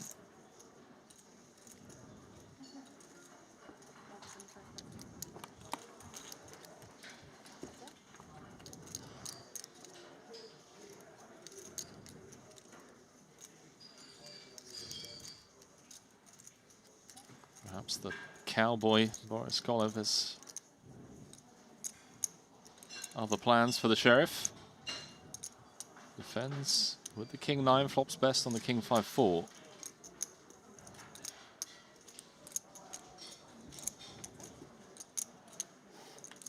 Oh my word.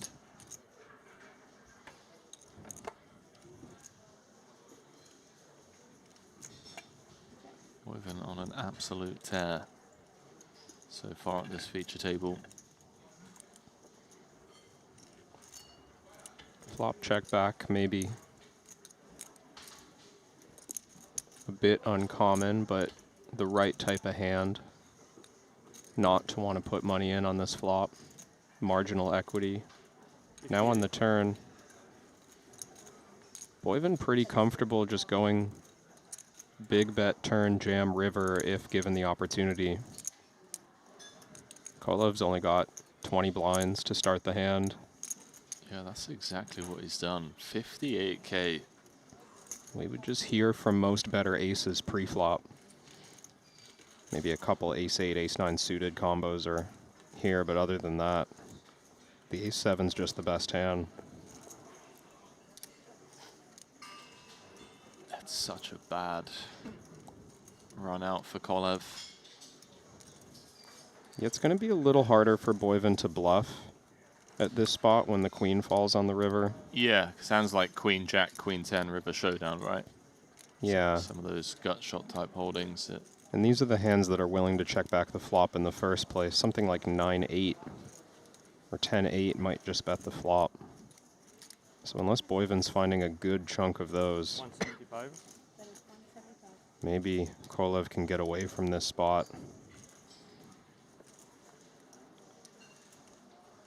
He doesn't beat any value. Pure bluff catch with the king 9.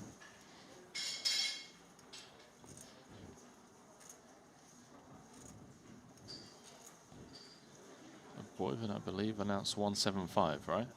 Yeah. Okay. Enough to put Kolev all in. Apologies for the delay in the graphics.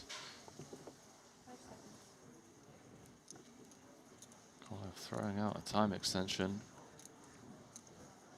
These are interesting spots as well, just because from a feel point of view, it's pretty easy for Boyven to identify that Kolev doesn't have an ace, or at least very rarely has an ace. So it's just one of those spots that's appealing to bluff. Like if you've ever got a bluff candidate, you just want to go after this one. It's hard to play defense.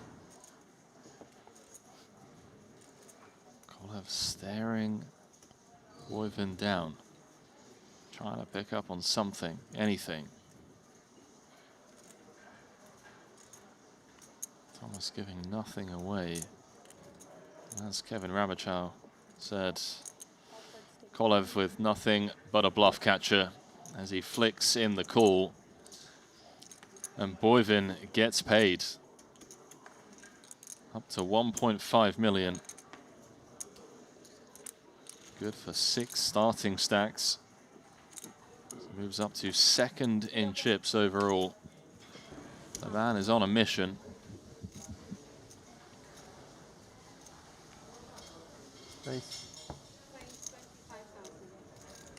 Evan Chang over here in the cutoff, 500K. Raising things up with the 10-8 suited, one of my favorite hands.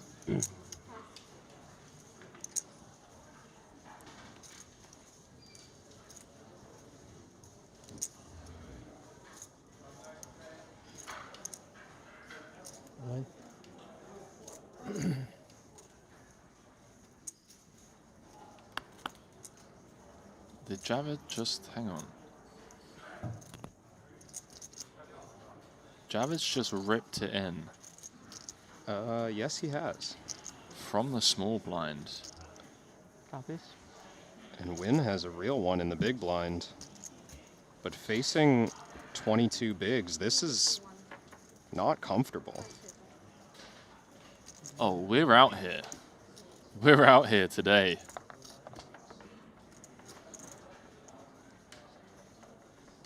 Ismailov just sticking it in Nevan's eye ripping it in from the small blind against the cutoff open. But Wynn's going to run it. I was just kidding, but. Yeah. Oh my God. Wynn taking the spot with the ace-10. Javid saying he was just kidding. Can't take it back now, my friend. He does have 33% equity. The man from Azerbaijan.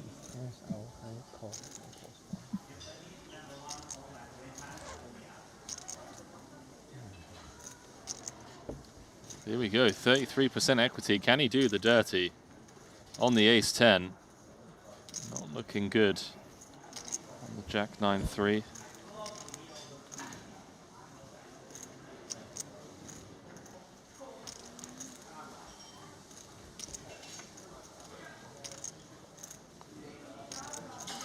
Diamonds of no use, as Wynn has that covered. 8 or a 5 needed for Javid. Close. No cigar. GG's, mate. That incredible run in Montenegro.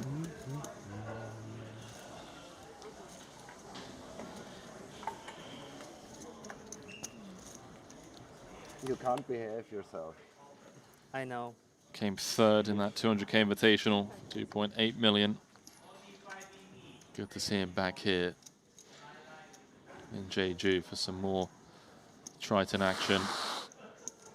Man. The deck is cold in this room. It has been since the top of the show. One of Kolsar's outs folded out the big blind. So it's a classic. Ace King against Queens. I don't know, man. Rudy with the scarf as well. Feels like he has a lot more than 56% equity. I think the scarf's hot. It's been keeping him warm. 420 in the middle.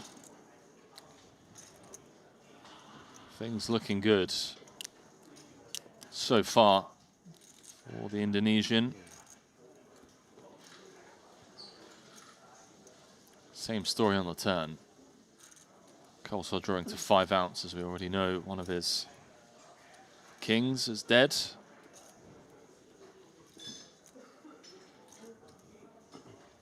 GG's, sir. Halim up to 1.3 million. It's going to be good for a top 5 stack. Yeah, both him and Boyvin just getting it done over here.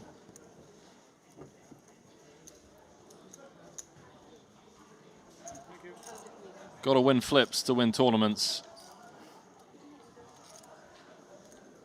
Out on the 25k, but hopefully seeing more of the Hungarian upcoming events. How about it? Our first shout out, at least for myself and Kevin. The GTO Wizard, the #1 learning app for poker players. Can start crushing now. Go from grinding micro stakes to battling on $1 million Triton final tables. GTO Wizard giving you the exact same tools the best in the world use. Want to start your journey to becoming a crusher? Now is the time. Head on over to GTO Wizard. Get involved as well on socials, as always. You never know when a GTO Wizard giveaway is going to pop up on your timeline.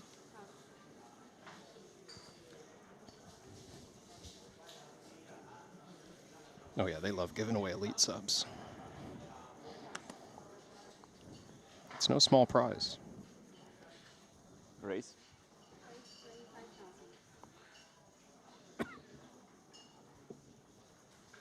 Ill-timed button aggression. Yeah, this, I think, Hello. solidifying in my mind that the queen deuce suited 3-bet was targeted. This on Rudy's big blind. 7-6-0, definitely a bit out there for Gitis. And again, he's going to get the worst of it. with Ibinger picking up jacks.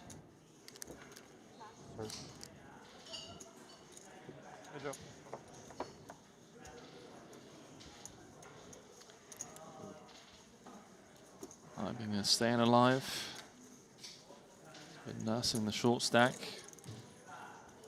Something he's a bit of a master in, if I'm not mistaken, for a long time was holding down. What were those games called online? Like the 10 big blind. Oh, the like the push or fold. That was it. Yeah, all in or fold. All in or fold. Yeah, it depends on the site, but yep. Quite a short stack expert. They probably don't play with big blind ante, but I'm sure the skills transfer quite nicely.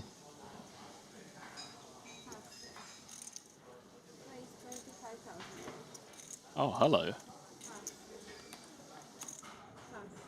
Let's see, Joseph Jong in the mix. I thought you were just really excited about the Ducks opening the pot. Tilt raise.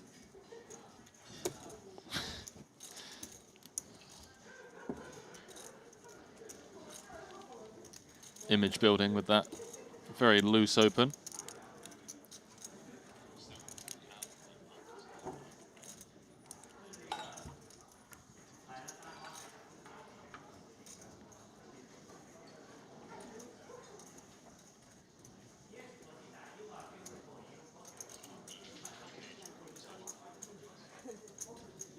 Skype calling?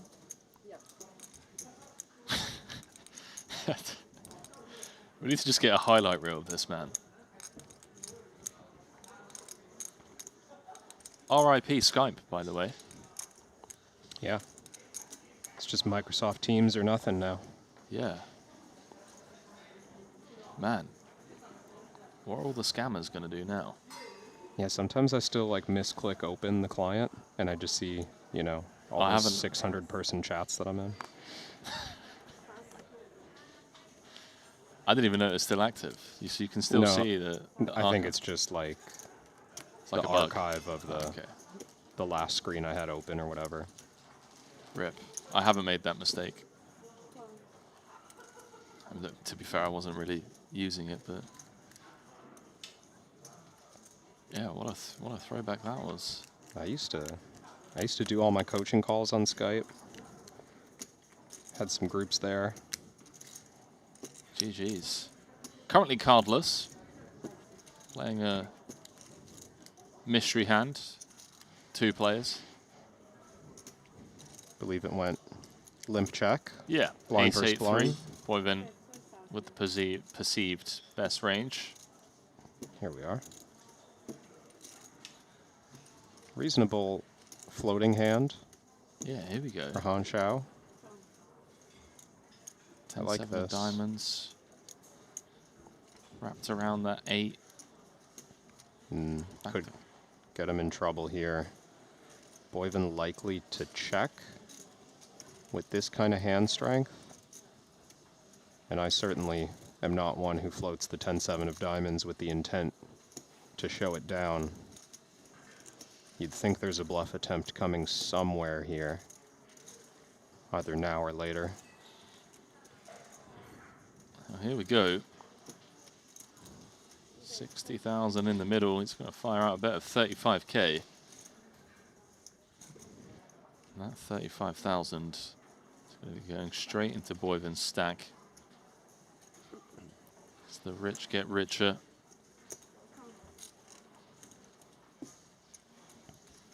I mean, if he sees showdown, he could fold the river. I mean, Jack's a nice card to bluff that. don't think he's ever folding, right? Be very surprised. As played. I mean, I guess hand can have some ace-x. The check from the big. Sizing up something. If he goes big enough, it's clear that King 5 is a pure bluff catcher, and I think this is big enough to make that statement. 110 into 130. An ace would be good enough. 2 pair, of course. See if Boivin can sniff this one out. It's a pretty nice bluff catcher other than the fact that we've got a 5. We don't really want to block 5-4 and 5 deuce. Those straight draws on the flop. What's the thinnest 2-pair you would go for value with here? Any 2-pair is good. Any 2-pair? Okay. Yeah, I think. Wow. He does get it through. How about it? And shout. With the flop float, turn barrel, bomb river. That flop float really got it done. I mean, not everyone peels the flop loose enough. And then you get into these river spots where your only bluffs are the 5-4. Perhaps a bit of an assumption there from Boivin gone wrong, but doesn't strike me as a mandatory river call. Just one that he might have made against a different player or with some more information.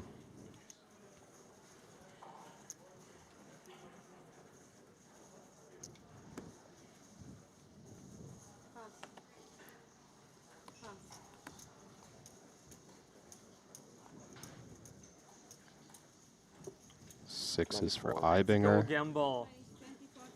Ready to gamble.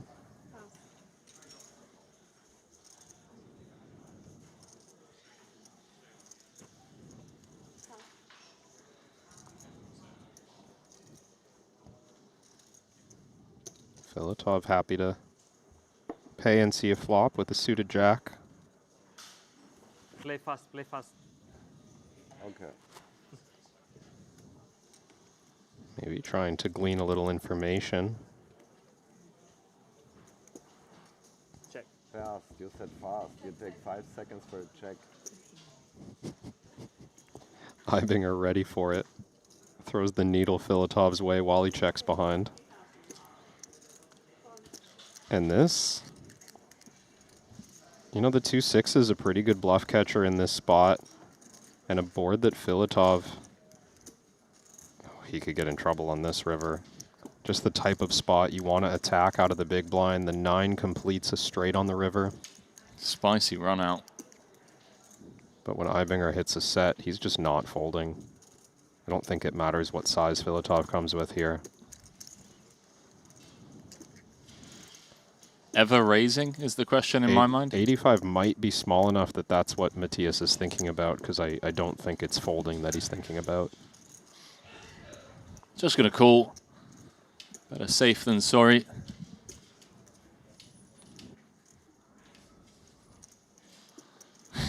Waiting for the conversation to Just ensue. 6. Just a 6. Ace-6. I think the slowest thing Ibinger did in that hand was reveal his cards at Showdown. I think that was intentional, right? Everything else was nice and speedy as requested by Filatov.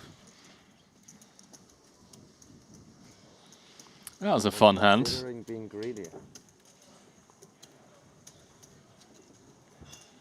Confirmed. He was thinking about a raise. 2-0, 2-0. But then it reminded me you never bluffed, so I just called. Yes. It wasn't bluff. Semi-bluff. I had got shot on one more card. Maybe I win.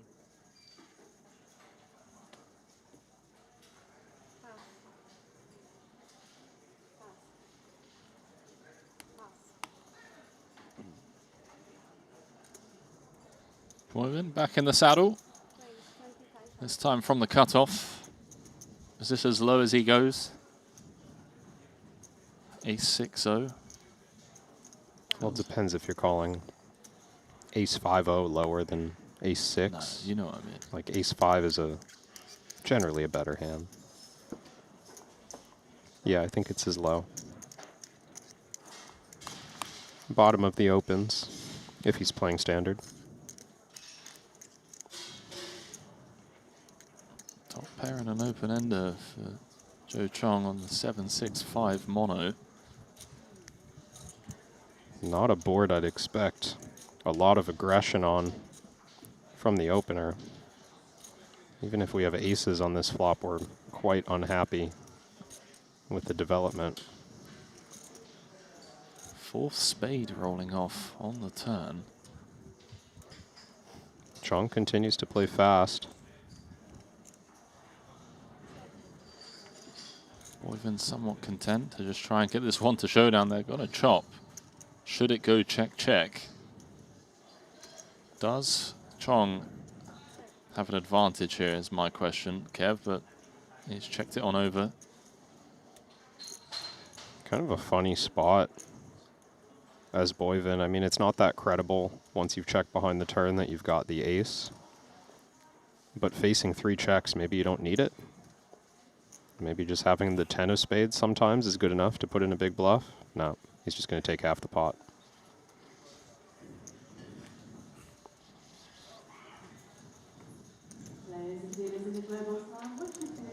Carve it up, gents. Great to see Joe Chong in the mix. Yep. I mean,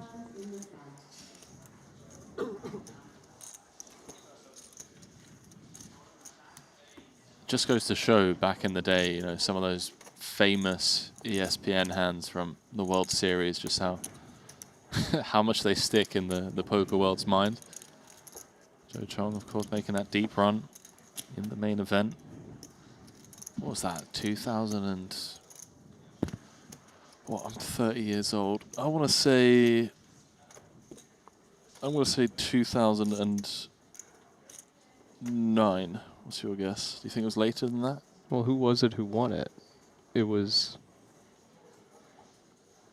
Duhamel? I think it was Duhamel, yeah. That was 2010 then. 2010. I think that was Duhamel's year, yeah. Let's have a look.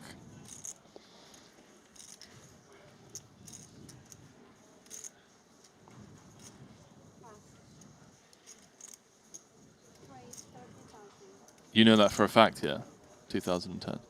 If it's Duhamel. Yeah, you sounded very, very confident. Yeah, I'm pretty sure that's the one.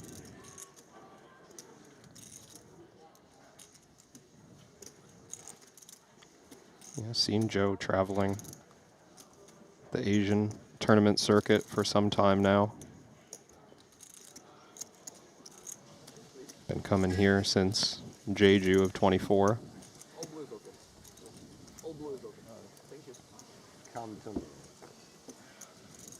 Yeah, total live earnings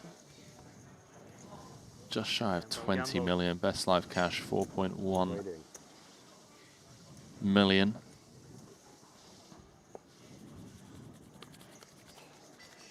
Let's go. That 4.1 million prize, of course, coming in 2010 in that WSOP main, where he came 3rd place.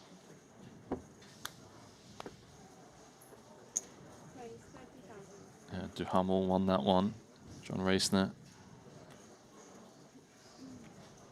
came 2nd. Oh, I was trying to remember who was the beneficiary. Of the hand? Reisner, yeah. There was also another sick hand in that one. That was the Duhamel against the Matt Affleck hand as well. Oh, the jacks yeah. against aces. I mean, that's got to be one of the most famous hands in WSOP history. Back to the action here. Both players with a gut shot. Ibinger's draw is to the nuts.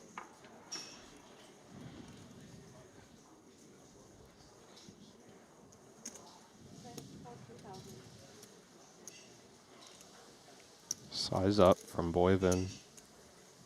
About half pot here. Coordinated board.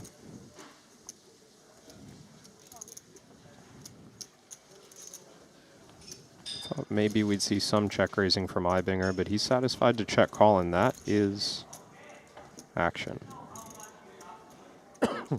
What an incredible turn card the dealer has found from an entertainment point of view. It feels like the default play for both is just to be all in on this turn. Boyven's turned a good enough hand to value bet. And facing value bet, how does Ibinger resist the check jam? Represent something like King 7 or King 8.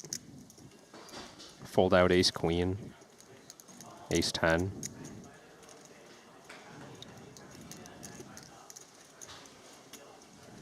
$250 in the middle. If Ibinger Can push Boivin off of this. Realizing that he has fold equity, and if he does get called, he's drawing through a royal flush.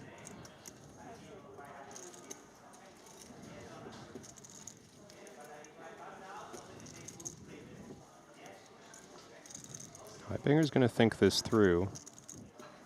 Check calling is definitely an option. It's just not fun to do when you've got queen high out of position.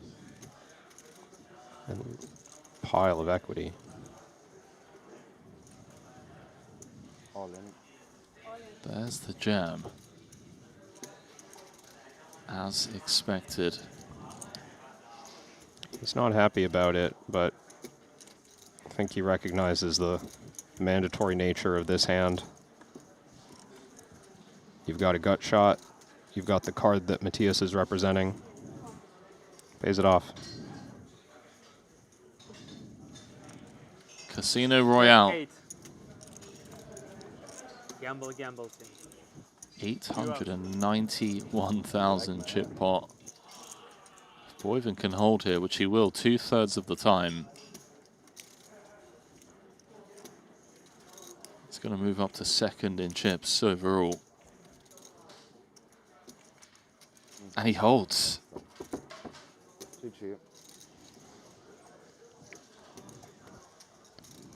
Feels like Boivin's chips have just been in the middle every pot. And they come back in duplicate.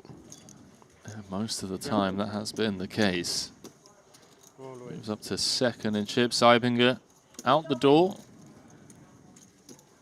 Empty-handed. First event of this series. Fist bump exchange there with producer James Dempsey.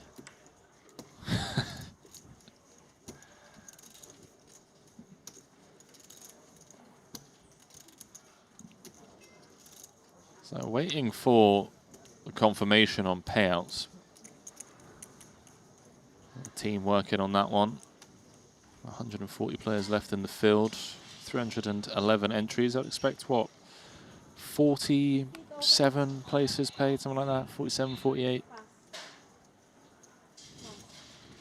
Maybe slightly more, actually. I mean, they paid, yeah, around that number in the 15K. The 15K got, was it 352? So I got about 10% more entries. Are they doing less than 15%? 12.5 perhaps? In this? No, I think they go 15. pretty generous at Triton, so between 15 and 20. Oh, hello, what we got here? 75. Ace King on the button. Blinds have just gone up by a decent jump. Makes these two hands on a little bit more of a collision course. The 2 sevens still not happy about putting all of it in, but at least happy to take this price, I would think, and see a flop. Oh, he agrees with you. 180K in the middle to fight for. And how about that? 986, all hearts, open-ended, straight flush draw, forehand. That's about as good as it gets on the flop with 2 sevens. What does the Ace King of Diamonds do? Not a spot I'd be excited about putting money in the pot. Be trying my best to check down to showdown and beat Ace Jack, King Queen suited, something like that. Is Filatov emoting in the background?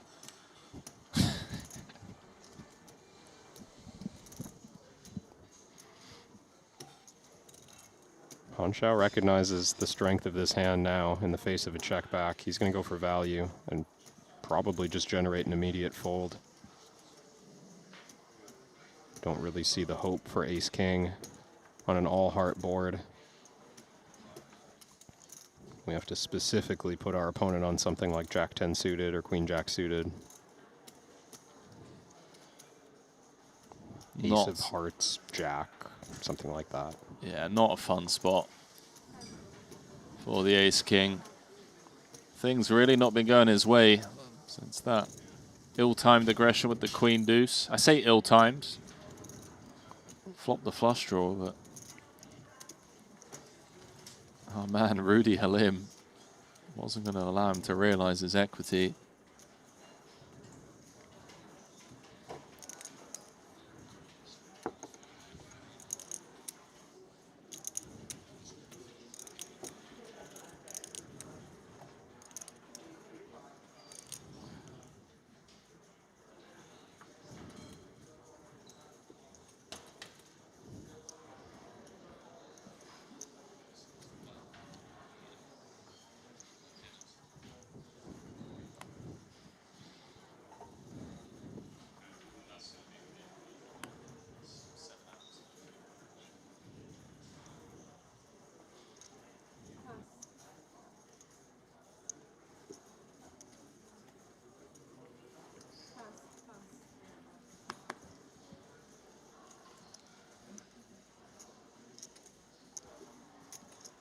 Ace Deuce off of 18.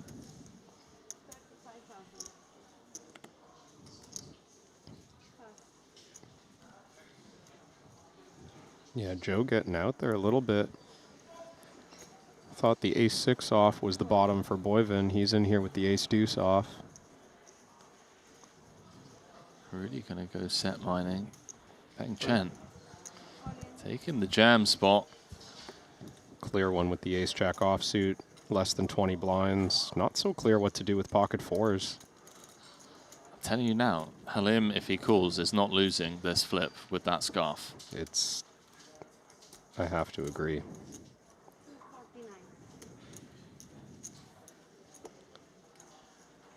It's about 215 to call. It's a relatively wide range spot with Joe opening from the cutoff. Question is, does Chen have deuces, threes in his range? Oh, here we go. Yeah, makes the call. Wants to spin the wheel. Great news for Halim.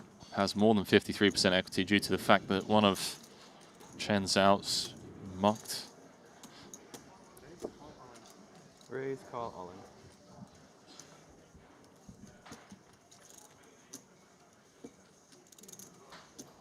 Man. There's just something about Rudy Halim. Holding so far. On the King 6-5. Same story on the 9 of spades turn. Needs to fade 5 outs once. And he's going to be up to 1.5 million. Just felt like he had 100% equity from the start of the hand. I didn't even want to bet a voucher on it. I was so sure. Just all business as well. Not talking, not engaging in any conversations, just a silent assassin.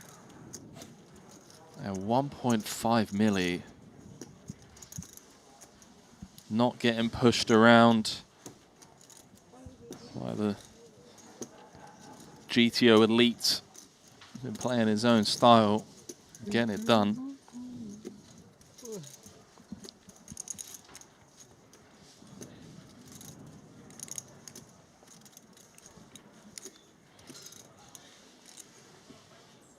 Look at that, 100 big blinds.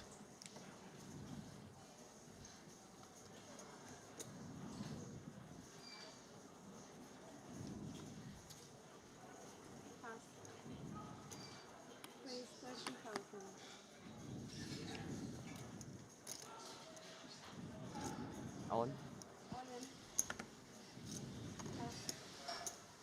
Down to 138 players now. It's Chong.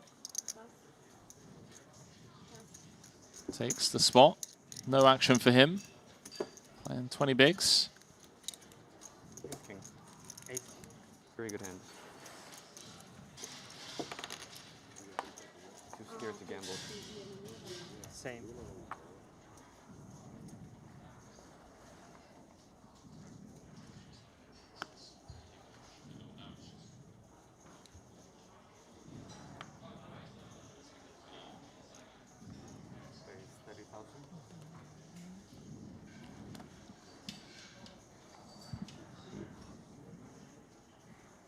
Another question for you, Kevin. Is this bottom of the offsuit variety opens from under the gun? Yeah, you see this off the shorter stacks. Not a hand that we would open, let's say 40 big blinds deep. Certainly not 60 or 100 big blinds deep, but sitting on just 25 blinds. I like this from Mueller. This is bottom. Well, what's the idea behind that? Why has it become more of an open the shorter stacks we get? Just like a little more of a pre-flop only game when you're playing short, right? It doesn't matter so much that you make a straight at some point or, you know, have live cards drawing to two pair. It just matters more that you've got a couple of high cards and you generate folds, or you've got a couple of high cards and you make top pair sometimes. And what about the Jack 6 suited fold there? Out of the big, off of the 13 big blind stack. Missed that in the big blind. That's a conservative fold. Irapati maybe locking up that short stack a little too much at this stage. Gonna have to gamble sooner than later. Yeah, I wouldn't have minded seeing a defend there. Try and see a flop, pick up something and spin the wheel. Tail of the tape on these two tables. Soiser holding strong at the top of the chip counts. Courtesy of that flopped straight against Sergio Ido, who then ran a savage bluff on the river. And on the blue table, it has just been Thomas Boivin and Rudy Halim show. Those who have been taking turns to eliminate players. No, I don't think so. It's like a modern rock-ish band. And they have a nice drummer, or? Yeah, really, really good. Super good, very technical as well. You can see, do you know Drumeo? Drumeo? Drumeo. No. The drum channel on YouTube. They always do these challenges. I don't think so. I think after that.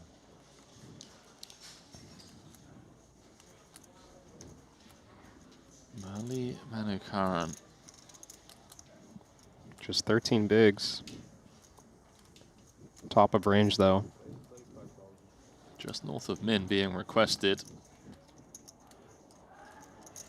See if he gets any action out of the blinds. Jack 6 not going to cut it.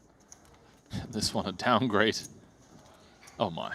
Okay. Well, off to the races we go. Second time today. We've had the classic ace-king against queens. Good luck, gentlemen. Snap called, of course. Murli hates it. You hate to see the 2 overs when you got the queens. You'd rather, you know, how does he not have pocket 10s? Smaller pocket pair. Hand like Jack 10 suited. As we said earlier on, you've got to win flips to win tournaments. If Murli doesn't win this, he's out the tournament.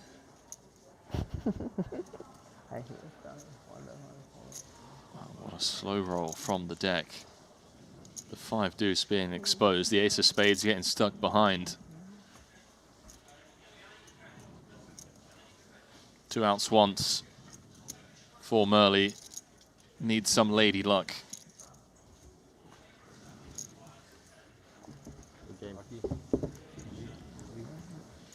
GG's Murli. What is it called? I didn't understand. Drumeo? It's like a Neo. I love how Muller just goes straight back to the conversation after winning a flip. Yeah, those chips, not important. What's really important is looking up drum tutorials on YouTube. So this went open under the gun from Joe Chong with the aces, 3-bet from hand, out of the small with the 9s. And then, of course, called off the remainder. 2-9-2 apiece.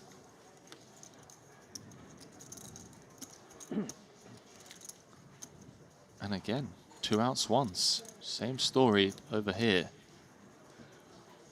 Joseph Chong with the double.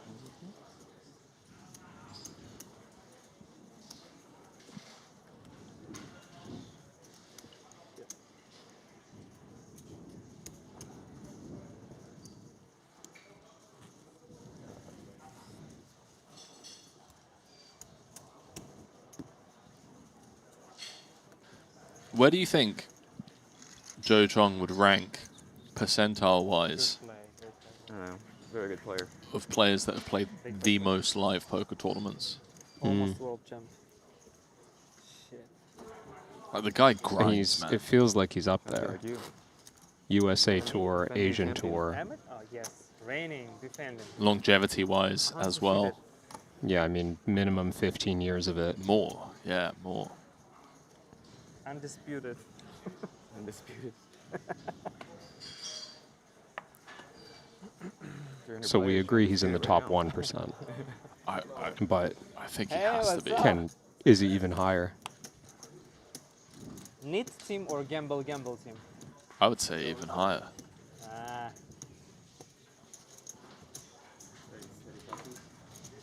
I just don't think there are as many people that have been around as long as Joe Chong has that play the amount of volume and buy-in range that he does. It's true. And that's important. You do need to be willing to play all the buy-ins. You know, if you're only playing high rollers, you're not getting the kind of volume that Joe's getting. I want to see how many cashes he has on his hand and mob. Guess that's a pretty good indicator. Nice pick up there from Rudy. I tell you what, my man Rudy, he's on a mission here. Okay. Wow. He has 444 caches on hand and mob. So I suppose you would, you know, let's give him a... Dating back to 2009. Let's give him a 1 in 7 cash rate. Okay. And he's played almost 3,000, over 3,000 entries. That's a big number. Versus me, who's played like maybe 30 live tournaments. Well, you're definitely in the bottom 1% for volume. I love how you added that little caveat there at the end. I just didn't, I wasn't trying to be mean. Just, you know, let's be real.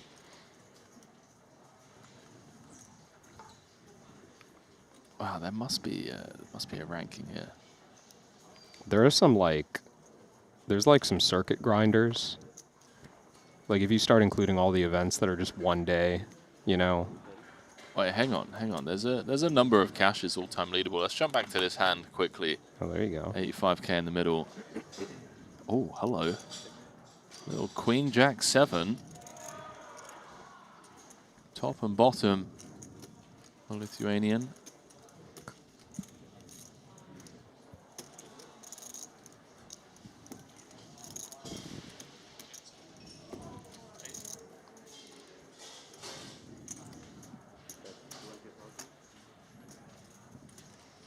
There is the C-bet, as expected. Now,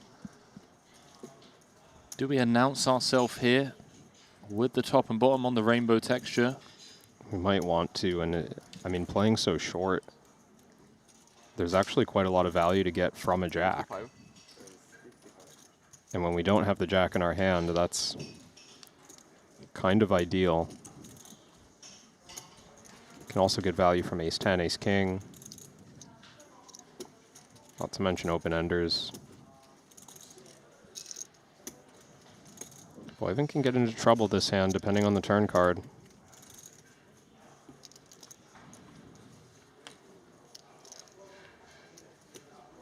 Well, that arguably the worst card in the deck for Gitas.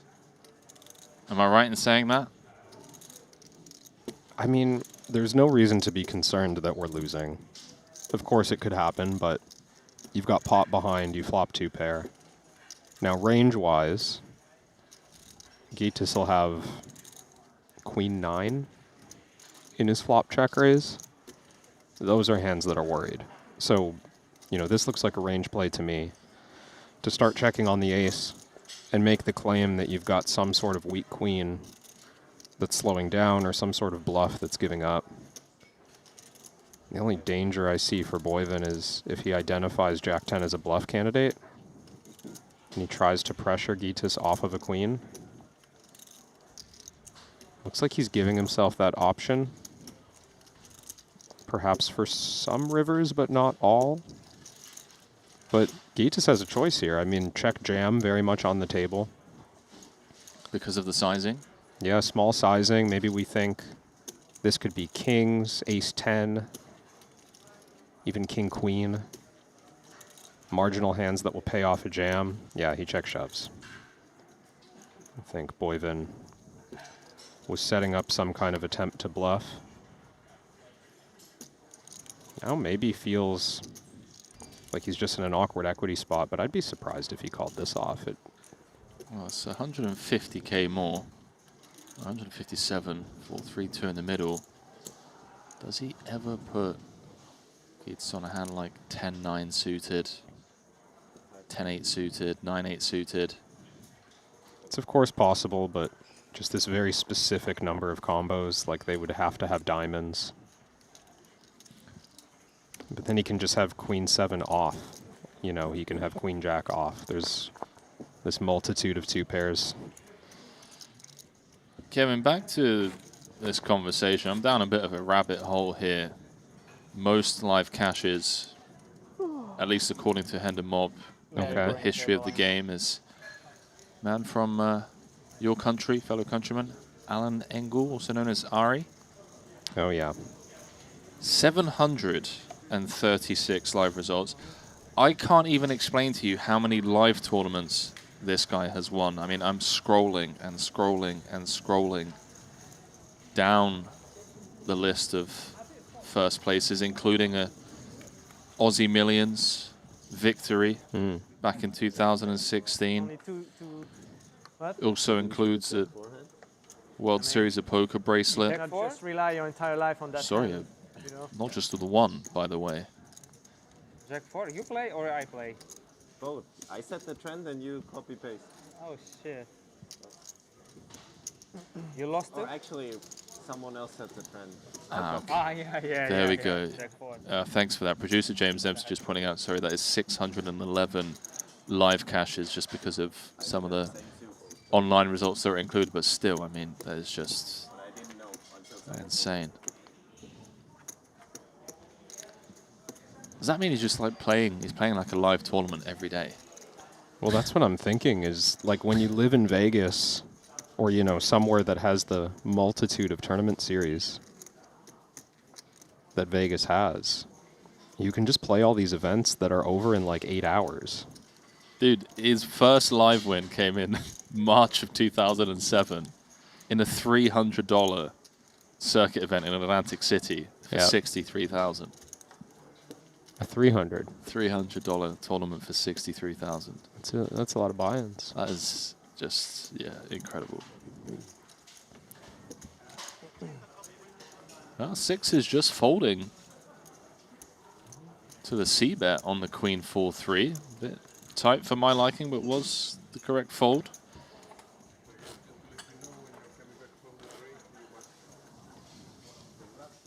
Do you know this fella, Ari?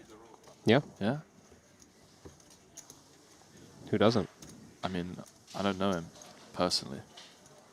Circuit legend. He looks young as well, dude.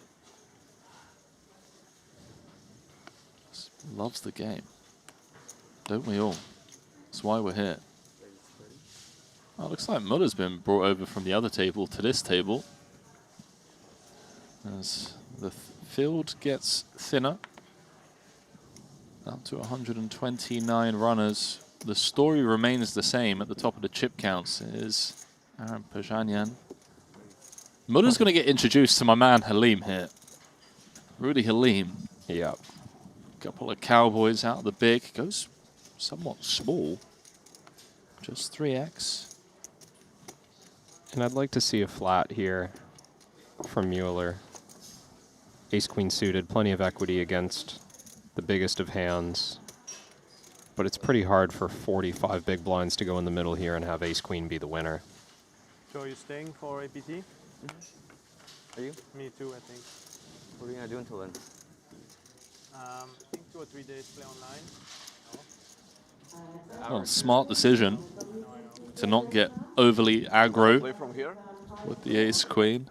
Just come up incredibly short on the 10-6 straight. You can, yeah, but from here. Yeah, not looking good. If we were up against a range that included some of the trashiest bluffs pre-flop, we might entertain continuing a hand like this on the flop, but I think Mueller correctly surmises this was just a bunch of strong hands for the most part. We flop no equity, let's just get out.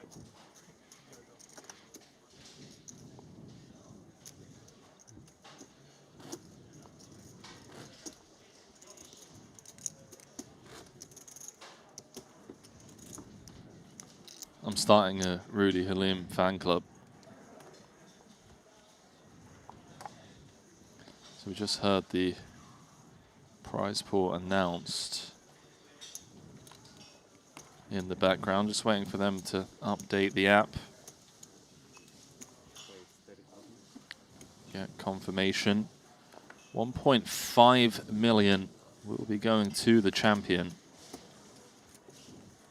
47 places paid in this one.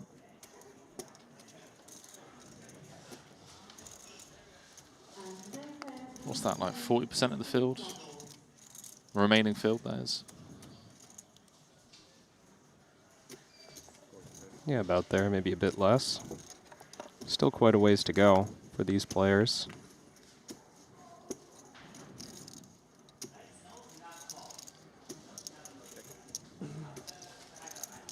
Ace-Ace-9, Will has flopped best, but he is up against an under-the-gun range.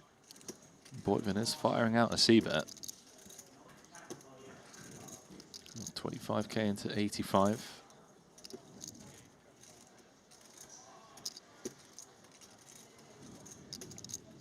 Against under the gun, I wouldn't expect Mueller to do a lot of check raising with these thinner hands. Even though this does rate to be best somewhat often. Just run into those overpairs a little bit too much with the ace-X combos. Is this potentially a triple off spot here for the fives? So on a paired board, it's a little tricky.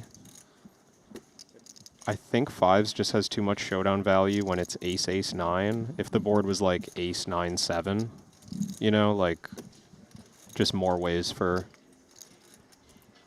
the big blind to have a third pair that beats you or a second pair that beats you. But fives seeking showdown. The king could change things a little bit. Curious if Mueller thought maybe a block bet was coming, but no. Still happy to show down the fives. Boyvin on the King River.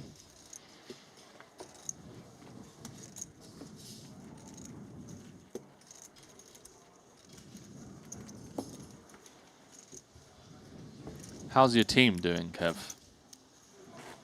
You checked? Well, you know, I'm still checking manually.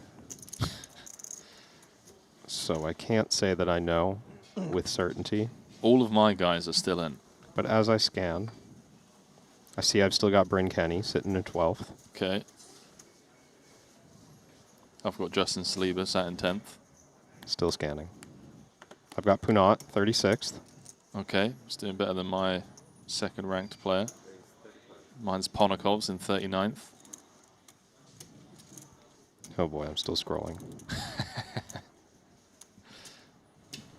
Keep scrolling, my friend. Patavi, 70th. Okay. Yeah, doing better than my third place person, which is Clemens Reuter in 85th. Igor Yarshevsky, 82nd. Also doing better than my fourth place pick, which is Artur Martirosyan in 113th. And Kristen Fox in 99th. Wow, you're crushing me, mate. Stephen Song in Wow. 115th. Get wrecked. Here we go, a little three-way affair.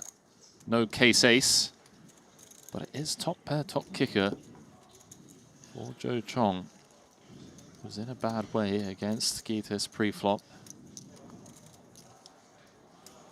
Checked it on over.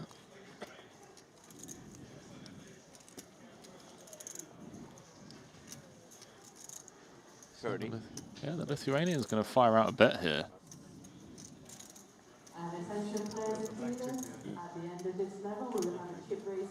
Doesn't go big as well, just quarter pot.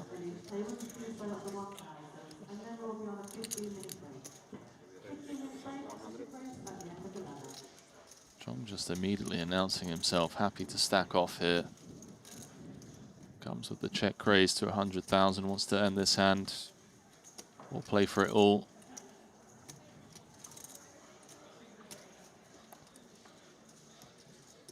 It's a tricky hand strength for Gitis.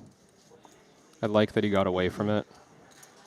With 2 spades on board, those backdoor hearts not quite as durable, not quite as strong. But just taking a moment there maybe to reflect on his decision to bet in the first place and open himself up to a check raise.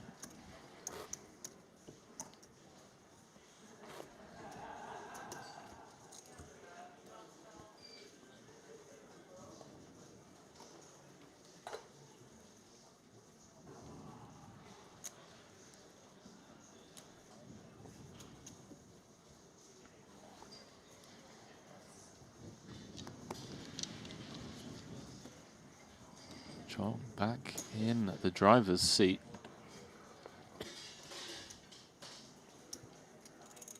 This time with the ace-jack. He's been pretty active since that double up earlier on with the aces against nines. In trouble here. Halim just coming with the flat call.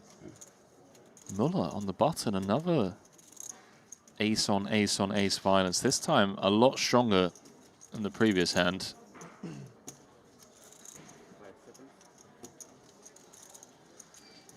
Muller is going to get himself in trouble. Taking it upstairs to 110,000. Blinds are going to get out of the way. It's an interesting distribution of hands. I honestly don't know what to expect. Chong goes with flat, feeling like he's ahead of bluffs. Wow. And Halim just gets out of the way. Like, I kind of understand. Just feeling like ace-queen is not likely ahead of Mueller. Or maybe just feeling like he wasn't going to flop well this time. Both players hitting their kicker.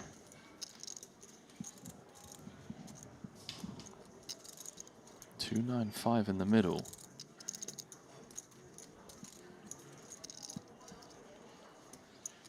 Mandatory c-bet here after 3-betting on the button.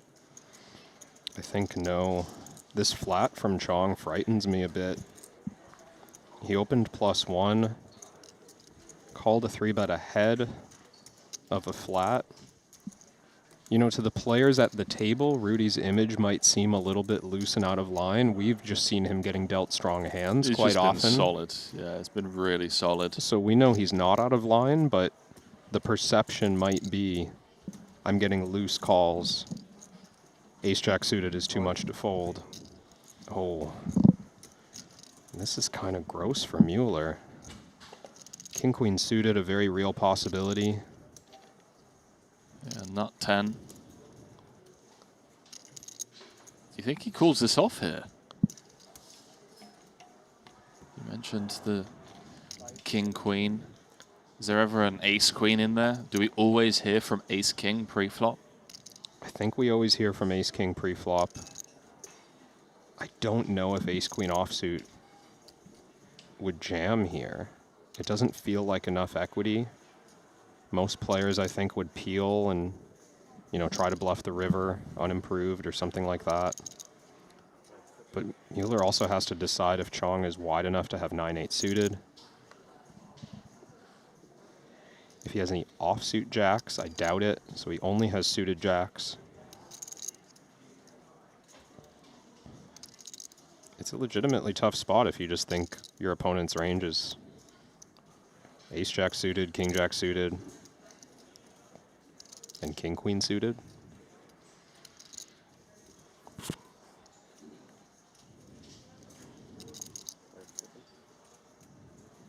Oh, I thought he was leaning cool there, but does get away from it. It's a nice fold. Depends if you like. Yeah, you've snap call king queen suited pre. Very nice hand, Joe.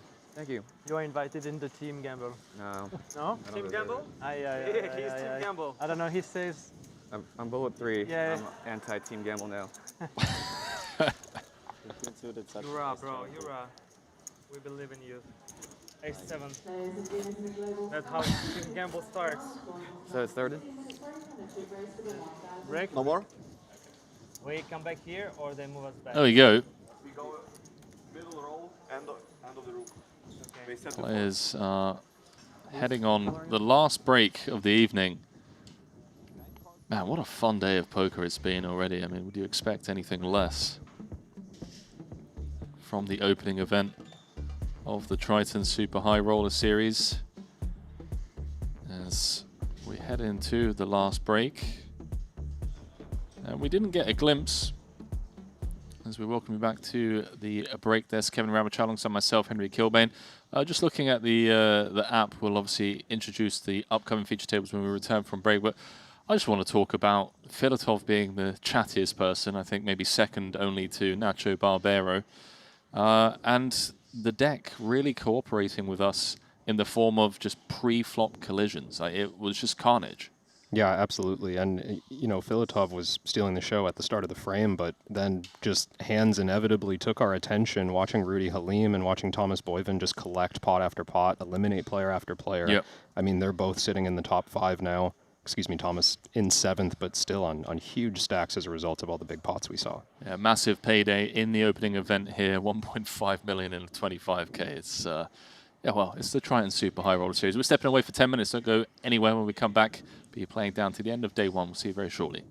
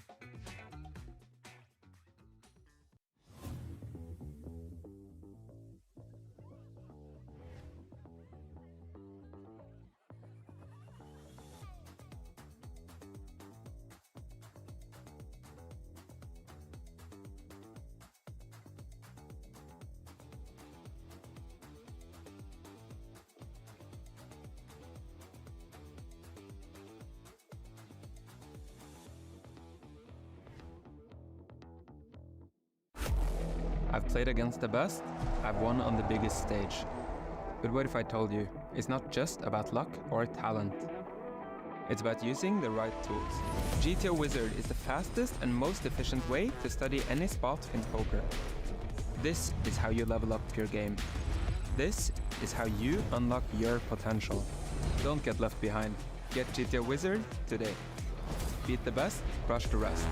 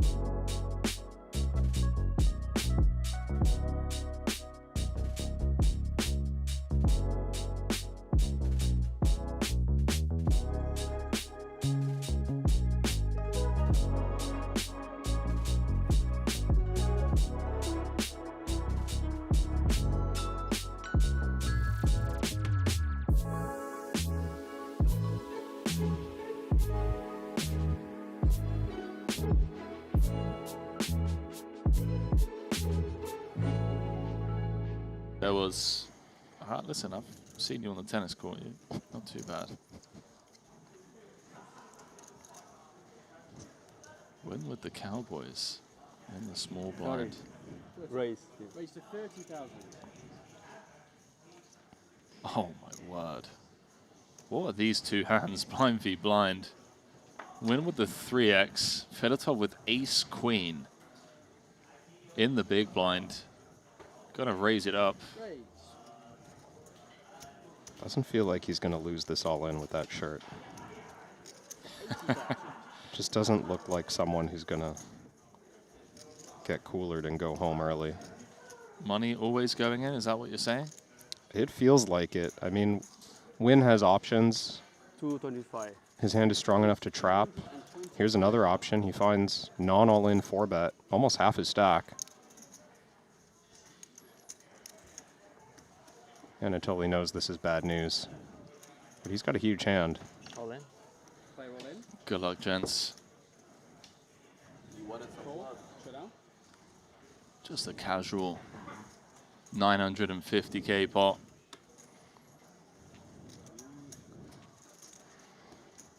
This is for a top 10 stack. Fedotov has Win covered by How much? the blind and a half. 490 I have.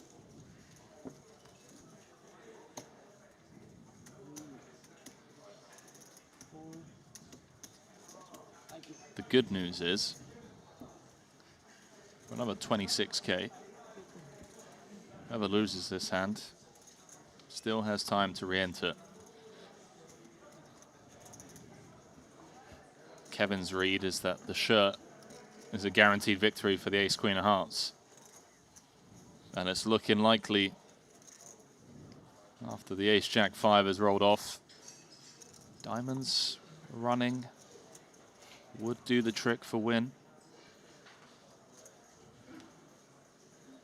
They do not present themselves. In fact, the 9 of hearts reducing, trying to just one out. Case king doesn't find it, and just like that, blind v blind, 46 Team big gamble, blinds. gamble. Going in the middle. Your deck reads, or your shirt reads rather.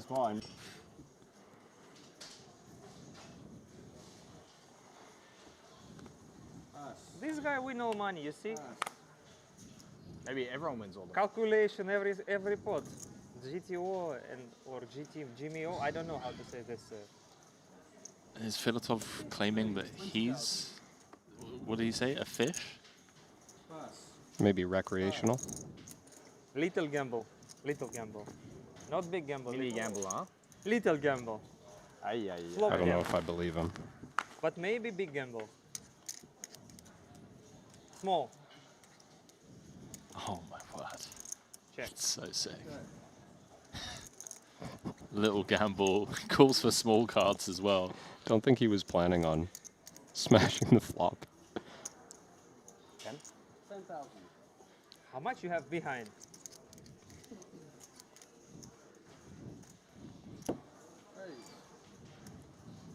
Call. Shut down. You first. Me first. Yes. Suited. I'm suited. You have Jack 10? Okay, Jack 10. Okay, you win. Back door. Oh, Back door. pocket queens. You see Wow. how easy. Trips all in Professional. from fish. This guy's snap call. Little gamble, now big gamble.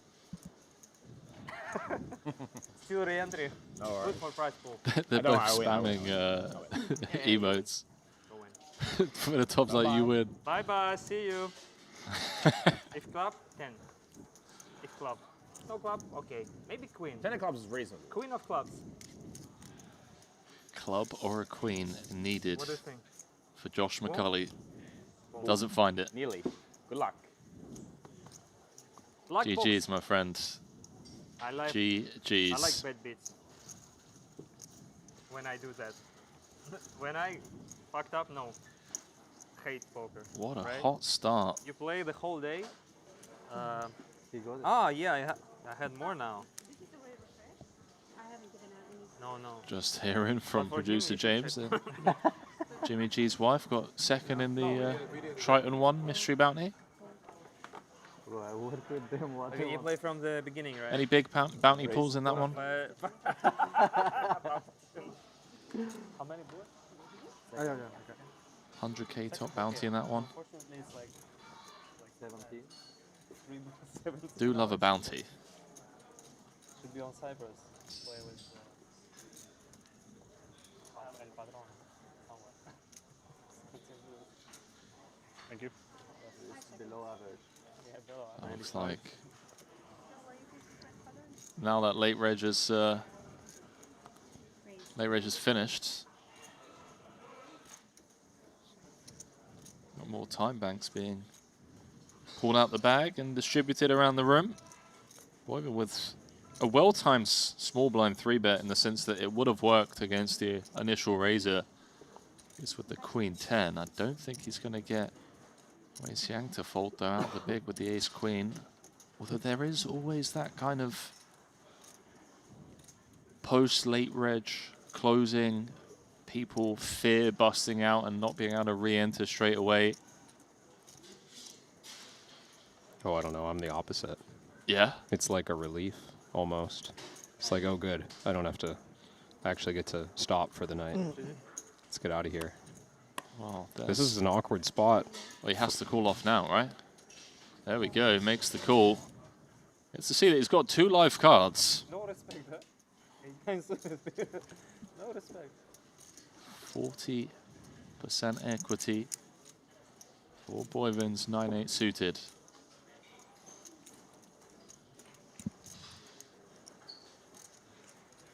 We played before. Every time he opened into my big blind, of course. 3-bet downline. I feel a tough trash talking Boyven, who flops best on the Jack 8-4. What?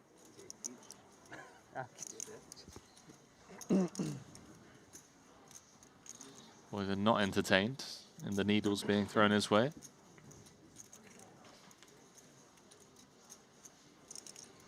Only 10? 4 10, 4 10s. Xiang drawing to a 10 and a 10 only. Doesn't get there. GG's, mate. Team gamble in the house. Space. But no 9-8, I guess. I blocked 9-8, bro.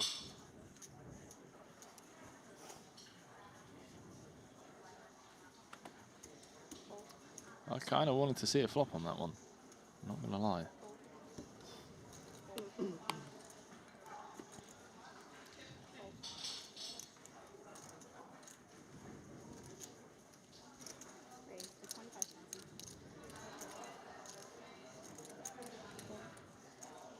It's a new sheriff in town.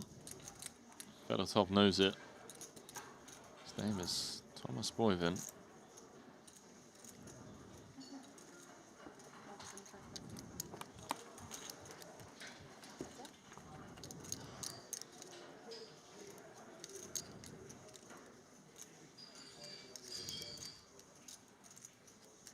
Perhaps the cowboy Boris Kolev has other plans for the sheriff. Defends with the King 9, flops best on the King 5-4.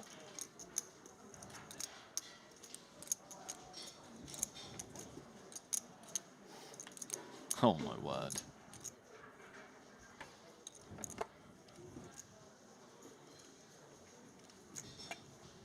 Boyven on an absolute tear so far at this feature table. Flop check back, maybe a bit uncommon, but the right type of hand. Not to want to put money in on this flop. Marginal equity. Now on the turn, Boyven pretty comfortable just going big bet turn jam river if given the opportunity. Kolev's only got 20 blinds to start the hand. Yeah, that's exactly what he's done. 58k. We would just hear from most better aces pre-flop. Maybe a couple ace-8, ace-9 suited combos are here, but other than that, The ace-7's just the best hand. It's such a bad run out for Kolev. Yeah, it's going to be a little harder for Boyven to bluff at this spot when the queen falls on the river. Yeah, sounds like Queen Jack, Queen 10 river showdown, right? Yeah. Some of those gut shot type holdings. That And these are the hands that are willing to check back the flop in the first place. Something like 9-8 or 10-8 might just bet the flop. So unless Boyven's finding a good chunk of those, 175. maybe Kolev can get away from this spot.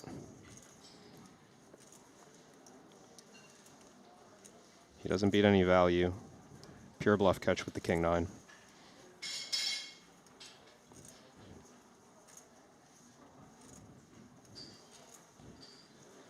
Boyven, I believe, announced 175, right? Yeah. Okay. Enough to put Kolev all in. Apologies for the delay in the graphics. Kolev throwing out a time extension. These are interesting spots as well, just because from a feel point of view, it's pretty easy for Boyven to identify that Kolev doesn't have an ace, or at least very rarely has an ace. So it's just one of those spots that's appealing to bluff. Like if you've ever got a bluff candidate, you just want to go after this one. It's hard to play defense. Kolev staring Boyven down, trying to pick up on something, anything. Thomas giving nothing away. As Kevin Rabachow said, Kolev with nothing but a bluff catcher.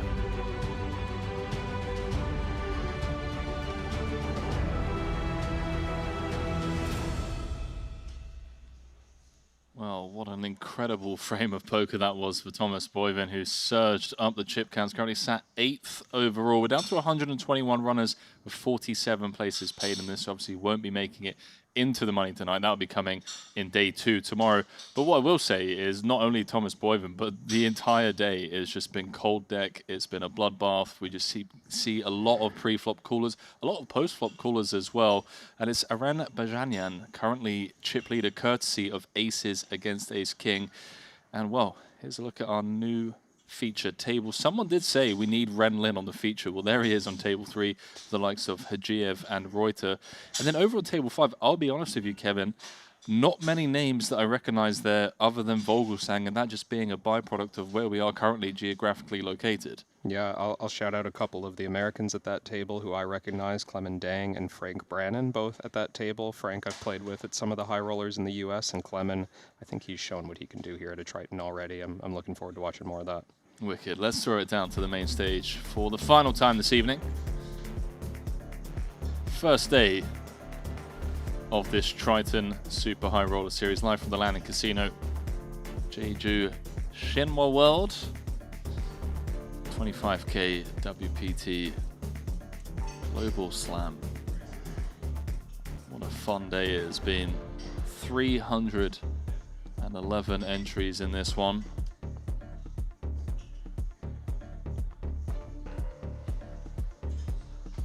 Down to 121. 2 new feature tables, including one of the most in-form players right now, Clemens Reuter. He's been on the heater of a lifetime. He's sat here with 33 bigs. One of my picks to win a Triton event this series. Over on the red table, Christoph Vogelsang, who we saw, coincidentally, sprinting down the stairs earlier on. I think he was running late after the first break. Oh yeah. Fast forward a few hours, he's absolutely bossing it up. Making the most of every hand. These two not involved yet. Thought Reuter had called the button there, but just mulling over the Jack-8 suited before folding. And a snug fold in the big blind. 5-4 suited. this is a stage of the tournament, you know, not often. Is that a golden squid? Sorry. you watching? You looking for the card protector or Hajiev's dinner? Oh, wow, yeah. Could be both. But yeah, the golden squid. Sorry, go on, Kevin. You're saying this stage of the tournament. I see it. Yeah, yeah. Well, this is a hard 2 hours to, like, really, you know, fight for pots, one, but two, be willing to bust and go home. And why is that? Because when you're reasonably invested into the day, like, it starts to feel like, oh, if I just kind of sit back and, you know, play patient and do the things that I'm supposed to do in the later stages of a tournament, you know, leading up to the money, then maybe my first Triton cash is coming, or maybe my first Triton day 2 is coming, right? Kind of stuff we're seeing in maybe the 25K WPT Global Slam. So is that more than other events? Is that your way of saying that people are perhaps misinterpreting the end of day 1 bubble with some of the concepts that you'd want to implement towards the money bubble, which obviously we're still a long old ways away from? Yeah. So just incorrectly applying like ICM concepts. And it's even about just the value to these players of moving on to the next stage, right? Maybe it's not entirely a cold calculated EV decision. It's a little bit of that achievement unlocked feeling, you know, that you might be seeking late in day 1 in your first event. Morale gained, the morale EV of making day 2, sending a picture in the family group chat, you know, hey guys, I told you this poker thing was going to work out for me. You're getting the Instagram story, bagged for day 2. You know the types. Well, someone at the outer table who won't be bagging for day 2. He just left the feature table. Anatoly Filatov is just out. What? Joe Chong. What? Ace King against Queens, all in pre. Wait, who had what? Joe with Ace King, 4-bet jams from under the gun. Filatov was in the big blind. He had Queens. He 3-bet called it off. Wow. Filatov's just gone. Wait, Joe Chong. And Joe Chong is second in chips. Holy smokes. You remember Joe Chong with the loose open, ace deuce from the cutoff? Like, he had like 18 bigs. It was off like 250K maybe. Yeah, the 4s flat the small blind, the ace 10 or the ace jack took the jam spot, he folds. And then fast forward not even an hour, he's playing 1.8 million second in chips overall. The spin.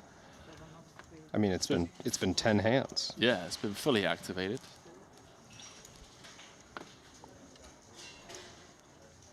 It's literally 12 hands ago he had that ace deuce.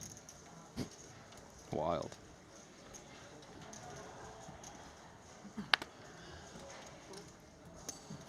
"12 hands ago." 12 hands ago. Honestly, no limit hold'em tournaments are just so sick. Man. Saw the snug fold there with pocket 5s from +1, a reasonable one. You know, not necessarily the too tight dynamic that I was referring to earlier, but wise to not open and avoid the kings of Brannan. Don't do it, Chu. Might be tempted here. Against the cutoff open, looks down, sees an ace, 12 bigs. Yeah.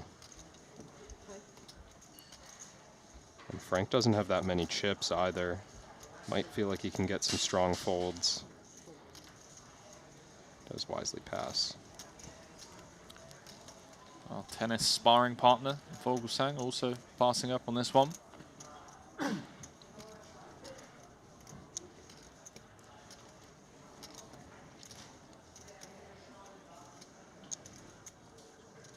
Cool.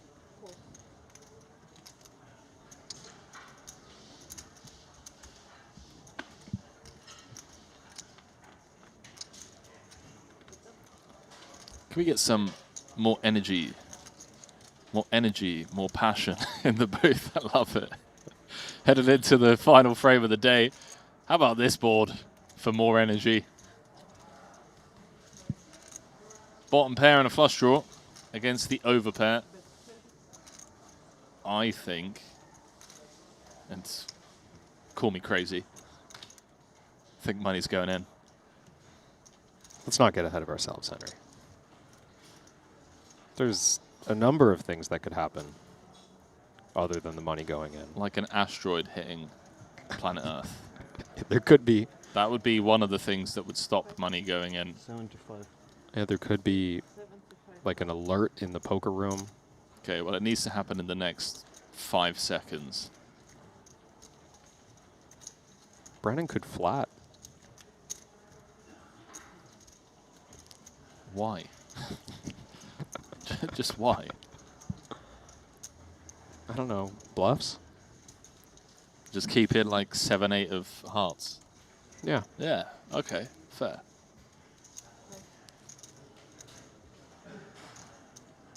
Okay, never mind. More energy. It's going in. Good luck, boys. I mean, Sergi's actually a favorite here, equity-wise. 490k in the middle. Brandon's just got to be sick here. He's just like, okay, how does he just not have Queen Jack? Why has it got to be the 4-3?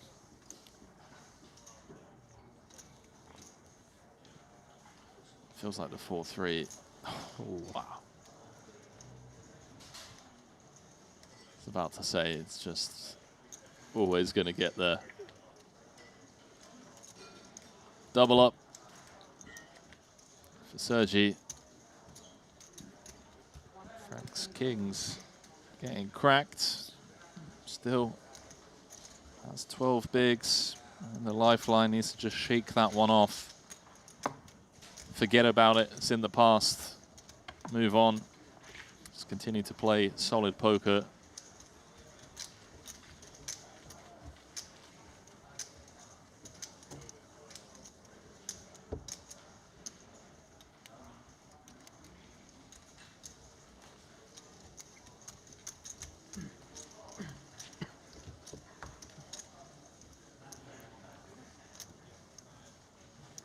Courtesy of the updates tab. Some chips moving from your team to mine. Punat picked up about 300,000 off Justin Saliba. Sorry to be the bearer of bad news, Henry. Okay, we need to set some rules here. You know, still 115 left. So are we simply doing whoever's pick wins the trophy first? Or is it like a bet builder kind of, is it like 100k per trophy? How do you want to do it? How many players in the money? I think it's fair to just say first team member to win a title, you win 100k. Okay. Okay, booked. Voucher. 100k on the line here. Damn, I was going to get you on that. 47. I'm going to take you to court. Well, no, Your Honor, we bet 100k on it. In the Republic of Korea, we bet 100k. I believe there's some implied local currency standard. Just sounds so cool, doesn't it? So yeah, bet 100k of Henry. I don't want to hurt him. Who's going to win a trophy here?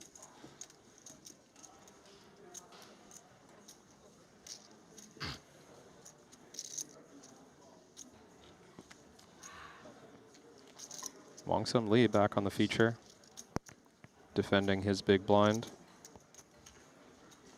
The King 8 of Hearts.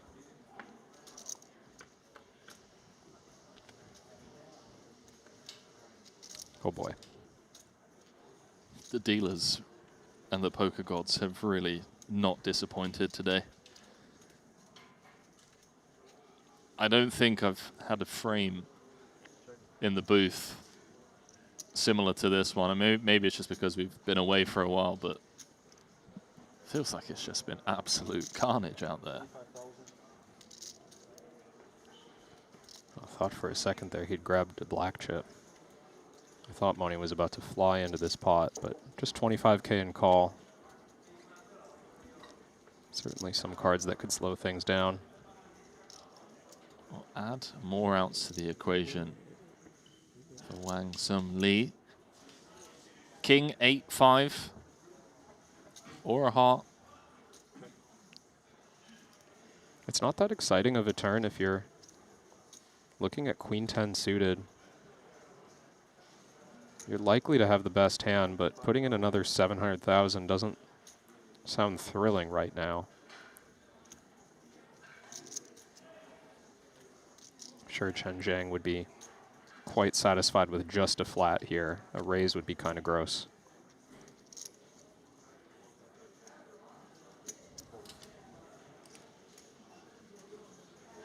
$370 in the middle. Oh. No. Come on, man. Are you kidding me? 10 of hearts boating Meow up. Some Lee rivering the king high flush.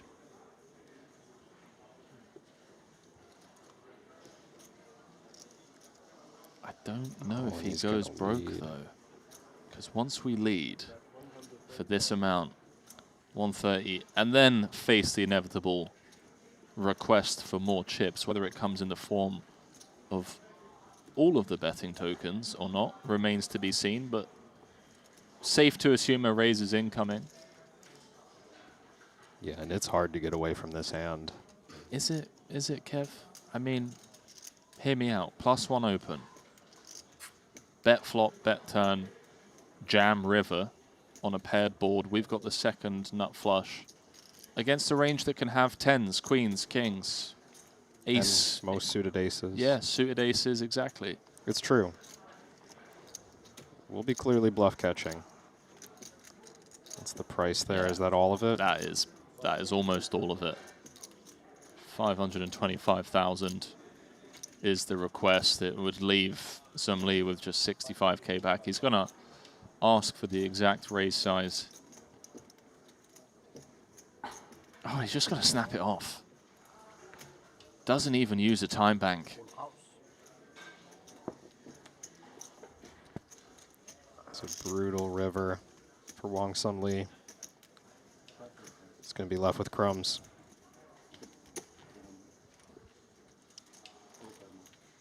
That is rough.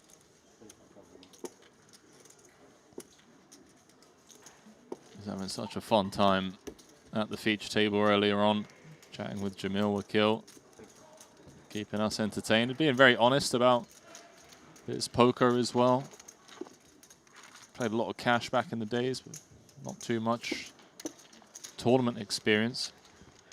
Showed up for the Triton 1 stuff, and well, welcome to the big leagues, I guess.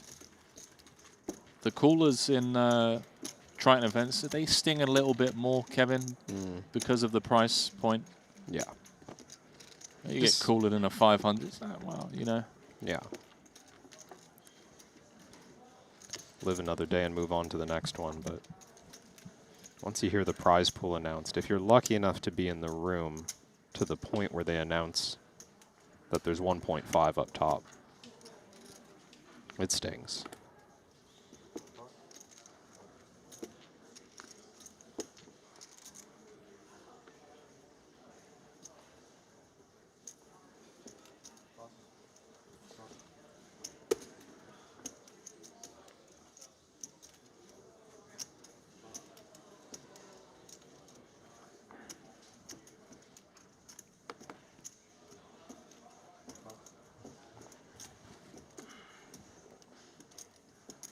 Queens for Ren on the button.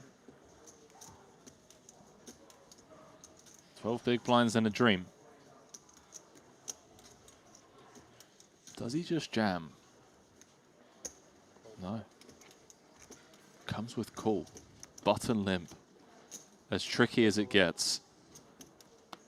I like that he's found something other than jam, especially with the yeah, 3 big blind stack. Aces. I want to invite you come in, my friend. Lady Gaga. Lady Gaga. Wow. I knew it. Very professional play. Good fold, huh? Good fold. I knew it. 7-5. So Some Lee putting in his final 3 bigs. I don't mind. You know you fold 2 queens. With the 7-6 of diamonds. Some hope. Not much, but some. will need to pick up equity on the turn, which he does. Diamond. 8 or a diamond to crack the queens. Doesn't find it. That's a tough one. Queen 3. Yeah. Defended his big blind, just one hand to go with the king 8 of hearts. Terrible for. Rivered the second nut flush, ran into a full house and was just unable to get away from it. GG's, mate. GG's. If you got ace queen, how do you do? All in. Yeah? Very bad player. I block your aces and Mamasit and Lady Gaga. When I block Lady Gaga, I should go. Maybe.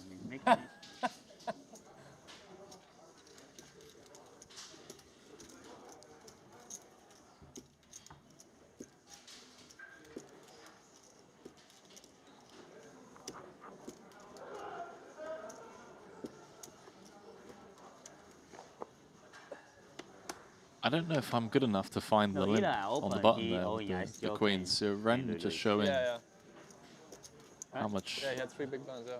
attention to detail he's paying in that spot. Very, very clever. I'm a fan of that. I don't know if I find the limp there.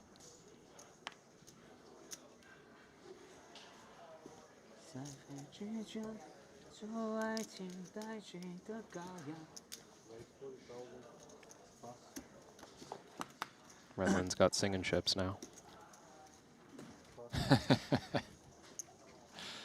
We've had a few songs being sung so far today. Everyone's spirits are high, you know, it's day 1 of the Super High Roller Series. Second chip leader. Let me see. Owen flopping top pair, swing and a miss. Don't say for turn. Meow.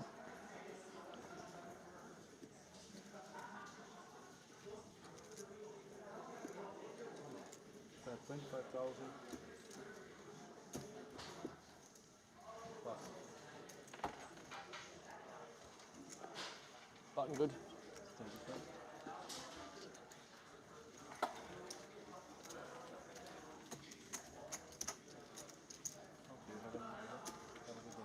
Thank you. Thank you.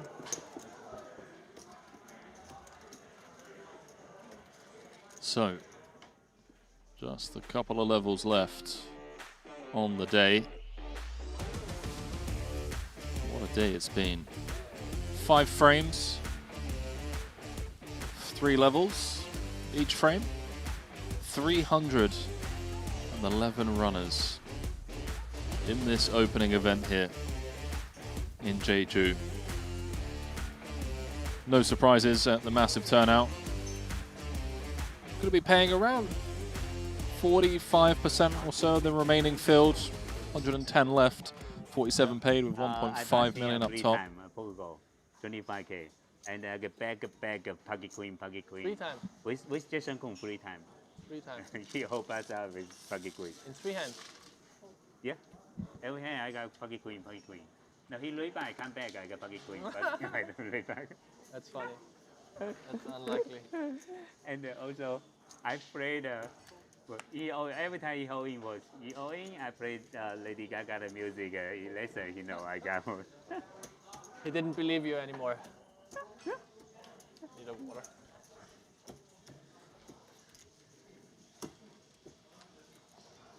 Have you ever had anything like that, Kevin? Where, like, you look down at aces, win the pot. Very next hand, you're still, you know, high from the previous hand. That dopamine rush of winning a big hand. You look down aces again, have to recompose yourself. Everyone's congratulating you on the big pot that you just won, and then you just got aces again. You ever had something like that? It's great. It's the best. Yeah? And my favorite part, I mean, not that exact thing has happened multiple times to me, of course, but my favorite part when you're running, like, unbelievably well is that the rest of the table also literally doesn't believe that it's possible for you to be running as well as you are. Yeah. Is just like, it just feels like you're inside of an avalanche of just chips coming in your direction. Ooh. Oh, Jack of Diamonds. I was about to say, I wouldn't mind a small stab on the turn here from Super X, Queen 9. Yeah, blind versus blind, maybe. Felt like he had some showdown value all the way up until the river, of course, seeking value once he makes the straight. No interest from the King 6.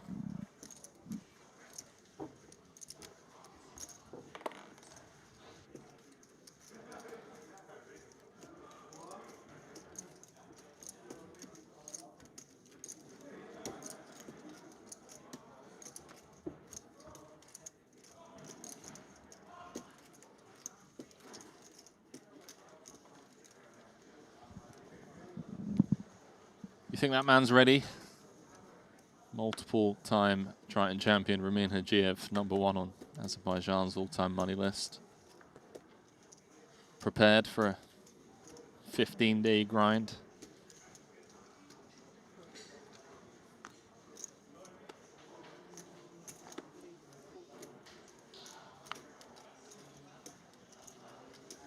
Renlin in the hijack with 2 4s off of a short stack. Maybe a fold by the book. Professional fold. Maybe a reasonable raise if he expects. Well, all the 4s are dead. My friend.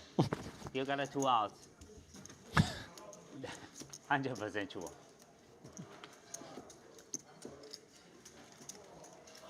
Well, he's got the next best thing. If he can't hit a 4. Yeah, 110 in there. I mean, with 215 back.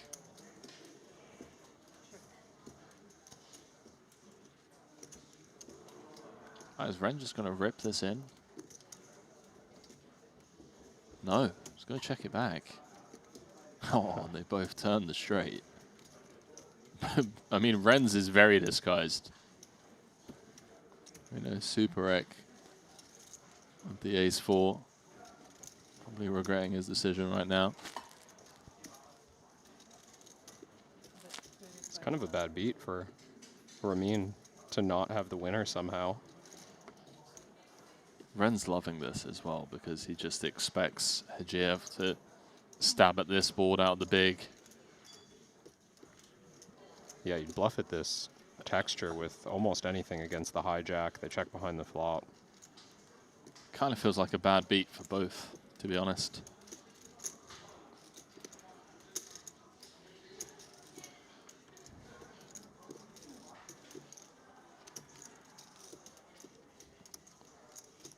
Hajiev set up stacks here. SPR 1. With hearts completing, he might leave money behind. I think I still expect him to bet, though. Hard to see the value in, like, checking to induce bluffs. Feels more available to just try to get value from ace high. Maybe marginal pairs. You think there's any pairs that check back flop in Lin's shoes? The big overpairs are probably the most logical ones. Kings, aces. And those hands at this stage, we just want to make sure they call a river bet. Ramin doesn't ask for all of it, by the way. Just a flat. 80K. I owe you maybe you fold, huh? Cha-cha. Up. Chop it up. All in call. I feel like Ren should get... 3 outs. Ren should get You 2/3 always of the pot. He has 2 I didn't straights. even need them. I bet a bad flop, and you lose. I owe in you fold. I'm glad you're not our tournament director. Yes or no, my friend? Very, very bad. I don't know. Henry, that would be Interesting. That would just be dangerous. Interesting. You can never be too careful, bro. You thought I had a flush. You thought I had a flush. I know you, man. I can be flush because I call your turn, right? I know we call you ace high. So. I mean, bro, I didn't have two. I was happy I was straightened with my stack. Okay? I think a well-deserved needle there.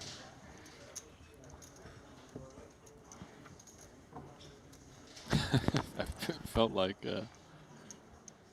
Ramin's had a long flight over, perhaps. Bit tired. Hasn't been very chatty, but banging out the needles. That's the other reason these last couple of levels are challenging. Anyone who traveled here from 10 to 30 hours away, getting into their first event. Back on over to the red table where the likes of Clement Deng and co are in the mix. Talking to Clement, by the way, showed up for the full Triton 1 series. Only one cash in that. Cash the opening event, min cash.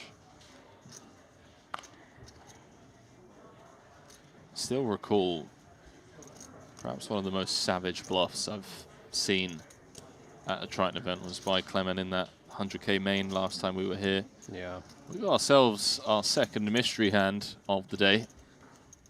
The second one that Kevin and I have called the action on. Lord Vogel opening the Queen 10 from the cutoff. Zhang defending the big. 19 big blinds back.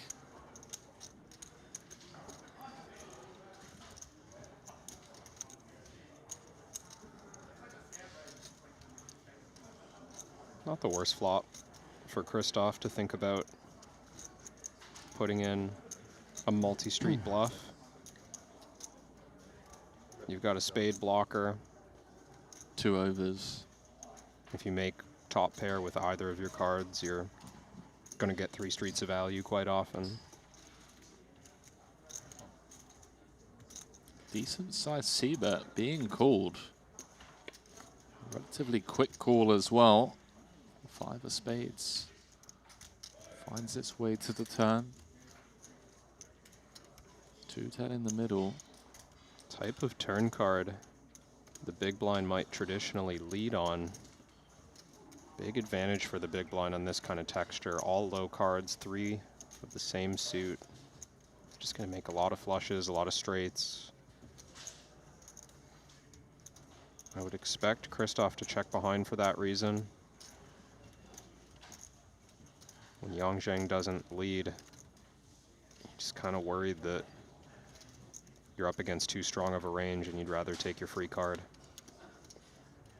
He makes top pair. Oh, here we go. You think the overbet's coming? Yeah, I want Zhang to hit us with the B150. I think it would be the first overbet I've seen of the day.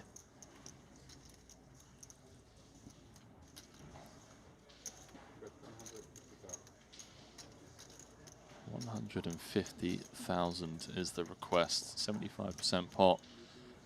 Vogelsang's top pair shriveling into nothing but a bluff catcher. Where are we at in theory land, and where are we at facing this man? I mean, it feels like in theory land our hand is quite good. And it's strong enough to just call and occasionally beat value, I suppose. Trying to think of how Zhang could have a 10. But maybe the occasional 10-9 of clubs reaches this node and value bets. 10-8 of clubs. Even against half pot on the flop? Maybe. Vogel's a non-believer. Oh my word. For Doyle. Zhang's done it for Doyle. Rivers the 2 pair. Scoops a 510k pot. Looked like a shaking of the head there from Vogelsang, maybe a bit of frustration. He didn't take that much time. Why do you think that is? Because of the call on the flop? Hands like 10 deuce meant to fold the flop? No. How do you mean? I'm just curious as to why you're pointing out the head shake, like frustration because of the run out, you mean, or that he didn't? No, I don't think the run out. I just got the impression maybe Vogelsang wasn't happy about the call he'd made. Ah, okay. And, you know, maybe could have taken more time, or maybe just incorrectly assumed that he was too high up in range to fold. It felt like one of those spots where you click call because in your mind the theory just says, okay, we just have a call candidate here. Yeah. But you never see a return on your investment. It's possible. It's one of those spots where it just feels like, you know, you never see those chips come back. And it did feel like too large of a bet to just see like a random pair of fives or like a pair of sevens that overplayed its hand strength. Yeah. Yeah, the bluffs coming from, I guess, some like 5-6, 5-4, which obviously would have enough showdown in the form of a pair. So yeah, no, you'd need to bluff some king high or queen high backdoor or whatever. Something unpaired for sure.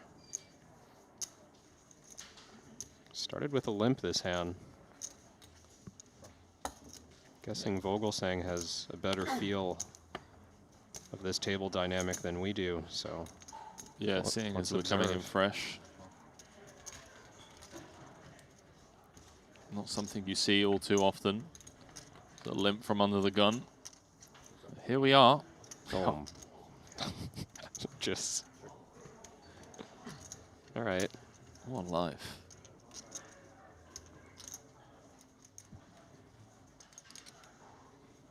Vogel with that will draw. Yeah, it could be dangerous. In really, really bad shape. Really? I mean, it's day one, mate. Like, come on. When else am I going to bang that out? Day 11?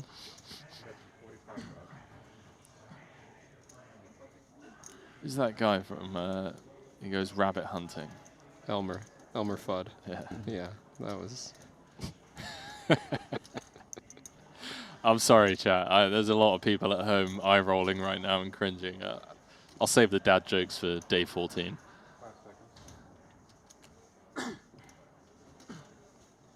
Vogelsang trying to put him in the bin. Diane's got the goods. Using a time bank here. Yeah, the time bank makes me feel like a raise is coming.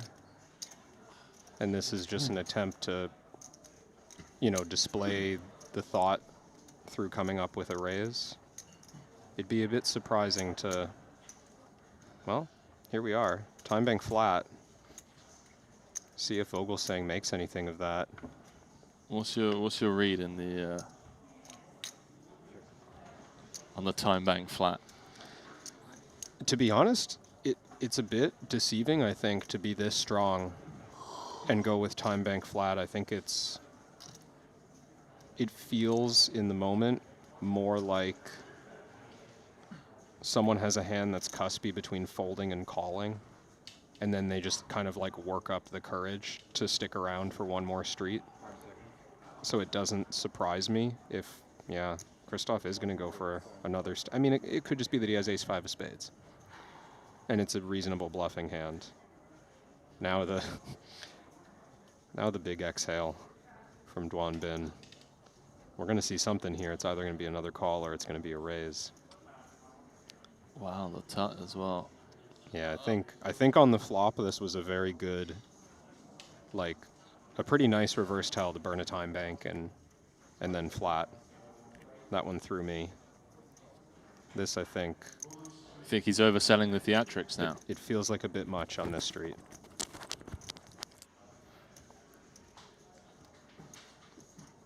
Because, you know, on the flop, like, it could line up with, I don't know, pocket tens, no club or something.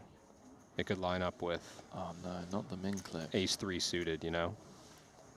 Okay. Doesn't look like the min click. Maybe just, you know, just checking the itinerary, seeing what he's working with. There we go. Listen, this guy's been watching rounders. He's taken a leaf out of Johnny Chan's book. I mean, let's not assume that Christoph's going to see it the same way we are. We're looking at the guy's hole cards.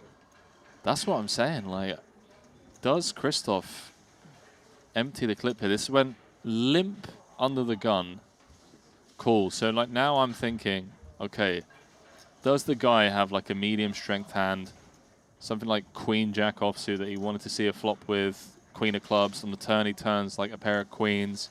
Feels really uncomfortable. Okay. Vogelsang waves the white flag. Yeah, nice shutdown. Flash, not flash, right? I think Bin's theatrics earned him a healthier sized pot there.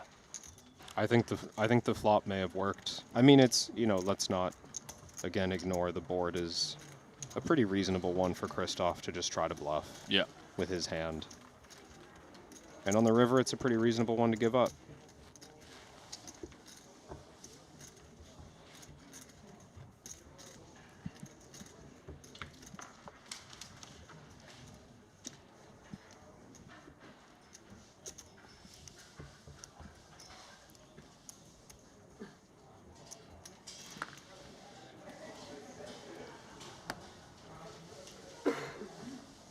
Aaron Bajanyan, still tournament chip leader. He's now playing more than 3 million, courtesy of a hero call that he made not too long ago against Rahul Buraju. Correctly called it off with pocket tens on the river. His opponent was bluffing with a busted flush draw. 40. Vincent Huang's second bullet going much better than the first one. He's currently 4th in chips.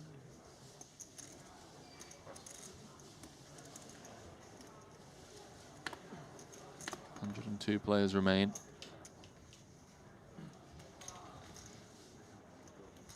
Well, round 2. Ding, ding, ding.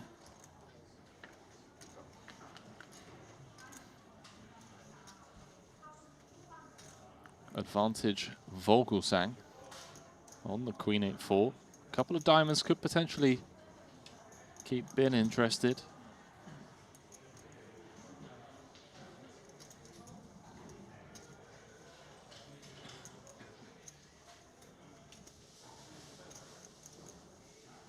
Vogel taking his time. Same story. Half pot.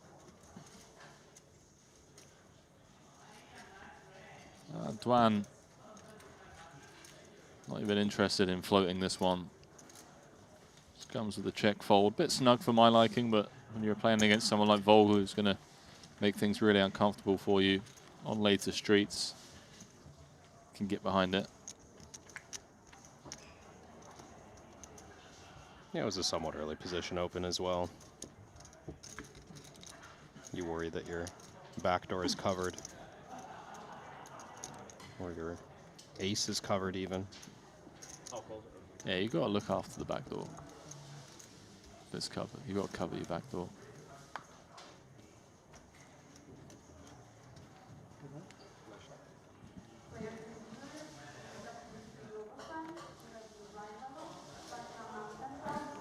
We're trying out here.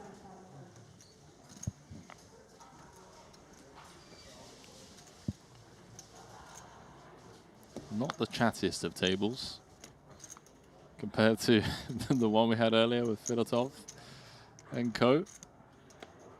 Also perhaps a byproduct, as Kevin mentioned, if players have flown in yesterday. I know there's some players that arrived today.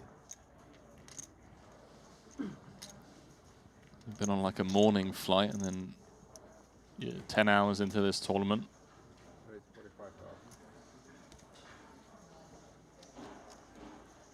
Honestly, might not be a bad way to beat the jet lag. to just like force yourself to stay up until the night's over.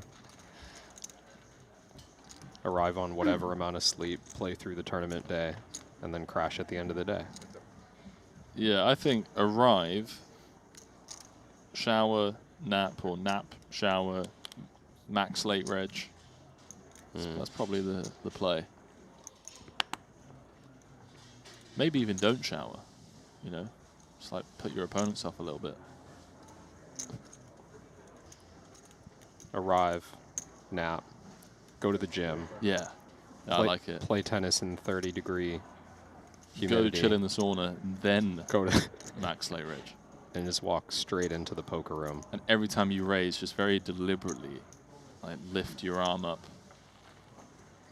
as you're raising or as you're folding your cards. Stab on the flop from Chen. Duan not going anywhere with the 2 overs and gut shot straight draw.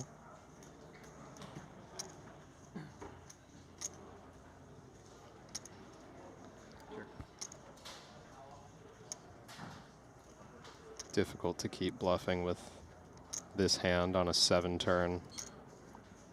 No interaction to the straight draws that Duan Ben might have. The king even blocking some weaker hands. Now an opportunity for Duan Ben to bluff at it, and he passes. Just knows he has the best hand, mate. Quickly checks it. I mean, this might open the door for Chen Dong to go after this pot. Feels somewhat mandatory. You get to this river with just king high. No. He's going to be really disappointed. Yeah. When he sees that one. That seems like the appropriate amount of surprise to show. A little bit of like, oh, I guess I should have tried. My grandpa, you know. Grandpa. My family style. Grandpa and grandma. Family. I love how as soon as we cut to this table, Renlin's engaged in conversation. It doesn't stop.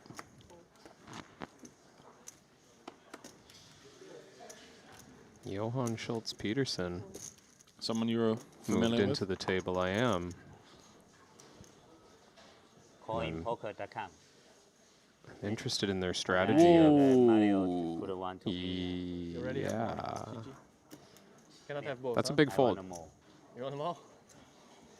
I can give I've you one been of these. listening to Jeff Whoa. Gross's commentary about Ace Queen. What You got 2, huh? Yeah, I'm like, if I asked, like, is this okay for the stream table? So in case I can take this off. Wow, very professional. My friend. You're very smart. They will be pay you a lot. If I was really smart, I would have them all over there. No, that was no good. Nobody look. And everybody hates you. Right, yeah, you gotta find a balance. You need a little bit space. Let people to love you. You know? Don't You put a have fool. 2 times China. Huh? 2 times China. I know. So you like China more than GG poker? Both. That's the political correct answer. I need 2 monkey. 2 monkey.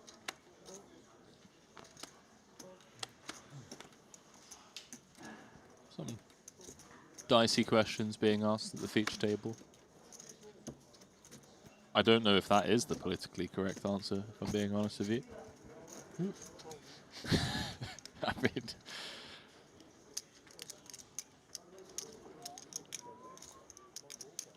If there's anything I know about Johan, it's that he loves to troll almost as much as he loves to run sims. I suspect it won't be the last question asked at this feature. Whoa, wait, hang on. Oh, we've okay, so got- it was a limp with the ace queen. Okay. Yeah. Zhu Jiang completing from the small. You know, a lot of limping. This is unorthodox to say the least. The guy had a flush. He had 2 holes.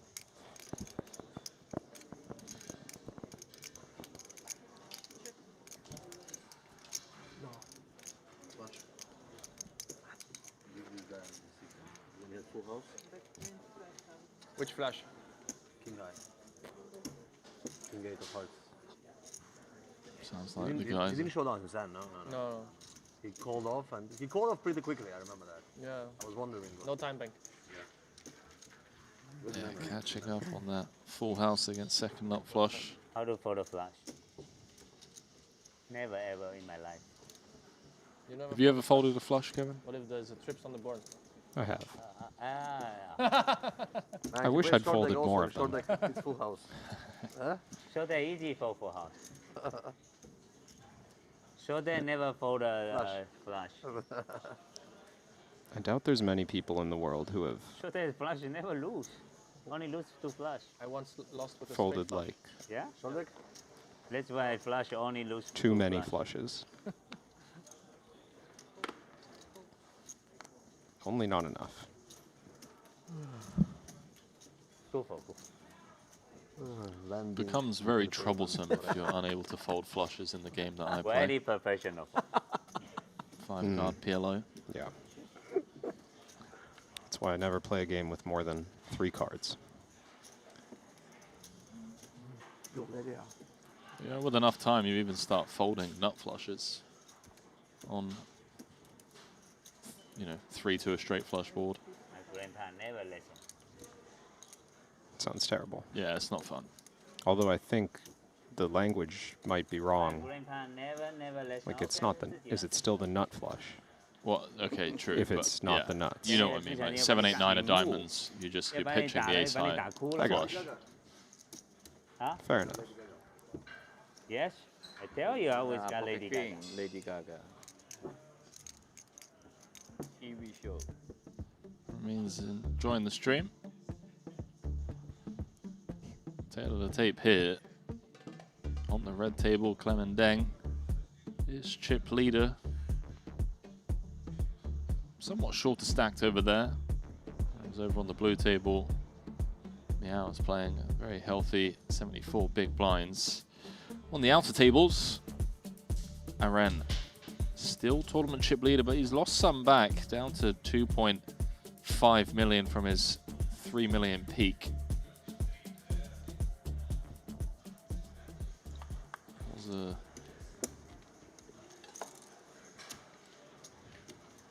Well, it's a top pair v top pair situation for him. He was out-pipped by 1.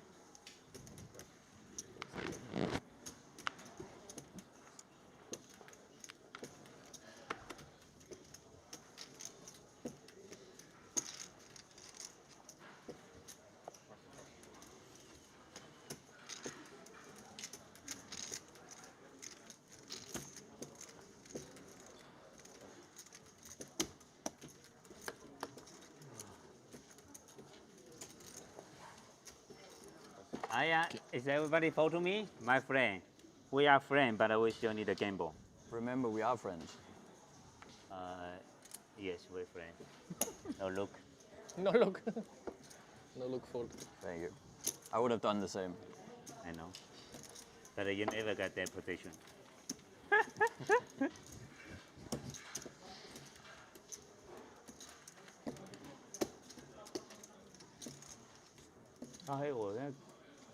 我一直不理解你这么紧的人，老是有人送马给你。对啊，是不是人就是要丑一点，扮的丑一点，让人讨厌人？就是帅，他们都不是嫉妒我的牌技，嫉妒我的容貌。是吗？我感觉我可能是。Have we not got the AI headsets yet? 比我还不是一个道理。也是。Where we just get everything automatically translated into our headsets. And then the viewers at home can also choose what language that they hear us speaking. Long time no see. Probably close. So give it a year.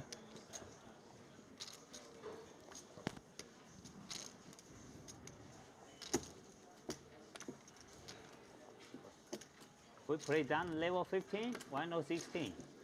Can't believe. I know you can do it. But the bubble time. And I'll pause the story if, wins aces turn into something. Yeah. I think. Sometimes I don't understand shit when you say that. But I recently started taking the videos from my course and I understand most dubbing them in different languages. It's like sometimes very mono. With an AI tool. Yeah. And it even it's like using my voice Yeah, I really as like if I was playing the money. How old are you? a Portuguese speaker, for example. Yeah. Just like invents Portuguese Kevin. Wow. It's awesome. But when I'm 90 years old, still like it. Huh? When I'm 90 years old, still No like action for the aces. That feels like a bad beat. Thank you. Learning everything. Push up, exercise. What would you prefer? No action with aces, or Did you always you do get a lot to of play a sports, big or pot, just the recent years? but lose? When did you start to do a lot of sports? Honestly, That's a tough choice, Henry. I reckon just play the big pot and lose, man. Give me a minute to think about that one. At least you get the action, you know. Yeah, but last 2 years. Raising and getting folds with aces feels worse than playing a big pot and losing. This is a good litmus test for people who have the ability to win at this game. No drink. Why do you think I'm in here? Sex. That was I cannot tell that. What do you think? If Start you're my out tournament there, career next year. Yeah? If you're out there in the chat and you chose lose a big pot For who? over win a small pot, You have to be Guys, 18 come for on. gambling, it might not work out for you. Be honest. I'm sorry. Ignore what Kevin's saying because he's talking from brain theory, all of that poker I stuff. don't want to look older like him. Okay. He's the 21, but You he's raise like aces, 55. and it goes fold, My fold, fold, fold, grandpa, fold. my grandpa. Oh, okay. Grandpa. Top 3 worst I'm feelings just a little younger than you. in poker. Family. Or you raise aces, you're 80% to win a big pot, but you know your opponent gets there. How much you started with? 75. I'm telling you now, the raising and everyone folding feels way worse. So you were 80% favorite to win a huge pot, and your opponent spiked the 2-outer on you. Yeah, doesn't matter. You know? I'm trying to convince Kevin. He's not buying it.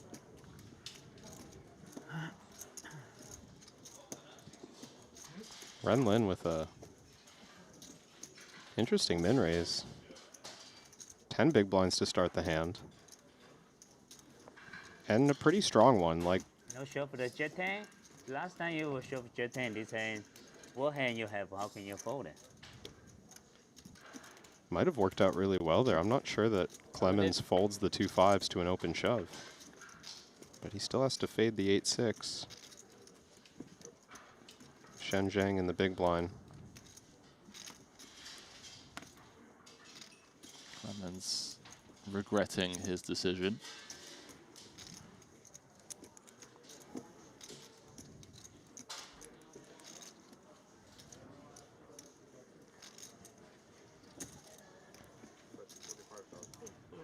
There's the C bet. Zhang Jiang with that inside straight draw. Just gonna let it go. What do you have? I beat you. Oh. I got better kicker. Clemens But I steaming. will tell you, I never fall. Because he would have flopped a set. When I go all in, yeah? I was snap. I know. Because you, in my mind, your top range is a queen jack. Queen jack? That's your top range. Here. The top range. Ah. Because your jet 10 push all in everything to my grandpa, so how can I fold to you?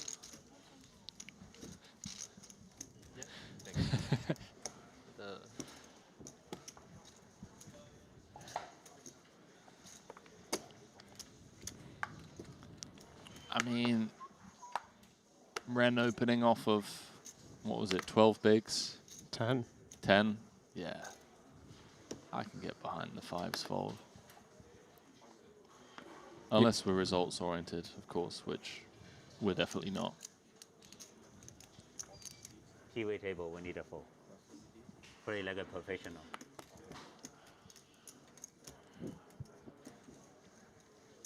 Who is this Johan guy, man? I've not seen him before. You battled online? He does play online. That's not where I know him from. He played a lot of the like mid to high stakes live tournaments in the US that I have played. He's part of the team with Octopi Poker. That's why he's patched up multiple times. And he I believe has, I don't know for how long, been playing like EPT circuit, but you know, I've seen him posting some results. 我要回去好好看一下你的视频。哪有视频？你天天码都很多。哎，你这是有 FT 吗？有没有？有啊。有啊。对，我看你每次码都很多。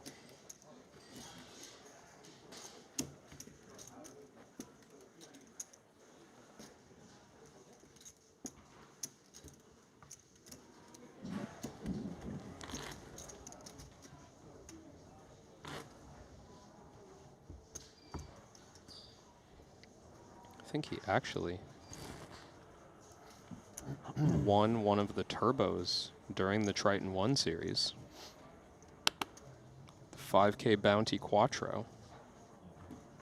Off to a hot start. One for 78,000.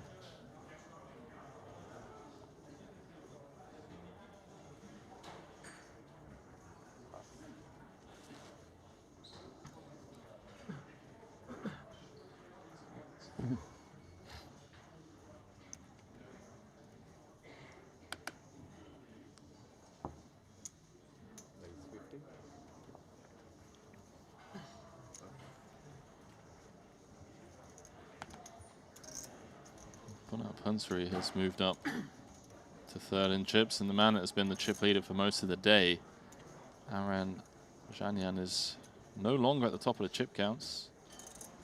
Down to fourth, still playing very healthy 2 million.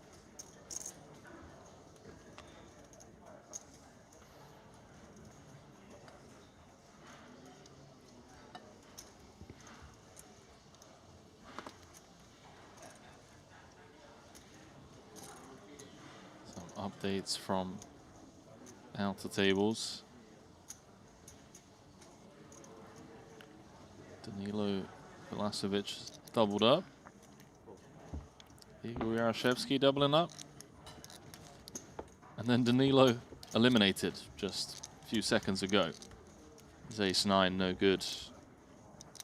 Falling to the pocket fours of Jonathan Jaffe. Again, over on the Triton Poker Plus app, you can click the updates tab and sweat all of that whilst having the stream up.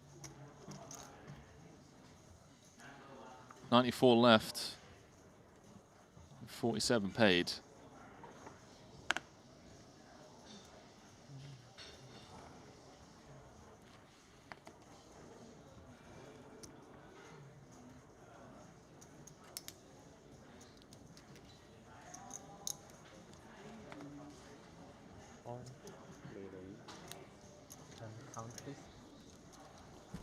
Vogelsang snap asking for a count. Full putting his hood up. Perhaps a bit of a tell. Which part? That he asked for a count before putting his hood up, meaning he was excited about his hand. Sure enough, he's got ace queen. I've got a live read on Christoph Vogelsang. Or he knows that no one will hear him if he asks for a count once the hood's up.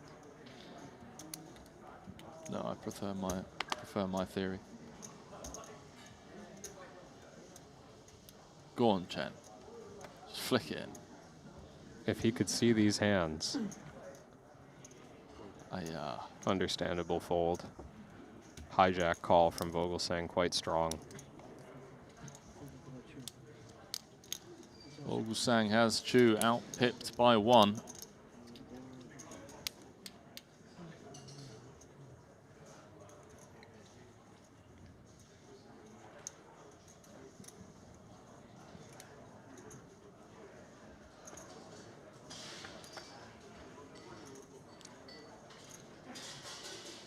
Well, add some chop outs for Chu's chances of survival here.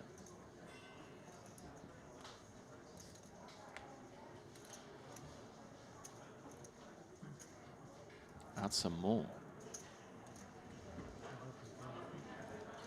Ace, king, 8, would chop it. He does not find it. The 3s. Where's the gamble, Chen? The 3s. Christoph Vogelsang eliminating Chi Jen Chu. as a wicked backpack. Man. That's pretty nice. Top 3 coolest backpacks I've ever seen. Even on the straps too.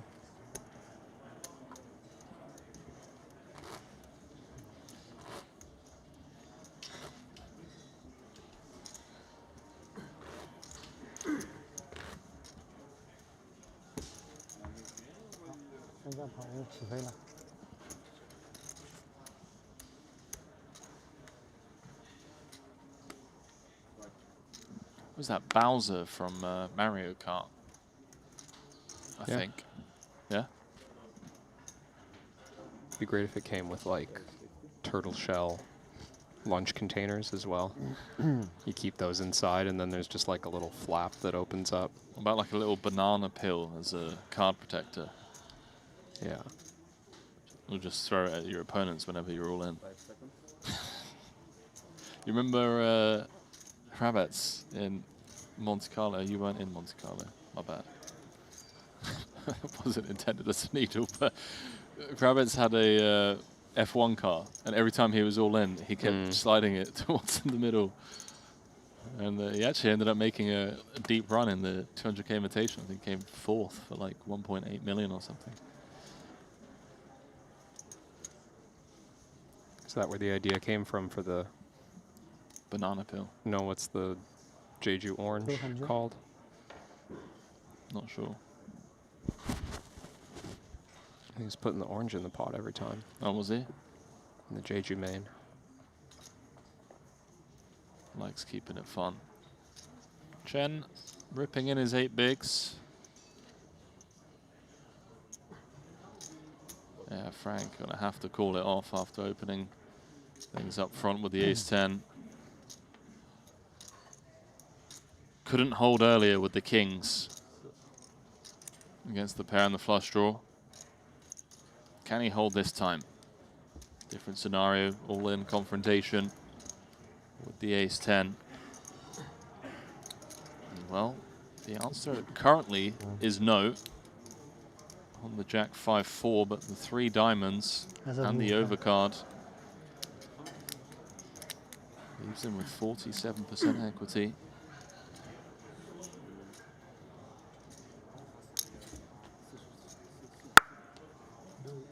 Wow. Did you? I don't know who did that, but like that. perfectly timed. That's a good move. The diamond leaving Dong drawing dead and out the door empty-handed.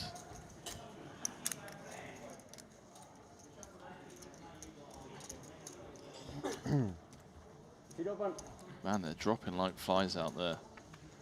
Side and Ho out, Dylan Lind out. So Chu eliminated, of course. Curtis Knight is out. How much you got it? Wow. 4 million. Yeah. You got a bigger trouble.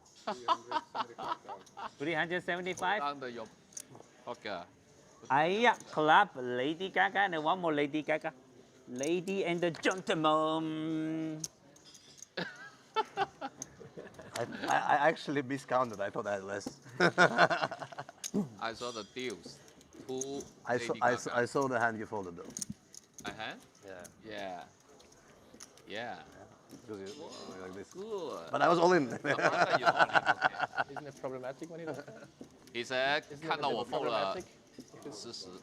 I mean, yeah, I just want to know because a lot of the times I had the ruling that it's 10-10 输的，不讲波动，要做亚洲第一级 ，OK？你是世界第一松，我是亚洲第一级，我已经在练习。不是，别人可能因为你的帅气，就是跟我有点接 it's 近， okay, 以 but 为一直把 just 你 asking 看成我， what the rules 所以 are. 人家老送马给你，你这也没有道理。 Chinese commentators must be having so much fun right now. OK？ Getting to just listen into these conversations. 不要说接近，对我是一种侮辱。 I feel left out. Only 87? Wow, mamma mia.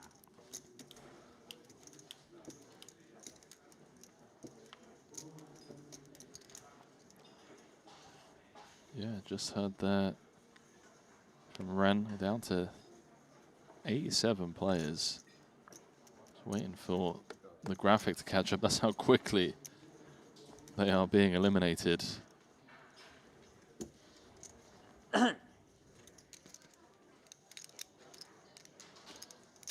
Still got about, I'd say, 35 minutes or so. 30 minutes left on the clock.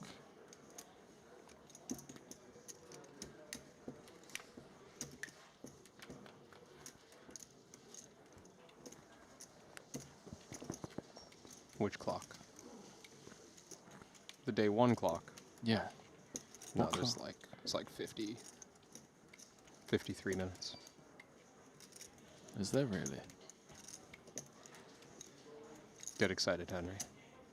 13 minutes left in this level.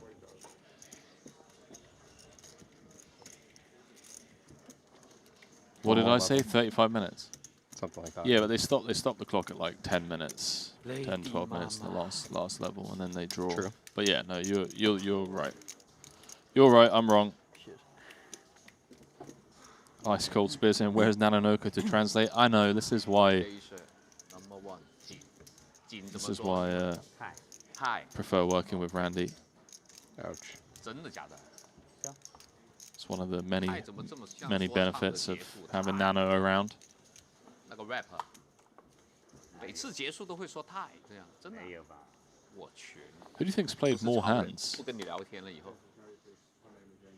You or Randy? He used to play a lot of heads up, right? Are you serious? Wait, you mean more hands of heads up or more hands of poker? Yeah, more hands of heads up. Oh, okay. He Because was Randy's like, played more hands of poker than like everyone, like this entire room, like anyone who's here combined. I don't know. I don't know how many hands of heads up he played. I know that I played. Did you ever play him? I played probably like 1.5 million. Okay. Something like that. No, I never played him. We were. Is it a bit before your time? Different eras? I believe so, yeah. At least I'm pretty sure I never played him. 145. You never know with all the 145. different screen names and sites and whatnot. He was a Stars diehard though. See if Hajiv can get away from this. This is a tough ask. Sub 20 big blinds. He's opened from +2, but 15, yeah, he's opened off of 17 bigs. That's yeah. Good luck. Pocket queen, ace king. I thought maybe there was a world in which he could get away from it. But. Oh, ace queen. Yeah, very close. Yeah. Is Lady Gaga coming? Is she coming? I cannot say. I cannot say that. You know, right? You know it's coming. I know, but I cannot say that. I say. Tell me after. Queen.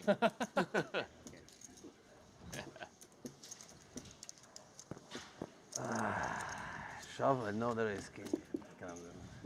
Queen. Okay. 9. I've had so many of these spots. So many of these spots where there's been an opportunity to chop and it has not converted a single time. 9 or a 6 to chop it. Queen for the win. Chop. GG, my friend. Chop man lost. Chop. No chop this time. As win wins 不用玩太多手，玩一手 with the ace king. 节约体力打法。 Good. Nice.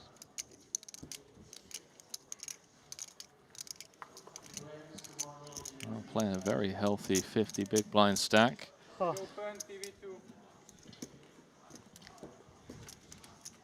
Check the updates tab. I mean, they.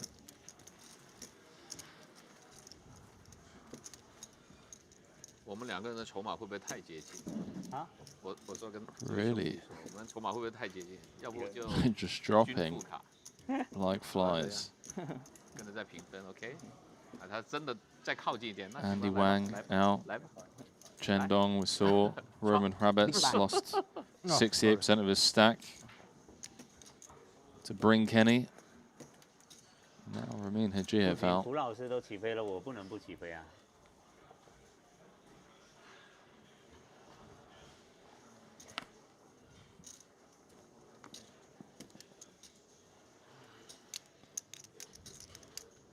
Wow, somebody named Jelly? Jelly, very dangerous. 人睫毛 22 BB. 张漾 21 BB. 人机帽。人机帽。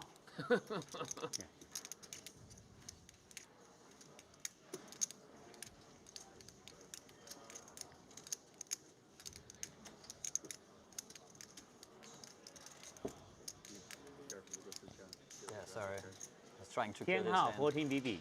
天浩都比我多。天浩昊天。昊天，昊天。昊天，哎，这个名字 good，so sweet， 昊天。昊天 14 BB, I only 11 BB. Oh, low main bluff too much in 7 BB. Clemens starting the hand with 13 昊天 bigs. So sweet. Unfortunately, not going to get any action out of the big blind. Would have happily spun the wheel there with the ace queen. 早点起来练跑马。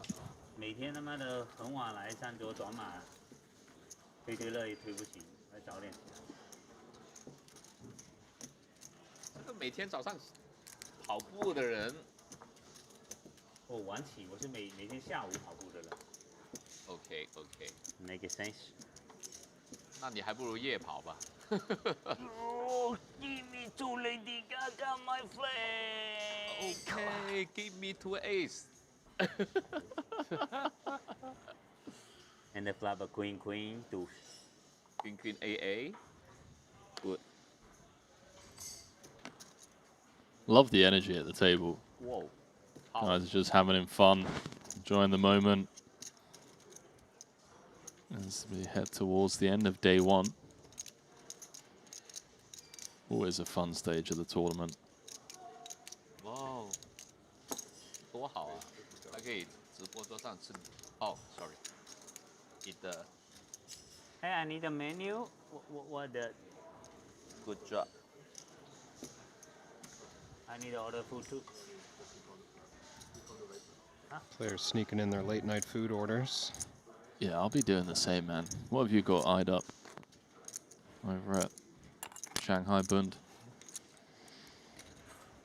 That's a good question. I'm looking at that. I haven't thought about it. Yeah, what you had last night was pretty cool. It's a good noodle soup. Super Rec, who normally acts pretty quickly, pre-flop is now in the tank. He's shown a strong desire to make it to the end of this day. Yes. We've seen a few big folds, both open folds and against opens. Don't do it, Johan. That bit of extra time is probably for the same purpose. Don't do it, my friend. Johan getting the price to call. Decides to just fold. Brandon, wow. Feeling that impending money possibility, doesn't want to get into a Short stack. thin spot. I'll order now. Joseph John, tournament chip leader. You'd love to see it. Watch out. What percentage okay. of viewers do you think watch the stream on mute, Kevin? Maybe, what's that? 80? Edge 30? I was not expecting that. Fair play. Great answer. I mean, if it's lower, oh, okay. No way. I'll be shocked. You okay? It might be 90. Chili. Oh, that's brilliant. I eat everything.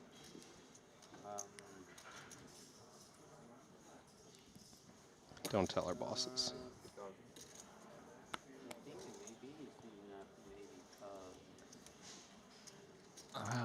Johan's going to get raised on again. Clemens, 15 big blinds, ace king. I wonder if he goes for the non-all-in 3-bet. 130. It's so sick. Yeah. It's such a gangster. Seems mandatory with the ace-king suited. Starting to get some risk premium at this stage. Johan might find himself folding again. Here I don't think calling is an option. This is 4-bet jam or fold territory. Where's the line, Kevin? Is 8's the line? 7's? Honestly, those hands are all kind of equivalent against Reuter's range there, because if Reuter played like 8s himself, he'd just be all in with them. He wouldn't induce. So if you've got 5s, 7s, even 9s, they're all just kind of hoping for a fold if they jam.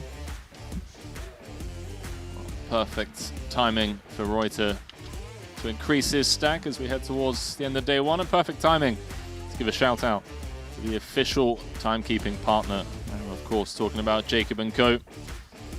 On display, we have the Casino Tourbillon in action.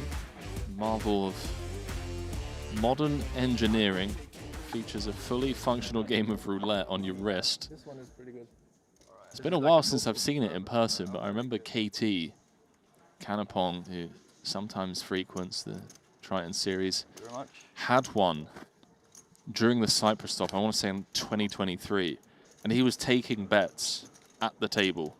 They were playing like a 50k, and he was taking like 1k bets, mate. Like people, he was like, yeah, sure, I'll pay you out. He's getting some rake back on his... Yeah, I was going to say, that's one way to finance the watch. Oh, man. Ooh. Meow, 3-betting the deuces. When you see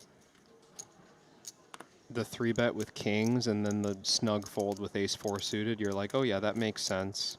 He just looks like he's always got it. And then not 3 hands later, he's going after a Reuter open with deuces. You start to doubt if you can make big folds to this guy. Yeah, really switching through the gears now.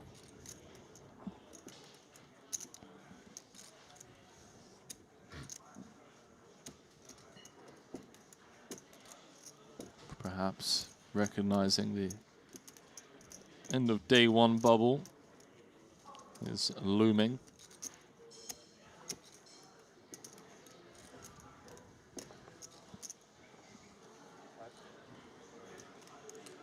This is a really uncomfortable spot.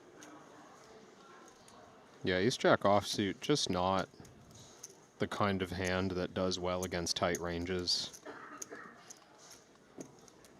Reuter really, I think, just suspicious that he's up against a snug range, thinking maybe he has more fold equity than he would against a solver-designed range. He does end up folding, which Yeah. I'm sure is just totally acceptable. I But he was picking up on something real there. Yeah. I mean, we saw the deuces. Yeah, the spidey senses were tingling, but ultimately couldn't find the jam. Brutal bust out for Team Killbane. Ponakov's running kings into aces. How good do you run, Kevin? WPT 是马耳他吗？没有，那个不是 WSOP。哦 Man down. 超黑，你买的早鸟是马耳他的吗？ It's a good reminder for me to check in on my team. Yeah, we got 100k on the line, mate. You better keep an eye on things. Kristen Foxen still in, 10 big blinds. I am my friend. Undergun very strong. You can just call and we play like a slow pot. We play like a professional. Should we start calling Johan JSP? But if I got Lady That's a Gaga, good- you know, I need to do something. It's a good snappy acronym. Stone Island. JSP with the 2 9s. 这么多年到头来。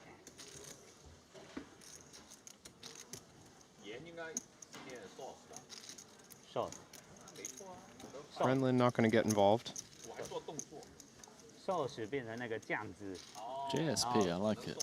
Sauce. Yeah, it didn't work as intended. I've got 没有，主要还是你的 Igor 气质 Yaroshevsky still alive in 让他突破了 65th.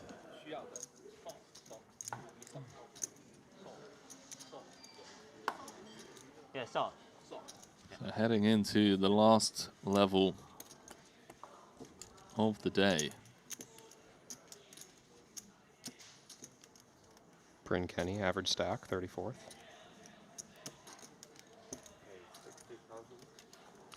You calling out your team? I am. Punat, sitting in third with 2.5 milli.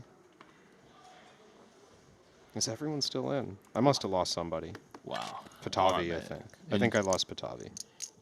Enjoy it, mate. No, Alright. he's still in. Yeah. Patavi's still in. Yep. 5 for 5. All right, we'll see who gets the laugh last when I send you my bank wire details for you to ship me my 100K. That's a weird thing to send. All right, I'll send you my ERC 20. There you go. Oh, I already sent that to you. What, for the 我 expenses that I tried to cheat you out of? 我就怕太早发力了不好。 Honestly, I think there's been like 5% juice running on that, surely.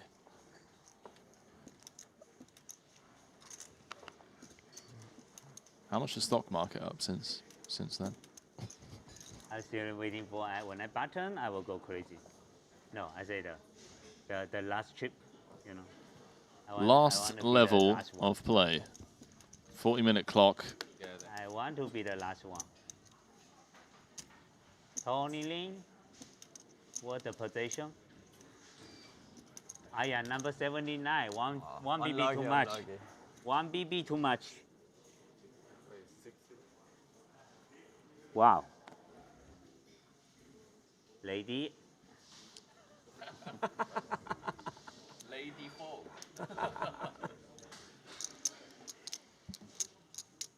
Lady and gentlemen, fold. Tempting one for JSP, but I suspect another fold incoming. Just 11 blinds now. Not the kind of stack that wants to get involved with 7-6 suited out of the small. Reuter should be happy to take a flop, though. Just gonna bide his time a bit. Yeah, very defendable. Queen 9 of clubs. Oh, he's going to use a time bank here. Kev, what's the idea? Pretty uncommon to see one being deployed. He might be thinking about a 3-bet jam. 15 bigs, Queen 9 suited, facing a late position open. He might think it's close between shove and flat. Well, comes with the latter. Just flat calls, 165 in the middle. These two hands could collide in certain board textures. Not that one. Reuter has flopped top pair. It's in fantastic shape to pick up some chips here late in the day. See if Win fires out something. That overcard, that Jack of Spades. Good chance he runs into a check raise, which is unfortunate when you've got 18% equity. But no way for Win to know that. Totally reasonable board to attack. Yes. Now you can go crazy. Yes. If you win against me, I'm the bottom.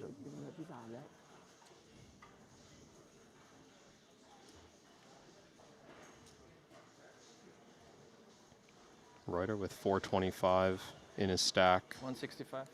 Too much to just check jam on the single flush draw texture. He wants to encourage some action from unpaired hands. Doesn't look like King Jack, Jack of Spades is all that excited. Oh, cards are still there. I'm sorry, is that a carrot? No, that's the... It's the Clementine thing? That's the Jeju orange. I'm gonna find the Jeju orange, okay. I'm gonna find the name for you. This is important research to do before we start this series. The Hallabong. You call? The Hallabong. You've seen these, certainly. Pre-flop. If you jam? Although No, I noticed they're pre-flop. not in the grocery store right now. Maybe they're out of season. No, I can't say I've seen them before. They're delicious. MFL saying, are there double flush draw flops? Why would he specify single flush draw? That's actually a great point, MFL. And I need more of this. That's a good call out. That is a good call out. I tried it. I mean, technically there are triple flush draw flops.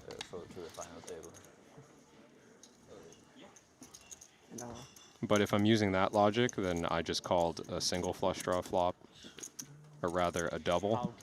You see what I have to put up with? A single. Oh my god, my crazy. What happened, crazy?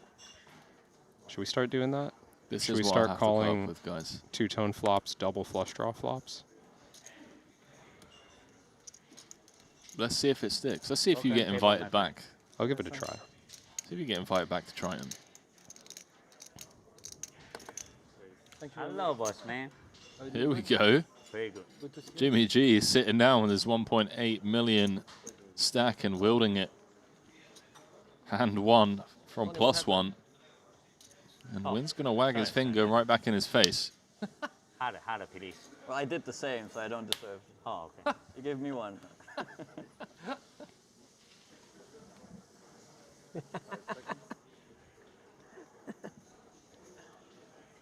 180.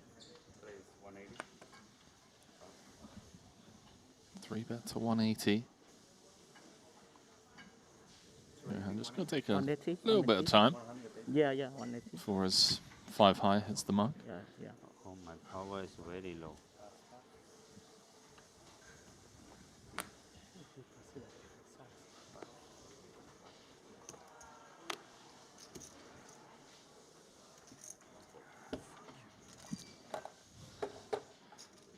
Jimmy G's welcome to the table. Perhaps not the welcome he wanted. I'm So just let's thinking go. out loud, but sometimes it looks like there are two different stacks, so that might have. Like I just folded because I saw a fold here, but. Yeah. You're too close, or you put them. Can I put here? Can I put here? I want to my right hand. Can I put it? Oh really? Yeah. I mean, you could go a bit more, right? I'm right. You could go a bit more. Yeah, a bit more. Yeah, thank you. Yeah, like it's already this, okay? way better. It's way better already. Thank you. Yeah, you better put it one side, right? Two sides is a little confusing, but it's fine. It's okay. For me, it's okay. I'm a short stack. Yeah, we'll just get tricked sometimes. Yeah. Better one side, better. Okay. Black, yeah. Okay. Thank you. Players familiarizing themselves with each other's chip stacks. Me too. A little late in the night 1 million. 1 million. to be getting started with that, but I never fair use play to Jimmy. He just got here. You're too good. Give me. I need. I need a chip, switch. Switch. I buy. Transaction. Lo Zhang gonna open up +1.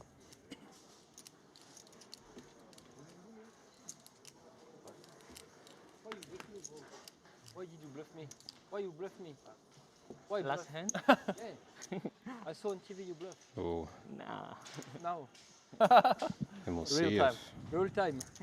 How many times have we seen Ace King against Ace Queen today, by the way? I'm Vietnamese. More than average. More energy. More passion. Chen Zhang did go for the 3-bet this time. Ace Queen suited, feeling too good to flat.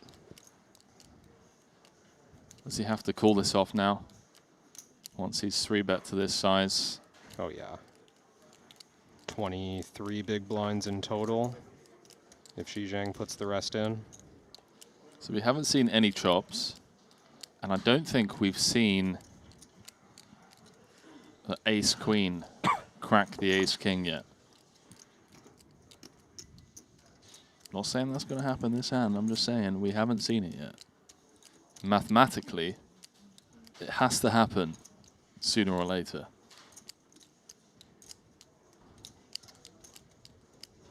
But also, Doesn't have to happen this time.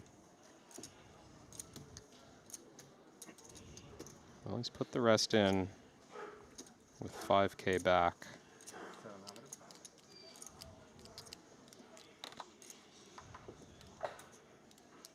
Requesting a bit of mercy. Just flat. Don't put the last 5K in.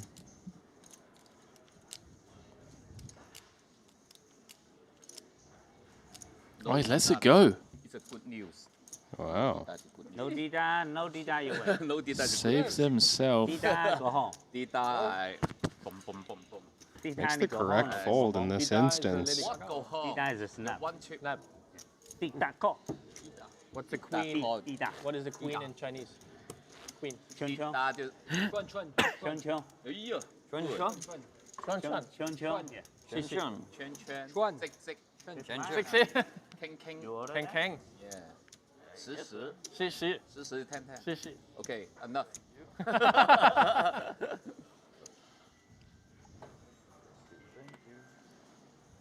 I teach you all my range. Chat saying that JSP looks like the kid from Stranger Things. Okay, You yeah, I agree? can see it. I can see it. I'm seeing it. Baba, yes. Baba, yes, yeah. Baba, very good. I'm glad I looked this up because I just learned he's Canadian. Baba, very good. Finn This guy Wolfhard. is crazy. He wants to bluff every end. Baba is Chinese No. AA. No bluff. Baba?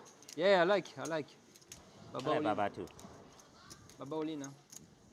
Yeah, that's a really good doppelganger shout out there. Last two tournaments has that one. First tournament I got a Baba. I win. Who is Kevin's And the second tournament I got celebrity somebody got Baba, I doppelganger? lose. Chat. Crazy, what happened? Crazy. To go, you bluff me every time. I need to verify. Verify. Don't tell me Chris is out. That's my team. Yeah, it sounded like it. She was short, if I'm not mistaken.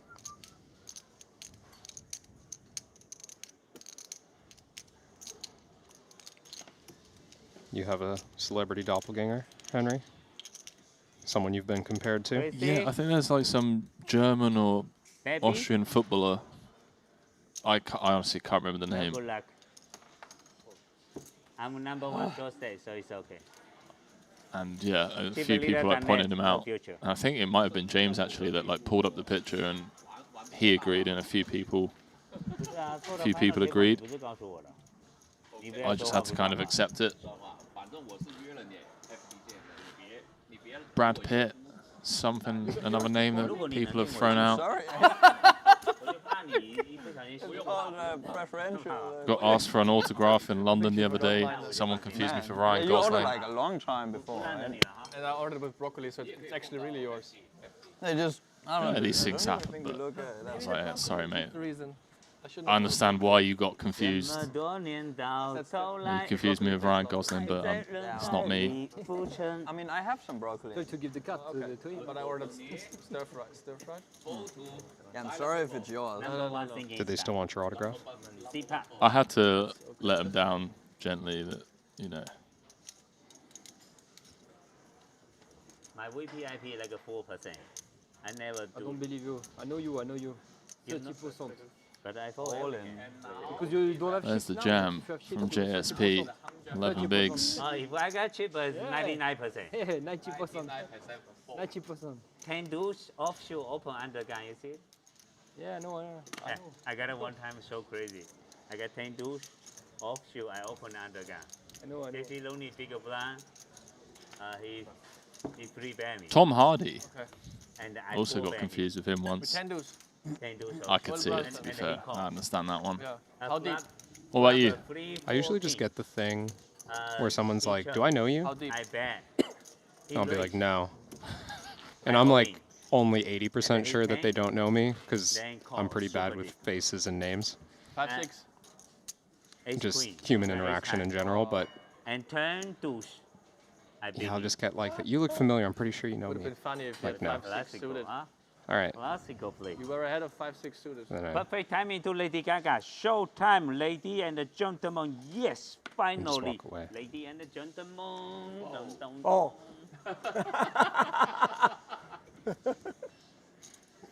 Okay. This hard guy not got to the look best hand all genuine. day today. His friend moves in call as me. ace-king. He's got 7 Call me, bigs. baby. I need a protection. He's not going to be this strong with 7 bigs all the time. How much? My friend, go for. How much you behind? You snap a call, did call, I'm go home. Huh? You don't stop the clock when you point and No, he hasn't started it yet.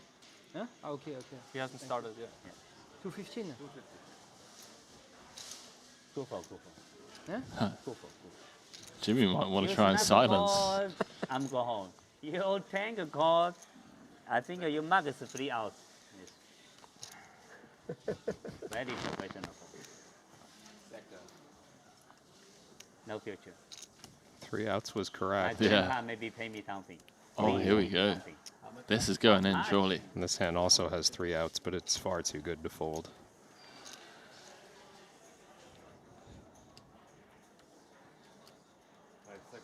Player behind. Jimmy's giving me like street poker vibes. I like this guy. Thank you so much.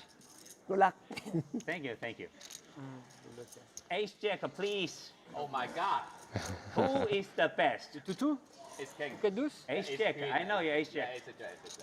Len, you are a professional lady. I love you so much. That is such a sick read from Ren. Just I like the earring. snap calling out his opponent's hand. Good luck, guys. King.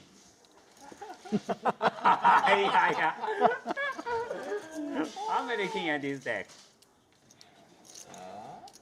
No kings on the flop, but still the best hand.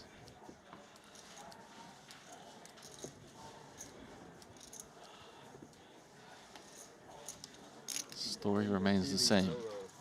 1 card to come. Wow, calling for the TV slow roll. 3 outs once to eliminate Ren late in the night. Overkill. I'm so glad of great trading, you know. So shorts like professional. I don't call here ace queen. I don't call here ace jack. Ace 10. I call here ace jack. Yes. #1 rating. Pamela. Camry. Okay. I love this guy. Thank you, Grandpa. You are welcome, Grandma.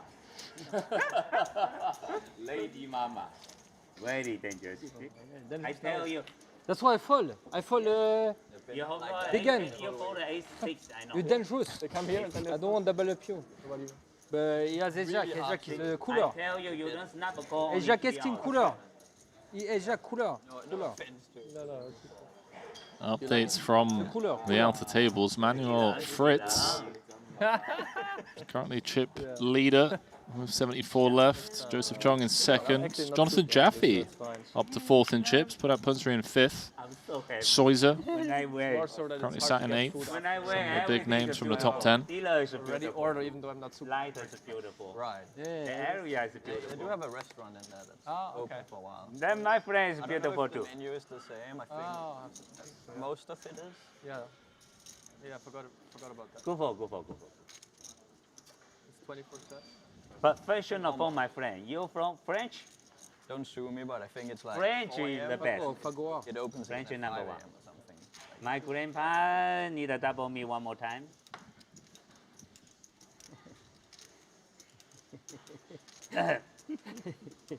My Chao Hei grandpa. You know what his nickname in China? Oh, wow. No. Ace Super King duck. just being. Super duck. Chao Hei, we cannot see nothing. Very duck. Super tight. Super duck. Duck. Duck. Duck. Like duck. We cannot see anything. Black. Black. Duck. Ah. Cannot see nothing. Yes. Okay. It's me very bad luck. Super. some lost in translation stuff going on here. Time to gamble. Give me perfect timing, Lady Gaga, please. Oh, okay. I don't think it's for me. This guy's so good for poker. I'm a Thank big, you, my friend. If big I Ren win, Lin fan. 500 tip. If I don't win, no. Okay, yes. Okay, what's your name? Luna. Can you help? What's your Xu name, my Jiang friend? gonna do it, Kevin. Saying, okay, if I make a final You're tip, gonna I'll pay me rifle it in. 500 tip, okay? No tip. Maybe you forgot my order. Shows the ace of spades, and he gets shown the ace king. It's the honest time of night. It is, yeah. Everyone's like, right, we've got 25 minutes left on the clock. This is the chattiest table we've had all day as well. Courtesy of Ren Lin. Really just getting people Yeah, he's in like the poker engaged. Oh, okay. Back on over here. Samuel Muller playing a very healthy 1.2 million, courtesy of cracking the kings. I got Bucky addicted to the card now. Oh man, Harim earlier on. You know Bucky? Matt Wallman? Ace Matt king Wallman? against kings. You definitely seen him. Found the ace on the turn, and that's all she wrote. Sergi, short stack, just 5 big blinds. It's going to be in the big in a couple of hands' time as well. Yeah, it's time to go. Jack-8 suited doesn't look like much, but so important not to put yourself in the big blind with this few chips.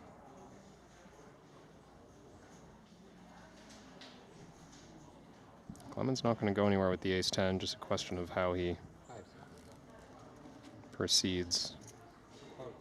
Just call from the hijack. Weak enough hand that he can fold to further action from basically anyone behind.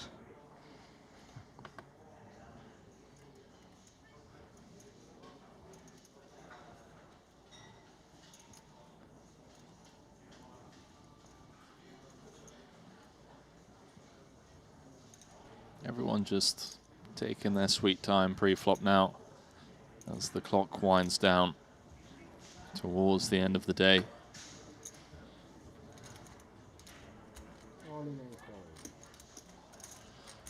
Good luck, gentlemen. 74 left. 47 paid. I'm surprised at how quickly we got here. I mean, I felt like maybe we're going to bag 75, 80 left. We're already past that point with time left on the clock. Oh, my. All right. Nice hand. It's kind of investigating, like, did I actually win already? Is my opponent dead? Yeah? Hmm. Yeah.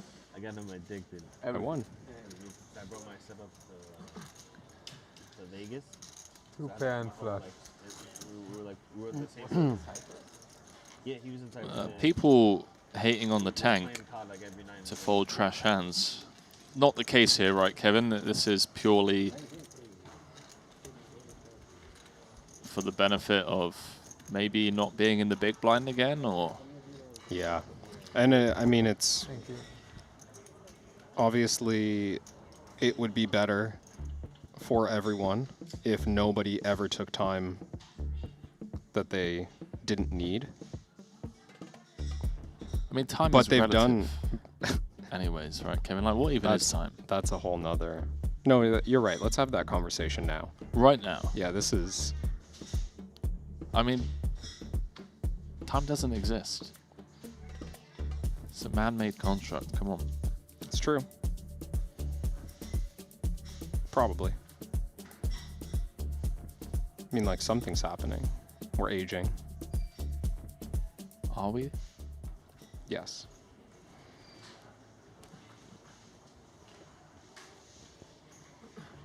All right, I'm not having this conversation right now.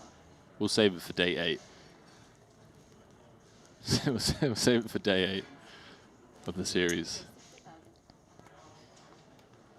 What even is aging, Kevin? Man, Ace King, man, is just getting passed around at these feature tables like it's going out of fashion. So, all right, come on, everyone, get your Ace King on before we shelf it.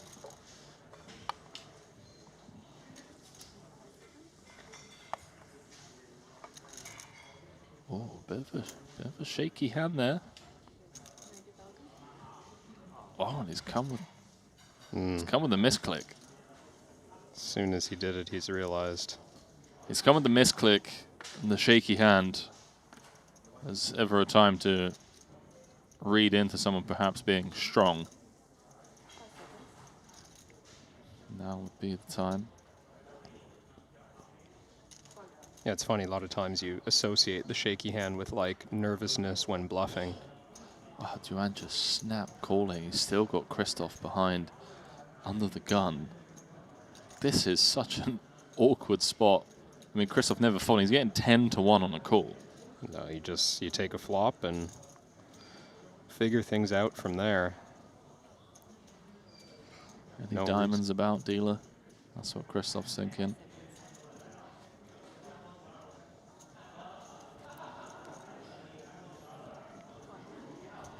Here we go. A very rare three-way, three-bet pot.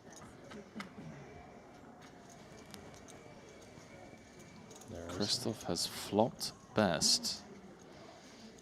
Although, again, it's one of those ones where, yes, he's flopped best. But never really thrilled about putting in large sums of money into the pot.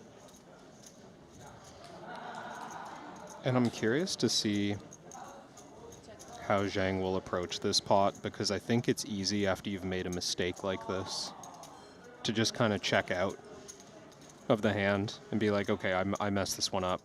I'm just not going to try anymore. And you know, there's a real opportunity, I think, for Zhang to steal this pot still. It's going to need some board development, but he looks strong right now. Well, the eights hit the muck.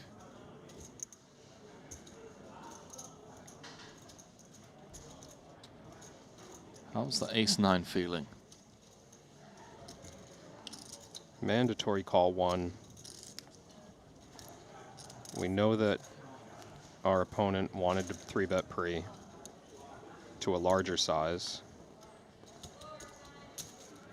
And even the willingness to react feels strong to me. The willingness to show like, oh, I should have gone bigger.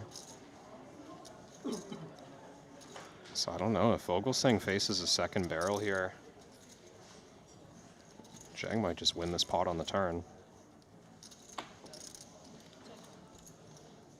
Well, no spade, which would have given Zhang additional outs. My word, Kevin, he's reaching for chips, and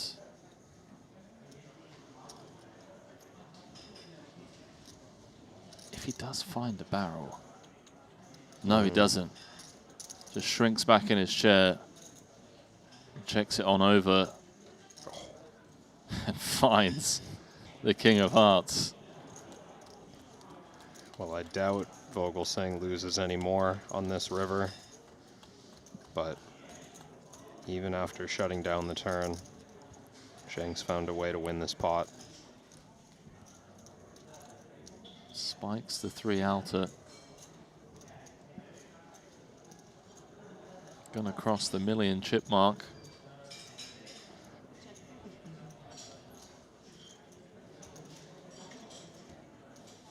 Vogel just desperate.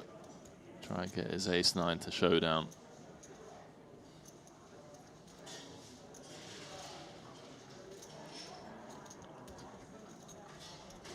How much?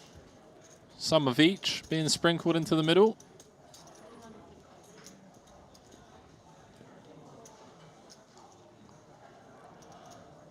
Black chip, a blue chip, and 9 white chips. The amount being requested.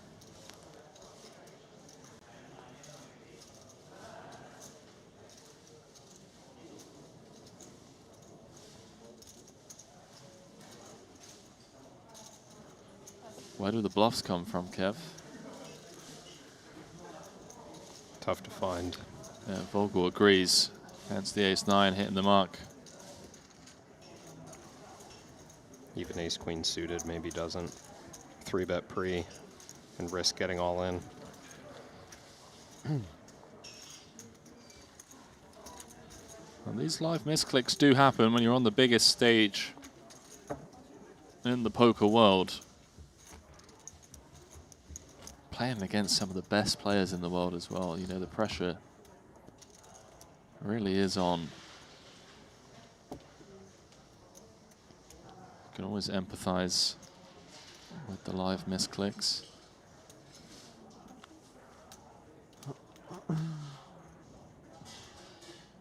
Phone. Sergi now has one of those stacks that can come with a raise from under the gun. Opening off of 12.5 bigs.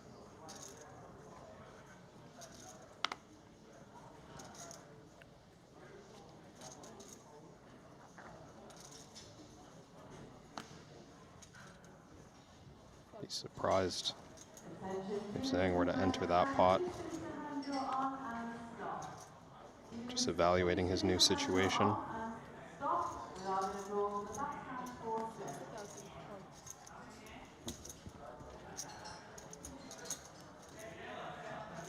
One black chip, right? Yeah. Big hand for Christoph. Thank you. This has got to be up there with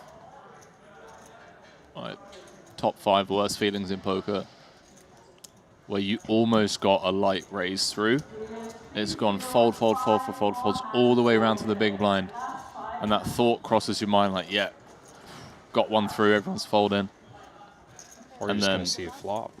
The big blind jams on you. We need to come up with a list.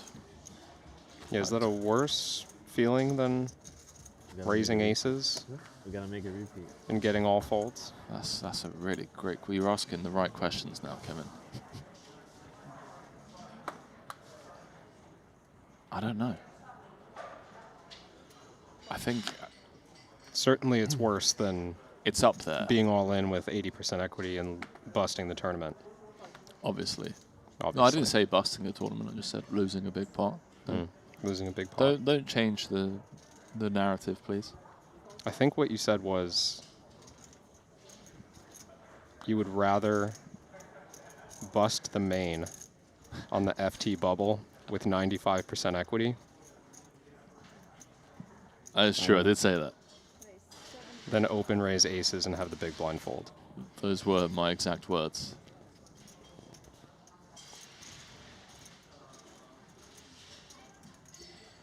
So just heard the tournament director's request to pause the tournament clock. They're going to draw a certain amount of hands to be played. Interesting spot for Vogelsang's pocket nines.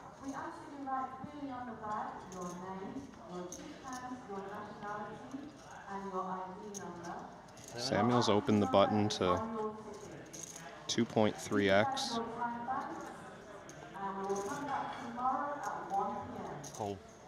Noting the short stack in the big blind, Karchenko. Just 9 big blinds total. And Christoph just calls with the 2 nines. He doesn't want to get in 35 blinds pre against Sam's range in this spot. Oh, a beautiful development for Christoph because he's flopped middle set. Karchenko has flopped top pair. SPR for him is less than 1. This could get weird if Christoph leads.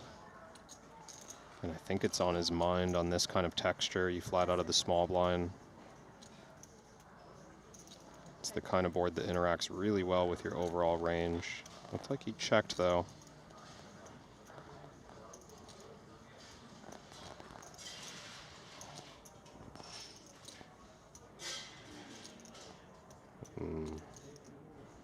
Don't do it.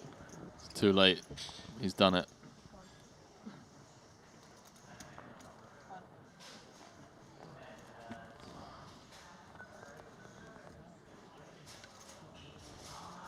Sergi knows how bad the news is when he gets shown the 2 nines. He is drawing to running hearts. Runner, full house. Or quads, dare I say. We haven't had daily quads yet. Add 3 sevens to the opportunities. The mic was halfway off. He's decided to leave the mic on. Ooh, not sure about that. Not sure about that. Heart rolls off on the 10. You got to continue taking the mic off. Walk halfway out the room.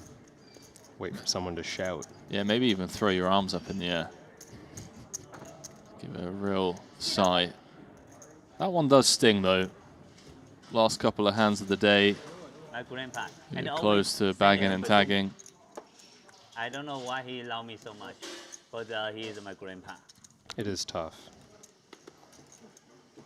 In your 30 tournament long career, once have you ever once busted like on the final hand? I was playing PLO high roller during WSOP Europe. No, WSOP circuit, sorry, in Europe. And I literally just take a picture of my stack, sent it to some of the piece buyers. Hey guys, bagging in 3 hands, have like 150 bigs. Like, oh, brutal. And then lost a massive hand and ended up bagging like 3.5 big blinds for day 2. Yes. What a professional play. Wow. Thank you, thank you, thank you. Thank you,